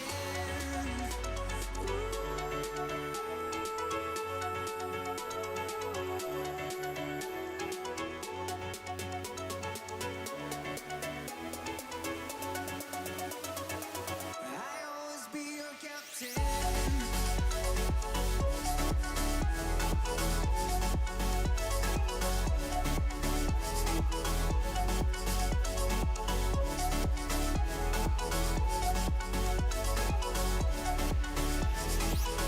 You told me I'm your anchor.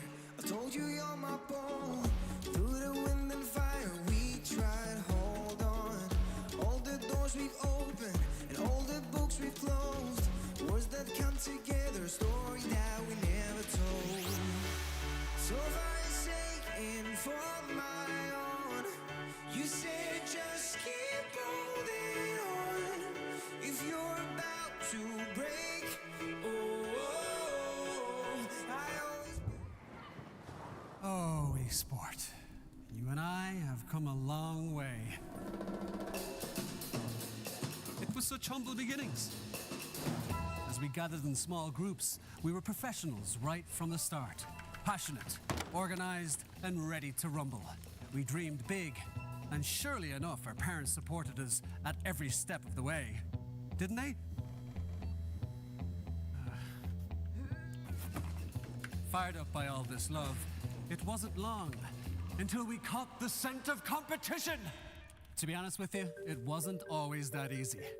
Joe here, he had to take on 2 side jobs to afford playing professionally. It's gonna get better, Joe. Fist bump. And some of you dared to not even call this a sport. And look where we are today.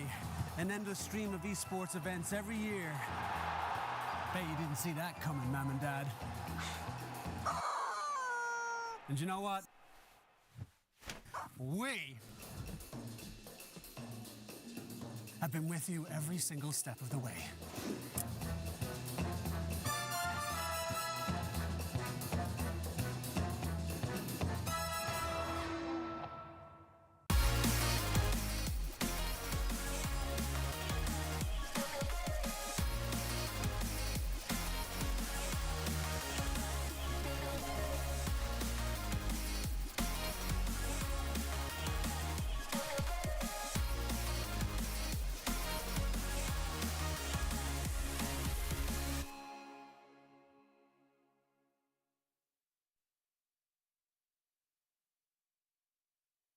Dream of working with people you watch on screen. Exclusive esports opportunities handpicked just for you. Candidate profile to raise above competition. Let 10GG handle routines. Make a step towards your dream today.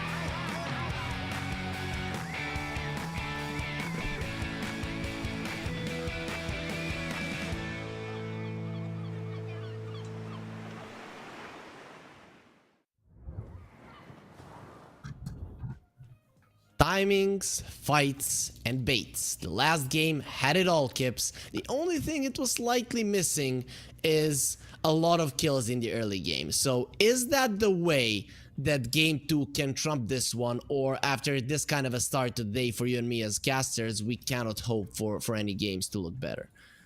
I mean, you can always hope, right? Like, it seems a bit ambitious, and especially because we are unfortunately not in control of the kind of entertainment that we get. We just have to, take what we're given. But yeah, this was definitely a slow burn at the start, wasn't it? And it looked pretty dire for bait for a long time there as well, before they got enough items together really to put that comeback to the test. So yeah, maybe a little bit more early game presence from Bates, maybe a little bit more kill pressure as well from Siva, and you have, as far as I'm concerned, the perfect match. Imagine you win 5 series in a row, only losing 1 game if you're Team Sibe. And now your first playoff game, you are facing elimination because Bait is so damn strong here at the Pinnacle Cup Malta Vibes 4, brought to you by Gaming Malta, home of gaming excellence. And I don't know, is this gonna hit them, psychologically, as they felt unbeatable up until now? It depends. Like, I think there is a good way for you to just take this one in stride and say, all right, clearly it's down to our draft where we have a Tide Hunter and a DK, so both very, thick cores that are not going to contribute that much in the damage department. Nobody extra to make use of the fact that we got so much space in the early game. Because most of the scaling, sure, the Sven got really big, but he was always going to get really big. Did they have a secondary core to put all of that net worth into that was actually going to contribute in the damage department?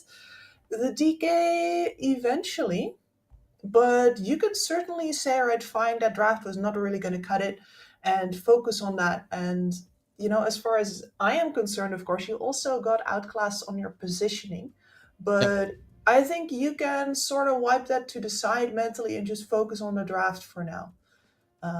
At least if you're going to have to play the next one. Can we really say that they got outclassed in the positioning, considering that the other side really had the better vision lineup in terms of the Night Stalker? Are we still staying in that one, or was it maybe the Night Stalker factor that was an issue for them? A little bit. And you could see that in the fights where the Night Stalker, especially when the Dark Ascension wasn't available at all, it looked a lot better for the Dire side. But at the same time, I think Sibe also did not force as many fights as they could have. We were talking a lot about how the fights where the Sven actually got to pick his targets were the ones that looked the best for them.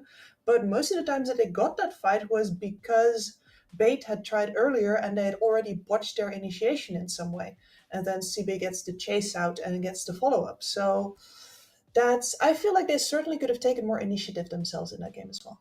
I like what you're saying. Also, one thing that I noticed is when they were positioning themselves in the fight, both the Warlock and the Venge went to the natural position they would feel comfortable in, and I didn't like that. I think the Venge should have been in that position and the Warlock should have been way back protecting the Venge. Yeah. Once the swap comes out, then the Golem over the swap's target. I think that was the way to go, but we're gonna leave game number 1 behind. Why? Because we have a draft of the next one coming up, so let's get into it. Let's get it started. And yeah, I agree with them with that. I think the Warlock definitely could have been like one more zip code over. You do want to get the Fatal Bonds down at some point, but you can do that once the fight is already like really cooking. Yeah, I get it. It's a tough one still, but it goes to show that Sibe still have some things to work on, as that is the communication that should happen before the fight start, before the game starts, or I mean, in the worst case scenario, after you've already made a mistake a couple of times, then you don't make it the third, fourth, and the fifth time. Exactly. Like, that is one of the things that sometimes people scoff at me a little when I say, like, I like teams that learn during the game. But you could see them learning some of these things during the game, for example, with the Sven finally starting to flank. That was something that they picked up in the game, like, hey, we can do what they are doing. But splitting up the Venge and the Warlock was something that they could have learned but didn't. So yeah, there's still some different degrees of adaptation ongoing. Yeah, one team that was very good at adaptation used to be Nigma. Of course, nowadays they're not really as strong as they used to be. But if you remember their old games, they would usually make a lot of small mistakes in the game and then adjust. Make a mistake, adjust. Make a mistake, adjust, and then win the game in the end. Yeah, And that was really what made them such a scary team. And their itemization, dude, especially back when most of those players were on Team Liquid, right? Like they would sometimes just build 3 E-blades in a game where it was really necessary, or versus an axe. Suddenly everyone would be running around with Yule scepters, even their Juggernaut. It was crazy, but they were just like, okay, this item is a game-winning item. Everybody built that shit, and they just did. And I love you bringing it up because I did love that team a lot. Yeah, it does. It does show insane amount of communication skills outside of a team fight, right? Because you're not talking about movements, you're not talking about anything, you're talking about how to win the game, and the movements are coming naturally because you're such a good team. Because you really don't have time to talk about everything in the game of Dota. You blink for 5 seconds, and then suddenly you're overwhelmed by the enemies, and that is something that does happen to pro games. I know a lot of people who, they hover around 6, 7k MMR, and then they get into a 9, 10k MMR game, and suddenly everything is so fast. You think you have time to farm 2 more cans, but you didn't even have time to kill 1 more small creep. And that's how fast things are. Bait, this time around, they're going to be picking up a Sven as fast as possible, meaning that Nesphere is not going to be getting either the PA nor the Sven. Oh, but instead we're going to see a Beastmaster laning versus the Sven immediately, and we have seen Svens getting severely harassed and annoyed by these Beastmasters, especially if you don't get a lane pairing with the Sven that can put proper kill pressure back into a Beastmaster. He's just slowly going to shove you under your tower and make you regret that you thought you could stay over here. So Bait, they ban out the Terrorblade. I really like this instantly being removed, as you don't want to be dealing with a high armor hero in a part of the game where you should be the strongest and you just can't kill him. And plus being buffed up by the Beastmaster, we all know how powerful the Terrorblade can actually be. So I really like that ban. I think it was on spot. I think so as well, especially because it puts you in one of these really awkward situations where, as a Sven, you're going to actually be racing against the Skadi timing on a Terrorblade. Because no matter what you do, you don't want to be facing Skadi Terrorblade on the high ground. And that's just, you don't want that stress. Get him out. Yep, you also, Sibate, don't want the stress of playing versus a Night Stalker, because nighttime comes and then suddenly everybody's shaking in their boots, have severe anxiety, crippling anxiety, and then crippling fear as well, in the end affecting them, as they do pick up a Skywrath Mage, which definitely would struggle versus the Night Stalker, would be easy pickings for him. So Bait, where do you take this? You're definitely not going to be getting a Vision hero as powerful as the Night Stalker. He's the most powerful Vision hero in the game. Yeah, he is, especially with the Beastmaster now being out of the Vision Hero contestant, by the way. And it is Grimstroke. I was thinking maybe Dark Willow, because much like the Skywrath Mage is going to do for Sibet, that just solves your mid-game damage issues. Like, you can get a pick-off whenever you want, just, add Skywrath. And the same goes with the Dark Willow. Grimstroke, not so much. We have seen the power of it in setting up pickoffs for sure, but he's not necessarily one to hammer it home afterwards. That said, of course, the power of the Inkswell in a mano for melee carries, and of course the strong dispel that comes with it has been proven over and over again. So as far as the combination with the Sven goes, yeah, sure. I think it's amazing, right? You get the movement speed, which the Sven really lacks. You purge off the slows, the stuns, the silences from him, which again he gets annoyed with quite a bit. So in my mind, this is solid. The Phoenix, on the other hand, versus the Beastmaster lineup, it can be problematic. You will have the double Stormhammer, which is good to defend the egg, but you still don't know what the other heroes from Sibe are gonna be. And I'm looking at the Slark here, and I'm really liking it. Yeah, Slark would be quite phenomenal. The Purge versus, well, the entirety of Phoenix's kit, plus the Sven stun being so telegraphed. And we're going Earthshaker Venge. All right, so the star-crossed lovers on the same team, burst magic plus a physical enhancement. I mean, I'm always a big fan of having Venge in the same lineup as a Beastmaster. I think it gives your scaling especially so much oomph, and this Earthshaker already packs a lot of oomph.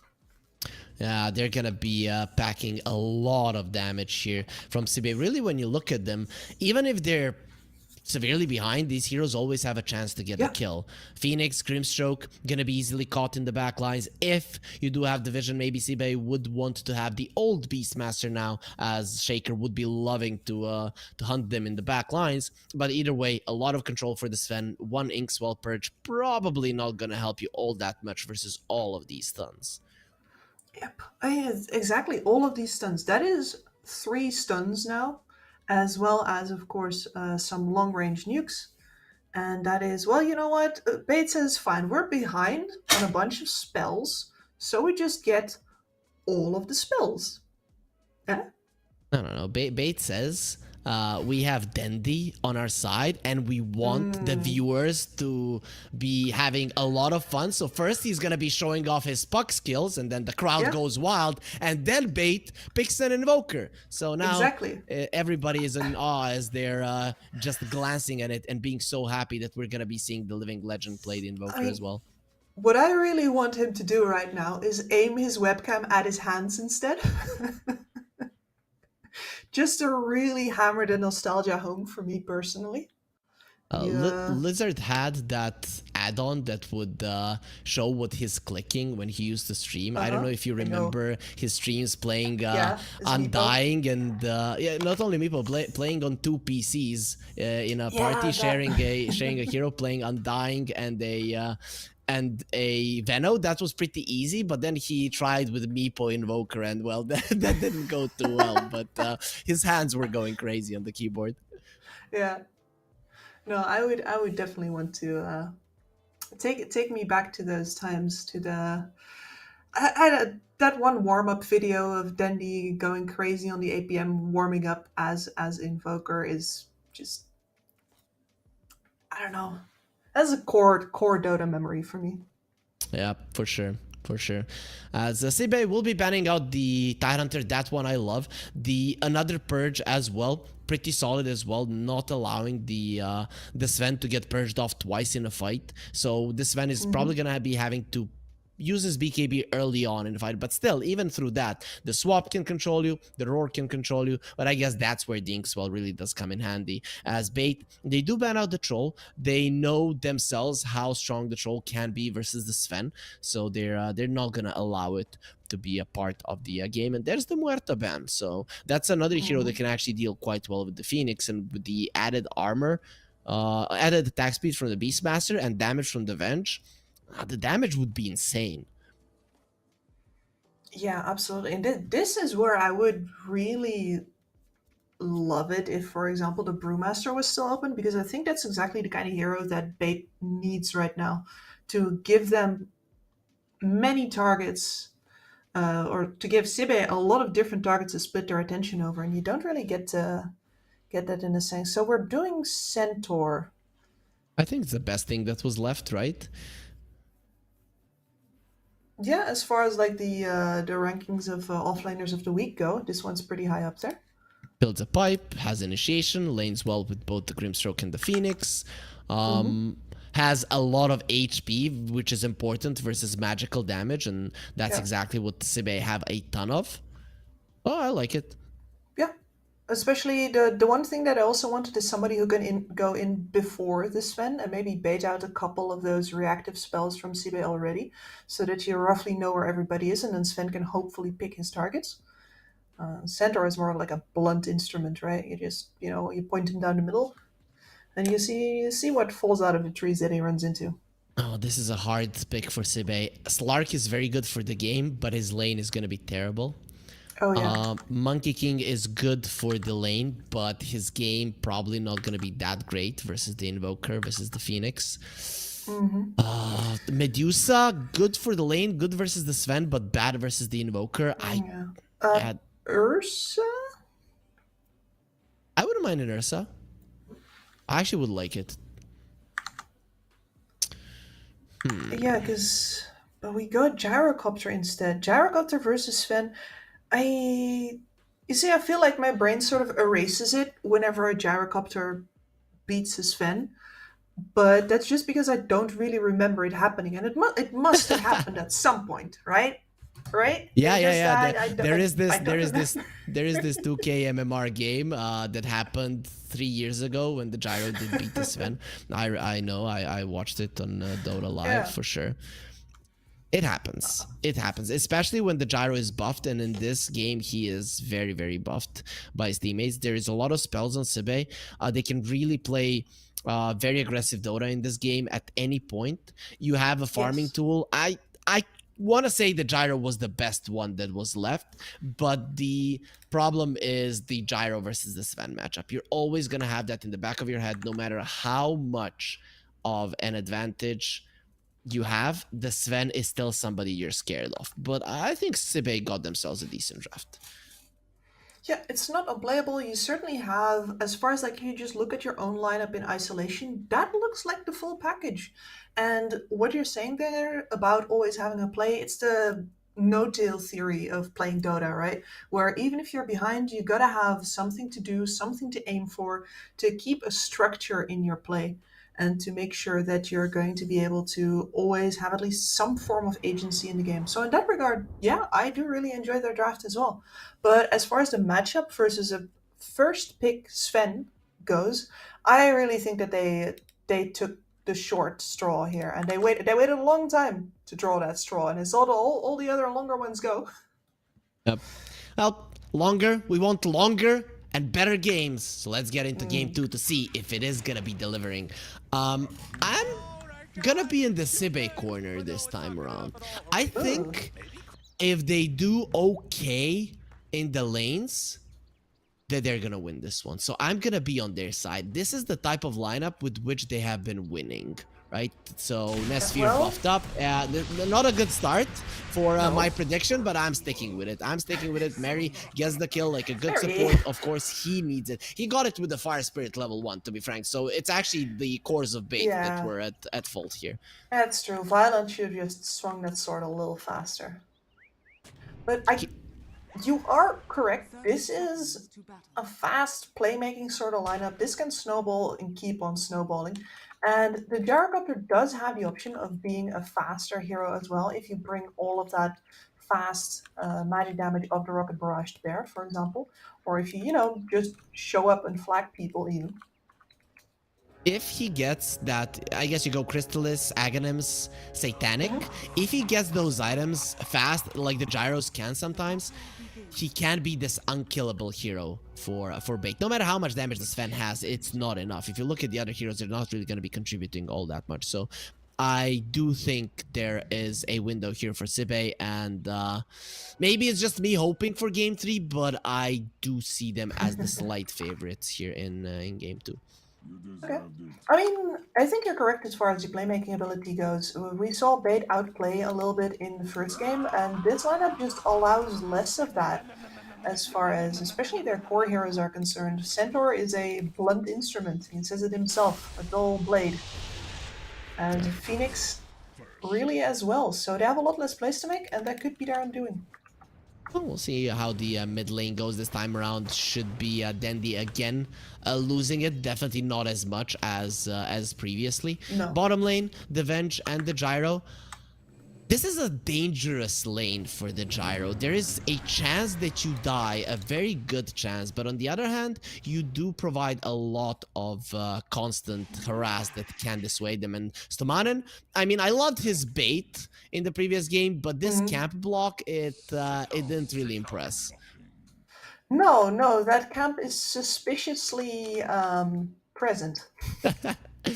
Oh boy, it just happens that you leave the lane just half a frame earlier, and that's it, right? The wool assassins will spawn.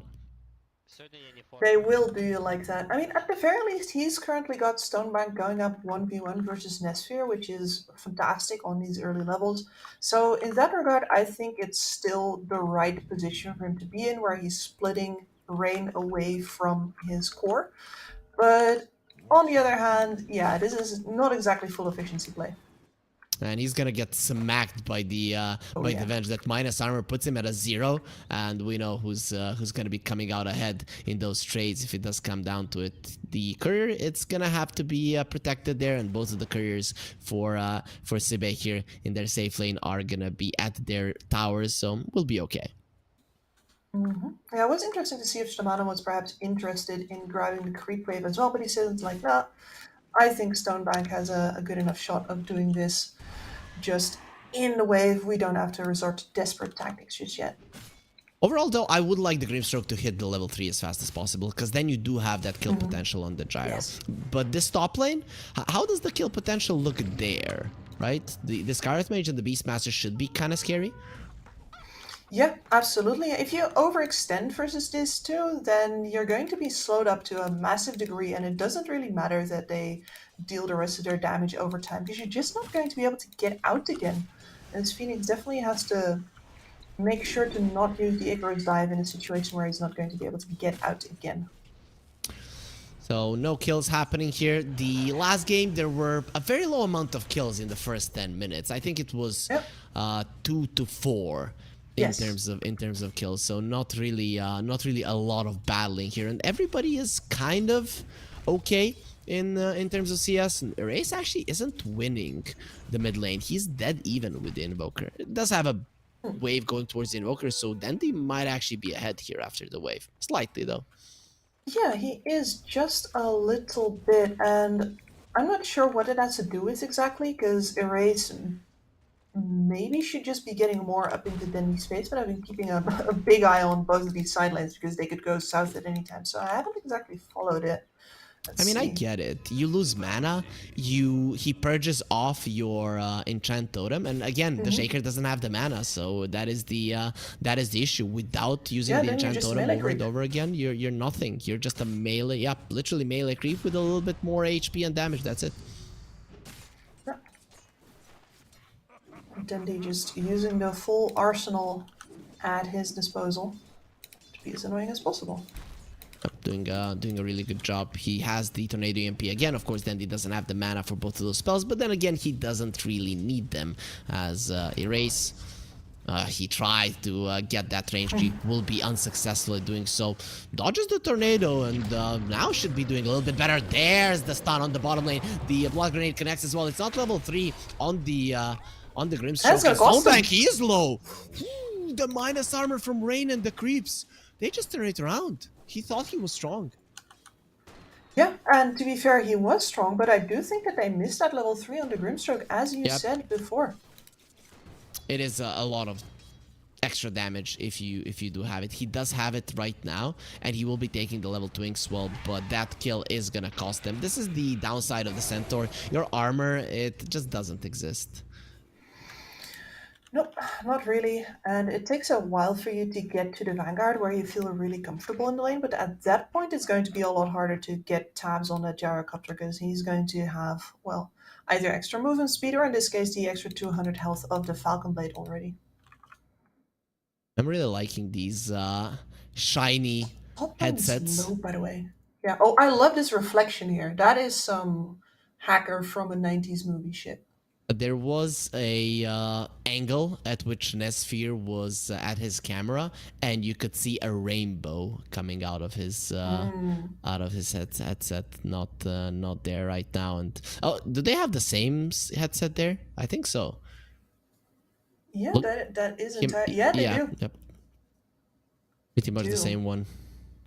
Okay, so they're working for the same teams. Somebody here is an agent Kips. I see. So you're trying to find out who is. Mary is very low on the Phoenix, and same is true for Violence. So that's what I was looking at. Yep. Like, we're looking at the players, but top lane is in a lot of trouble once we unpause. Sorry for the distraction, Kips. I know that sometimes the game is more important than which headset the player is carrying. Emptiness. This guy has been impressive. Honestly, I think it's funny because normally that would be me. You would be like, by the way, 3 people are dying in agony. I'm like, oh, I was talking about fashion. What do you mean, video game? Yep, fashion is pretty important as well as everybody has reconnected to the game. So the Skyrit Mage is back. Emptiness, he usually does have these issues. I don't know if it's his PC or it's his internet, but we're getting back into the game, and the Phoenix flies himself out, but takes quite a lot of damage doing so. Has the healing salve and the fairy fire, so isn't gonna die. But Violent, his laning is only gonna become harder now, especially with Helm of the Iron Will being there. Rain, speaking about a hard lane, he will be taken down by Stonebank. That's a lot of right-click damage from the Centaur, and they get themselves the return kill here in the bottom lane. And that was very necessary. Him going back into this lane and not using his full mana pool to pressure out the kill would have been devastating, because he would have just gotten chipped down again by the never-ending flak cannons.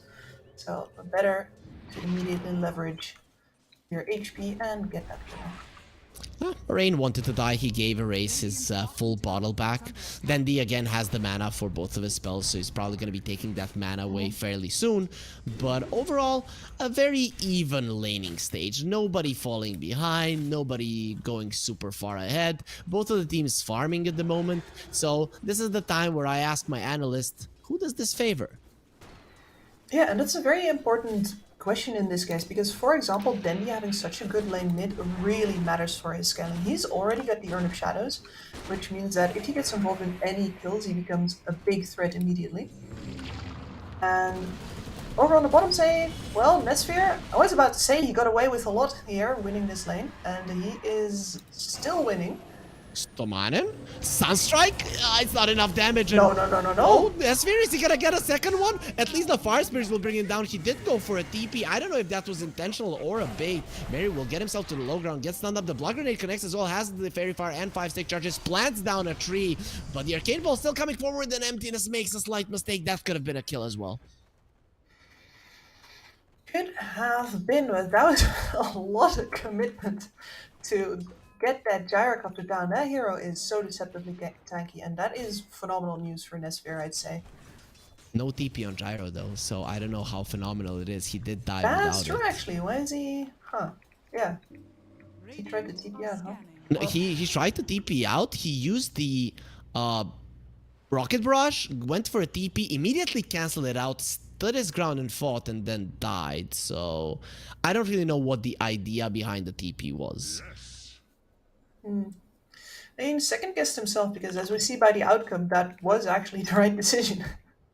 Stomanen is stealing the rune. He is definitely getting this one. Clasto Cruto doesn't have the roar, so it is going to be the Inkswell that changes things. So, no, he made a mistake, Stomanen. What the hell? Now you're going to die for your sins. Yep. Oh, yeah. Coming, raining down from the sky. The dive bomb, there's gonna be another one fairly soon. He's going towards the tower, won't be making it there. Actually, Clasto Cruto thought the dive bomb is gonna be doing enough damage. Not quite. Not quite. It's mostly the interruption in walking away that provides so much of utility from that hawk. Oh, Dendi. Land. He's fine. That's a really nice tornado usage. They were bringing in both of the supports, but Erase with exactly 0 mana and 0 chances of getting a spell off is just gonna be pushed back. He did have 9-1 charges, but not even close to using 2 of his spells. As Stomanen, again, not gonna be having a nice time. Actually, he's gonna be having a grand time, as this time around it is gonna be his teammates that are coming over to help, and the Sunstrike from Dendi will miss, but Train will burn. Either way, Mary, he's on a killing spree. Yeah, a really good read from the supports of both sides here, because the Radiant supports need to be mid, as we're watching Violent get slapped around pretty hard here. Very dead. Dive bomb does finish him off. I don't know what he was thinking. I mean, killing this Beastmaster, you can't do it, but bait.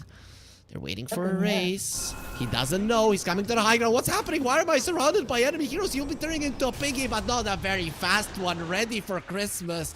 Thank you for that. There's a couple of more hits from the Invoker, and they are going to be getting those earned charges for Dendi, as he will be very, very happy with that.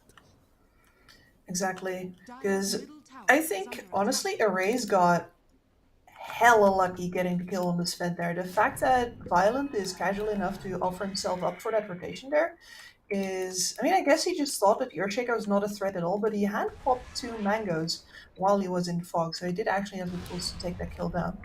But yeah, the supports needed to be mid, because Dendi is currently getting out of control. attack. Definitely is. He won the mid lane. He's 1,000 gold ahead.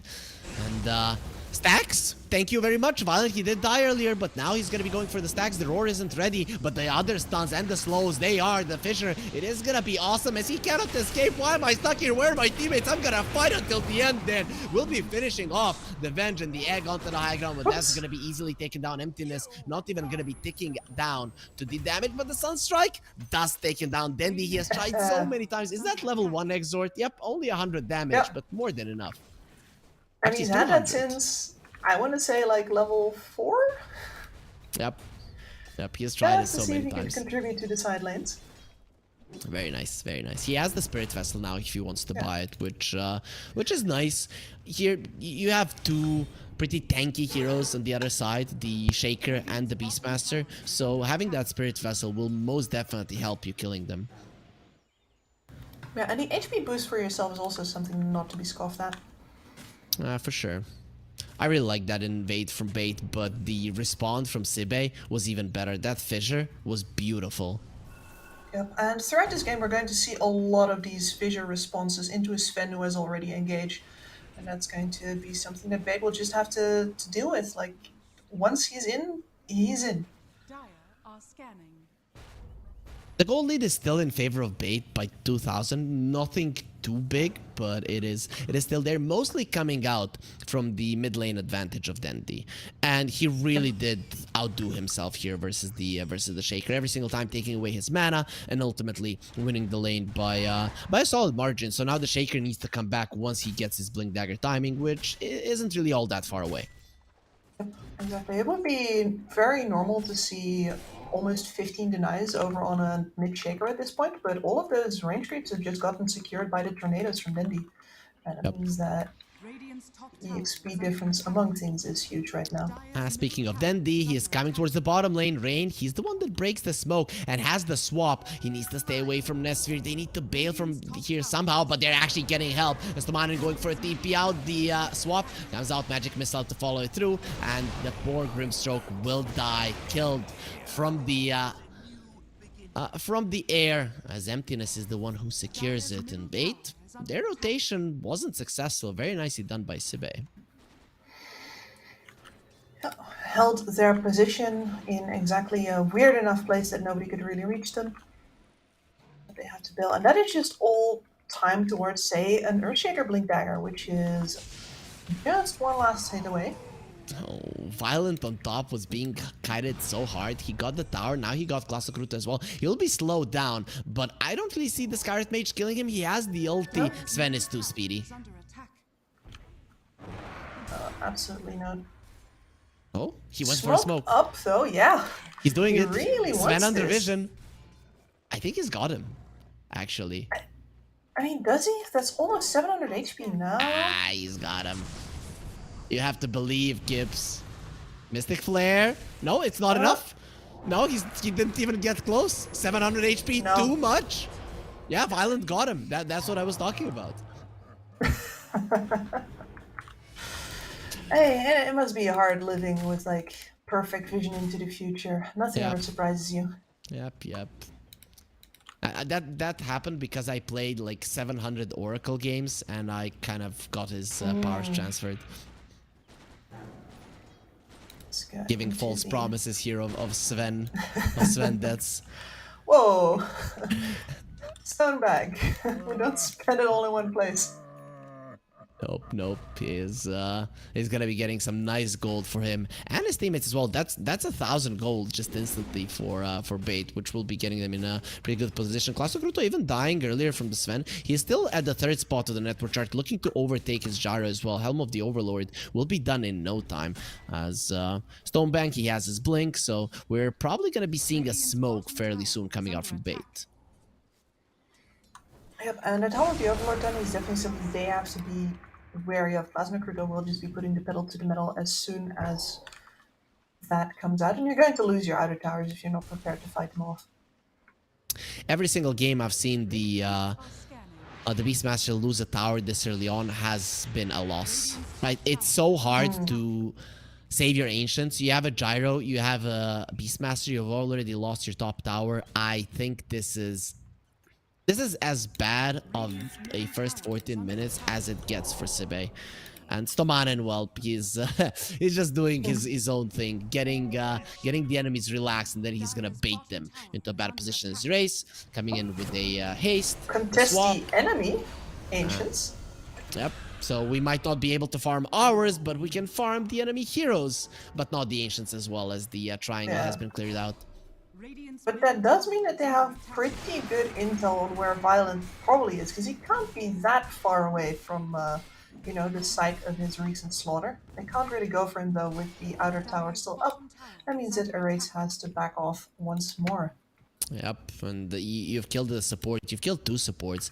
And I guess with that way you're alleviating pressure and trying to get this gyro to the critical mass. But the Sven, with the current state of things, he's hitting it first. Yeah, and it's not just like, okay, if the gold was 50-50, this matchup is also a 50-50, right? Even if the Sven is behind, I would much rather bet on him and the team white armor of the Warcry versus that gyro flat cannon than I would on the gyrocopters. He is so reliant on actually being ahead on a gyrocopter and on nobody coming near him to, you know, stand on top of him and ruin his day. And both of these things are definitely happening right now.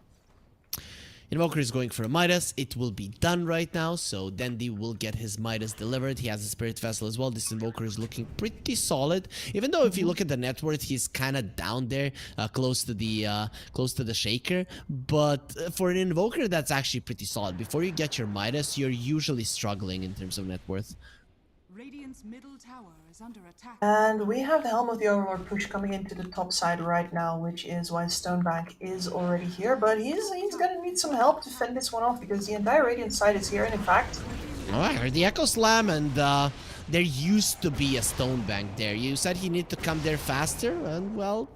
He maybe should have stayed in a safe position. He was going to be taken down. This Helm of the Overlord changes the game quite a lot now as Sibe. They get a tower and instantly into the Roche.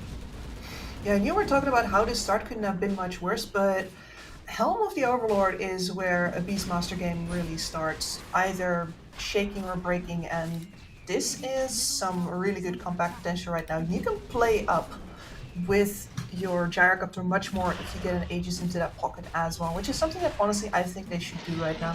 Late are coming though.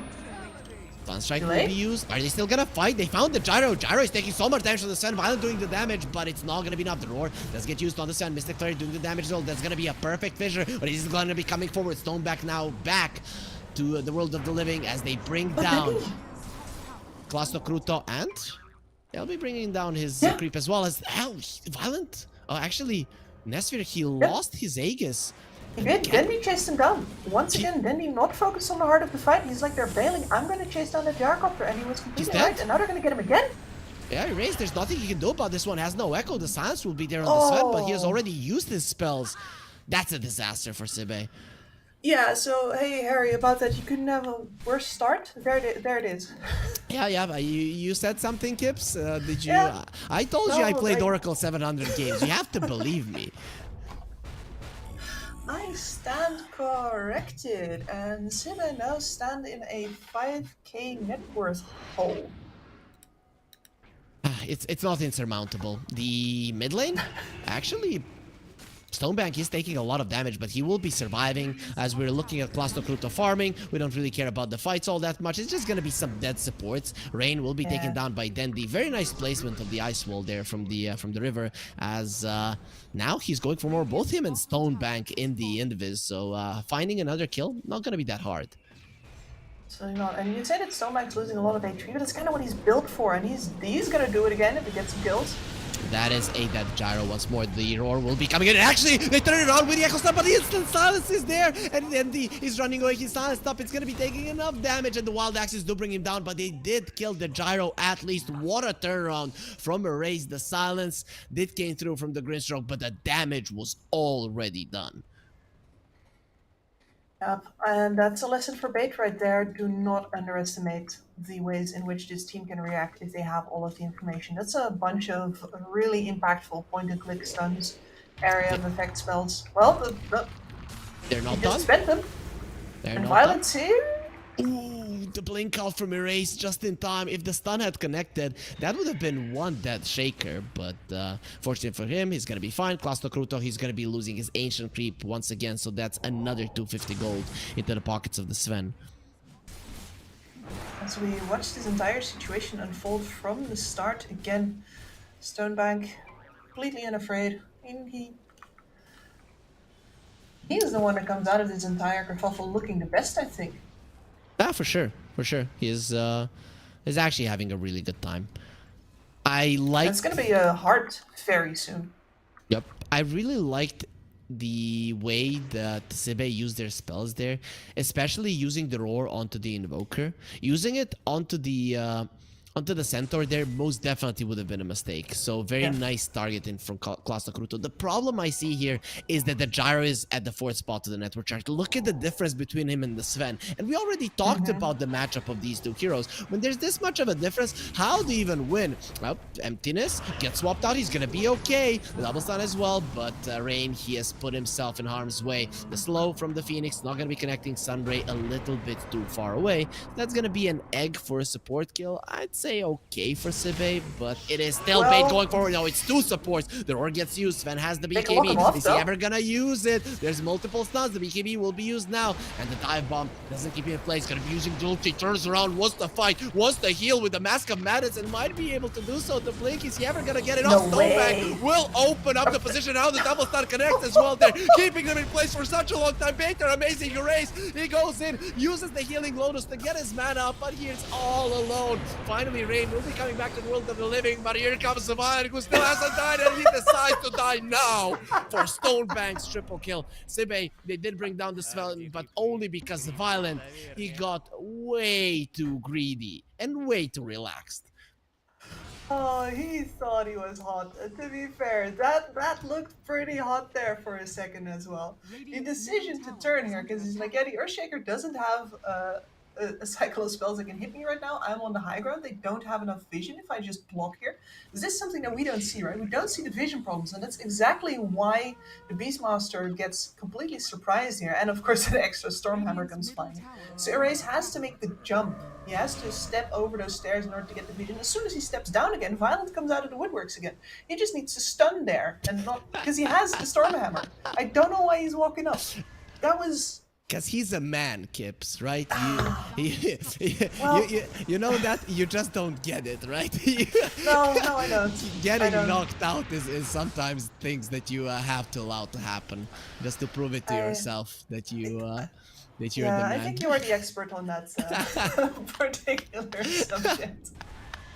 Yeah, so it is. I understand completely. That was the play that anyone would have made. Just kidding, Violent. No reason for him to do that. But then again, if you're not living up to your name, again, Violent, he just goes forward. Let's see, 3 versus 1, and he's actually gonna kill Nesfir. No, the swap. Damage reduction allows Nesfir to live, and the scan has been used immediately. Nesfir is bailing as he knows that he cannot do anything, but what are these supports supposed to do without their carry present? Jump in from Stonebank. Stonebank gets Rain, he's not taking any damage. The Inkswell removes the stun, removes the silence. Emptiness, slowed down. Sunstrike on the high ground, it does miss him, but they have the Sunray for some extra heat. This race is Mary, so no egg for you. The buyback from Emptiness, they feel like this is the time to get the game turned around. The stun will connect on them, you know, he can do about it, but it is gonna be a soul bind, and Stonebank is just standing his ground. He has so much HP. How do you kill this guy? The Inkswell is gonna be protecting him. Actually, nothing is protecting him. Stonebank gets the stun and the double edge. He got the kill. He has that charge to so much HP, 6,000, but they finally bring him down. Emptiness who bought back. He's gonna be in a lot of trouble right now. Then the covering with the tornado, the Sunstrike will only connect on Klasto Kruto, so no kill for you. A bloodbath happening on the map, and Dendi is gonna be the lone survivor of Bait. This is what we ordered, isn't it, Harry? This is what we wanted out of game 2, and boy, are we getting it. I mean, Violent, really. Man has a chip on his shoulder. The size, well, that's the entire Lord of the Rings trilogy there, I'd say. For sure. But these moves of his, I mean, are they changing much? The game is still at the same spot that it was even without his deaths. And I want to say, but maybe that's just because it's working. He's showing off, and it's working. I'm loving it. So, but the explanation I'm going to give for it is he recognizes that he is in a place right now where he can push the game and see if it's worth it or not. This is where he is learning about how far he can push his hero. And he just learned a very valuable lesson, I'd say, without actually risking the position that his team has in the game. So I'm going to call it not reckless, but learning. Just because I'm drinking this all in. I'm gonna tell you how I understood what you just said. Sibe, Bait do not respect Sibe. They think they're much better, so they're like, we're gonna use you as Dota school, as Race comes in with the Echo, and yep, use us as a school, will you? When then you die. The Sven comes over, they want to turn it around, they're they're gonna just gonna be able to do it with the Stampede. He's gonna be running himself away. No, Violet coming in with the damage. This is what happens when you're on his side of the map and he gets a double kill. Centaur just seems to be too tanky. Yeah, that hard, and now he's got the Lotus. Lotus Orb nearly at the ready as well, so that extra armor is going to do a ton of work. I was wondering if, for example, Dendi was going to grab a Lincoln Sphere this game, but I do think that the choice for the Lotus around the center instead makes a lot more sense. Versus the Roar, versus the Swap, for example. Oh boy, that was such a cool play, but we got to see the impact of the net worth lead of Bait, really, and Stonebank being as farmed as he is. If he had just slightly less, 1-2 levels less, something that was missing there from his items, he would have died. But unfortunately for Sibe, it just wasn't enough. Yeah, and I guess what I meant when I was talking specifically about that learning, it's Violent is disrespecting Sibe. I am completely on board with that way of reading it. He is. I mean, he still needs to get a little bit of a blessing from his team as Stonebank. He is gonna be finding the enemies, and they're not blessed to see him. They don't want to see this guy. The stun will be their own rain, as he did go for the swap. Now will be broken. Damage reduction can only get you so far. Sven does pack a punch even without the God Strength. Now that is about the kind of exchange that you want to have there if you're a Sibe. Although that is just before the Roshan respawn as well, and they don't look like, even if they had their revenge, they would be interested in contesting it at all. With a 15k gold lead, I'm always skeptical about letting the Roche go. I understand that if you come to fight, you might lose the game there and then, but what are you actually hoping for if with this kind of a lead this early on, you have to deal with the Aegis as well? Exactly, so, you know, maybe I'd say something different if I saw the Rapier queued up for the Gyrocopter, but he's just now finishing off a BKB, and after that, Daedalus is, yeah, it sort of smells like it, but it's definitely going to be about do you win or lose the game during this Aegis right now, and I'm not sure you have the damage to stand on that high ground with and actually keep him away. It is gonna be a rough thing to do. You have a rough time killing Stonebank, even Sven. They have a lot of HP, a lot of armor that you have to go through, and the swap you're going for Stonebank. There's the silence. He has the cheese, and he uses it now running away, but finally they bring it down. Okay, so you have 4,000 HP, you eat the cheese, and they still kill you, showing just how much damage Sibe have. And we talked about it during the draft. You always have a chance for a play. Yes, and it's not just the fact that they have the damage, but that it came out so fast. Like, Dendi wasn't even in position to react to any of that. Like, sure, you could throw everybody in the air with a tornado. No BKBs were popped there, but like that doesn't matter. He wasn't there. It was already over. Boots of the Bearing on the Venge, so extra movement speed for Sibe. Moving through the slow of the Phoenix is gonna be a nice thing. The ice wall as well can be a problem for some of your heroes, so I like that item. It's a great item choice. And one of those auras that is, of course, also going to persist when you die. I'll leave that illusion behind. And yeah, Dendi actually going for the Lincolns anyway, now that he has a BKB for himself. So we're really investing more into protecting Violent from being kited. For sure. So the center was the Senjin Kaya. Violent, he wants a tower dead. With the God Strength, he should be able to get it, though. Sibe glyphing this, I guess you know that it's going to be refreshing. Immediately smoke towards the bottom. This was super fast, Kips. It is. Violent is just scouting it out right now with his Silver Edge.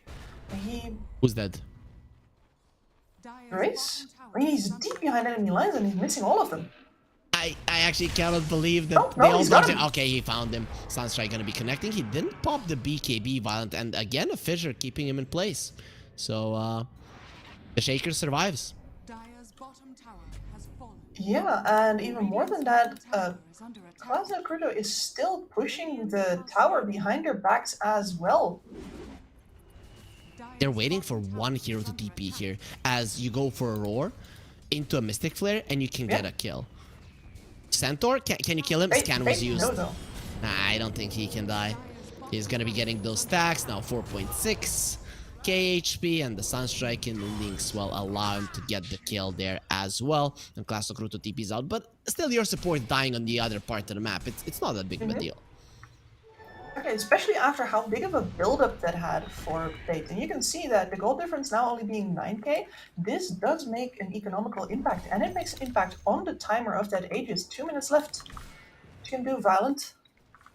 Yep, are you gonna be jumping into the backlines? Now we're seeing that those decisions of his that cost him his life twice in a row might have affected the game slightly. Might have indeed, like the extra itemization coming out from Sidon, a little bit of extra maneuverability that they have on the map now. Just come back to bite them. Yep.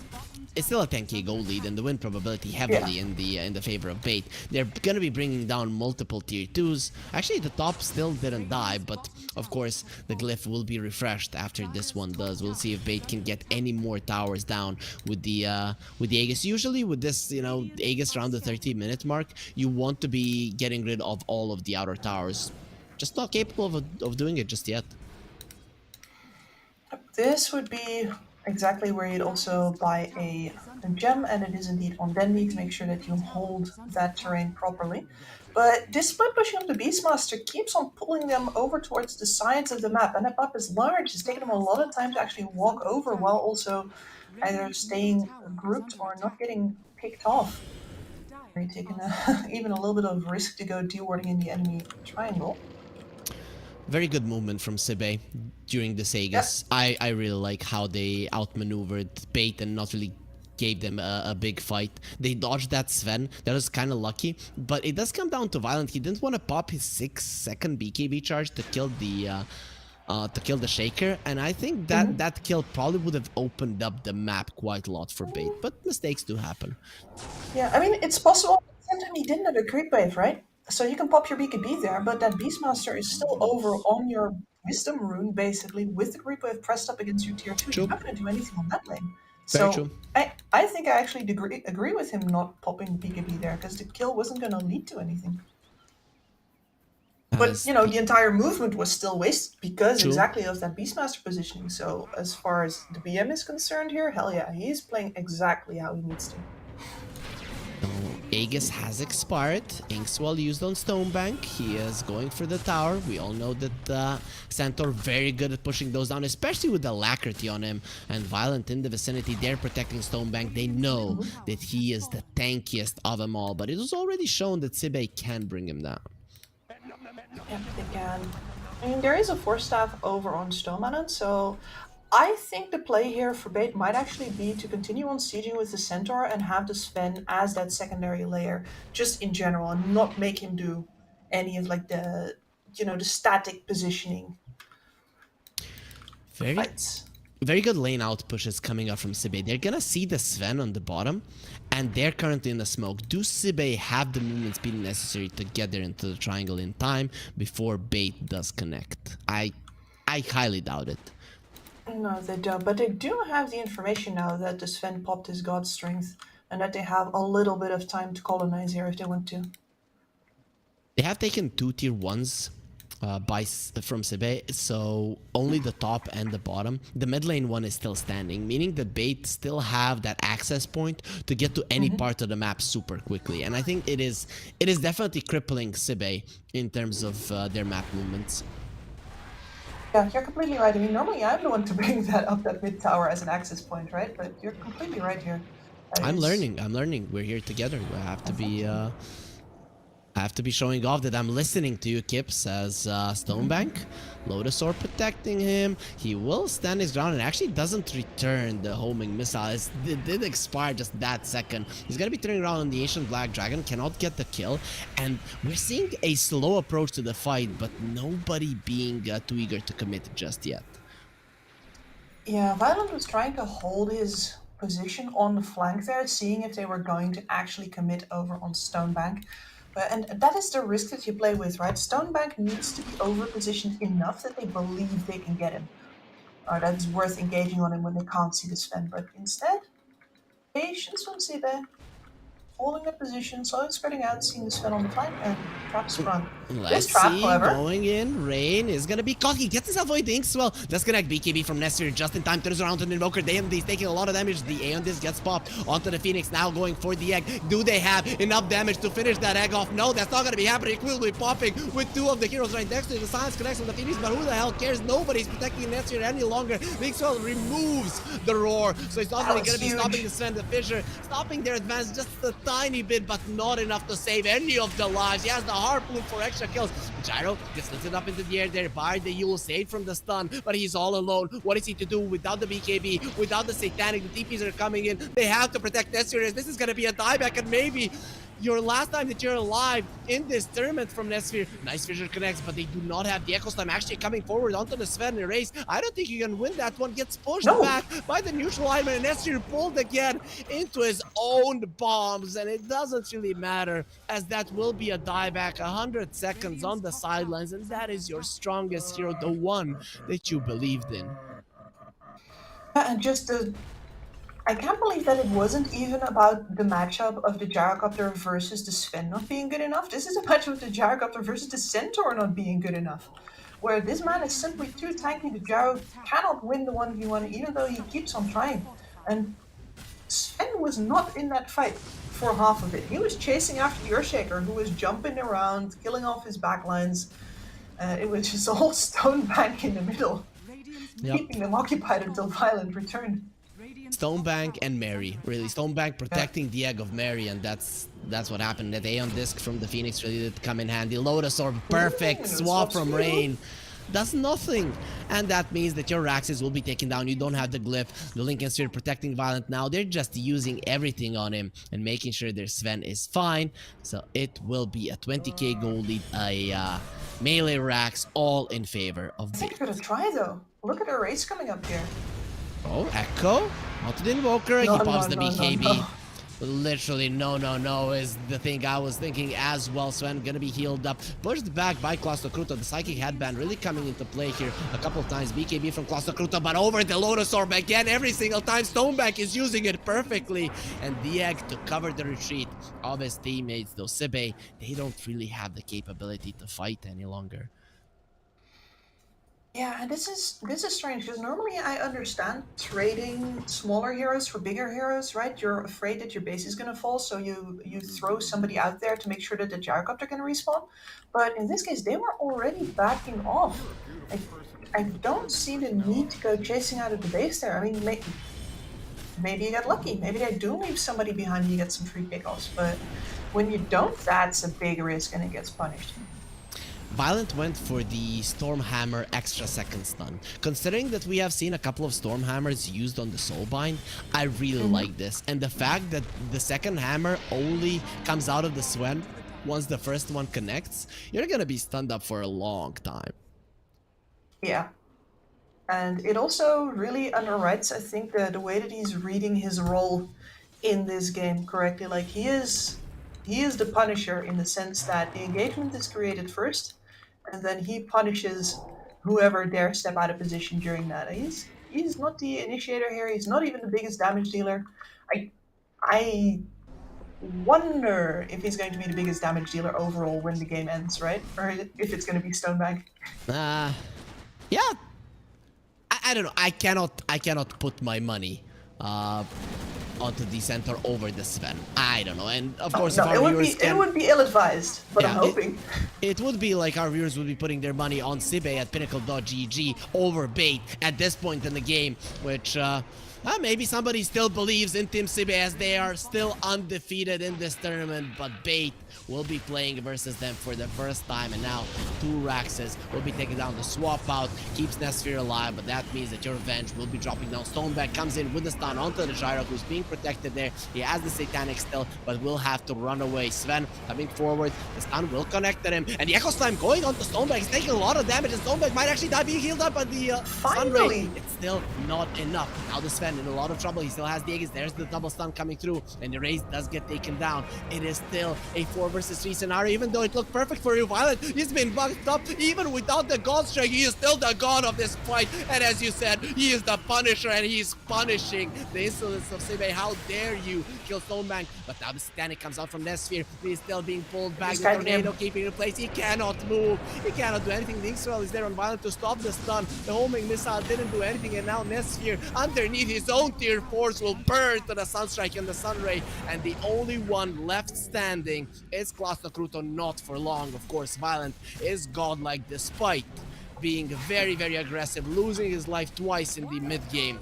It doesn't matter, he will still be the strongest, and Bait going through Sibe out of the tournament.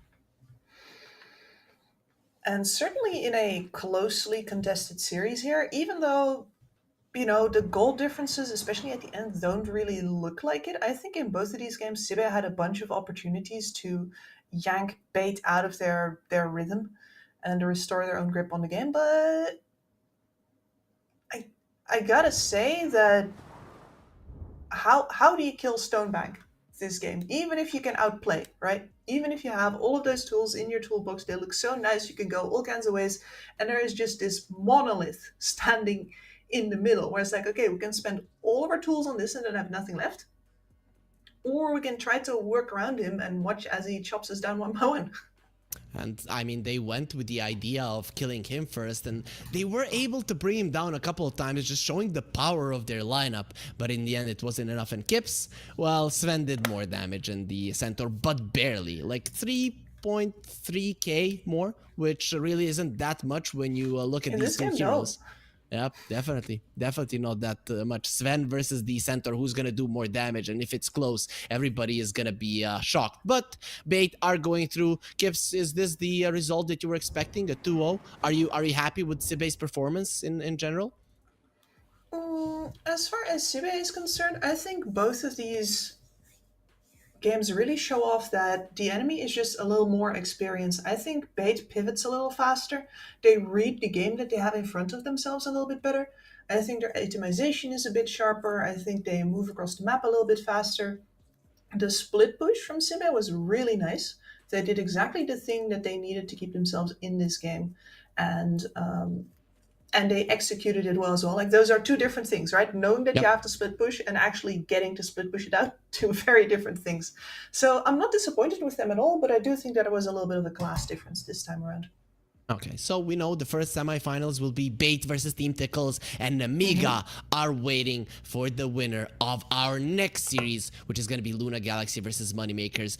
Unfortunately, Kips, we're going to have a bit of a longer break, so like always, I'm going to pick your head here a little bit. Can Moneymakers take the game? Can Moneymakers take the series? Moneymakers... I don't expect them to take the series. That is the one thing I'm just going to say straight up. I think that Luna Galaxy is... If we saw a little bit of an outclass here from Bait versus Sibe, then I do expect Luna Galaxy to have the outclass advantage over everybody in this tournament. But, you know, I am talking about the previous winners here, right? That shouldn't be something very controversial to say. As far as Moneymakers goes, now, there are several players on Moneymakers now that I have worked with, like Slayer is on there, Palantimos is on there. which are both boys from my Vega days. So I would like to see some good play out of them, and especially like Palantimos, seeing Nikita on the 3 role as opposed to carry is going to be very interesting. But as far as my expectation for them winning goes, no, I don't think so. And if I had to put any money on it, I would say a 2-0. Yeah, Luna Galaxy, you'll know Davai Lama. He wants to get all the sun in Malta, as he has already won the 5-star hotel with the exclusive boot camp in the previous Malta Vibes tournament, and now he wants to have a very, very long vacation. Of course, moneymakers are the ones in front of him for now, but he has a very long road to win the entirety of the tournament. So let's take that 40-minute break, maybe a little bit less than that, and then we'll be back with the last series of the day. Oh, esport. You and I have come a long way. It was such humble beginnings. As we gathered in small groups, we were professionals right from the start. Passionate, organized, and ready to rumble. We dreamed big, and surely enough, our parents supported us at every step of the way. Didn't they? Fired up by all this love, it wasn't long until we caught the scent of competition. To be honest with you, it wasn't always that easy. Joe here, he had to take on 2 side jobs to afford playing professionally. It's gonna get better, Joe. Fist bump.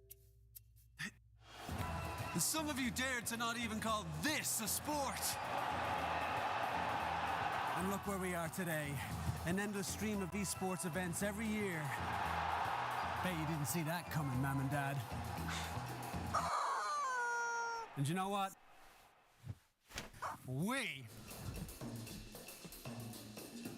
have been with you every single step of the way.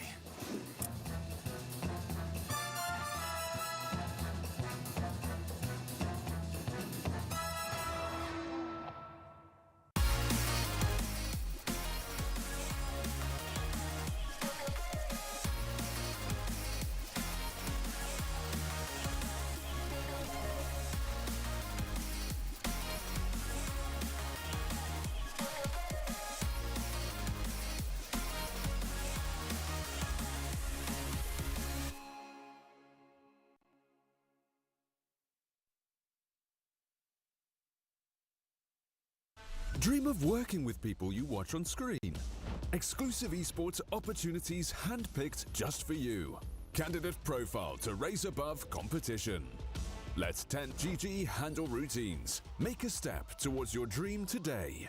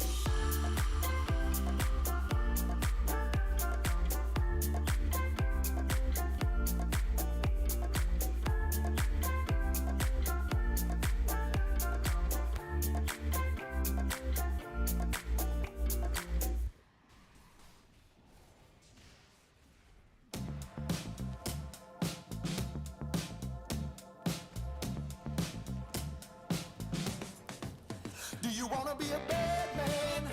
Yes, you do. Do you wanna taste sweet salvation underneath the summer moon? Do you need another hand now? Yes, you do.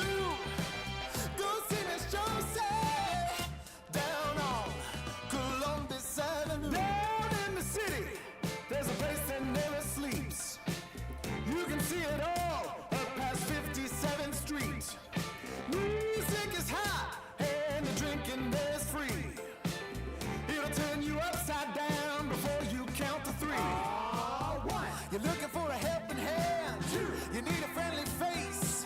3, feeling good, you can barely stand. You're falling all over the place. 1, you're looking for a helping hand. 2, you need a friendly face. 3, feeling good, you can barely stand. You're falling all over the place. You own it, they got it, they flown it, you bought it. Ow! Do you wanna be a bad man? Yes, you do. Do you wanna taste sweet salvation underneath the summer moon? Do you need another head now? Yes, you do. Go see Miss Josie down on Columbus Avenue. Columbus Avenue. Ha! Go see Miss Josie down on Columbus Avenue. Columbus Avenue. Ha! Go see Miss Josie down on Columbus Avenue. 1, you're looking for a helping hand. 2, you need a friendly face. 3, feeling good, you can barely stand. You're falling all over the place. 1, you're looking for a helping hand. 2, you need a friendly face. 3, feeling good, you can barely stand. You're falling all over the place. You own it, they got it, they flown it, you bought it. Ow! Go see Miss Josie down on Columbus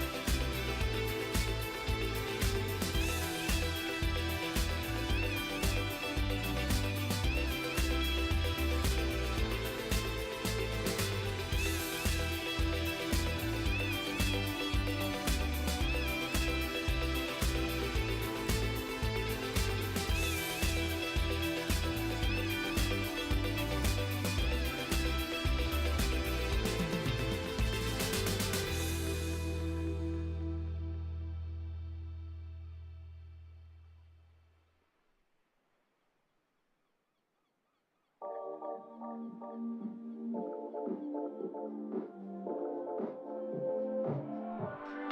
miss that sexy smile, looking forward to see you. I hope I will lose control.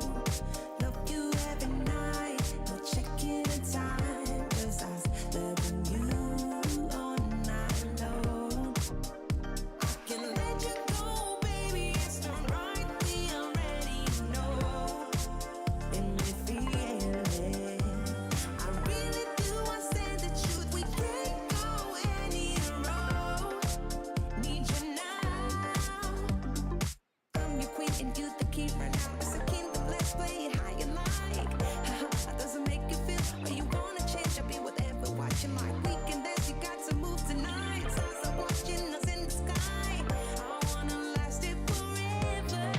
It's a sexy smile, looking forward to see you. I hope I won't lose control. Love you every night, no checking the time. Just us loving you all night long. I can let you go, baby. It's the right we already know. And we feel it. I really do, I said the truth. We can't go any road. Need you now. Let's change the clothes we have a try. You know how you make me feel alive. Come close to me, I'm obsessed with your different kind of style. Don't you ever leave, step by my side. Hold my hand, 'cause I don't have much time. I wanna hug you forever.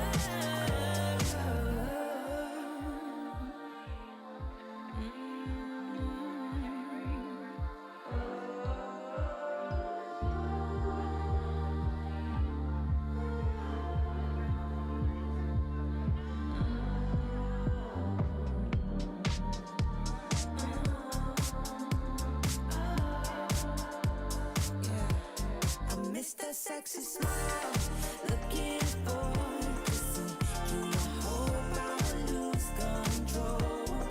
Love you every night, not checking the time, 'cause I love you all night long. I miss that sexy smile, looking forward to see you. I hope I will lose control.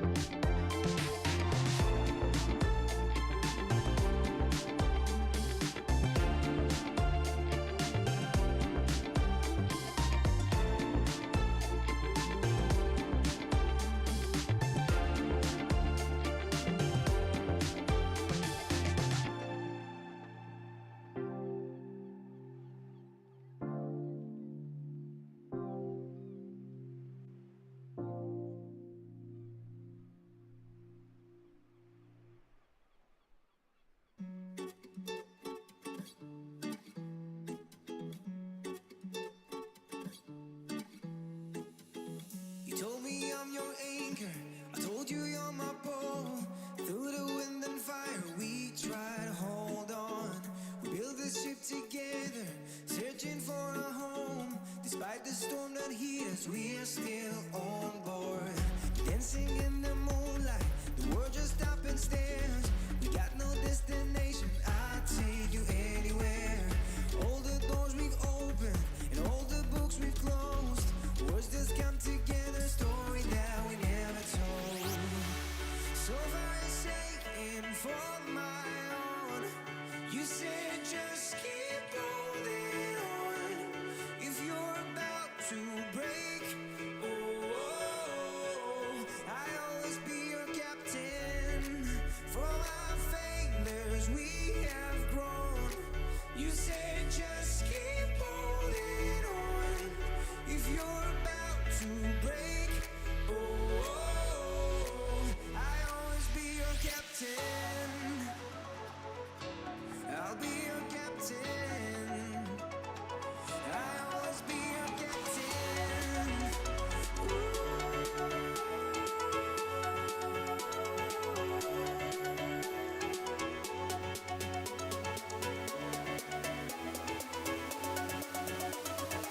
I'll always be your captain.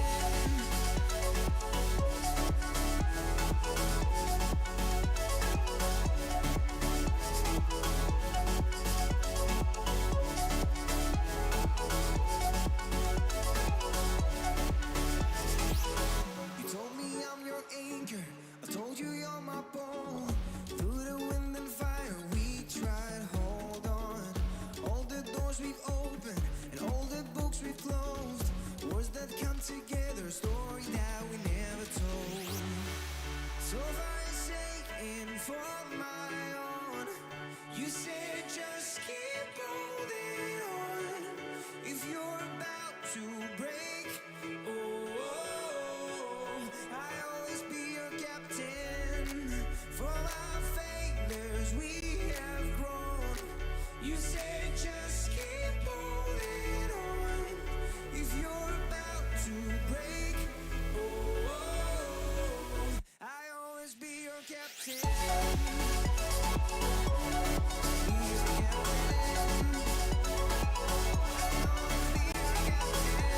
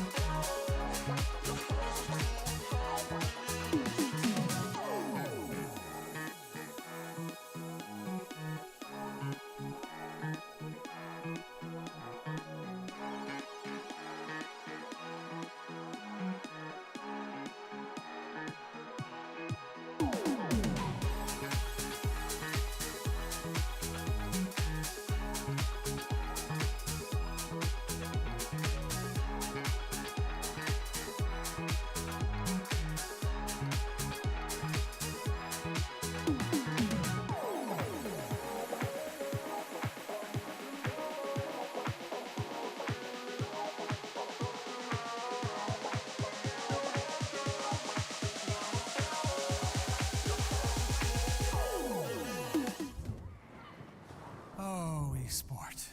You and I have come a long way.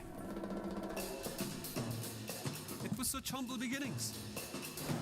As we gathered in small groups, we were professionals right from the start. Passionate, organized, and ready to rumble. We dreamed big, and surely enough, our parents supported us at every step of the way. Didn't they? Fired up by all this love, it wasn't long until we caught the scent of competition. To be honest with you, it wasn't always that easy. Joe here, he had to take on 2 side jobs to afford playing professionally. It's gonna get better, Joe. Fist bump. Some of you dared to not even call this a sport. And look where we are today. An endless stream of esports events every year.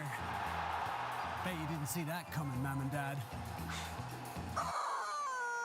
And you know what? We have been with you every single step of the way.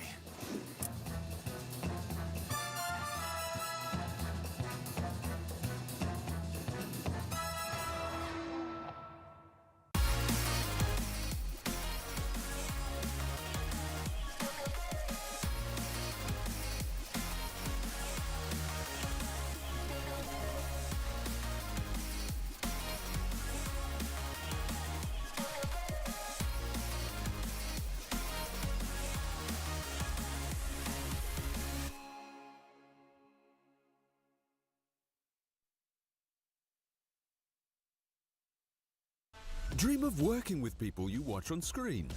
Exclusive esports opportunities handpicked just for you. Candidate profile to raise above competition. Let 10GG handle routines. Make a step towards your dream today.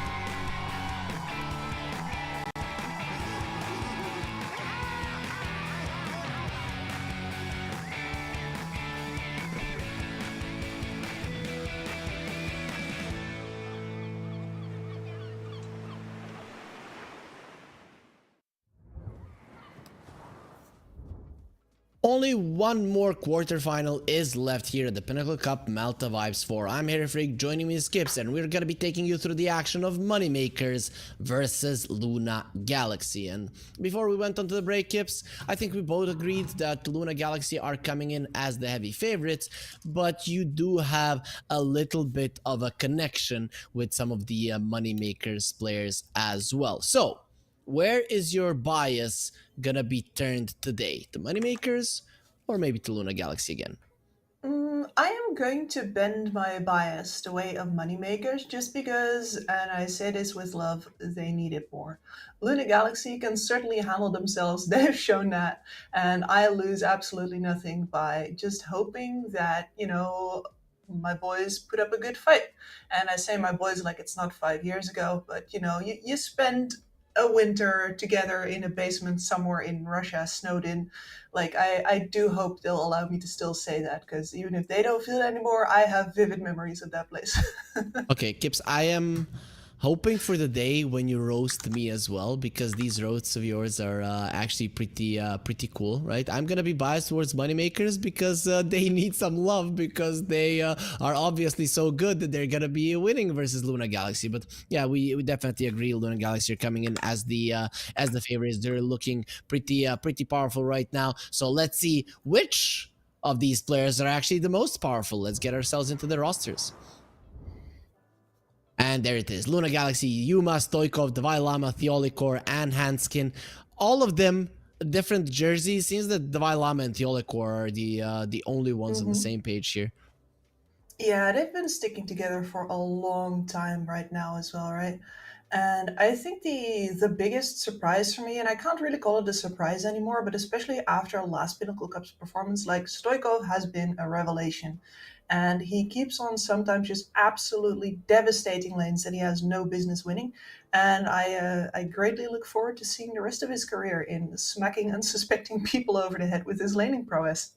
Hopefully, the other players are gonna get used to it as we move on to Moneymakers, where their mid laner Yegor, he's gonna have to be on the receiving end of that, but of course his teammates Lucas, Palantimos, Bignum, and Slayer will be helping him in that regard. And you know, Moneymakers, they used to have all 5 of them in their white shirts, and then in comes Palantimos Yeah, to ruin the tradition. yeah.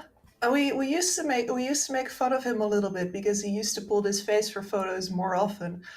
We used to like do the duck face at him because this is definitely his picture face, which is why I was giggling a little bit. But you know what? He has those cheekbones. Everybody else is just jealous. Yeah, true. You were jealous. You were picking on him just so Yeah, that you guys that's would how it make goes. yourself feel better. But yeah, he's definitely rocking the look, Kip. So no bad words to say there for sure. As Absolutely not. the coin toss was done, first pick for Moneymakers and Radiant side for Luna Galaxy. Is there some preference you think the teams would have? Maybe Luna Galaxy wanted the first pick. They'd rather play that, or does this not matter at all? I mean, certainly not as big of a deal as it used to be. Maybe not also a big deal in this matchup. But I guess at Luna Galaxy, if you want to, get this over fast, you're going to pick first pick. You're going to play as fast as possible, get the deciding picks in early, and then hopefully use your mid game advantage to steamroll the draft to victory. Okay, that actually does make sense. But you mentioned the draft there, and I can see that the draft is ready, so we'll get into it now. And With there we are. your Luna Jedi- Galaxy versus. Oh yeah, you saw my Jedi moves, right? Okay, their name now is Mega Creeps. So Moneymakers, they changed their name. In any other context than Dota 2, I would be walking around these guys in a very wide arc. Makes sense. But yeah, you were talking about Valentino's rocking the look, and what I'm hoping is that he is going to be rocking that offlane, because we have seen a lot of carry players over the past couple of years. Moneymakers, there we go. That's the kind of people that I walk towards, seeing if they have some money left over. Anyway, I was halfway through one of my TED Talks where a lot of carry players have tried their hand at the offlane, and in some cases, like in the case of Ace, that has been absolutely wildly successful. But I still feel like it is a very hefty swing in playstyle, and I'm really curious to see. I worked with Nikita 5 years ago. He's had a lot of time to grow. He's playing offlane now. I'm hoping to see a refreshed player here. That would be really fun for me. So I'll be keeping my eye on that offlane. For sure. After what you have said about Moneymakers production, they wanted to just give them mega creeps from the start, and obviously this was the biggest extent of their power as how they could really help them. But they're gonna have to fight their way through Kips anyways. As we do see a Nature's Prophet come out, we've seen so many Nature's Prophets in the early game just crush the game and then not do that well. Do you think people are maybe not itemizing well with the position 5 Nature's Prophet? I mean, the series before Marsbet, when they played versus Namiga, LeBron was third on the network chart, and still I didn't see that much impact from him. Yeah, because you do need to put that really stat-heavy body of the Nature's Prophet on the line also in these fights to make up for the fact that you don't really contribute that all that much in like a team fight kind of sense, and you don't have any burst either.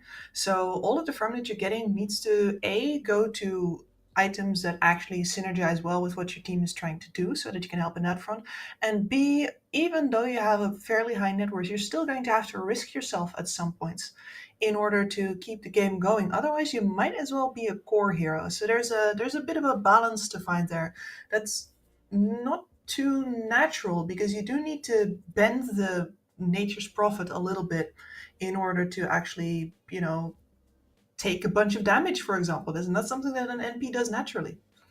That is true, as they do ban the Dark Willow. On the other side, Luna Galaxy, they're gonna be banning their fifth hero now, but they did get their hands on the PA, didn't get the TA though. Yeah. When playing versus Luna Galaxy, would you rather play versus the Phantom Assassin or the Templar Assassin? Do you have a preference? Ooh, that's a hard question because I think that Yuma is better on the Templar, but I think the Phantom is more imba. Okay. So potato. They're picking the Phantom Assassin to play against this time around. Moneymakers very deliberately lived that in pool. They're gonna see what they have in order to turn her around. Are they going to be deploying saves? Are they going to be deploying big team fight resets? We're going to see the advent of the Winter Wyvern once again. Like that kind of anti-carry sort of strategy. But let's see. Let's see how it's gonna go. Luna Galaxy, they're taking their time with this ban, and they'll get rid of the Tide Hunter. I've seen so many Tides be picked into a PA, even though it used to be the other way around. And yes, in the late game, you're a problem for him, but his early push with the Meteor Hammer, it really does annoy the PA players. And now the Keeper of Light will be picked up by Luna Galaxy. 4 or 2, we'll be finding out. We will be finding out, but in both cases, this really supports the thesis of the fact that they're going to be playing fast, because where Couple shines, pun absolutely intended, is in keeping the wave shoved out, the tempo of the game high, and making sure, especially in the case of the 4, to empower other cores to speed that game up more than it would be usually.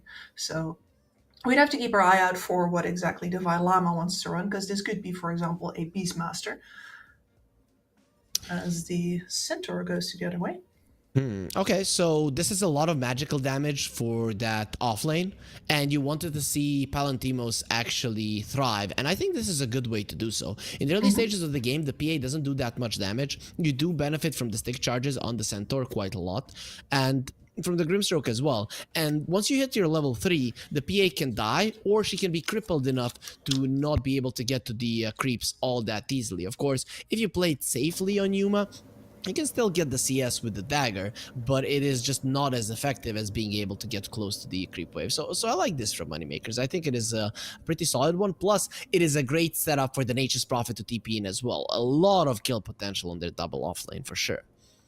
Yeah, absolutely agree. This is a lot of threat. And his center, of course, also has really good rotation potential himself through that gate. And with the help of a Grimstroke or a Nature's Prophet, you can shove that wave in, force the carry to last hit under tower, and you wander off into the jungle to do a little teleporting.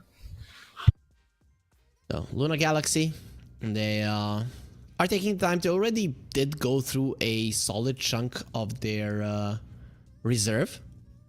But actually, is the game bugged for you, Kips? Yeah, my timer is standing still currently at Yeah. 1 minute exactly. It's standing still. Oh, the game is paused. Captain DC. I don't know if that is allowed. Okay, Slayer says don't talk guys during pause. I'm watching you. Okay, so their cameras are gonna be watched by Slayer, and you don't want to be slain. I guess it is allowed. Admins aren't saying anything about it. I'm trying to remember if it auto pauses when Captain D sees. I'm thinking it isn't though, and that it just automatically tells the other 4 like, "Hey, who's the captain now?" Or maybe it hands it over. I don't remember exactly what it is. But I'm pretty sure the pause is a manual thing, and chat can slap me over the head with "No, it isn't." If I'm incorrect, that's okay. No, it isn't. Yeah, that's how you hear our viewers here. I mean, that's how I hear myself when I'm telling chat that they're wrong. It's only fair, right? Okay, so, listen to me now. I know exactly what Luna Galaxy are gonna pick. They're gonna pick a Shaker and a Bat Rider. Like, I know 100% that's what's gonna come through. A Shaker and a Bat Rider, you say? Yes. So I'm like 100% in for the Shaker, for sure. That looks absolutely fantastic. The Bat Rider makes sense as well. But I gotta say that I personally would prefer a Beastmaster just a little bit more. Especially if we're going with the theory if they're going to try to end this game relatively fast, right? That's the horse that I'm currently on. Yeah, true. Though Shaker, Bat, yeah, I guess if you do pick those two, there's no opening for a Beastmaster any longer, as one of those is gonna be, I guess, position 4 Shaker, position 5 Keeper, position 3, position 2 Bat, and then position 3 Beastmaster. It is very possible, Sure. Kips. And to be fair, like in your scenario, you have a possibility to put another ranged core in. And in my scenario, that would require putting the shaker all the way over to position 4 or 5. And I like neither. Like, I could see either the Kotl or the. I guess the Kotl could still be. But you want at least one of those two to be a core and not a boss 5. Both of them on support, I don't see that right now. Wait, I have a second. Production, can you put our faces back on? I have something to show to Kips and to the viewers. So is that a possibility during the draft? I'm not getting any info from production here. They seem to be taking a break as well. I don't care. Yeah, I mean, nothing is supposed to happen right until the techies comes jumping in, right? No, they do swap it out. Oh yeah, series score. Yeah, you're right. Yeah, they do. Series score, or sometimes they come over to us if they see that the viewers are uninterested. And they're like, "Oh, look at the beautiful people casting the series," and then they're just wowed. And of course, they wanna stay for forever. But the thing is, I have been searching for a mango that looks perfectly like the one from Dota, and I have been able to find it. And I think it should be shown on stream, right, before I actually gobble it up. Yeah, I want to see it as well before you gobble it up, because mangoes are sort of like my thing, dude. I would die for the right mango. True, but it looks good. I don't know how it tastes. Usually the ones we get here aren't that great. They're solid, but considering my girlfriend, she did go to Kenya, and there she had fresh mangoes, like literally picked up, and she says you're in heaven. It's not even close to what we're eating here. So I'm yeah, she's correct. I've had the Philippine mangoes, which were also like just on a complete different level, like not even in the same postcode as the mangoes that we get here in Europe. And okay, we're getting back into the draft. Shaker, you see, I'm a genius. Batrider, I know everything, Kips. I told you I'm the Oracle.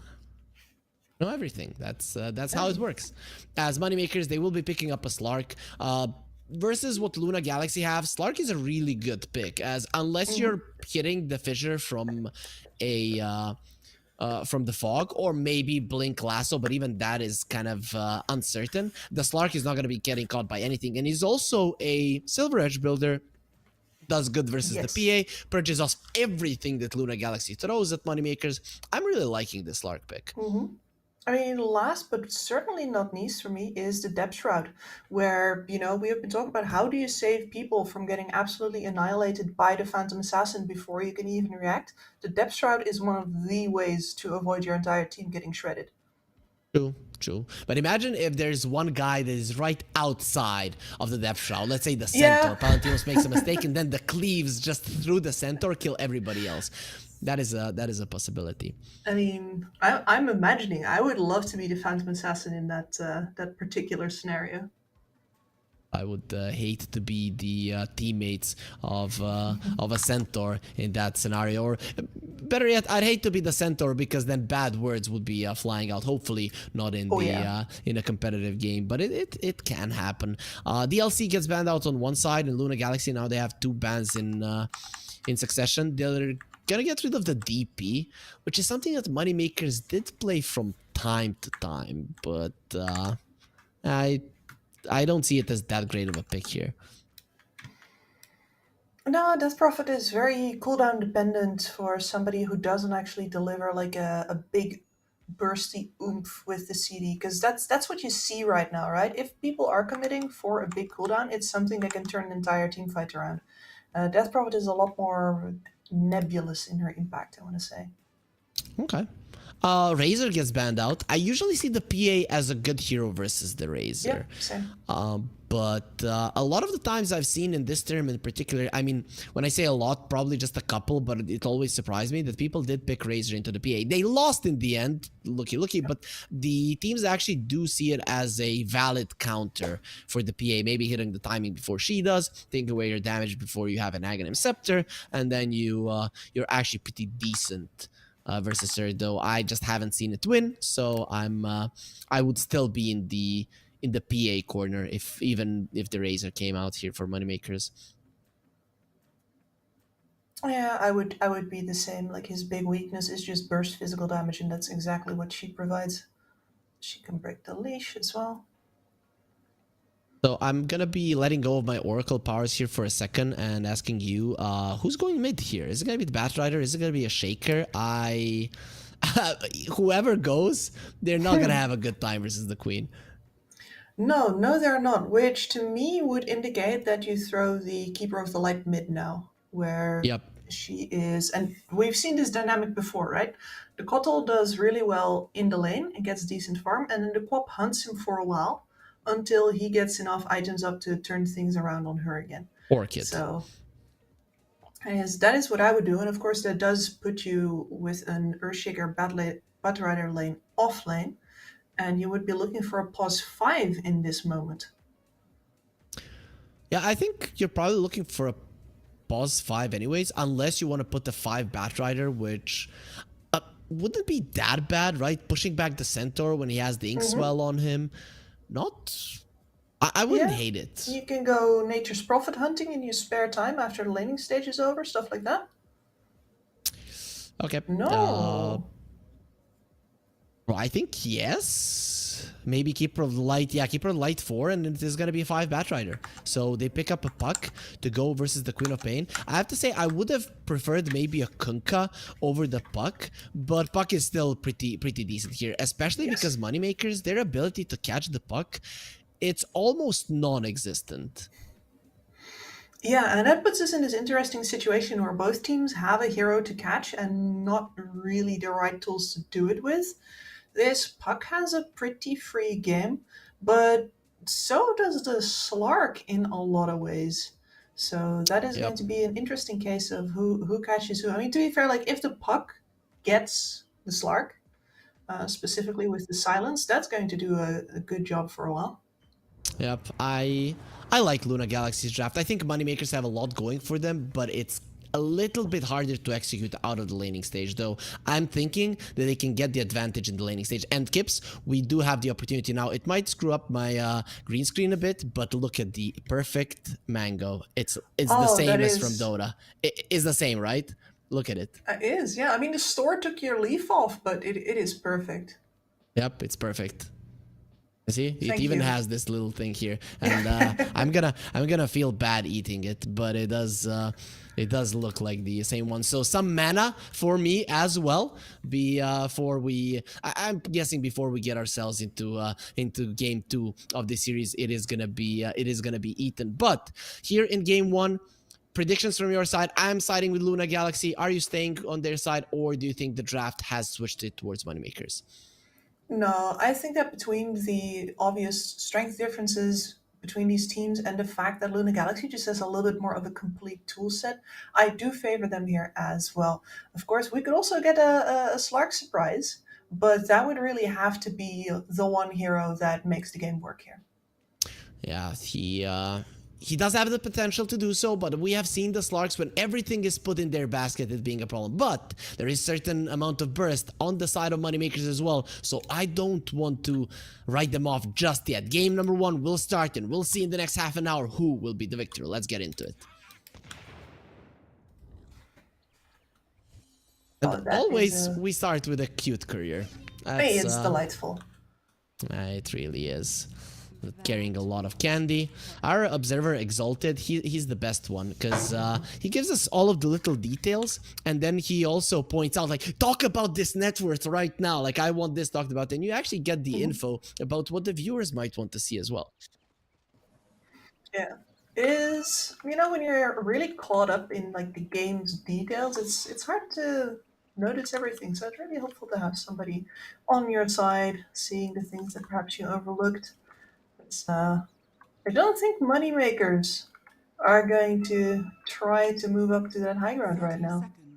Nope. That would be a pretty unhealthy thing to do. I'm hoping that all of them are watching their health, and if you are feeling suicidal, then you should walk up that high ground. That's probably how it should end.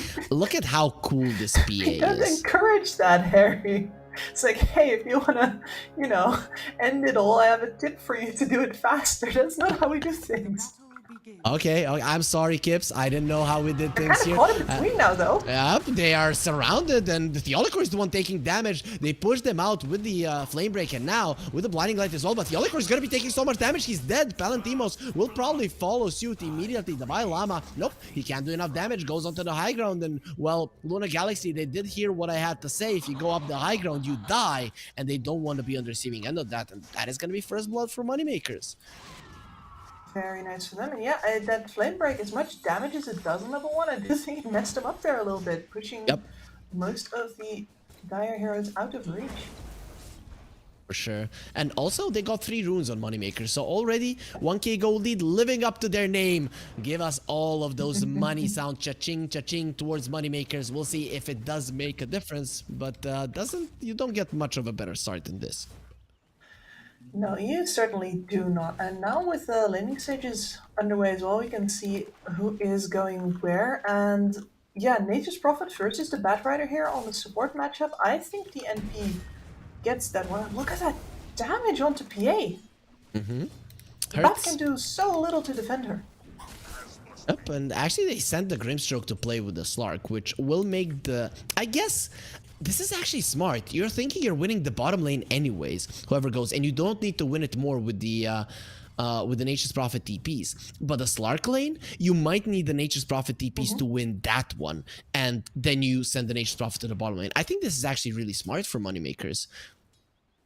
Yeah, I completely agree, because that center can definitely stand on his own versus this lane from time to time. It's not like Yuma is going to have the damage to bring him down.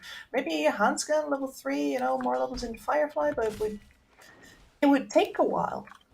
That's enough time for an NP to TP around. Yeah, and you always have the ability to TP away. We have seen some failed camp blocks. Palantimo's not going to be having a failed camp block. He uses the range creep to block it there, and it's just going to be leaving, not taking any damage from Handskin. Is he going to go for the Flame Break to push him back a little bit?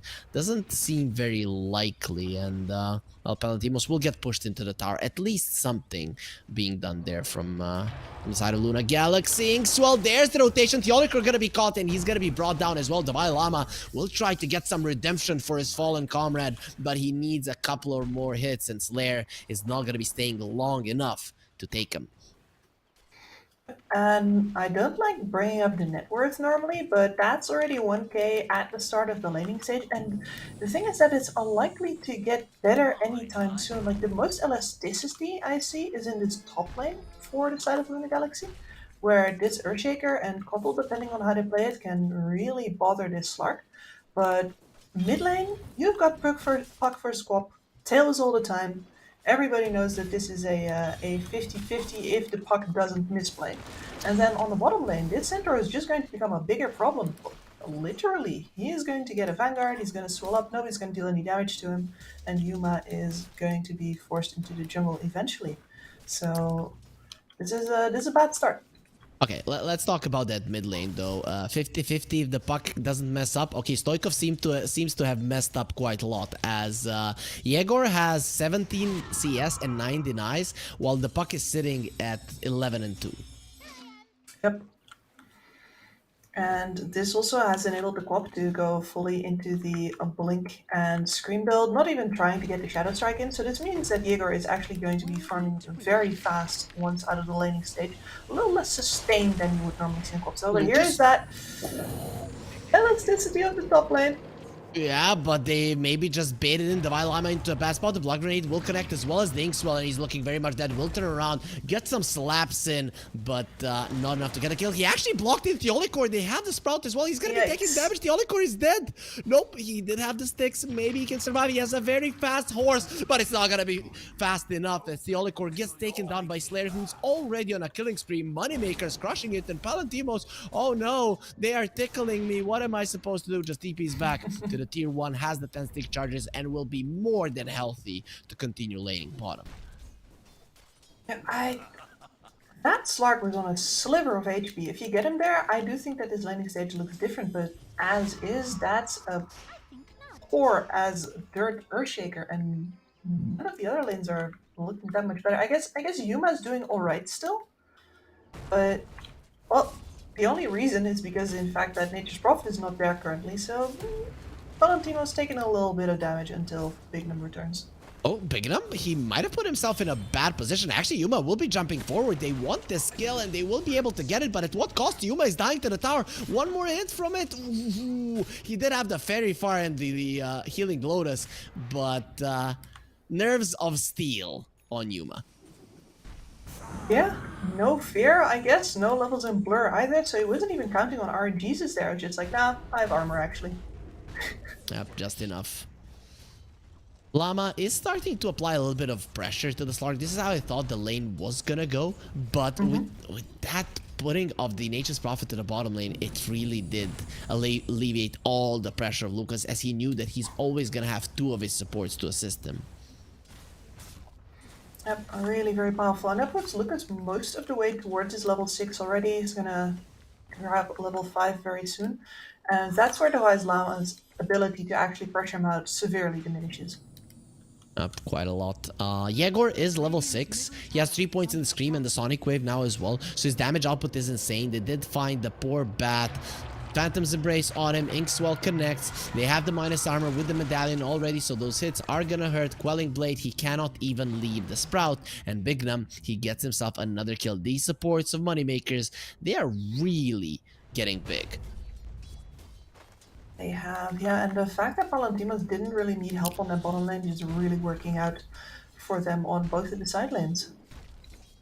Still, every single kill did go towards the supports, and at some point those supports are gonna die. Like, don't get me wrong, no matter how well you play, at some point you will give those streaks back, so that could be problematic for them in the future, but for now these supports are having a grand time.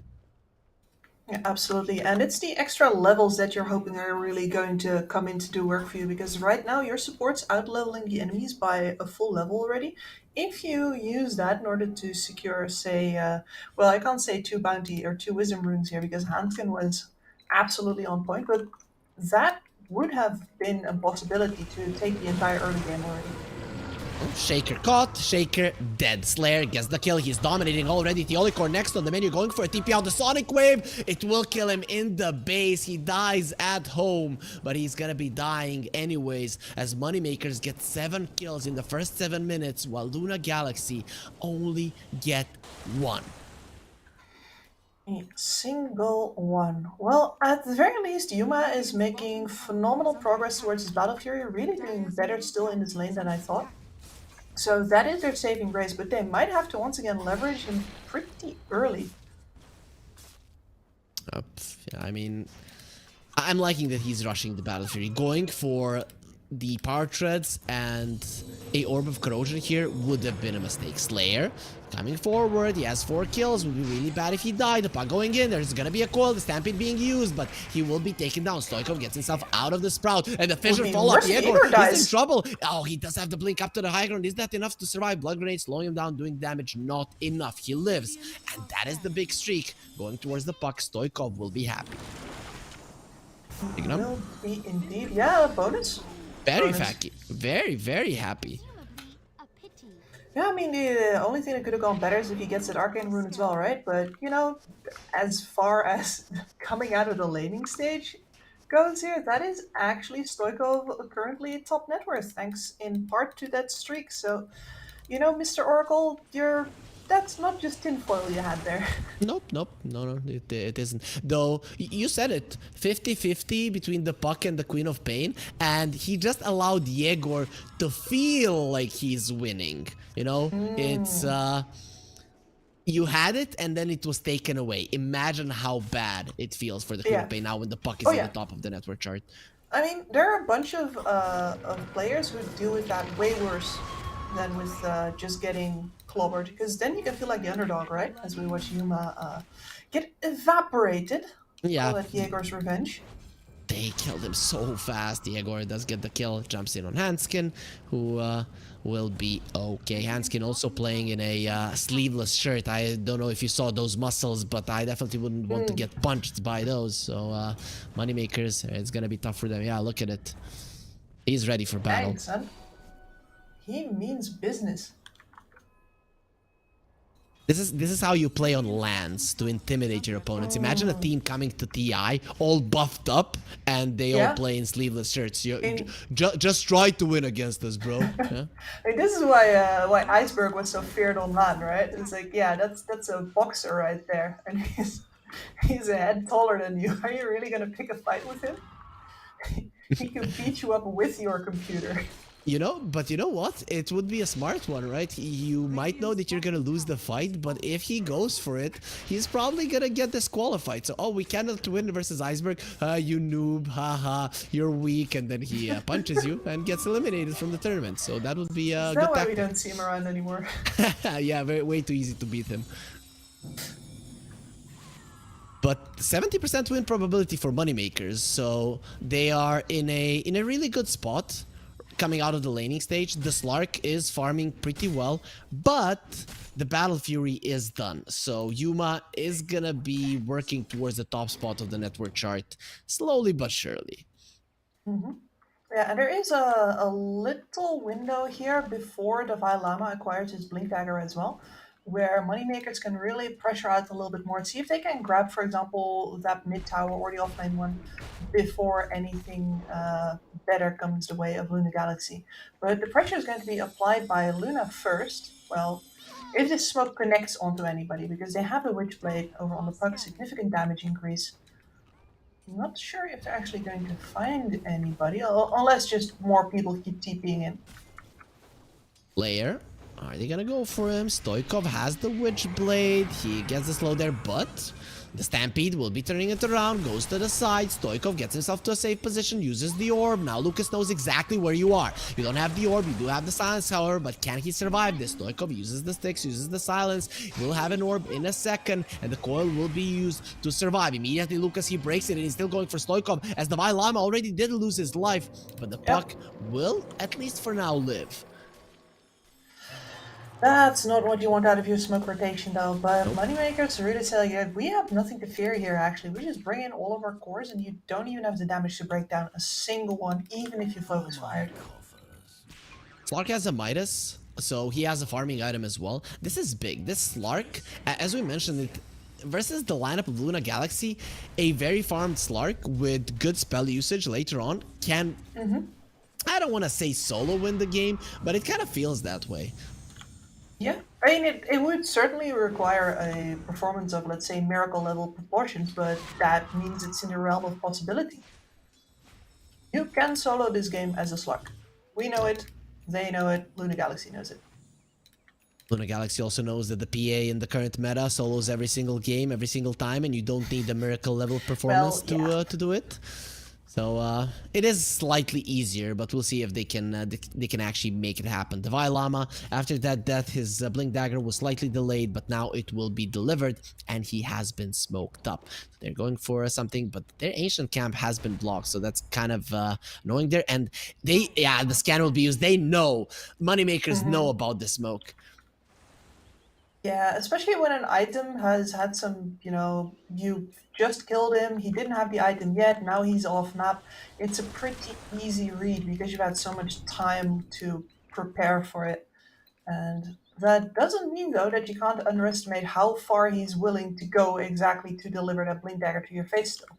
Yep, Moneymakers, their smoke got broken by the blur, so they should expect Yuma to be in the vicinity. The Lama running in, Lucas breaks the smoke, he knows exactly where you are, and you're not gonna be using that Blink Dagger at all. Tinkswell will stun him, not even a single spell gets used by him before Slayer finishes him off. Hanskin gonna be slowed down, there's nowhere to run, nowhere to hide. The sound will follow you forever, actually only clips the Core, but he's gonna be dying in the end as well. Stoikov, the silence doesn't connect, nice dodge with the face shift, but he has already lost 3 of his teammates, and Moneymakers, they find an amazing jump onto the Lama, who just cannot get a break this game. No, he cannot. And Lucas beautifully using the fact that he can stay hidden there as well versus the PA and puts himself the one that can escape the initiation of that shaker most easily. And I guess he would be the target as well, right? The blink surprise is meant for him, but if he is the one that breaks the Shaker's ability to go in and Shaker has to get blind, then yeah, Lucas just making it all possible with his positioning there. Yegor is full on farming with the Quap. He doesn't have that much farm, but with the Witchblade, sorry, not the Witchblade, the Falcon Blade, the Kaya, he just wants to be farming to his heart's content. Once he gets the Sanjin Kaya, it's going to be a little bit easier for him to survive in fights, but overall, things are looking up for every single one of the Moneymaker heroes. And, I mean, for their team in general, 82% win probability, that is huge. Yeah. That is really big, and I think a lot of that just depends on the fact that the Slark doesn't just have a game, but like a good game. Bye, Llama. Very dead. Very, very dead. They always know where their enemies are, and it's not like they had vision there. I think he used the fissure or something, and it just revealed what was happening. The Centaur is making an initiation on the top lane and showing that he is faster than Theolicor, so he will be able to take him down. The coil was used, but the puck silence, he does remove it in time. Going for the Queen in Yuma. He goes in, the Soulbind will connect, so the puck cannot escape. Does he want to escape? He should with the double edge onto the Soulbind. Look at that damage kit on the sides. Here comes Lucas. They were looking for the PA. The blur will try to survive. Not gonna be happening. Another double edge, but the Echo Slam, the Lava, is he finally gonna be making something happen? He does get the kill on the Not enough. but at the cost of his own life. The silence will be there. He'll never get a chance to remove it. And Hanskin left all alone in this world. Lucas will not allow him to survive. He has taken so many stacks, so many lives. And Slayer again gets a double kill. This Grimstroke getting so many kills in the fights, but it doesn't matter who gets them. As Luna Galaxy, they're all just dying. And that is the kind of fight that we know Lula Galaxy for their ability to always get, you know, one more kill out of the fight, always get a little bit better of a trade. But here, every single time that an engagement has been taken so far, it has been Moneymakers who bring the numbers and bring the advantage. And I gotta say, maybe Yuma here, maybe you get the kill on the Quap if you don't over-engage here, and then you might not even lose Stoic. It's hard to say, right? But they're so eager to cash in on the fact that Jaeger is available as a kill there that they really overreach themselves. Yips, that double edge does so much damage. It's stupid. It's nuts. Yuma was full HP and then he was 30% after one spell usage. It's kind of insane. As Moneymakers, there's not stopping. The Stark is giving night vision and the puck was caught. He's never getting out of this stun. Lucas gets the kill. It just looks easy. Yeah, they're making it look easy right now. Which is, and this is a Slark, by the way, who, you know, with an Earthshaker and a puck in the game, would have some reason for worry to get jumped out of the fog by either an Echo Slam or a Silence, but instead he's the one jumping to Llama right now, and he's a goner. Wherever they look, they're getting kills, and it's nighttime. It is nighttime still. They're just trying to use it as much as possible. They're everywhere on the map, as Slayer will be finding Theolicor as well. Yeah, just kill Slayer was barely involved there. He just waits, and this is what I can tell you about Shoma, right? He is not afraid to steal a couple of kills. He did probably not have to pop the Inkswell there. I think he did that deliberately. I'm not even gonna go like check if it actually just timed out or not. I'm saying he popped it to get the kill, and I'm confident. Yeah. He has 9 kills. He deserves Yes, it, right? he would, wouldn't he? Oh, Slark caught. He has to be careful. He actually Spider turns around. is They're going to be slapped. fighting No, the double Silas. dance as well. Yes, thank you for bringing us more kills. Exactly what we were looking for, especially Slayer, as he's now on a mega kill streak. And whatever Luna Galaxy attempt to do, it is to no avail. Who's the underdog now, Kips? Yeah, I mean, they're just reading them like a book, right? This whole system where Luna Galaxy always brings one more hero, gets out of the fight just a little bit better, gets to disengage with less losses. That seems to be. You don't get to do that if Moneymaker just brings 5 heroes and slaps you down immediately with burst damage. There's nothing more to get out of any sort of like tactical retreat or whatever. Dead men don't retreat. You see, our boss, the observer, he is telling us to talk about the kills. It's 5-24. That is a big difference for sure. Mr. Also, Observer, sir, I don't want to. the thing is, if there was no PA on the other side, I'd say this game is over. I'd say this game is over. But because there's a PA that is still relevant in terms of farm, I think Luna Galaxy have a shot. Divine Llama, who's caught here actually. The Echo Slam will be used. The science does come through, and here comes Yuma with the BKB. Yegor, just one more crit. Where's the deadly focus? Yuma, he's not focused at all. It doesn't matter. He comes to the side, gets the kill, and goes for a TP out. There's the PA for you. But he does lose 3 heroes on the map there. So in the end, it's still okay for Moneymakers. It's okay, but I think this was one of those trades that Luna Galaxy wanted to take. Even as we watch some more unfortunate supports bite the dust.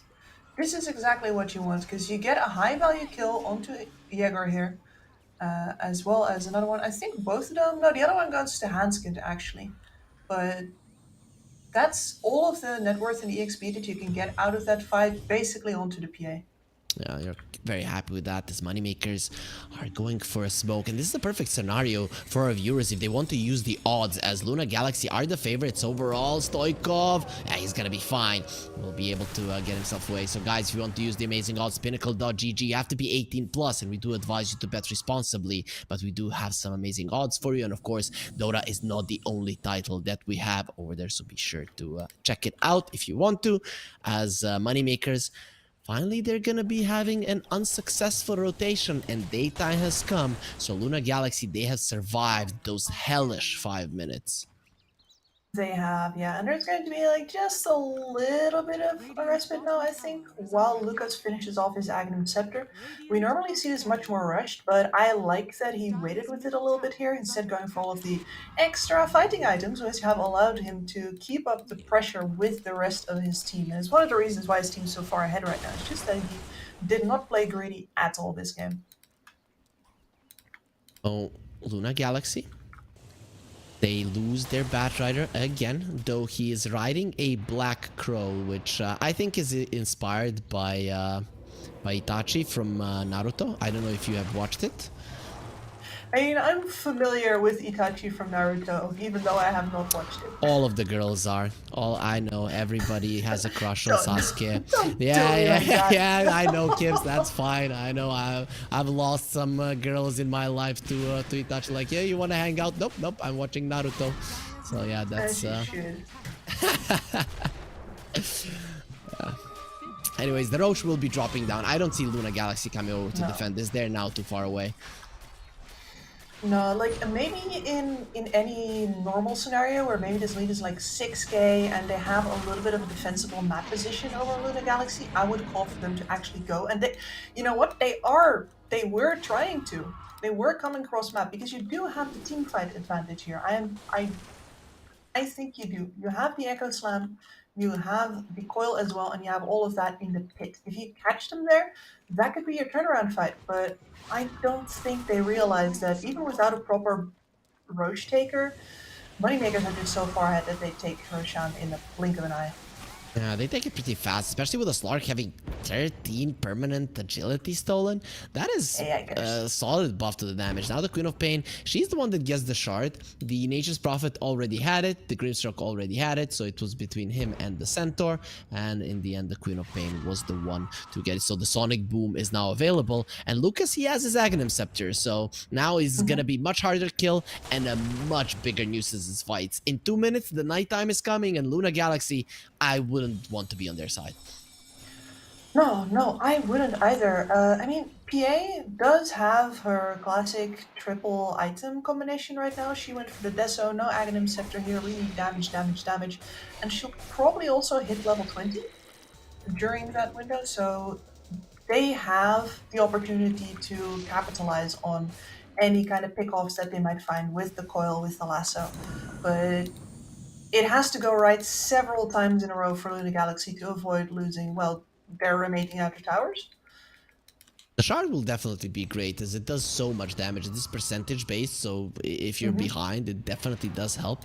But Yuma, he's not really thinking about the Aghanims just yet. There's Llama, they know where you are, and you're not going to be there any longer. They connect with the pounce. Nice force after the high ground. The core, he is gonna try to get himself away, not gonna be getting too far. Beautiful positioning of the Sprout and Bignum. He gets the kill. He gets a double. First one with his ulti, second one with the good old right clicks. And I mean, you know what the highest movement speed item in the game is, right? No. It's a bearing? TP scroll. Dire's middle tower. I really thought I was gonna learn something right now, Kips, and you're just coming in with the trick questions. That was not fair. It's not though. It really is not. Pound for pound, TP scroll, fastest transportation you can get. Okay, makes sense. I'm sorry. As Stampede gonna be used, seems to be for an escape or maybe for a bait as nighttime is coming. Exactly. I really don't think that moneymakers have too much to fear as long as they make sure to always have enough information. And that does mean that Lucas needs to keep on literally carrying this game on his back because he is the one with the night sight. He is the one with the passive that's going to tell him if he's being spied on or not. Look at him dewarding. Very nice. Aghanim Scepter on the Quap, so even more damage gonna be coming out from moneymakers, and especially if you count. Okay, the Soulbind, I guess, doesn't really Slark on his own? He has an Aegis though. Why should he be afraid? He is stronger than anybody. He does use his ulti, and okay, now he's gonna be showing a little bit of fear there. Without his ulti, it's dangerous for the Slark. What if the Aegis goes? They're jumping in, and Soulbind was used there in the backlines, but doesn't matter. You've already lost the Grimstroke. Very disconnected from moneymakers there, Kips.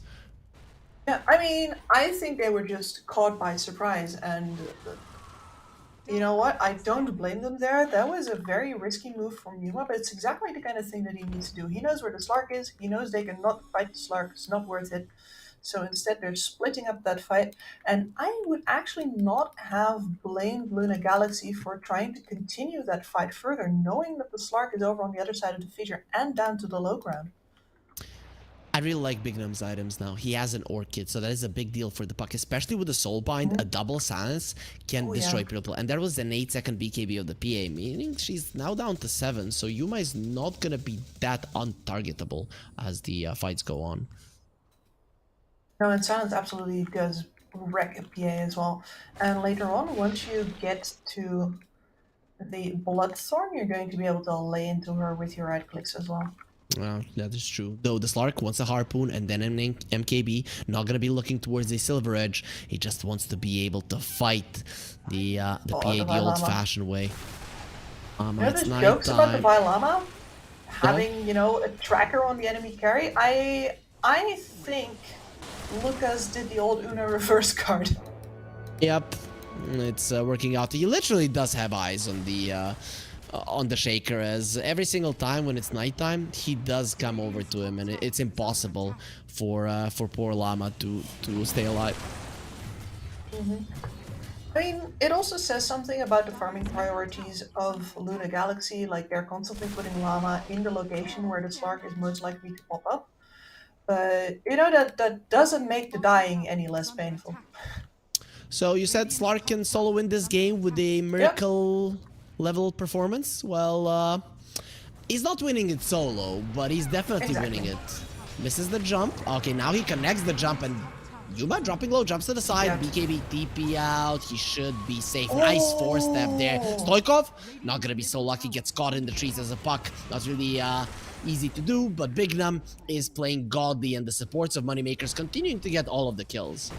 Yeah, no, but that 4-staff right there was chef's kiss. Like, sure, you got 2 kills there. I don't care. You saved Yuma with one of the better 4-staffs I've seen this year.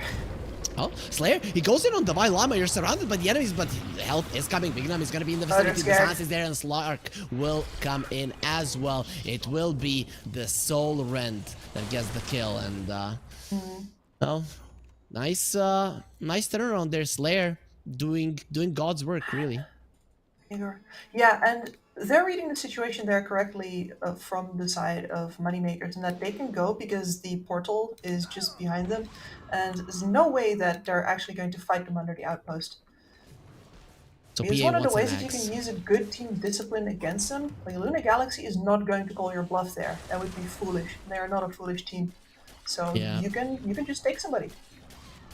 They might not be a foolish team, Gibbs, but it's not looking that great for them. But as I mentioned, the PA is going for an Aghanim Scepter. Is this the item? Is this the timing that can change the game? Or is the game a little bit too far out of reach at the moment? I think that if you like stretch as Yuma, you stretch, and you reach out your fingers, like the furthest that you can go, you can still touch it. Like the tips of your fingers. But certainly, because in this game you're not just up versus a Slark. Jaeger is absolutely huge. Bignum has overtaken Divine Llama. There is a lot of net worth on the enemy team beyond that Slark, and so much damage that you're going to have to fight against that. You are the one that has to pull off the miracle level. Okay. Amount of bullshit right now. Look at that Slark. I mean, Yuma, he did replace Miracle, so he's better, right? But yeah. That's how that works. That's how it works. The smoke got broken there by the Slark. Lucas comes over. He has an MKB, so it is not going to be easy for that PA to play the fight. Slark needs to die. I think they have to find a way to kill the Slark. I mean, they could have earlier on, maybe when he was over-positioning and his entire team was not behind him the entire time. But at this point in the game, there's zero reason for Moneymakers to ever split up. Yeah. No reason whatsoever. The Centaur, super farmed. We haven't talked much about the Centaur, as he is very, very tanky, almost impossible to bring down. Of course, the PA can bring down anybody, but this is as tanky as you get, I guess. Yeah, I think so as well. I mean, in this case, the percentage-based damage and, of course, the break that the PA applies are very important in bringing down heroes like the Centaur. So Palantimo is not actually as big of a threat on this Centaur than he would be in, well, literally any other game with this kind of farm. But nonetheless, I don't think they can afford to focus in first, and in fact, they're not. Wow, they're going in. The backline's Llama. He went to kill the Grimstroke, and they brought down both of the supports, but they're losing a lot of heroes themselves. Jaeger goes to the side. The Sonic Boom will be silencing up the Llama, who jumps in, will be missing with his dunk, which means that Jaeger will live. That Haste Rune really coming in handy to run around the fight. Deeping in. Bignum wants to fight, gonna be going for his ulti, but they cannot find Yuma. Yep, he will be able to get himself away. The blur keeping him alive. And with that buyback, gold-wise, it makes it okay for Luna Galaxy, but overall it is another loss. It is. I mean, on positioning, it might also be worth it a little bit, and Yuma gets out alive with the kills once more. That was... I am just impressed by the way they consistently see their outs and go for them. It's like, okay, we cannot fight the Slark, we cannot fight the Centaur, therefore we need to just go for their backlines as hard as possible, and it doesn't matter that any of our initiators don't get out, as long as Yuma gets out. More eggs in a basket, more. Yeah, he had the Basher there, which he's going to be finishing right now. He probably would have killed Jaeger as well, but Jaeger did get himself out. Though, next fight, you're going to be dealing with a Shiva, so the damage output of Yuma is going to be slightly reduced by this item of Moneymakers. It will be. Any item progression? For example, Stoikov has been forced into a Yule Scepter by the presence of that Orchid on the Nature's Prophet. And you asked me, like, how do you get good impact on Nature's Prophet? Is through itemization and forcing the enemies into reacting to you. And this is a prime example. Lucas, the smoke gets broken.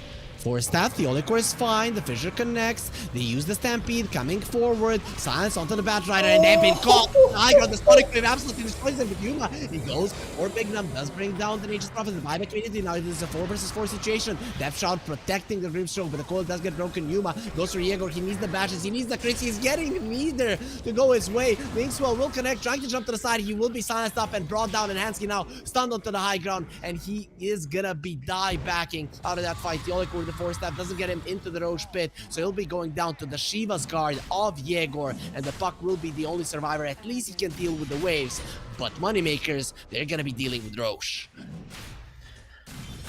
And very unlucky there that Yuma is basically forced to Blink Strike on top of his own Puck while he has the Soulbind on. Is the way that they get caught on top here. I mean, that is a beautiful jump from Palantinos. Not gonna lie, he didn't have that much to do in this game, but that was certainly one of the ways to secure it. And yeah, like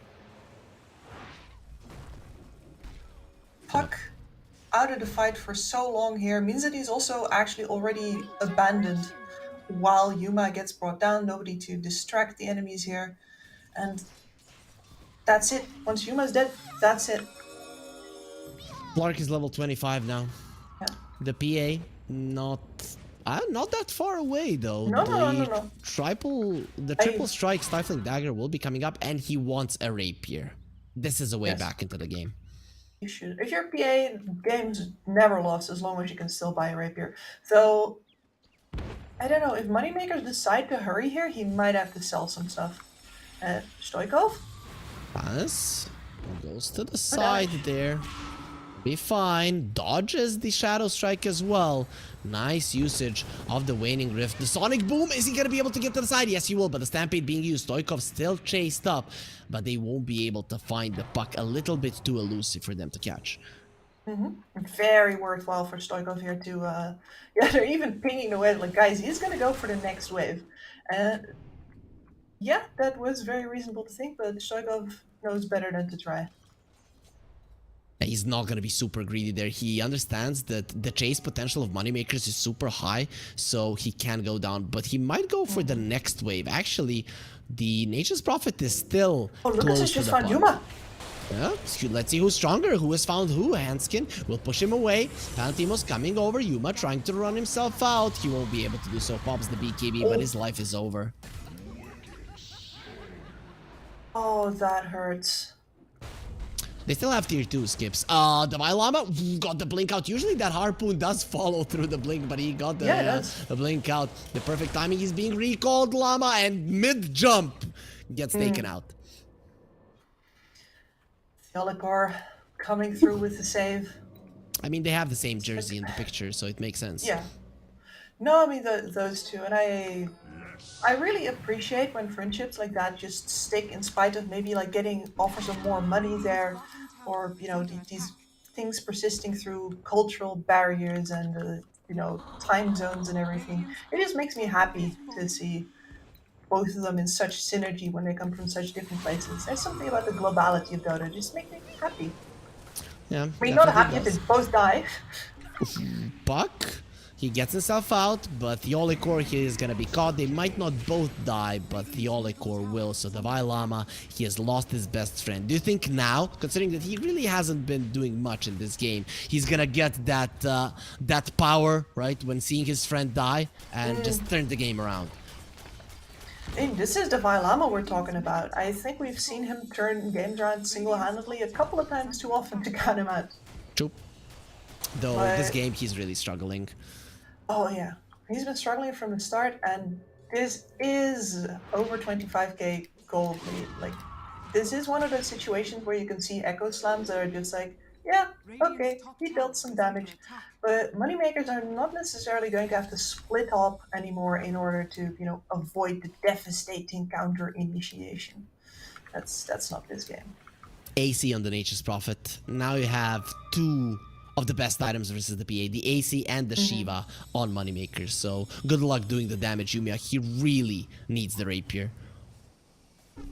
Does, and they're going to give him as much chances as possible, but Lucas, man, he's been playing this game to a T. He's playing a really good game. He understands during nighttime just how aggressively he can move in onto the enemies, and he's doing it over and over again. Now, looking towards the enemy Tormentor, he sees Stoikov, but the puck is going to be a little bit too elusive for him. Still, Moneymakers, you can see how much respect they have for their enemies. Even with the Aegis, they're not poking at the high ground. They want the outer towers first. Yeah, I might want to choke a little bit more as well, because they know just as well as we do that if the PA comes out of the blue, and she's done several times now, assassinates an important member of their team. I think that is also why the Aegis is on Jaeger and not on the Slark, is just because the amount of damage that can be taken away by killing Jaeger is huge. And the Slark is not necessarily going to die to the PA. She has level 25 now. Because he has the Octarine core. I have to say, Luna Galaxy, they're getting some core items, and this lead, it is huge, but it doesn't look insurmountable. This game is still winnable for Luna Galaxy. And I thought that Yuma perhaps would have to buy or like sell some items in order to actually buy that rapier, but as things are going right now, I think he's going to be able to actually buy it straight up, and that diversion of his towards bot side ensures his team gets the Tormentor down, gets him another wave here. My heart's thumping, man. This is tense. Lucas, he could just walk up here like he owns it. Let's see, he does do it. Will get hit by the Staffing Dagger there, and the Mindbreaker does silence him. Divine Llama showed himself. You need to run, Llama. You need to run out now. If you want to live, he gets himself to the high ground, cosplaying a ward. And once again, Moneymakers respecting at the very least AoE control possibilities. Lucas in once more, blinks out. Goodbye ward, Inkswell. It will remove the stun, and nice force staff there over the crystals. He gets himself away, but the harpoon hunts him down. The Divine Llama will be caught on the other side. Handskin as well will be dying to the screams of pain. Llama does get himself out, but Lucas is just getting those stacks, and having level 25, he's not letting them go. It was always going to end that way, I think, every time, and they're doing this on purpose. Of course, over on Luna Galaxy, they're trying to make contact with the enemy so that at the very least they know where they are. They can't get split up and jump, because the only reason they have to be in the game right now is waiting for the PA Rapier. Doing nothing else than making sure Yuma gets to the Rapier without losing the game in the process. That's it. Yuma is trying so hard to carry this game. His shoulders, his lower back, everything is getting sore, but he's not giving up. The Queen of Pain, level 25, so... -2 seconds on the blink. Those sonic boom silences, they're gonna be everywhere, Kips. That's a lot of damage added into the fights as well. And this courier, no! Oh! Wait. That's the rapier. Okay, he didn't assemble it. Okay, smart. No. If he had assembled it, that would be one useless rapier on the other side. Oh my lord. I mean, I was watching. I was like, yeah, you're at the enemy shop. Yeah, you know the timing of the creep wave, so it doesn't get seen. And then he hovers a little too close to the wave on the Yuma. So, guys, a little bit of a thing you just learned from Yuma. Always lock combining when you are buying a rapier with a career. Always do it, or you're gonna regret it. This game would have been over just like that. And they think they could just call GG there? I would. But I do think that Luna Galaxy is the kind of team to laugh and say, alright, I guess we're going for the second rapier then, huh? We had a situation where the KZ team in their last game, Nande, was not doing too well. He was playing a Bristleback, and he tried to go and steal the enemy Tormentor. And Tormentor at like 10% HP, he's at 10% HP. He dies, Tormentor doesn't, and just calls GG. I laughed my ass off. It was one of the most underwhelming GGs in this tournament. I'm sorry, Yuma just popped his high five me please when really nobody but us could see him, because he's been dodging 4 heroes for a minute straight now. He's like high-fiving, but his teammates are gonna be slapped by the Slark, who has a DD. Probably gonna be expiring before any big fight happens, but it's not gonna be expiring before Roche. So if Moneymakers get a whiff of the Roshan, they can easily take it with this double damage. Of course, it is gonna be in the bottom lane, and you can go through the twin gate if you want to. Yeah, and that's such a big deal. Like, Yuma could have had this rapier to contest the Roche with. And now, unless for some reason, now look at them, they're already going for it. So if rapier versus Aegis. Ooh, I'm still avoiding it. scared of that PA. Gibbs, it can do so much. I mean, as you bloody well should be. Centaur is level 25. If that hoof stomp though, however, connects on the PA, in those 3 seconds he's dying. So you have to be very careful. Bignum gets an Aghanim Scepter from the Roche, so the root from Wrath of Nature is going to be coming through, as well as the lanes are going to be pushed in much further with the lower cooldown. As what did they find there? It is going to be a jump onto the Coddle, and the Nullifier makes sure that the Force Staff isn't going to do anything to you. So for you, Yuma, he needs to go back to the base. You die now, you lose the game for your team. Yeah, and you can see Stoikov even moving forward just to make sure that Yuma has a point to jump to. Like, this would be the worst possible time to get caught. And that was a greedy camp take right there. Easy. He calculated it perfectly. That's why Theolicor died. Theolicor died for that ancient camp. I mean, technically, yes. And if you're fully optimizing, you would be wasting his death if you don't take the camp before you go. But you don't know where that Slark is running. Rapier I is can in barely the follow inventory. him, and I can see the entire thing. Yep. It's hard to follow him with our eyes, even on the map, considering how fast he's moving around it. He has the max movement speed when he's not spotted. Boots have been discarded. Rapier is online. With Aghanims and Shard, Yuma is as big as he could possibly be at this time in the game. Yeah, true. I mean, he still has some room to grow. But maybe at this point you save for buyback, right? If in a fight you kill like 3 heroes and then die, with your buyback you can come back in and reclaim the rapier, if that makes sense. And he is very close to that buyback, 190 away, so I don't really see him buying that refresher unless he has all the money for it. Just don't buy the cornucopia and lose the game because of that, please. Yeah, once again, people pay attention. Only the full refresher is worth losing your buyback for. That might seem like an amateur thing, but boy, oh boy, have we seen things. I mean, Dota baits you in those things for sure. Yeah. You feel like you should buy it. Grimstroke has a Hex. The Queen of Pain has it for quite some time. So there is a potential for a double Hex. Divine Llama, Nullifier on him. The Silence as well. He's dead. There's the Hoof Stomp onto the zone. We talked about how long they're going to be stunned up. Immediately the buyback's coming in. And Yuma going. He gets the kill. The Echo Slam going to be used onto the Grimstroke. Double kill for Yuma. Getting it more the bash onto the Queen. And the Lasso Yegor is dead. A triple for Yuma. Can't get anything more. He has been disarmed. He needs to get away for now. But first he's going to be dealing with Bignum. Now they're going to be jumping on him. They need to kill the Slark. They won't be able to. He has to buy back. His Rapier is on the ground being picked up by Palatino. This guy has to die. Divine Lava cannot let him escape. And Palatino is just leaving with an Underman's sword. No, Stoikov got it, dude. Slark got it. Who got it? Stoikov. Really? Yes. Oh, okay, so they saved the Rapier. It looked for a second like Palantino's got it, but his inventory was full, it seems. Yeah, no, Stoikov was doing some mad clicking there in order to get that rapier. I need to see this, because I didn't even see the puck. Oh man, that stun was amazing. It really was. And they die with so many heroes. They give moneymakers the idea that they can now run over this game, and they leverage all of these buybacks to get this fight right here. And it's incredible how farmed Lucas is, right? Because he gets to do this.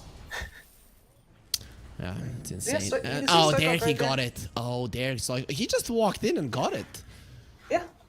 Okay, Palantimos, he was standing next to it for a very long time and didn't manage to pick it up. I actually thought he had it. Then it's fine. Oh, the Bylama gonna be caught, jumps to the side, this time. and he is in so much trouble. 115 seconds on the sidelines. Lucas, the gem is on the ground. he's scared. Where are they gonna go? They see him. Should Oh, be. the Depth Shroud just in time now, turning around onto Handskin. And the Depth Shroud will make sure. Actually, Yuma, he got the deadly focus. He won't be able to get the kill. Now going on to Yegor. He goes for the refresher. He wants to do some damage. He's just being controlled. Now being hexed up. He cannot move. Can he get anything down here? No HP for you. No game one for Luna Galaxy. The rapier will be on the ground and Lucas ready to claim it, to pull the sword out of the stone and be king of game one. Moneymakers, now it's definitely over. Yeah, I don't see any way to pull this one back whatsoever. Waves already in your base. Everybody just leveraged their buybacks to get that previous fight, that one big fight. And they just needed to win one more as a follow-up there. And they were getting themselves in a position on the enemy side of the map, hopefully to catch somebody off guard. But no can do, and even a rapier is simply not enough for Yuma to get through any of these heroes. If he gets any of them there, mind you, everything refreshes, he can go again. But since He didn't have the refresher didn't, though. Even No. with the double BKB, it wasn't enough. Stoikov, he picked up the rapier and, well, he's just gonna be picking up some smack from the enemy team. Easy way to end it with rapier on the Slark. You have so much attack speed and you have so much damage as well. Moneymakers coming into the series. Neither of us believed in them, but they will be getting the win. The Vailama, he's up, he's ready to show what he's got, because in this game, he really didn't show his true power. He was completely shut down, and that is what Luna Galaxy were missing. They were missing their offlaner. Yeah, I'm completely agreed with that as well. And if you understand the role of the Vailama as like the captain of that team, as like one of the driving voices in that team, then it gets really hard for a team to play when a player like that does not feel agency to make plays on his own because he's constantly behind. And that must have definitely hindered them that game. And even so, I think we saw their quality in the ways that they tried to drag that game back, like the phenomenal. He only lost his life once in the entirety of the game, and really that was more than enough to get the victory in the end. I have to praise Yuma though. His efforts to turn the game around, they were really good. But the thing is that Moneymakers got to that point where you have hexes, when you have all of your core items, all of the defensive, all of the offensive items, and it was way too hard to play. So Kips, you said that you really don't see Moneymakers winning the series with this game one victory. Has your opinion changed slightly? This was a fluke. So it's a fluke. Okay. And if they get two flukes, it's still a fluke. Dang it. Okay, so the bias is still staying on the side of Luna Galaxy, even though Kips promised us that onto the other side. But anyways, guys, we promise you that we're gonna go on to a very short break because game number 2 is right around the corner.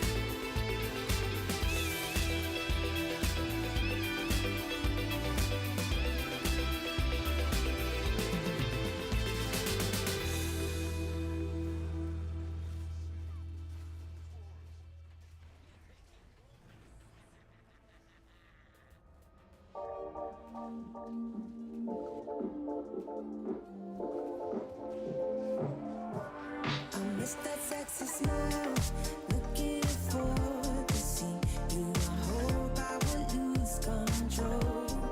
Love you every night, no checking the time, 'cause I was loving you all night long. I can let you go, baby, it's the right thing, I already know. And we feel it. I really do, I say the truth, we can't go any road. Need you now. I'm your queen and you the king right now. It's a kingdom, let's play it how you like. How does it make you feel? Are you gonna change? I'll be whatever, watching like we can dance. You got to move tonight. Stars are watching us in the sky. I wanna last it forever. It's a sexy smile, looking forward to see you. I hope I won't lose control. Love you every night, no checking the time. Just us loving you all night long. I can let you go, baby, it's the right we already know. And we feel it. I really do, I said the truth, we can't go any road. Need you now. Let's change the clothes, we haven't tried. You know how you make me feel alive. Come close to me, I'm obsessed with your different kind of style. Don't you ever leave, step by my side. Hold my hand, 'cause I don't have much time. I wanna hug you forever.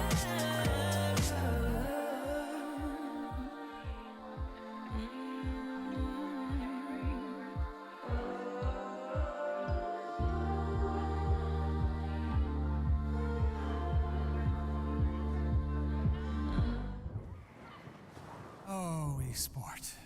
You and I have come a long way.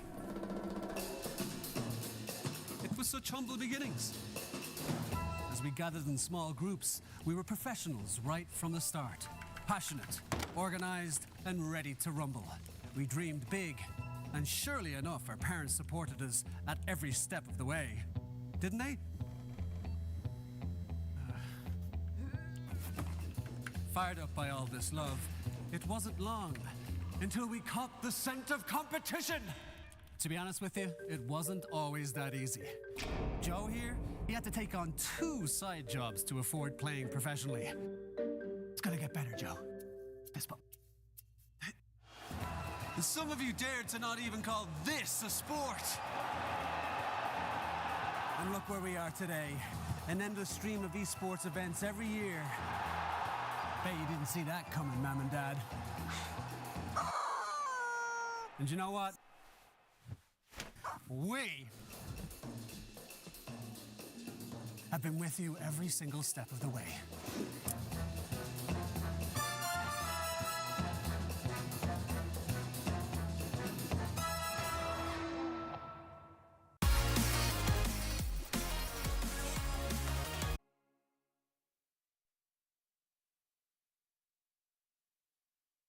Dream of working with people you watch on screen.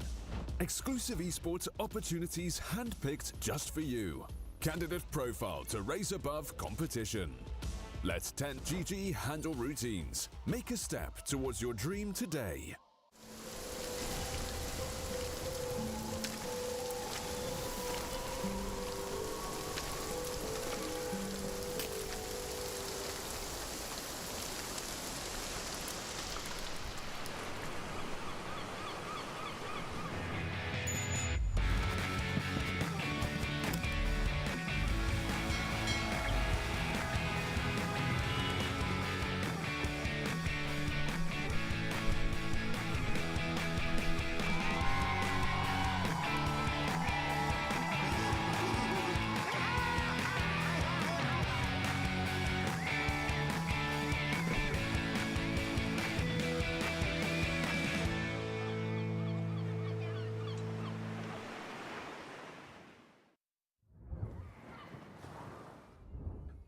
coming into the series as the underdogs, Moneymakers, they win game number 1 and they put the previous champions of the Pinnacle Cup Malta Vibes in a situation where they're just 1 game away from being eliminated. I'm Harry Freak, joining me is Skips, and we both believed in Luna Galaxy, and we both, I don't want to say got disappointed. I like a nice underdog story, but I was definitely surprised, Skips. Yeah, same. And the thing that surprised me especially is the way in which they matched Luna Galaxy's pace. Lucas playing up that far on the Slark, and the entirety of their team just getting into this natural groove where they just brought more players to the fight than Luna Galaxy did, when that is really Luna Galaxy's area of expertise, right? Just bringing more guys and getting out better from the skirmishes. I mean, you and me talked about it in the break. The Nature's Prophet, I had my doubts about the hero, even though it crushes the early game. But this early game crush here for Moneymakers is kind of what enabled the Slark to be so strong, what enabled the Centaur to be able to go for those aggressive plays. And ultimately, it won them the game, I want to say. So if I was Luna Galaxy, I'm not letting that Nature's Prophet through again, or I'm picking it up for myself. We'll see which one it will be, but either way, I want it to happen here at the Pinnacle Cup Malta Vibes 4, which is brought to you by Gaming Malta, a home of gaming excellence, and gamingmalta.org is where you can find out all you want about them. But, Kips, that is a PA that has lost. Not something we see too often, but Moneymakers made it happen. Is this something that's gonna be in the back of the minds of Luna Galaxy, thinking they beat us with the strongest carry in the meta? Can we beat these guys? I really don't think so. I think that PA, if you get because we saw Yuma reaching for that 1 in 100 chance, right? We saw him shred the entirety of Moneymakers in that buyback baited fight on the bottom lane. I think that if you watch that, you say to yourselves, if we play this one again and we play it a little better, maybe we just take it. And that can be enough. Because they were 30k behind, mind you. I'm gonna do my Jedi magic again. Draft on the screen. Huh? You see? Oh, yeah. Yeah, I can hear that I have definitely influenced the minds of people that are behind the camera, not in front like you and me, if we can say it like that, given that we are casting online, or are we? We just get hired because we're pretty, right? Like the real brains are behind the scenes. I mean, that's I'm gonna be taking looks over smarts any day. Easy. Anyways, Moneymakers, they do ban out the TA again and the Brewmaster. I really like their bans. They have done their research against Luna Galaxy. They know what these guys want to play. And I mean, anybody who hasn't done their research in this tournament about Luna Galaxy is a madman, as these guys are the reigning champions at the moment. Exactly. They have a target on their back, and that's good. It should be there. They better be aware that it's right there. That's what you get for winning, and that's where you yourself are going to have to level up and perhaps diversify your strategies. So far, though, the last ban for Luna Galaxy is going to come in for this first banning phase here, and that's not Nature's Prophet. Good eye, Kips, though they did get rid of the Grimstroke, and Slayer did get a ton of kills in that previous game. I know he had over 10. Let me just check exactly how many. Okay, he had exactly 10, which is actually only the second one. I mean, Slayer, you stole so many kills, and then everybody has more than you. 13 Slark, 11 Centaur, 14 Queen of Pain, and 9 on the Nature's Prophet. Okay, Slayer, I am actually disappointed in him, to be honest. You steal every single kill that you can, and he still doesn't do that well. They do ban out the PA, however, and pick up a Nature's Prophet anyways. Luna Galaxy, what's their response? I think you're going to have to most likely just lean into what you know. I'd say maybe a Dark Willow to open up with. Primal Beast is in the pool? Pango yourself? No. We're going celery style. Okay. I mean, I like this hero. I think it's pretty powerful. Does deal somewhat well with the Nature's Prophet as you have your global help as well for your teammates.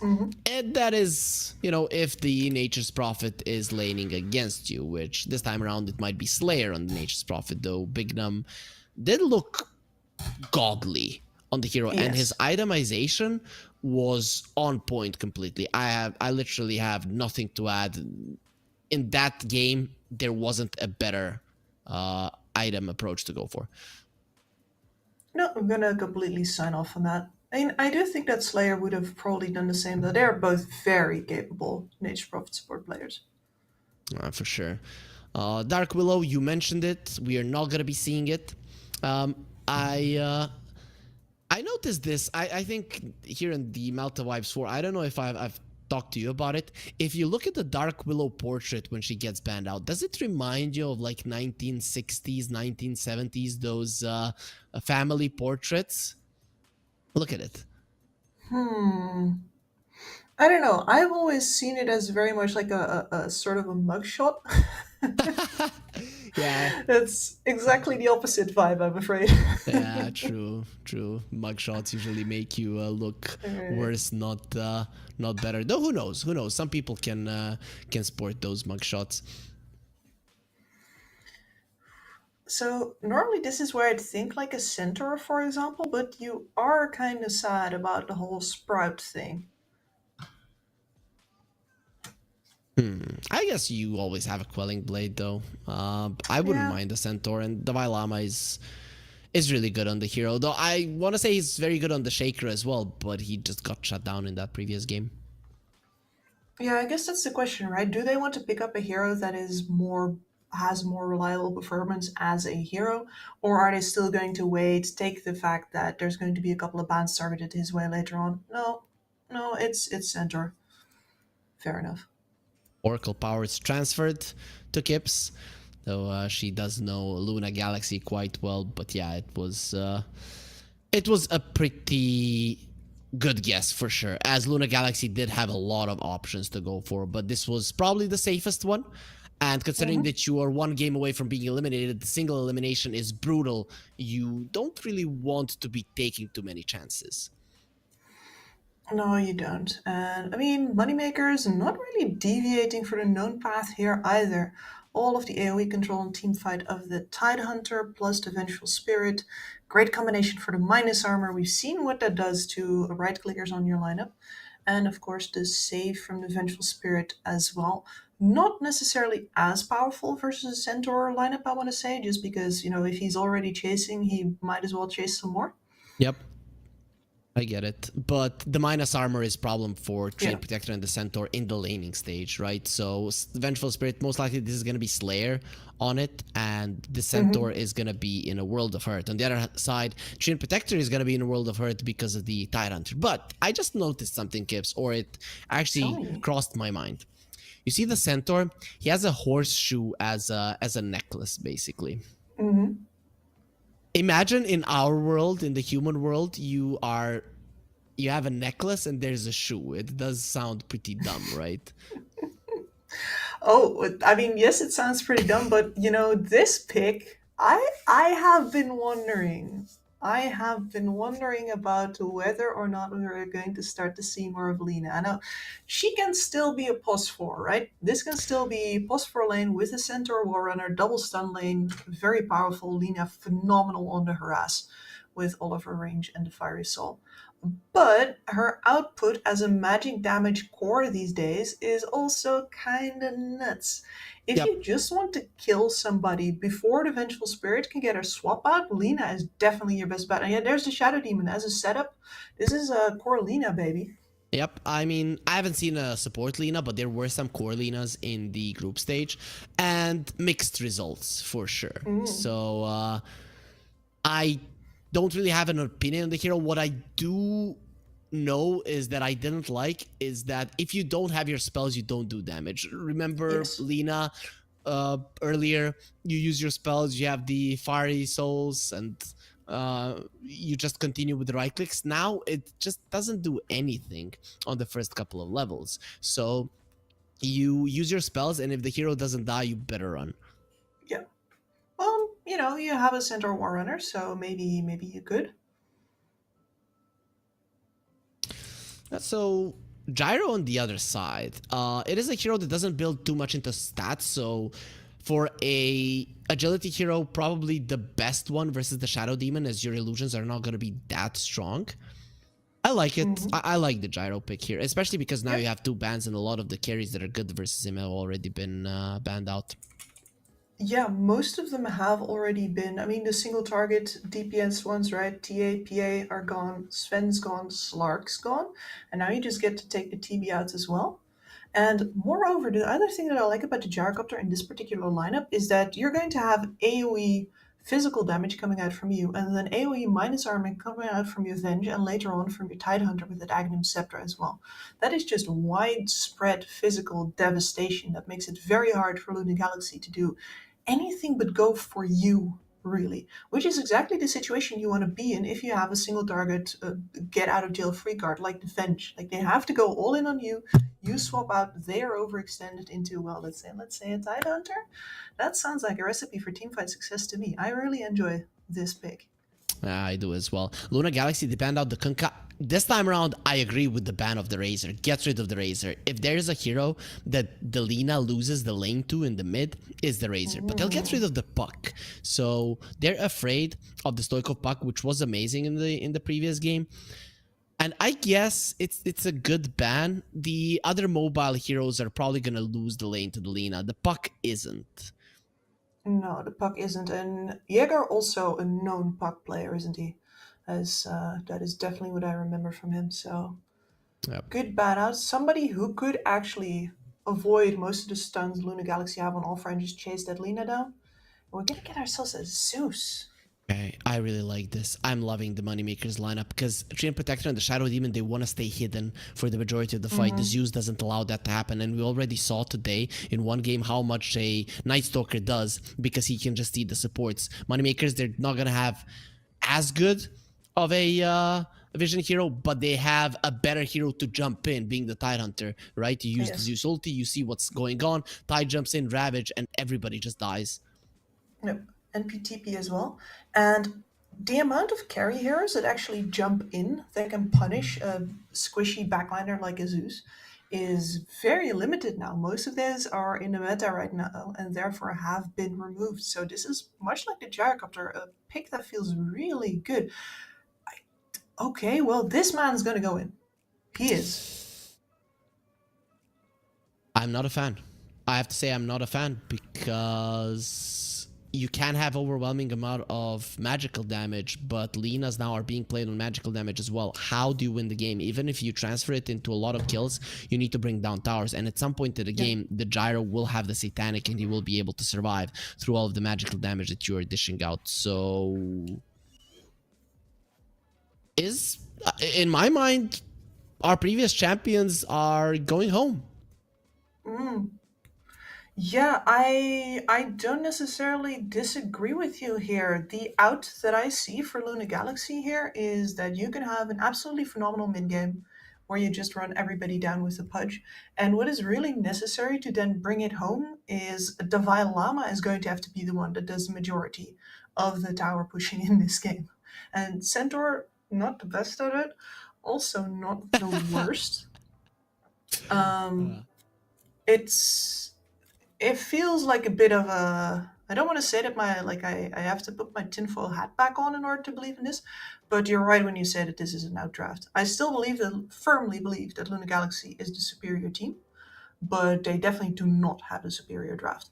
Yeah, Moneymakers came more prepared today. I guess Luna Galaxy, considering that they won the previous Malta vibes, they probably feel like, one exclusive boot camp with a 5-star hotel on Malta is enough. We want to be in our dark rooms, not enjoy the sun. Think? Exactly. So somebody else deserves to have their time in the sun, if you will. I mean, these are competitors, though. And I don't think that this Pudge is like a throw pick. I genuinely think that this is one of the better picks that they could have gone for in the situation. They were just already so far behind by the time that last pick came in. No, I wanted to see a Juggernaut, let's say. That would, for me, be a winning pick or You know, maybe I wouldn't hate on a Lifestealer either. Those are heroes that do well versus the Gyro. Then maybe a Medusa you could go for. Those were the things I was thinking about. I understand Yuma is very well known on the Pudge, but this is not gonna be an easy game 2, and we're gonna be getting in right now as Techies takes us in. Poor Techies, he used to be in the first 2 Malta vibes. He was always in the game, and now he just explodes and dies, and then some other 5 heroes play it as... You see, they see them, they're in a smoke, so the smoke is a lie, Kips. The smoke is a lie. Let's see if... You know, you only need 1 hook to win the game. Look at how well aware, if you hover over that range, how well aware Moneymakers is of exactly the range of that Pudge hook. They do have vision. Are they maybe gonna allow that? Oh, actually, the Zeus is gonna be found. Yegor, he was not aware that he's gonna die. The disruption was used as well. Hanskin taking some damage. The flak cannon will finish him off. Actually, it's Bignum. Yuma, we all know that Pudge is very low in the armor, will be taken down as well. You did get the first blood, lost 2 heroes in the processes. Pantimo's coming forward, but they don't have anything to slow down the Shadow Demon. It is gonna be 2 for 1 and a ward taken down. So it's overall, I'd say, a slight victory for Moneymakers in the end. I'd say so as well, especially getting Yuma down there. Big deal. Going to proclaim their dominance over the runes now as well.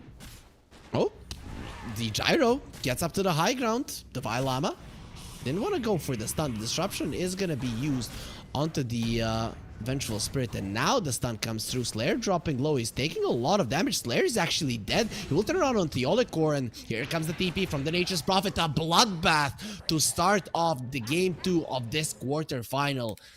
Both of these teams, they're out for blood, but Gyro, 2 kills to start the lane off. That feels really very good. That said, Centaur Warrunner, half a level to start the lane off, and it's not all bad for him. Not bad at all. He can really use that level into either the Retaliate or Double Edge. I suppose it's just going to be Retaliate. So, Kips, how are the 2 melee heroes gonna do versus the Tide? Is it gonna be okay for Yuma? He's gonna have to play it very careful. Like, of course, once you have the rot, you definitely have a way to keep on putting damage into the Tide, even though your attack damage is going to be very much brought down by the Anchor Smash. So you're not necessarily in trouble there. The thing is just that you're up versus Bignum, who's going to be clicking you all the while. Your HP management is going to have to be on point in order to actually sustain the rot damage that you're going to be doing to yourself. Okay, makes sense. Actually, Yuma, he bought boots. Top lane, we saw a little bit of action, but mid lane, Yegor is being pushed back by Delina. This Dragon Slave, very, very annoying with the overtime damage as well. Yep, she is a pretty big lane dominator right now. It's a Vailama. Oh, this is seldomly a good sign for Luna Galaxy as a whole, right? The Vailama struggling in lane, that's either the sign of like a phenomenal comeback or a whimper. Yeah, or Earthshaker from the previous game. Yeah, Bignum again. It's just this Nature's Prophet. I'm very surprised that they allowed it to go through, as he's literally now crushing them 2 games in a row.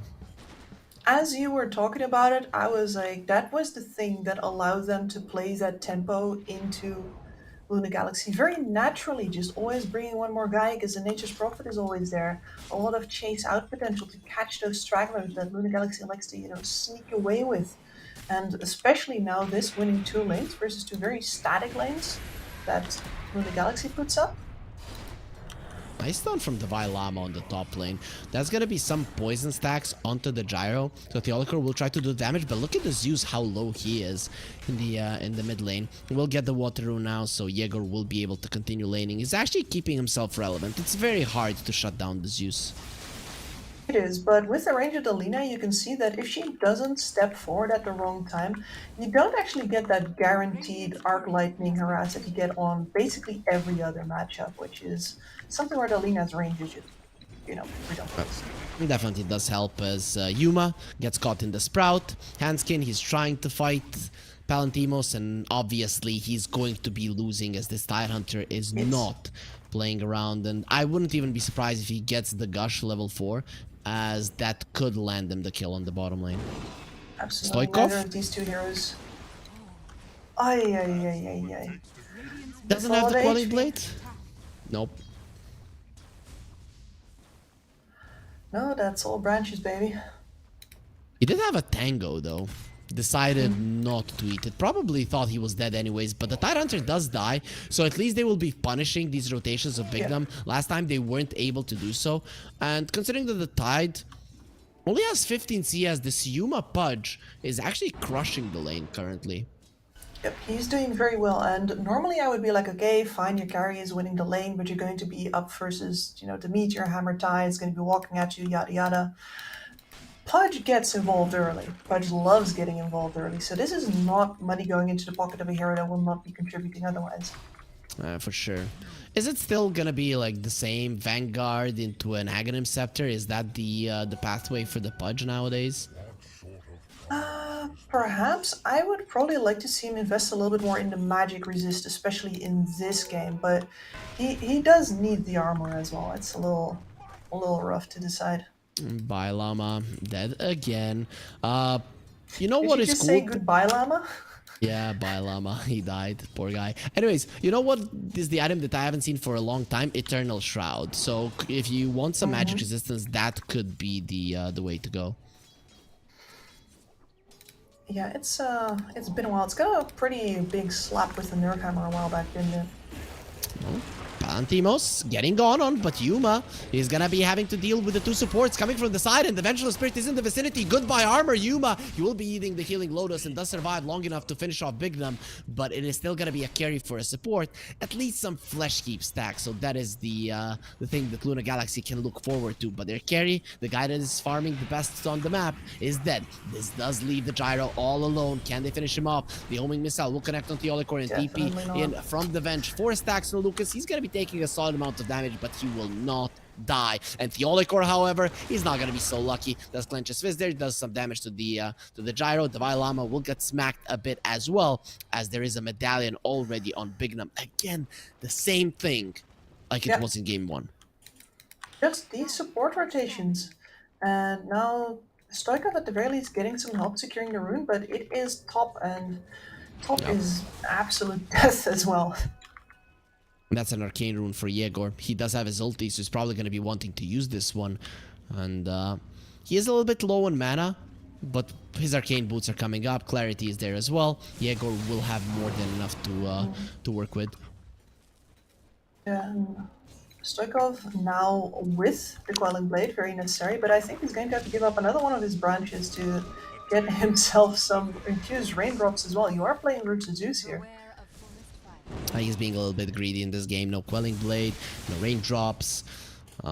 What does he want? He does have the arcane boots, I guess, but it's an ether lens that you're going for, and you probably want it as fast as possible. When it comes to the network, the Pudge is at the top, so his last hits really do help. Even though Gyro is getting a ton of kills, there's the ulti from the Zeus, the Llama dropping low. He's still alive, and with 2 Healing Lotuses, he's not a target. So that ulti from the Zeus, it is not going to be that long of a cooldown, but it's not going to be landing them a kill. And in the meantime, both Wisdom Runes going the way of Enigma Galaxies. That is a very important win for them there on the EXP front, especially when the enemy supports have been getting so much EXP off of these rotations and successful kills. For sure. I mean, supports of Moneymakers, their level 6s are not that important, but the level 6s of Luna Galaxy are very important. Though, to be honest, these supports of Moneymakers actually do have a solid amount of experience, as they have contributed to a lot of kills. They will be finding Handskin. Nice hook there onto Palantimos. 4th in a row. Yuma, he does have the Dismember, but decides against it as he's surrounded by 3 enemies. Make it 4. The stun from one side. There's going to be another one as well, with rockets raining down from the sky, and that cooldown will make sure that he goes down. Stoikov did come in, but he cannot do anything against 5 heroes, as the Zeus was in the vicinity as well. Yep, and that is exactly what I want to highlight here. 5 heroes. This is once again Moneymakers just bringing everybody. Theolicor? Is he dead? Slayer? Oh, sticks just in time. He will be dying to Theolicor there. The illusions do finish him off. It is gonna be a 1-for-1. The problem is Yegor got 1 kill and Theolicor post-mortem got the other one. So definitely, again, a trade in Moneymaker's favor. It is, but they don't get the bottom tower out of the entire exchange because they were so busy running back to mid. Yuma is actually back, and that means that Palantimos, he does have his Meteor Hammer, but it's not going to be easy as 1-2-3 to just knock that tower down. They might need another rotation into Yuma, who is, by the way, rushing an Aghanim Scepter. So there is the answer to your question. It is going to be all in on the rod. Okay, straight in Axe. I like it. I guess the faster you get it, the harder it is gonna be for Moneymakers to deal with it. It really is an insane amount of damage. That regen reduction, it will help in the long run as well versus the Gyro, who will undoubtedly want a Satanic at some point. It is, and I also think that it's the best way possible for the Pudge to increase your farm speed. Like, if you have a farm acceleration item on a Pudge that is not a Midas, this is the one. Okay. So, Stoikov, his Ether Lens is done. Well, Stampede being used. Lucas, he's looking very much dead. They're thinking about TPing in, and very soon they're going to be deciding against it. The AoE damage is quite solid, so maybe they could have went for it, but Moneymakers decide it is not worth it and will allow their carry, the highest net worth hero on the map, to die. And this is finally, I think, for the first time in a long while that we see Enigma Galaxy make the first move. Oh, what did I call Enigma Galaxy? Because the Yuma, it says NGX on him, so that is confusing. But all these galaxies colliding and everything. Anyway, finally, a good use of the portals for their side, which has been, it's been a long time since I've seen the Twin Gates be anything but a hindrance for the side of the Galaxy. Yegor is going to be going for the Phylactery on the Zeus. That's going to be increasing his damage output by quite a lot. Even though people look at that 150, oh, it's not that much. It actually does that up really quickly. The Vengeful Spirit getting caught. Yuma coming over, has the Dismember. The swap. He swaps in Palantimos. Kill him. Don't kill me. Immediately, there will be the Dismember. Meteor Hammer coming through as well. Yuma gets caught by it, and he's in a lot of trouble now, surrounded by enemy heroes. Here comes the Lina. Not going to be doing enough. The Overgrowth going to be used, and Palantimos immediately out of it. With the Laguna Blade, he gets the kill and still has that haste to work with, because there was a disruption on the Zeus in the backline, still holding duty. The Thunder God's Wrath available to get some more kills, but they won't be able to do it. Stoikov running in, stun onto the tie, doesn't connect. They go in with the Stampede, they really want this kill. Immediately the stun gets purged off, and the ulti from the Zeus gets them low. That's going to be enough to dissuade them from coming forward, and Yegor, he does finish off Hanskin as well. When lightning hits trees, they just burn down, and that's exactly what's going to be happening to Hanskin. A 2-for-1, Ravage being used, Moneymakers coming out on top. And that you could see Stoikov there, really, he understands how to play the Lina right now. He backs off completely when he doesn't have any spells, and then he can come back in after he gets another round. But the problem is that Jaeger can play that exact same game, and he has the I just hit all of you right now trump card in his back pocket. And that makes engaging back in really dangerous for the Radiant side here. And Yuma, this, no matter if you go physical or magic damage resistance in this game, I think you're screwed either way. Poor guy. I guess maybe after the axe, he can get a blade mail. That wouldn't be too bad. I like the blade mail. It's a lot of uncontrolled damage here, a lot of big AoEs, and he is going to be suitably tanky. He has been getting these flesh heap stacks just by being involved in these skills, even if he doesn't always come out alive, and he's getting backstabbed right now. Oh, Yuma, is he gonna be okay? Yegor comes over, Lightning Bolt will be there. Phylactery doing some damage, dodges the hook, and now the stun will be there. Poor Yuma, he cannot even get out of the trees. Will go for the Dismember, immediately cancelled as he dies from the Arc Lightning. Stoikov next on the menu, the swap, getting him deeper into the enemies, and he will get caught. He now has the Quelling Blade, but it doesn't matter. Bignum's right click, or maybe it was the overtime damage of Sprout that got the kill, but either way, he doesn't lose his life as Lucas brings down the Vailama. Yegor was very quick to TP to the top lane and bring down the center without his ulti. No way to run away. Moneymakers is really playing at the next level speed right now. And they keep on getting the best of these engagements where Luna Galaxy is used to, we bring Stoikov there in for a cheeky little pick-off and we get away with that. But there is just no running from this nature's prophet.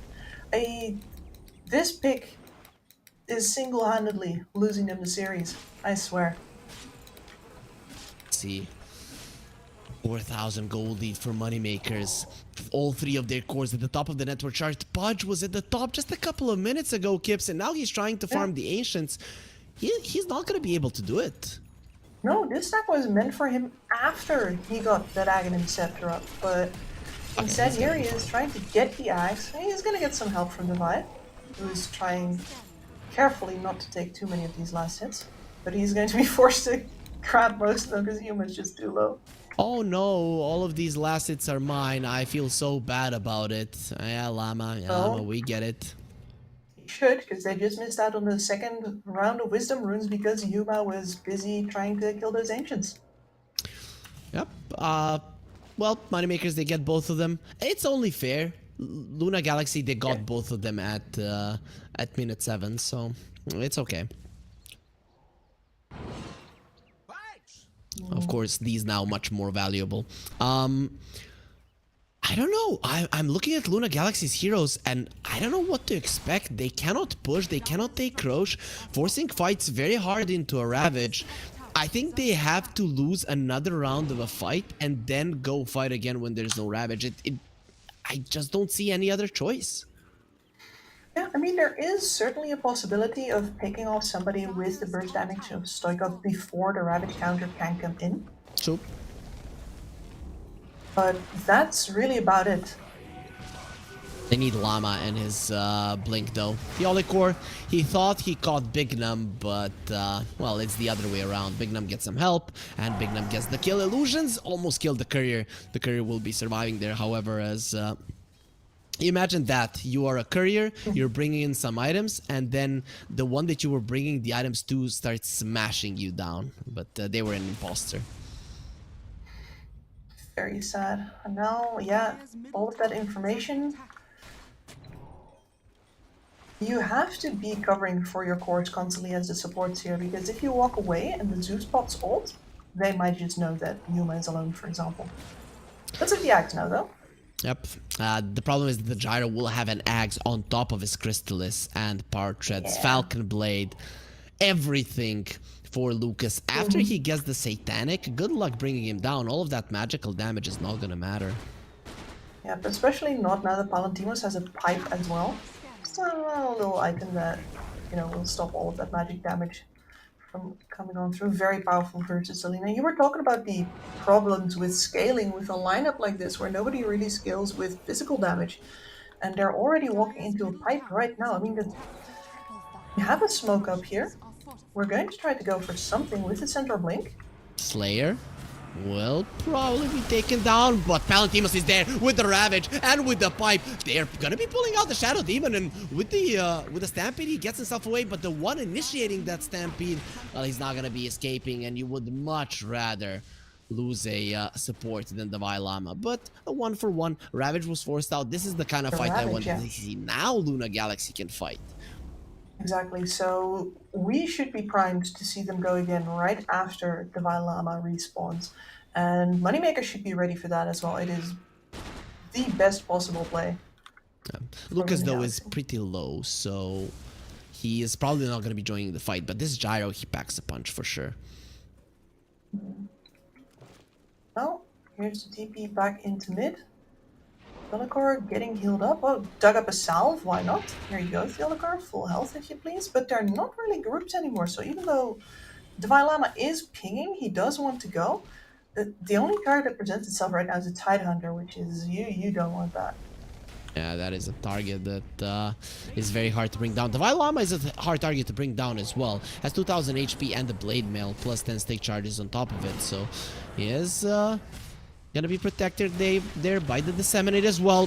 He's not gonna be protected by anything. Jaeger gets him down super low. The ulti was used and they found Alina. Lucas from the other side just spraying them down with the flat cannon and the Big Num. He's dominating with another kill. Hanskin, they know exactly where he is. The Lama, you better blink out right now. Hanskin, his life is already lost. The hook gonna be there onto Lucas. The Lama coming over. Can they at least bring him down? But the pipe, No. you do no damage. You do nothing, Yuma. Your punch will not be able to do anything to Lucas, who is now on a killing spree, decides to go for another flat cannon, cleans out the enemy triangle after he has cleaned out the enemy team. 5-0 Kips. And here we have the problem with needing to use the Lama as your frontliner, because he is also currently your only source of jump. You are waiting for this Blink Dagger to do something. You're waiting for his respawn to do something, but you put him wide out into the open, which means that the flank attack is completely unavoidable. Nothing you can do here. Beautiful positioning from Lucas, and the rest of them have just to get chased out over through the side. Yuma can't do anything. Like, he has the axe, but he doesn't have a blink. And even that hook, it was just a bait. The second that the pipe came out, it was 100% certain that Lucas isn't gonna die. If there was no pipe, maybe you bring down the gyro, but even that is a small price to pay for a team wipe. And Yuma is going to go for the Blade Mail now, which is, yeah, theoretically it's a good game for it, right? But the initiation problem keeps on presenting itself. You really need to hit the hooks in order to actually get good fights as a Pudge without a Blink Dagger. And even the best Pudge cannot guarantee a hook hit. I mean, speaks for yourself, Kips. I never miss hooks at all. But the thing here is, it was nighttime, so hitting those hooks, even from a smoke, was tough as you don't have vision. Maybe during daytime it's gonna be easier. War Tree and Protector. There is a shard now on the Tidehunter before the blink, so you're gonna be getting your wish come true from yesterday to see the shard before the blink, and it really does work out.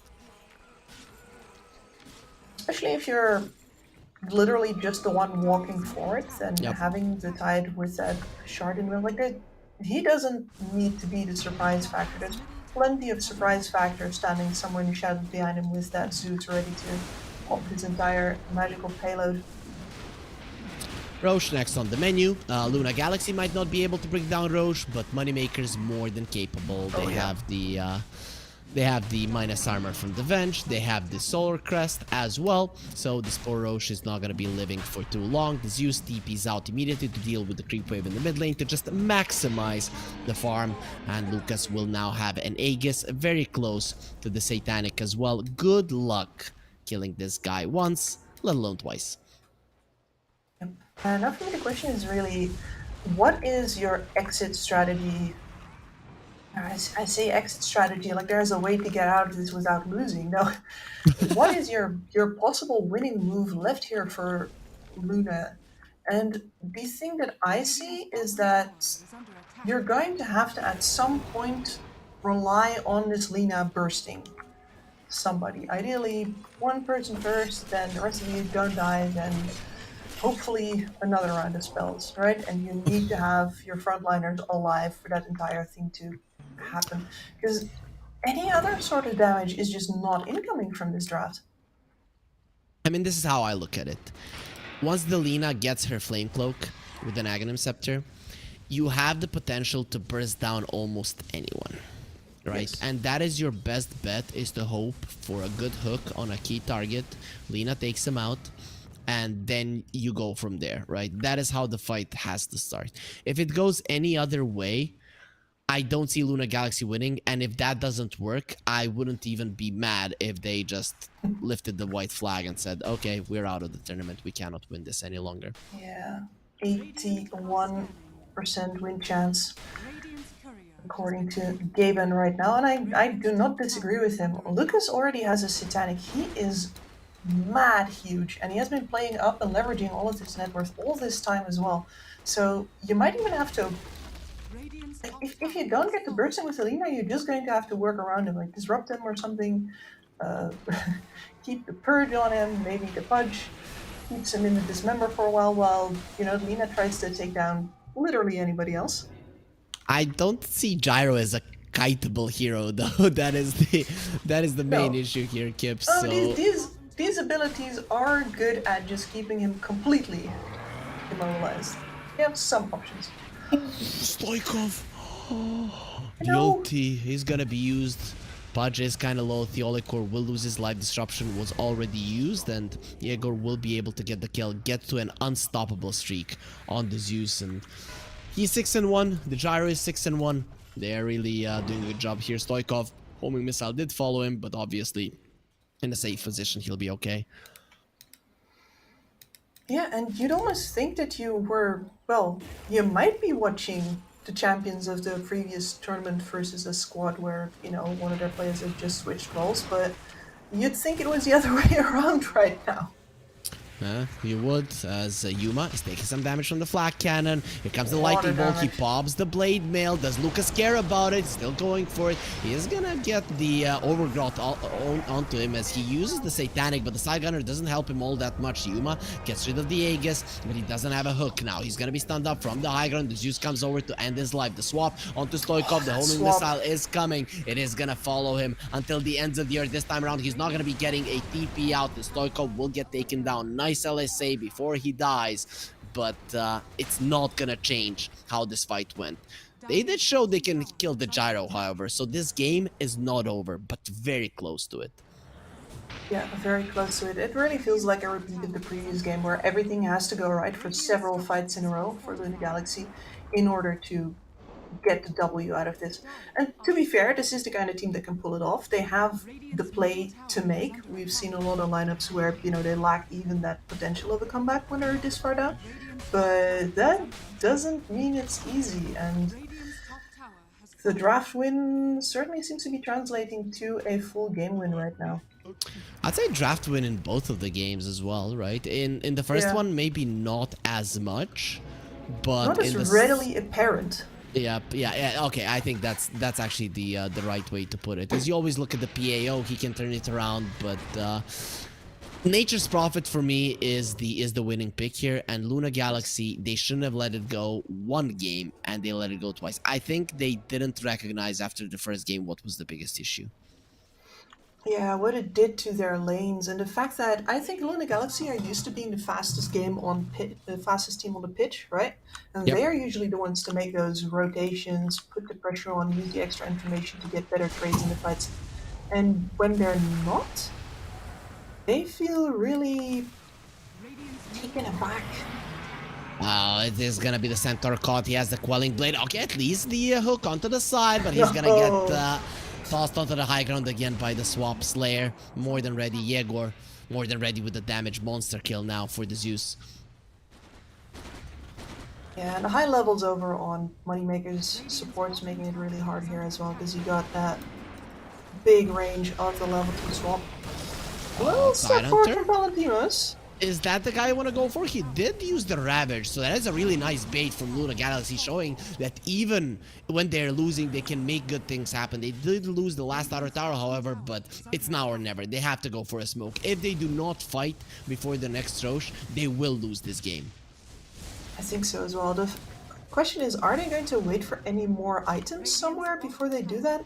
I don't think you can reliably get to this Blink Dagger over on Stoikov. I don't think Yuma is going to get to either of the big components. If you want the plate mail, right? You're not going to get that, you're not going to get your Blink there either, and yeah, the center is also bought out for that hard, so this is really it. If you want to make something happen, this is your window. This is your window for the next 100 seconds. There's not going to be a Ravage. There will be a Thunder God's Wrath in 35. And ideally, you would want to smoke before that, as I could see Yegor just using his ulti to scout you out. Yes. They dodge you, they prepare for Roche, they don't waste the Ravage next, and they just secure the Roche for themselves. Of course, the BKB on the Pudge will help in that fight, but it is very tough fighting into a 20k gold deficit and a Ravage. Exactly. So they have the tools in the bag for Moneymaker to lock that next Roche down. Oh, that's a... Slayer really wanted that kill so much that he was willing to give his life away. Maybe was in a little deep there, but they did get the Pudge silenced. Oh, Diego With the lock caught. on. Demonic Purge is on him. He's gonna be fine with the pipe. Actually, he's get purged off. Diego is looking very much dead, and Diego will be losing his life. Okay. Lucas now with the BKB. The Llama going for a TP out. He will be successful at getting the escape. And it's a win for Luna Galaxy. This is what they wanted. At Yeah. least a big kill before the Ravage comes up. And Diego is a pretty decent one. Exactly, that's a big win. Jaeger hadn't died in basically forever. Yep. A lot of EXP and net worth tied up into that kill, and that is for sure the next round of at least half items secured. So that plate mill can actually be bought for the Pudge. The Blink Dagger is going to be up for the Lina if she wants it. She could also be more ambitious now.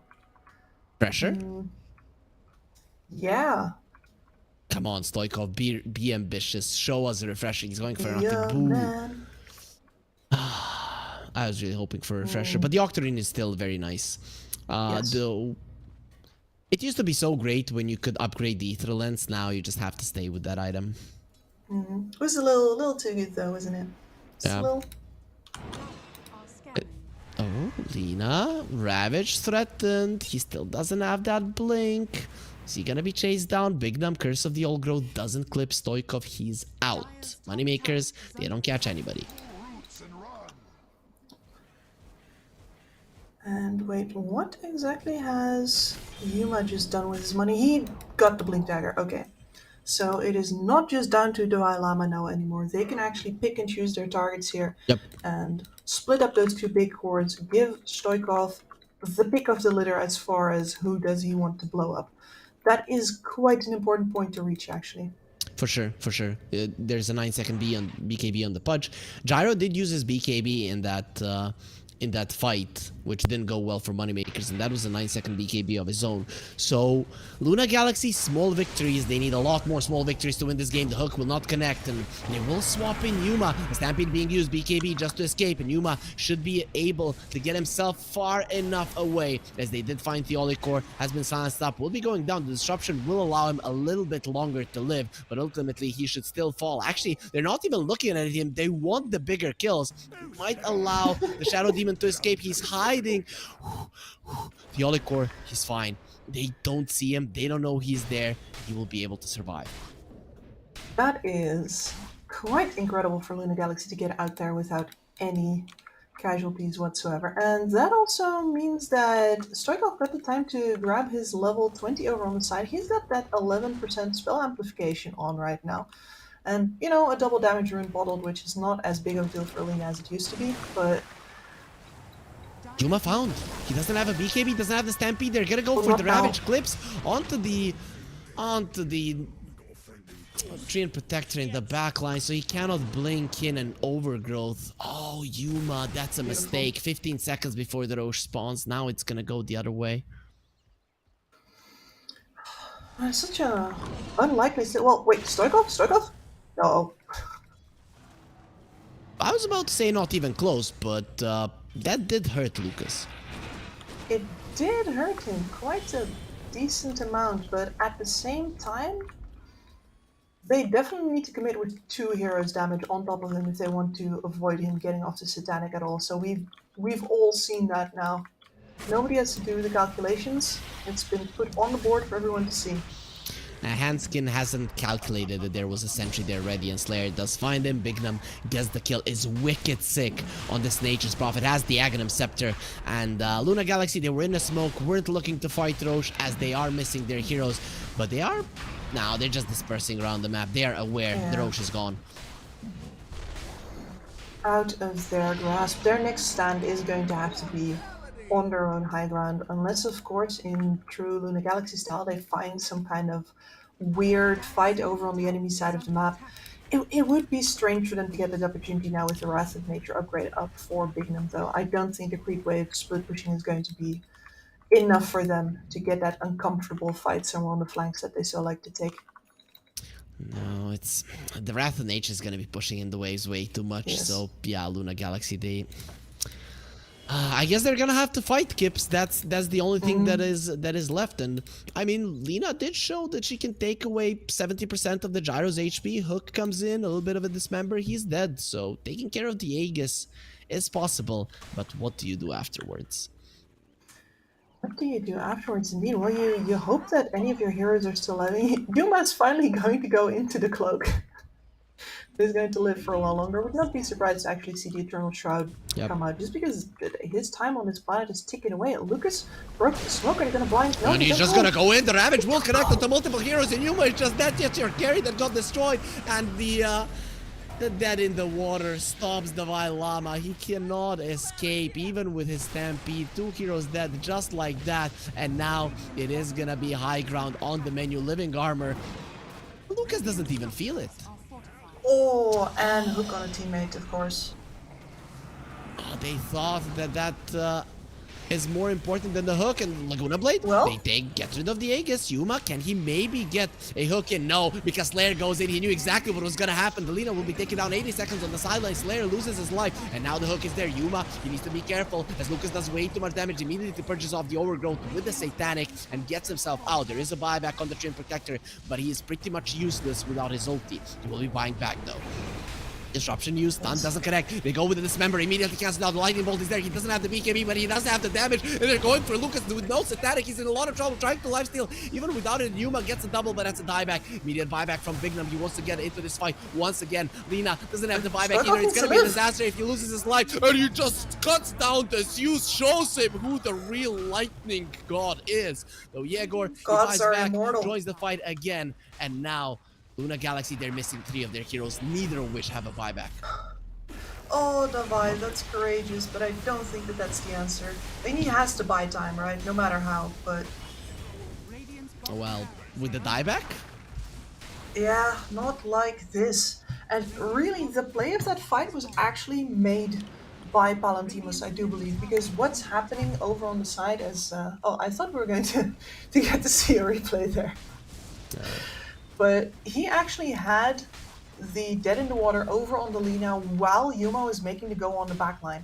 And if the Lina is available to walk in there and actually throw all her spells on top, I think Yuma might have actually made it out. And the devastation would be gigantic. But instead, Stoikov needs to take all of that valuable time in order to take down the anchor. Valentinus is just sitting on top of him like a big fat fish that he is. Yuma dies, game's over. Oh, he's gonna get swapped in, poor Theolic Core. He did have the demonic cleanse on himself, so the heal did help him live a little bit longer. Slayer has the Aghanim Scepter, so even if he dies, you're gonna be dealing with his illusion as well, just as strong, just as powerful. And is it time to bail? Well, Palantimo says no. He says no. We might get one more round of fight here, but Lucas is back in the fray. Yeah, hook. Okay, he is back into the hands of the enemies, but the Pudge did get spooked there for a second as there is no Lina to finish him off. Slayer in very aggressive position. Lucas is doing a lot of damage to himself over that blade mail, so he's gonna have to be a little bit more careful, but Mega Creeps on the way. Just one more Rangetrax. Ooh, what a blink out. Very important. And that swap on Stoikov, who just came back, he's gonna die. Oh, he's in so much trouble. The Ravage was amazing into the backlines. Nobody to assist him, and now Lucas going in. He knows without the Lina, they can't even hope to do enough damage, and the AoE will be insane, killing everybody, putting everybody low. They're trying to get themselves into the fountain. Yuma, he dies in his own base, and that's gonna be it for Luna Galaxy. When it comes to this tournament, they are buying back on the Vengeful Spirit, gonna be coming into the fight immediately onto the Illusion as the Vile Llama comes out of the base. He really hasn't been having a game, he hasn't been having a series, dying 10 times here, and they do bring down 2 heroes of Moneymakers, but the big one, Lucas, still alive. Tier 4 is dead, and Luna Galaxy, the previous champions, are not gonna be repeating their success. They are out. They are out, and not only are they out, I want to say they got whooped. Neither of these 2 games were particularly close. Like, sure, there were always some sort of like straws of a possible comeback to grasp at, but none of these straws ever actually really got caught. And especially in the last map here, the potential of a comeback was really limited to begin with. It really was, Skips. So we're done for the day. We actually had 4 best of 3 series, and this is the last 4 best of 3 day that we've had at the Pinnacle Cup Malta vibes for.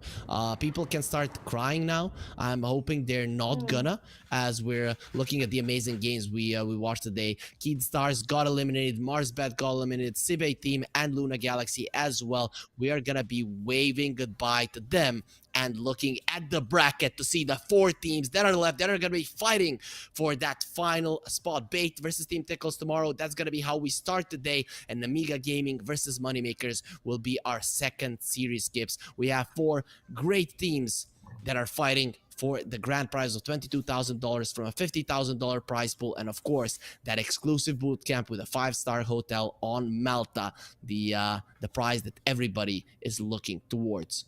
Tomorrow, these games, Skips. Any favorites? You said Bait is kind of looking like the winners here. Do you stand by that? Like a dark horse, horse. Okay. Because the normal, order of power would go Gaia Luna Galaxy on top, and then the guys who faced them in the finals last time, which is Team Tickles, right after them. But Bait has been showing some really, I want to say, elegant play and some really solid drafts. So that matchup tomorrow versus Team Tickles, I am very much looking forward to casting that one. And then over for the other match, Namiga and Moneymakers now. I don't think most people expected either of these two to make it to this round, because Namiga had to contend with Nouns and Moneymakers had to contend with Luna Galaxy. And both of them have now made it to here, and I'm honestly not sure which one of the two is going to take it, because Moneymakers look hella strong just now. For me, Namiga are the favorites of the tournament. After taking down Nouns, for sure, right? They are looking incredibly powerful, and we know how easily they can take things over. But for me, the dark horse now is Moneymakers. I thought they didn't stand a chance versus Luna Galaxy. Yeah, I thought so. As you said, they dumpstered them. They showed them how Dota is played, how you should draft, and Luna Galaxy, maybe they should have taken it a little bit more seriously. That last big pudge wasn't the way to go. So, Kips, you and me are going to be tomorrow on the semifinals. I would like to thank our production, our colleagues, of course, BluScale and Otomo. Do follow them on Twitter. And when we're talking about Twitter, Pinnacle Esports Dota 2. Follow them as well. Harry Freak and Kipspool. You can see it on your screen. We do appreciate it, as well as we're going to be giving you info when we're going to be live. And Kips, that's going to be at 14 CEST. So I don't know about you, but I'm going to go rest right now. And for the rest of you viewers, we wish you all a good night. And we'll see you tomorrow at 14 CEST. Oh, esport. You and I have come a long way. It was such humble beginnings. As we gathered in small groups, we were professionals right from the start. Passionate, organized, and ready to rumble. We dreamed big, and surely enough, our parents supported us at every step of the way. Didn't they? Fired up by all this love, it wasn't long until we caught the scent of competition. To be honest with you, it wasn't always that easy. Joe here, he had to take on 2 side jobs to afford playing professionally. It's gonna get better, Joe. Fist bump. Some of you dared to not even call this a sport. And look where we are today. An endless stream of esports events every year. Bet you didn't see that coming, Mom and Dad. And you know what? We have been with you every single step of the way.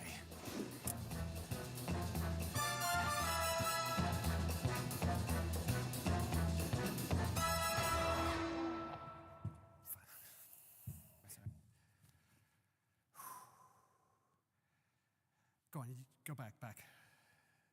That's it. That's better. Keep going. Let's bring that down here. No. Keep going. Go. Roll. And cut. Cut the thing. I'm going. Where are you going? Where are you going? Hey, come back. Guys, ladies. I don't know if that's correct. No.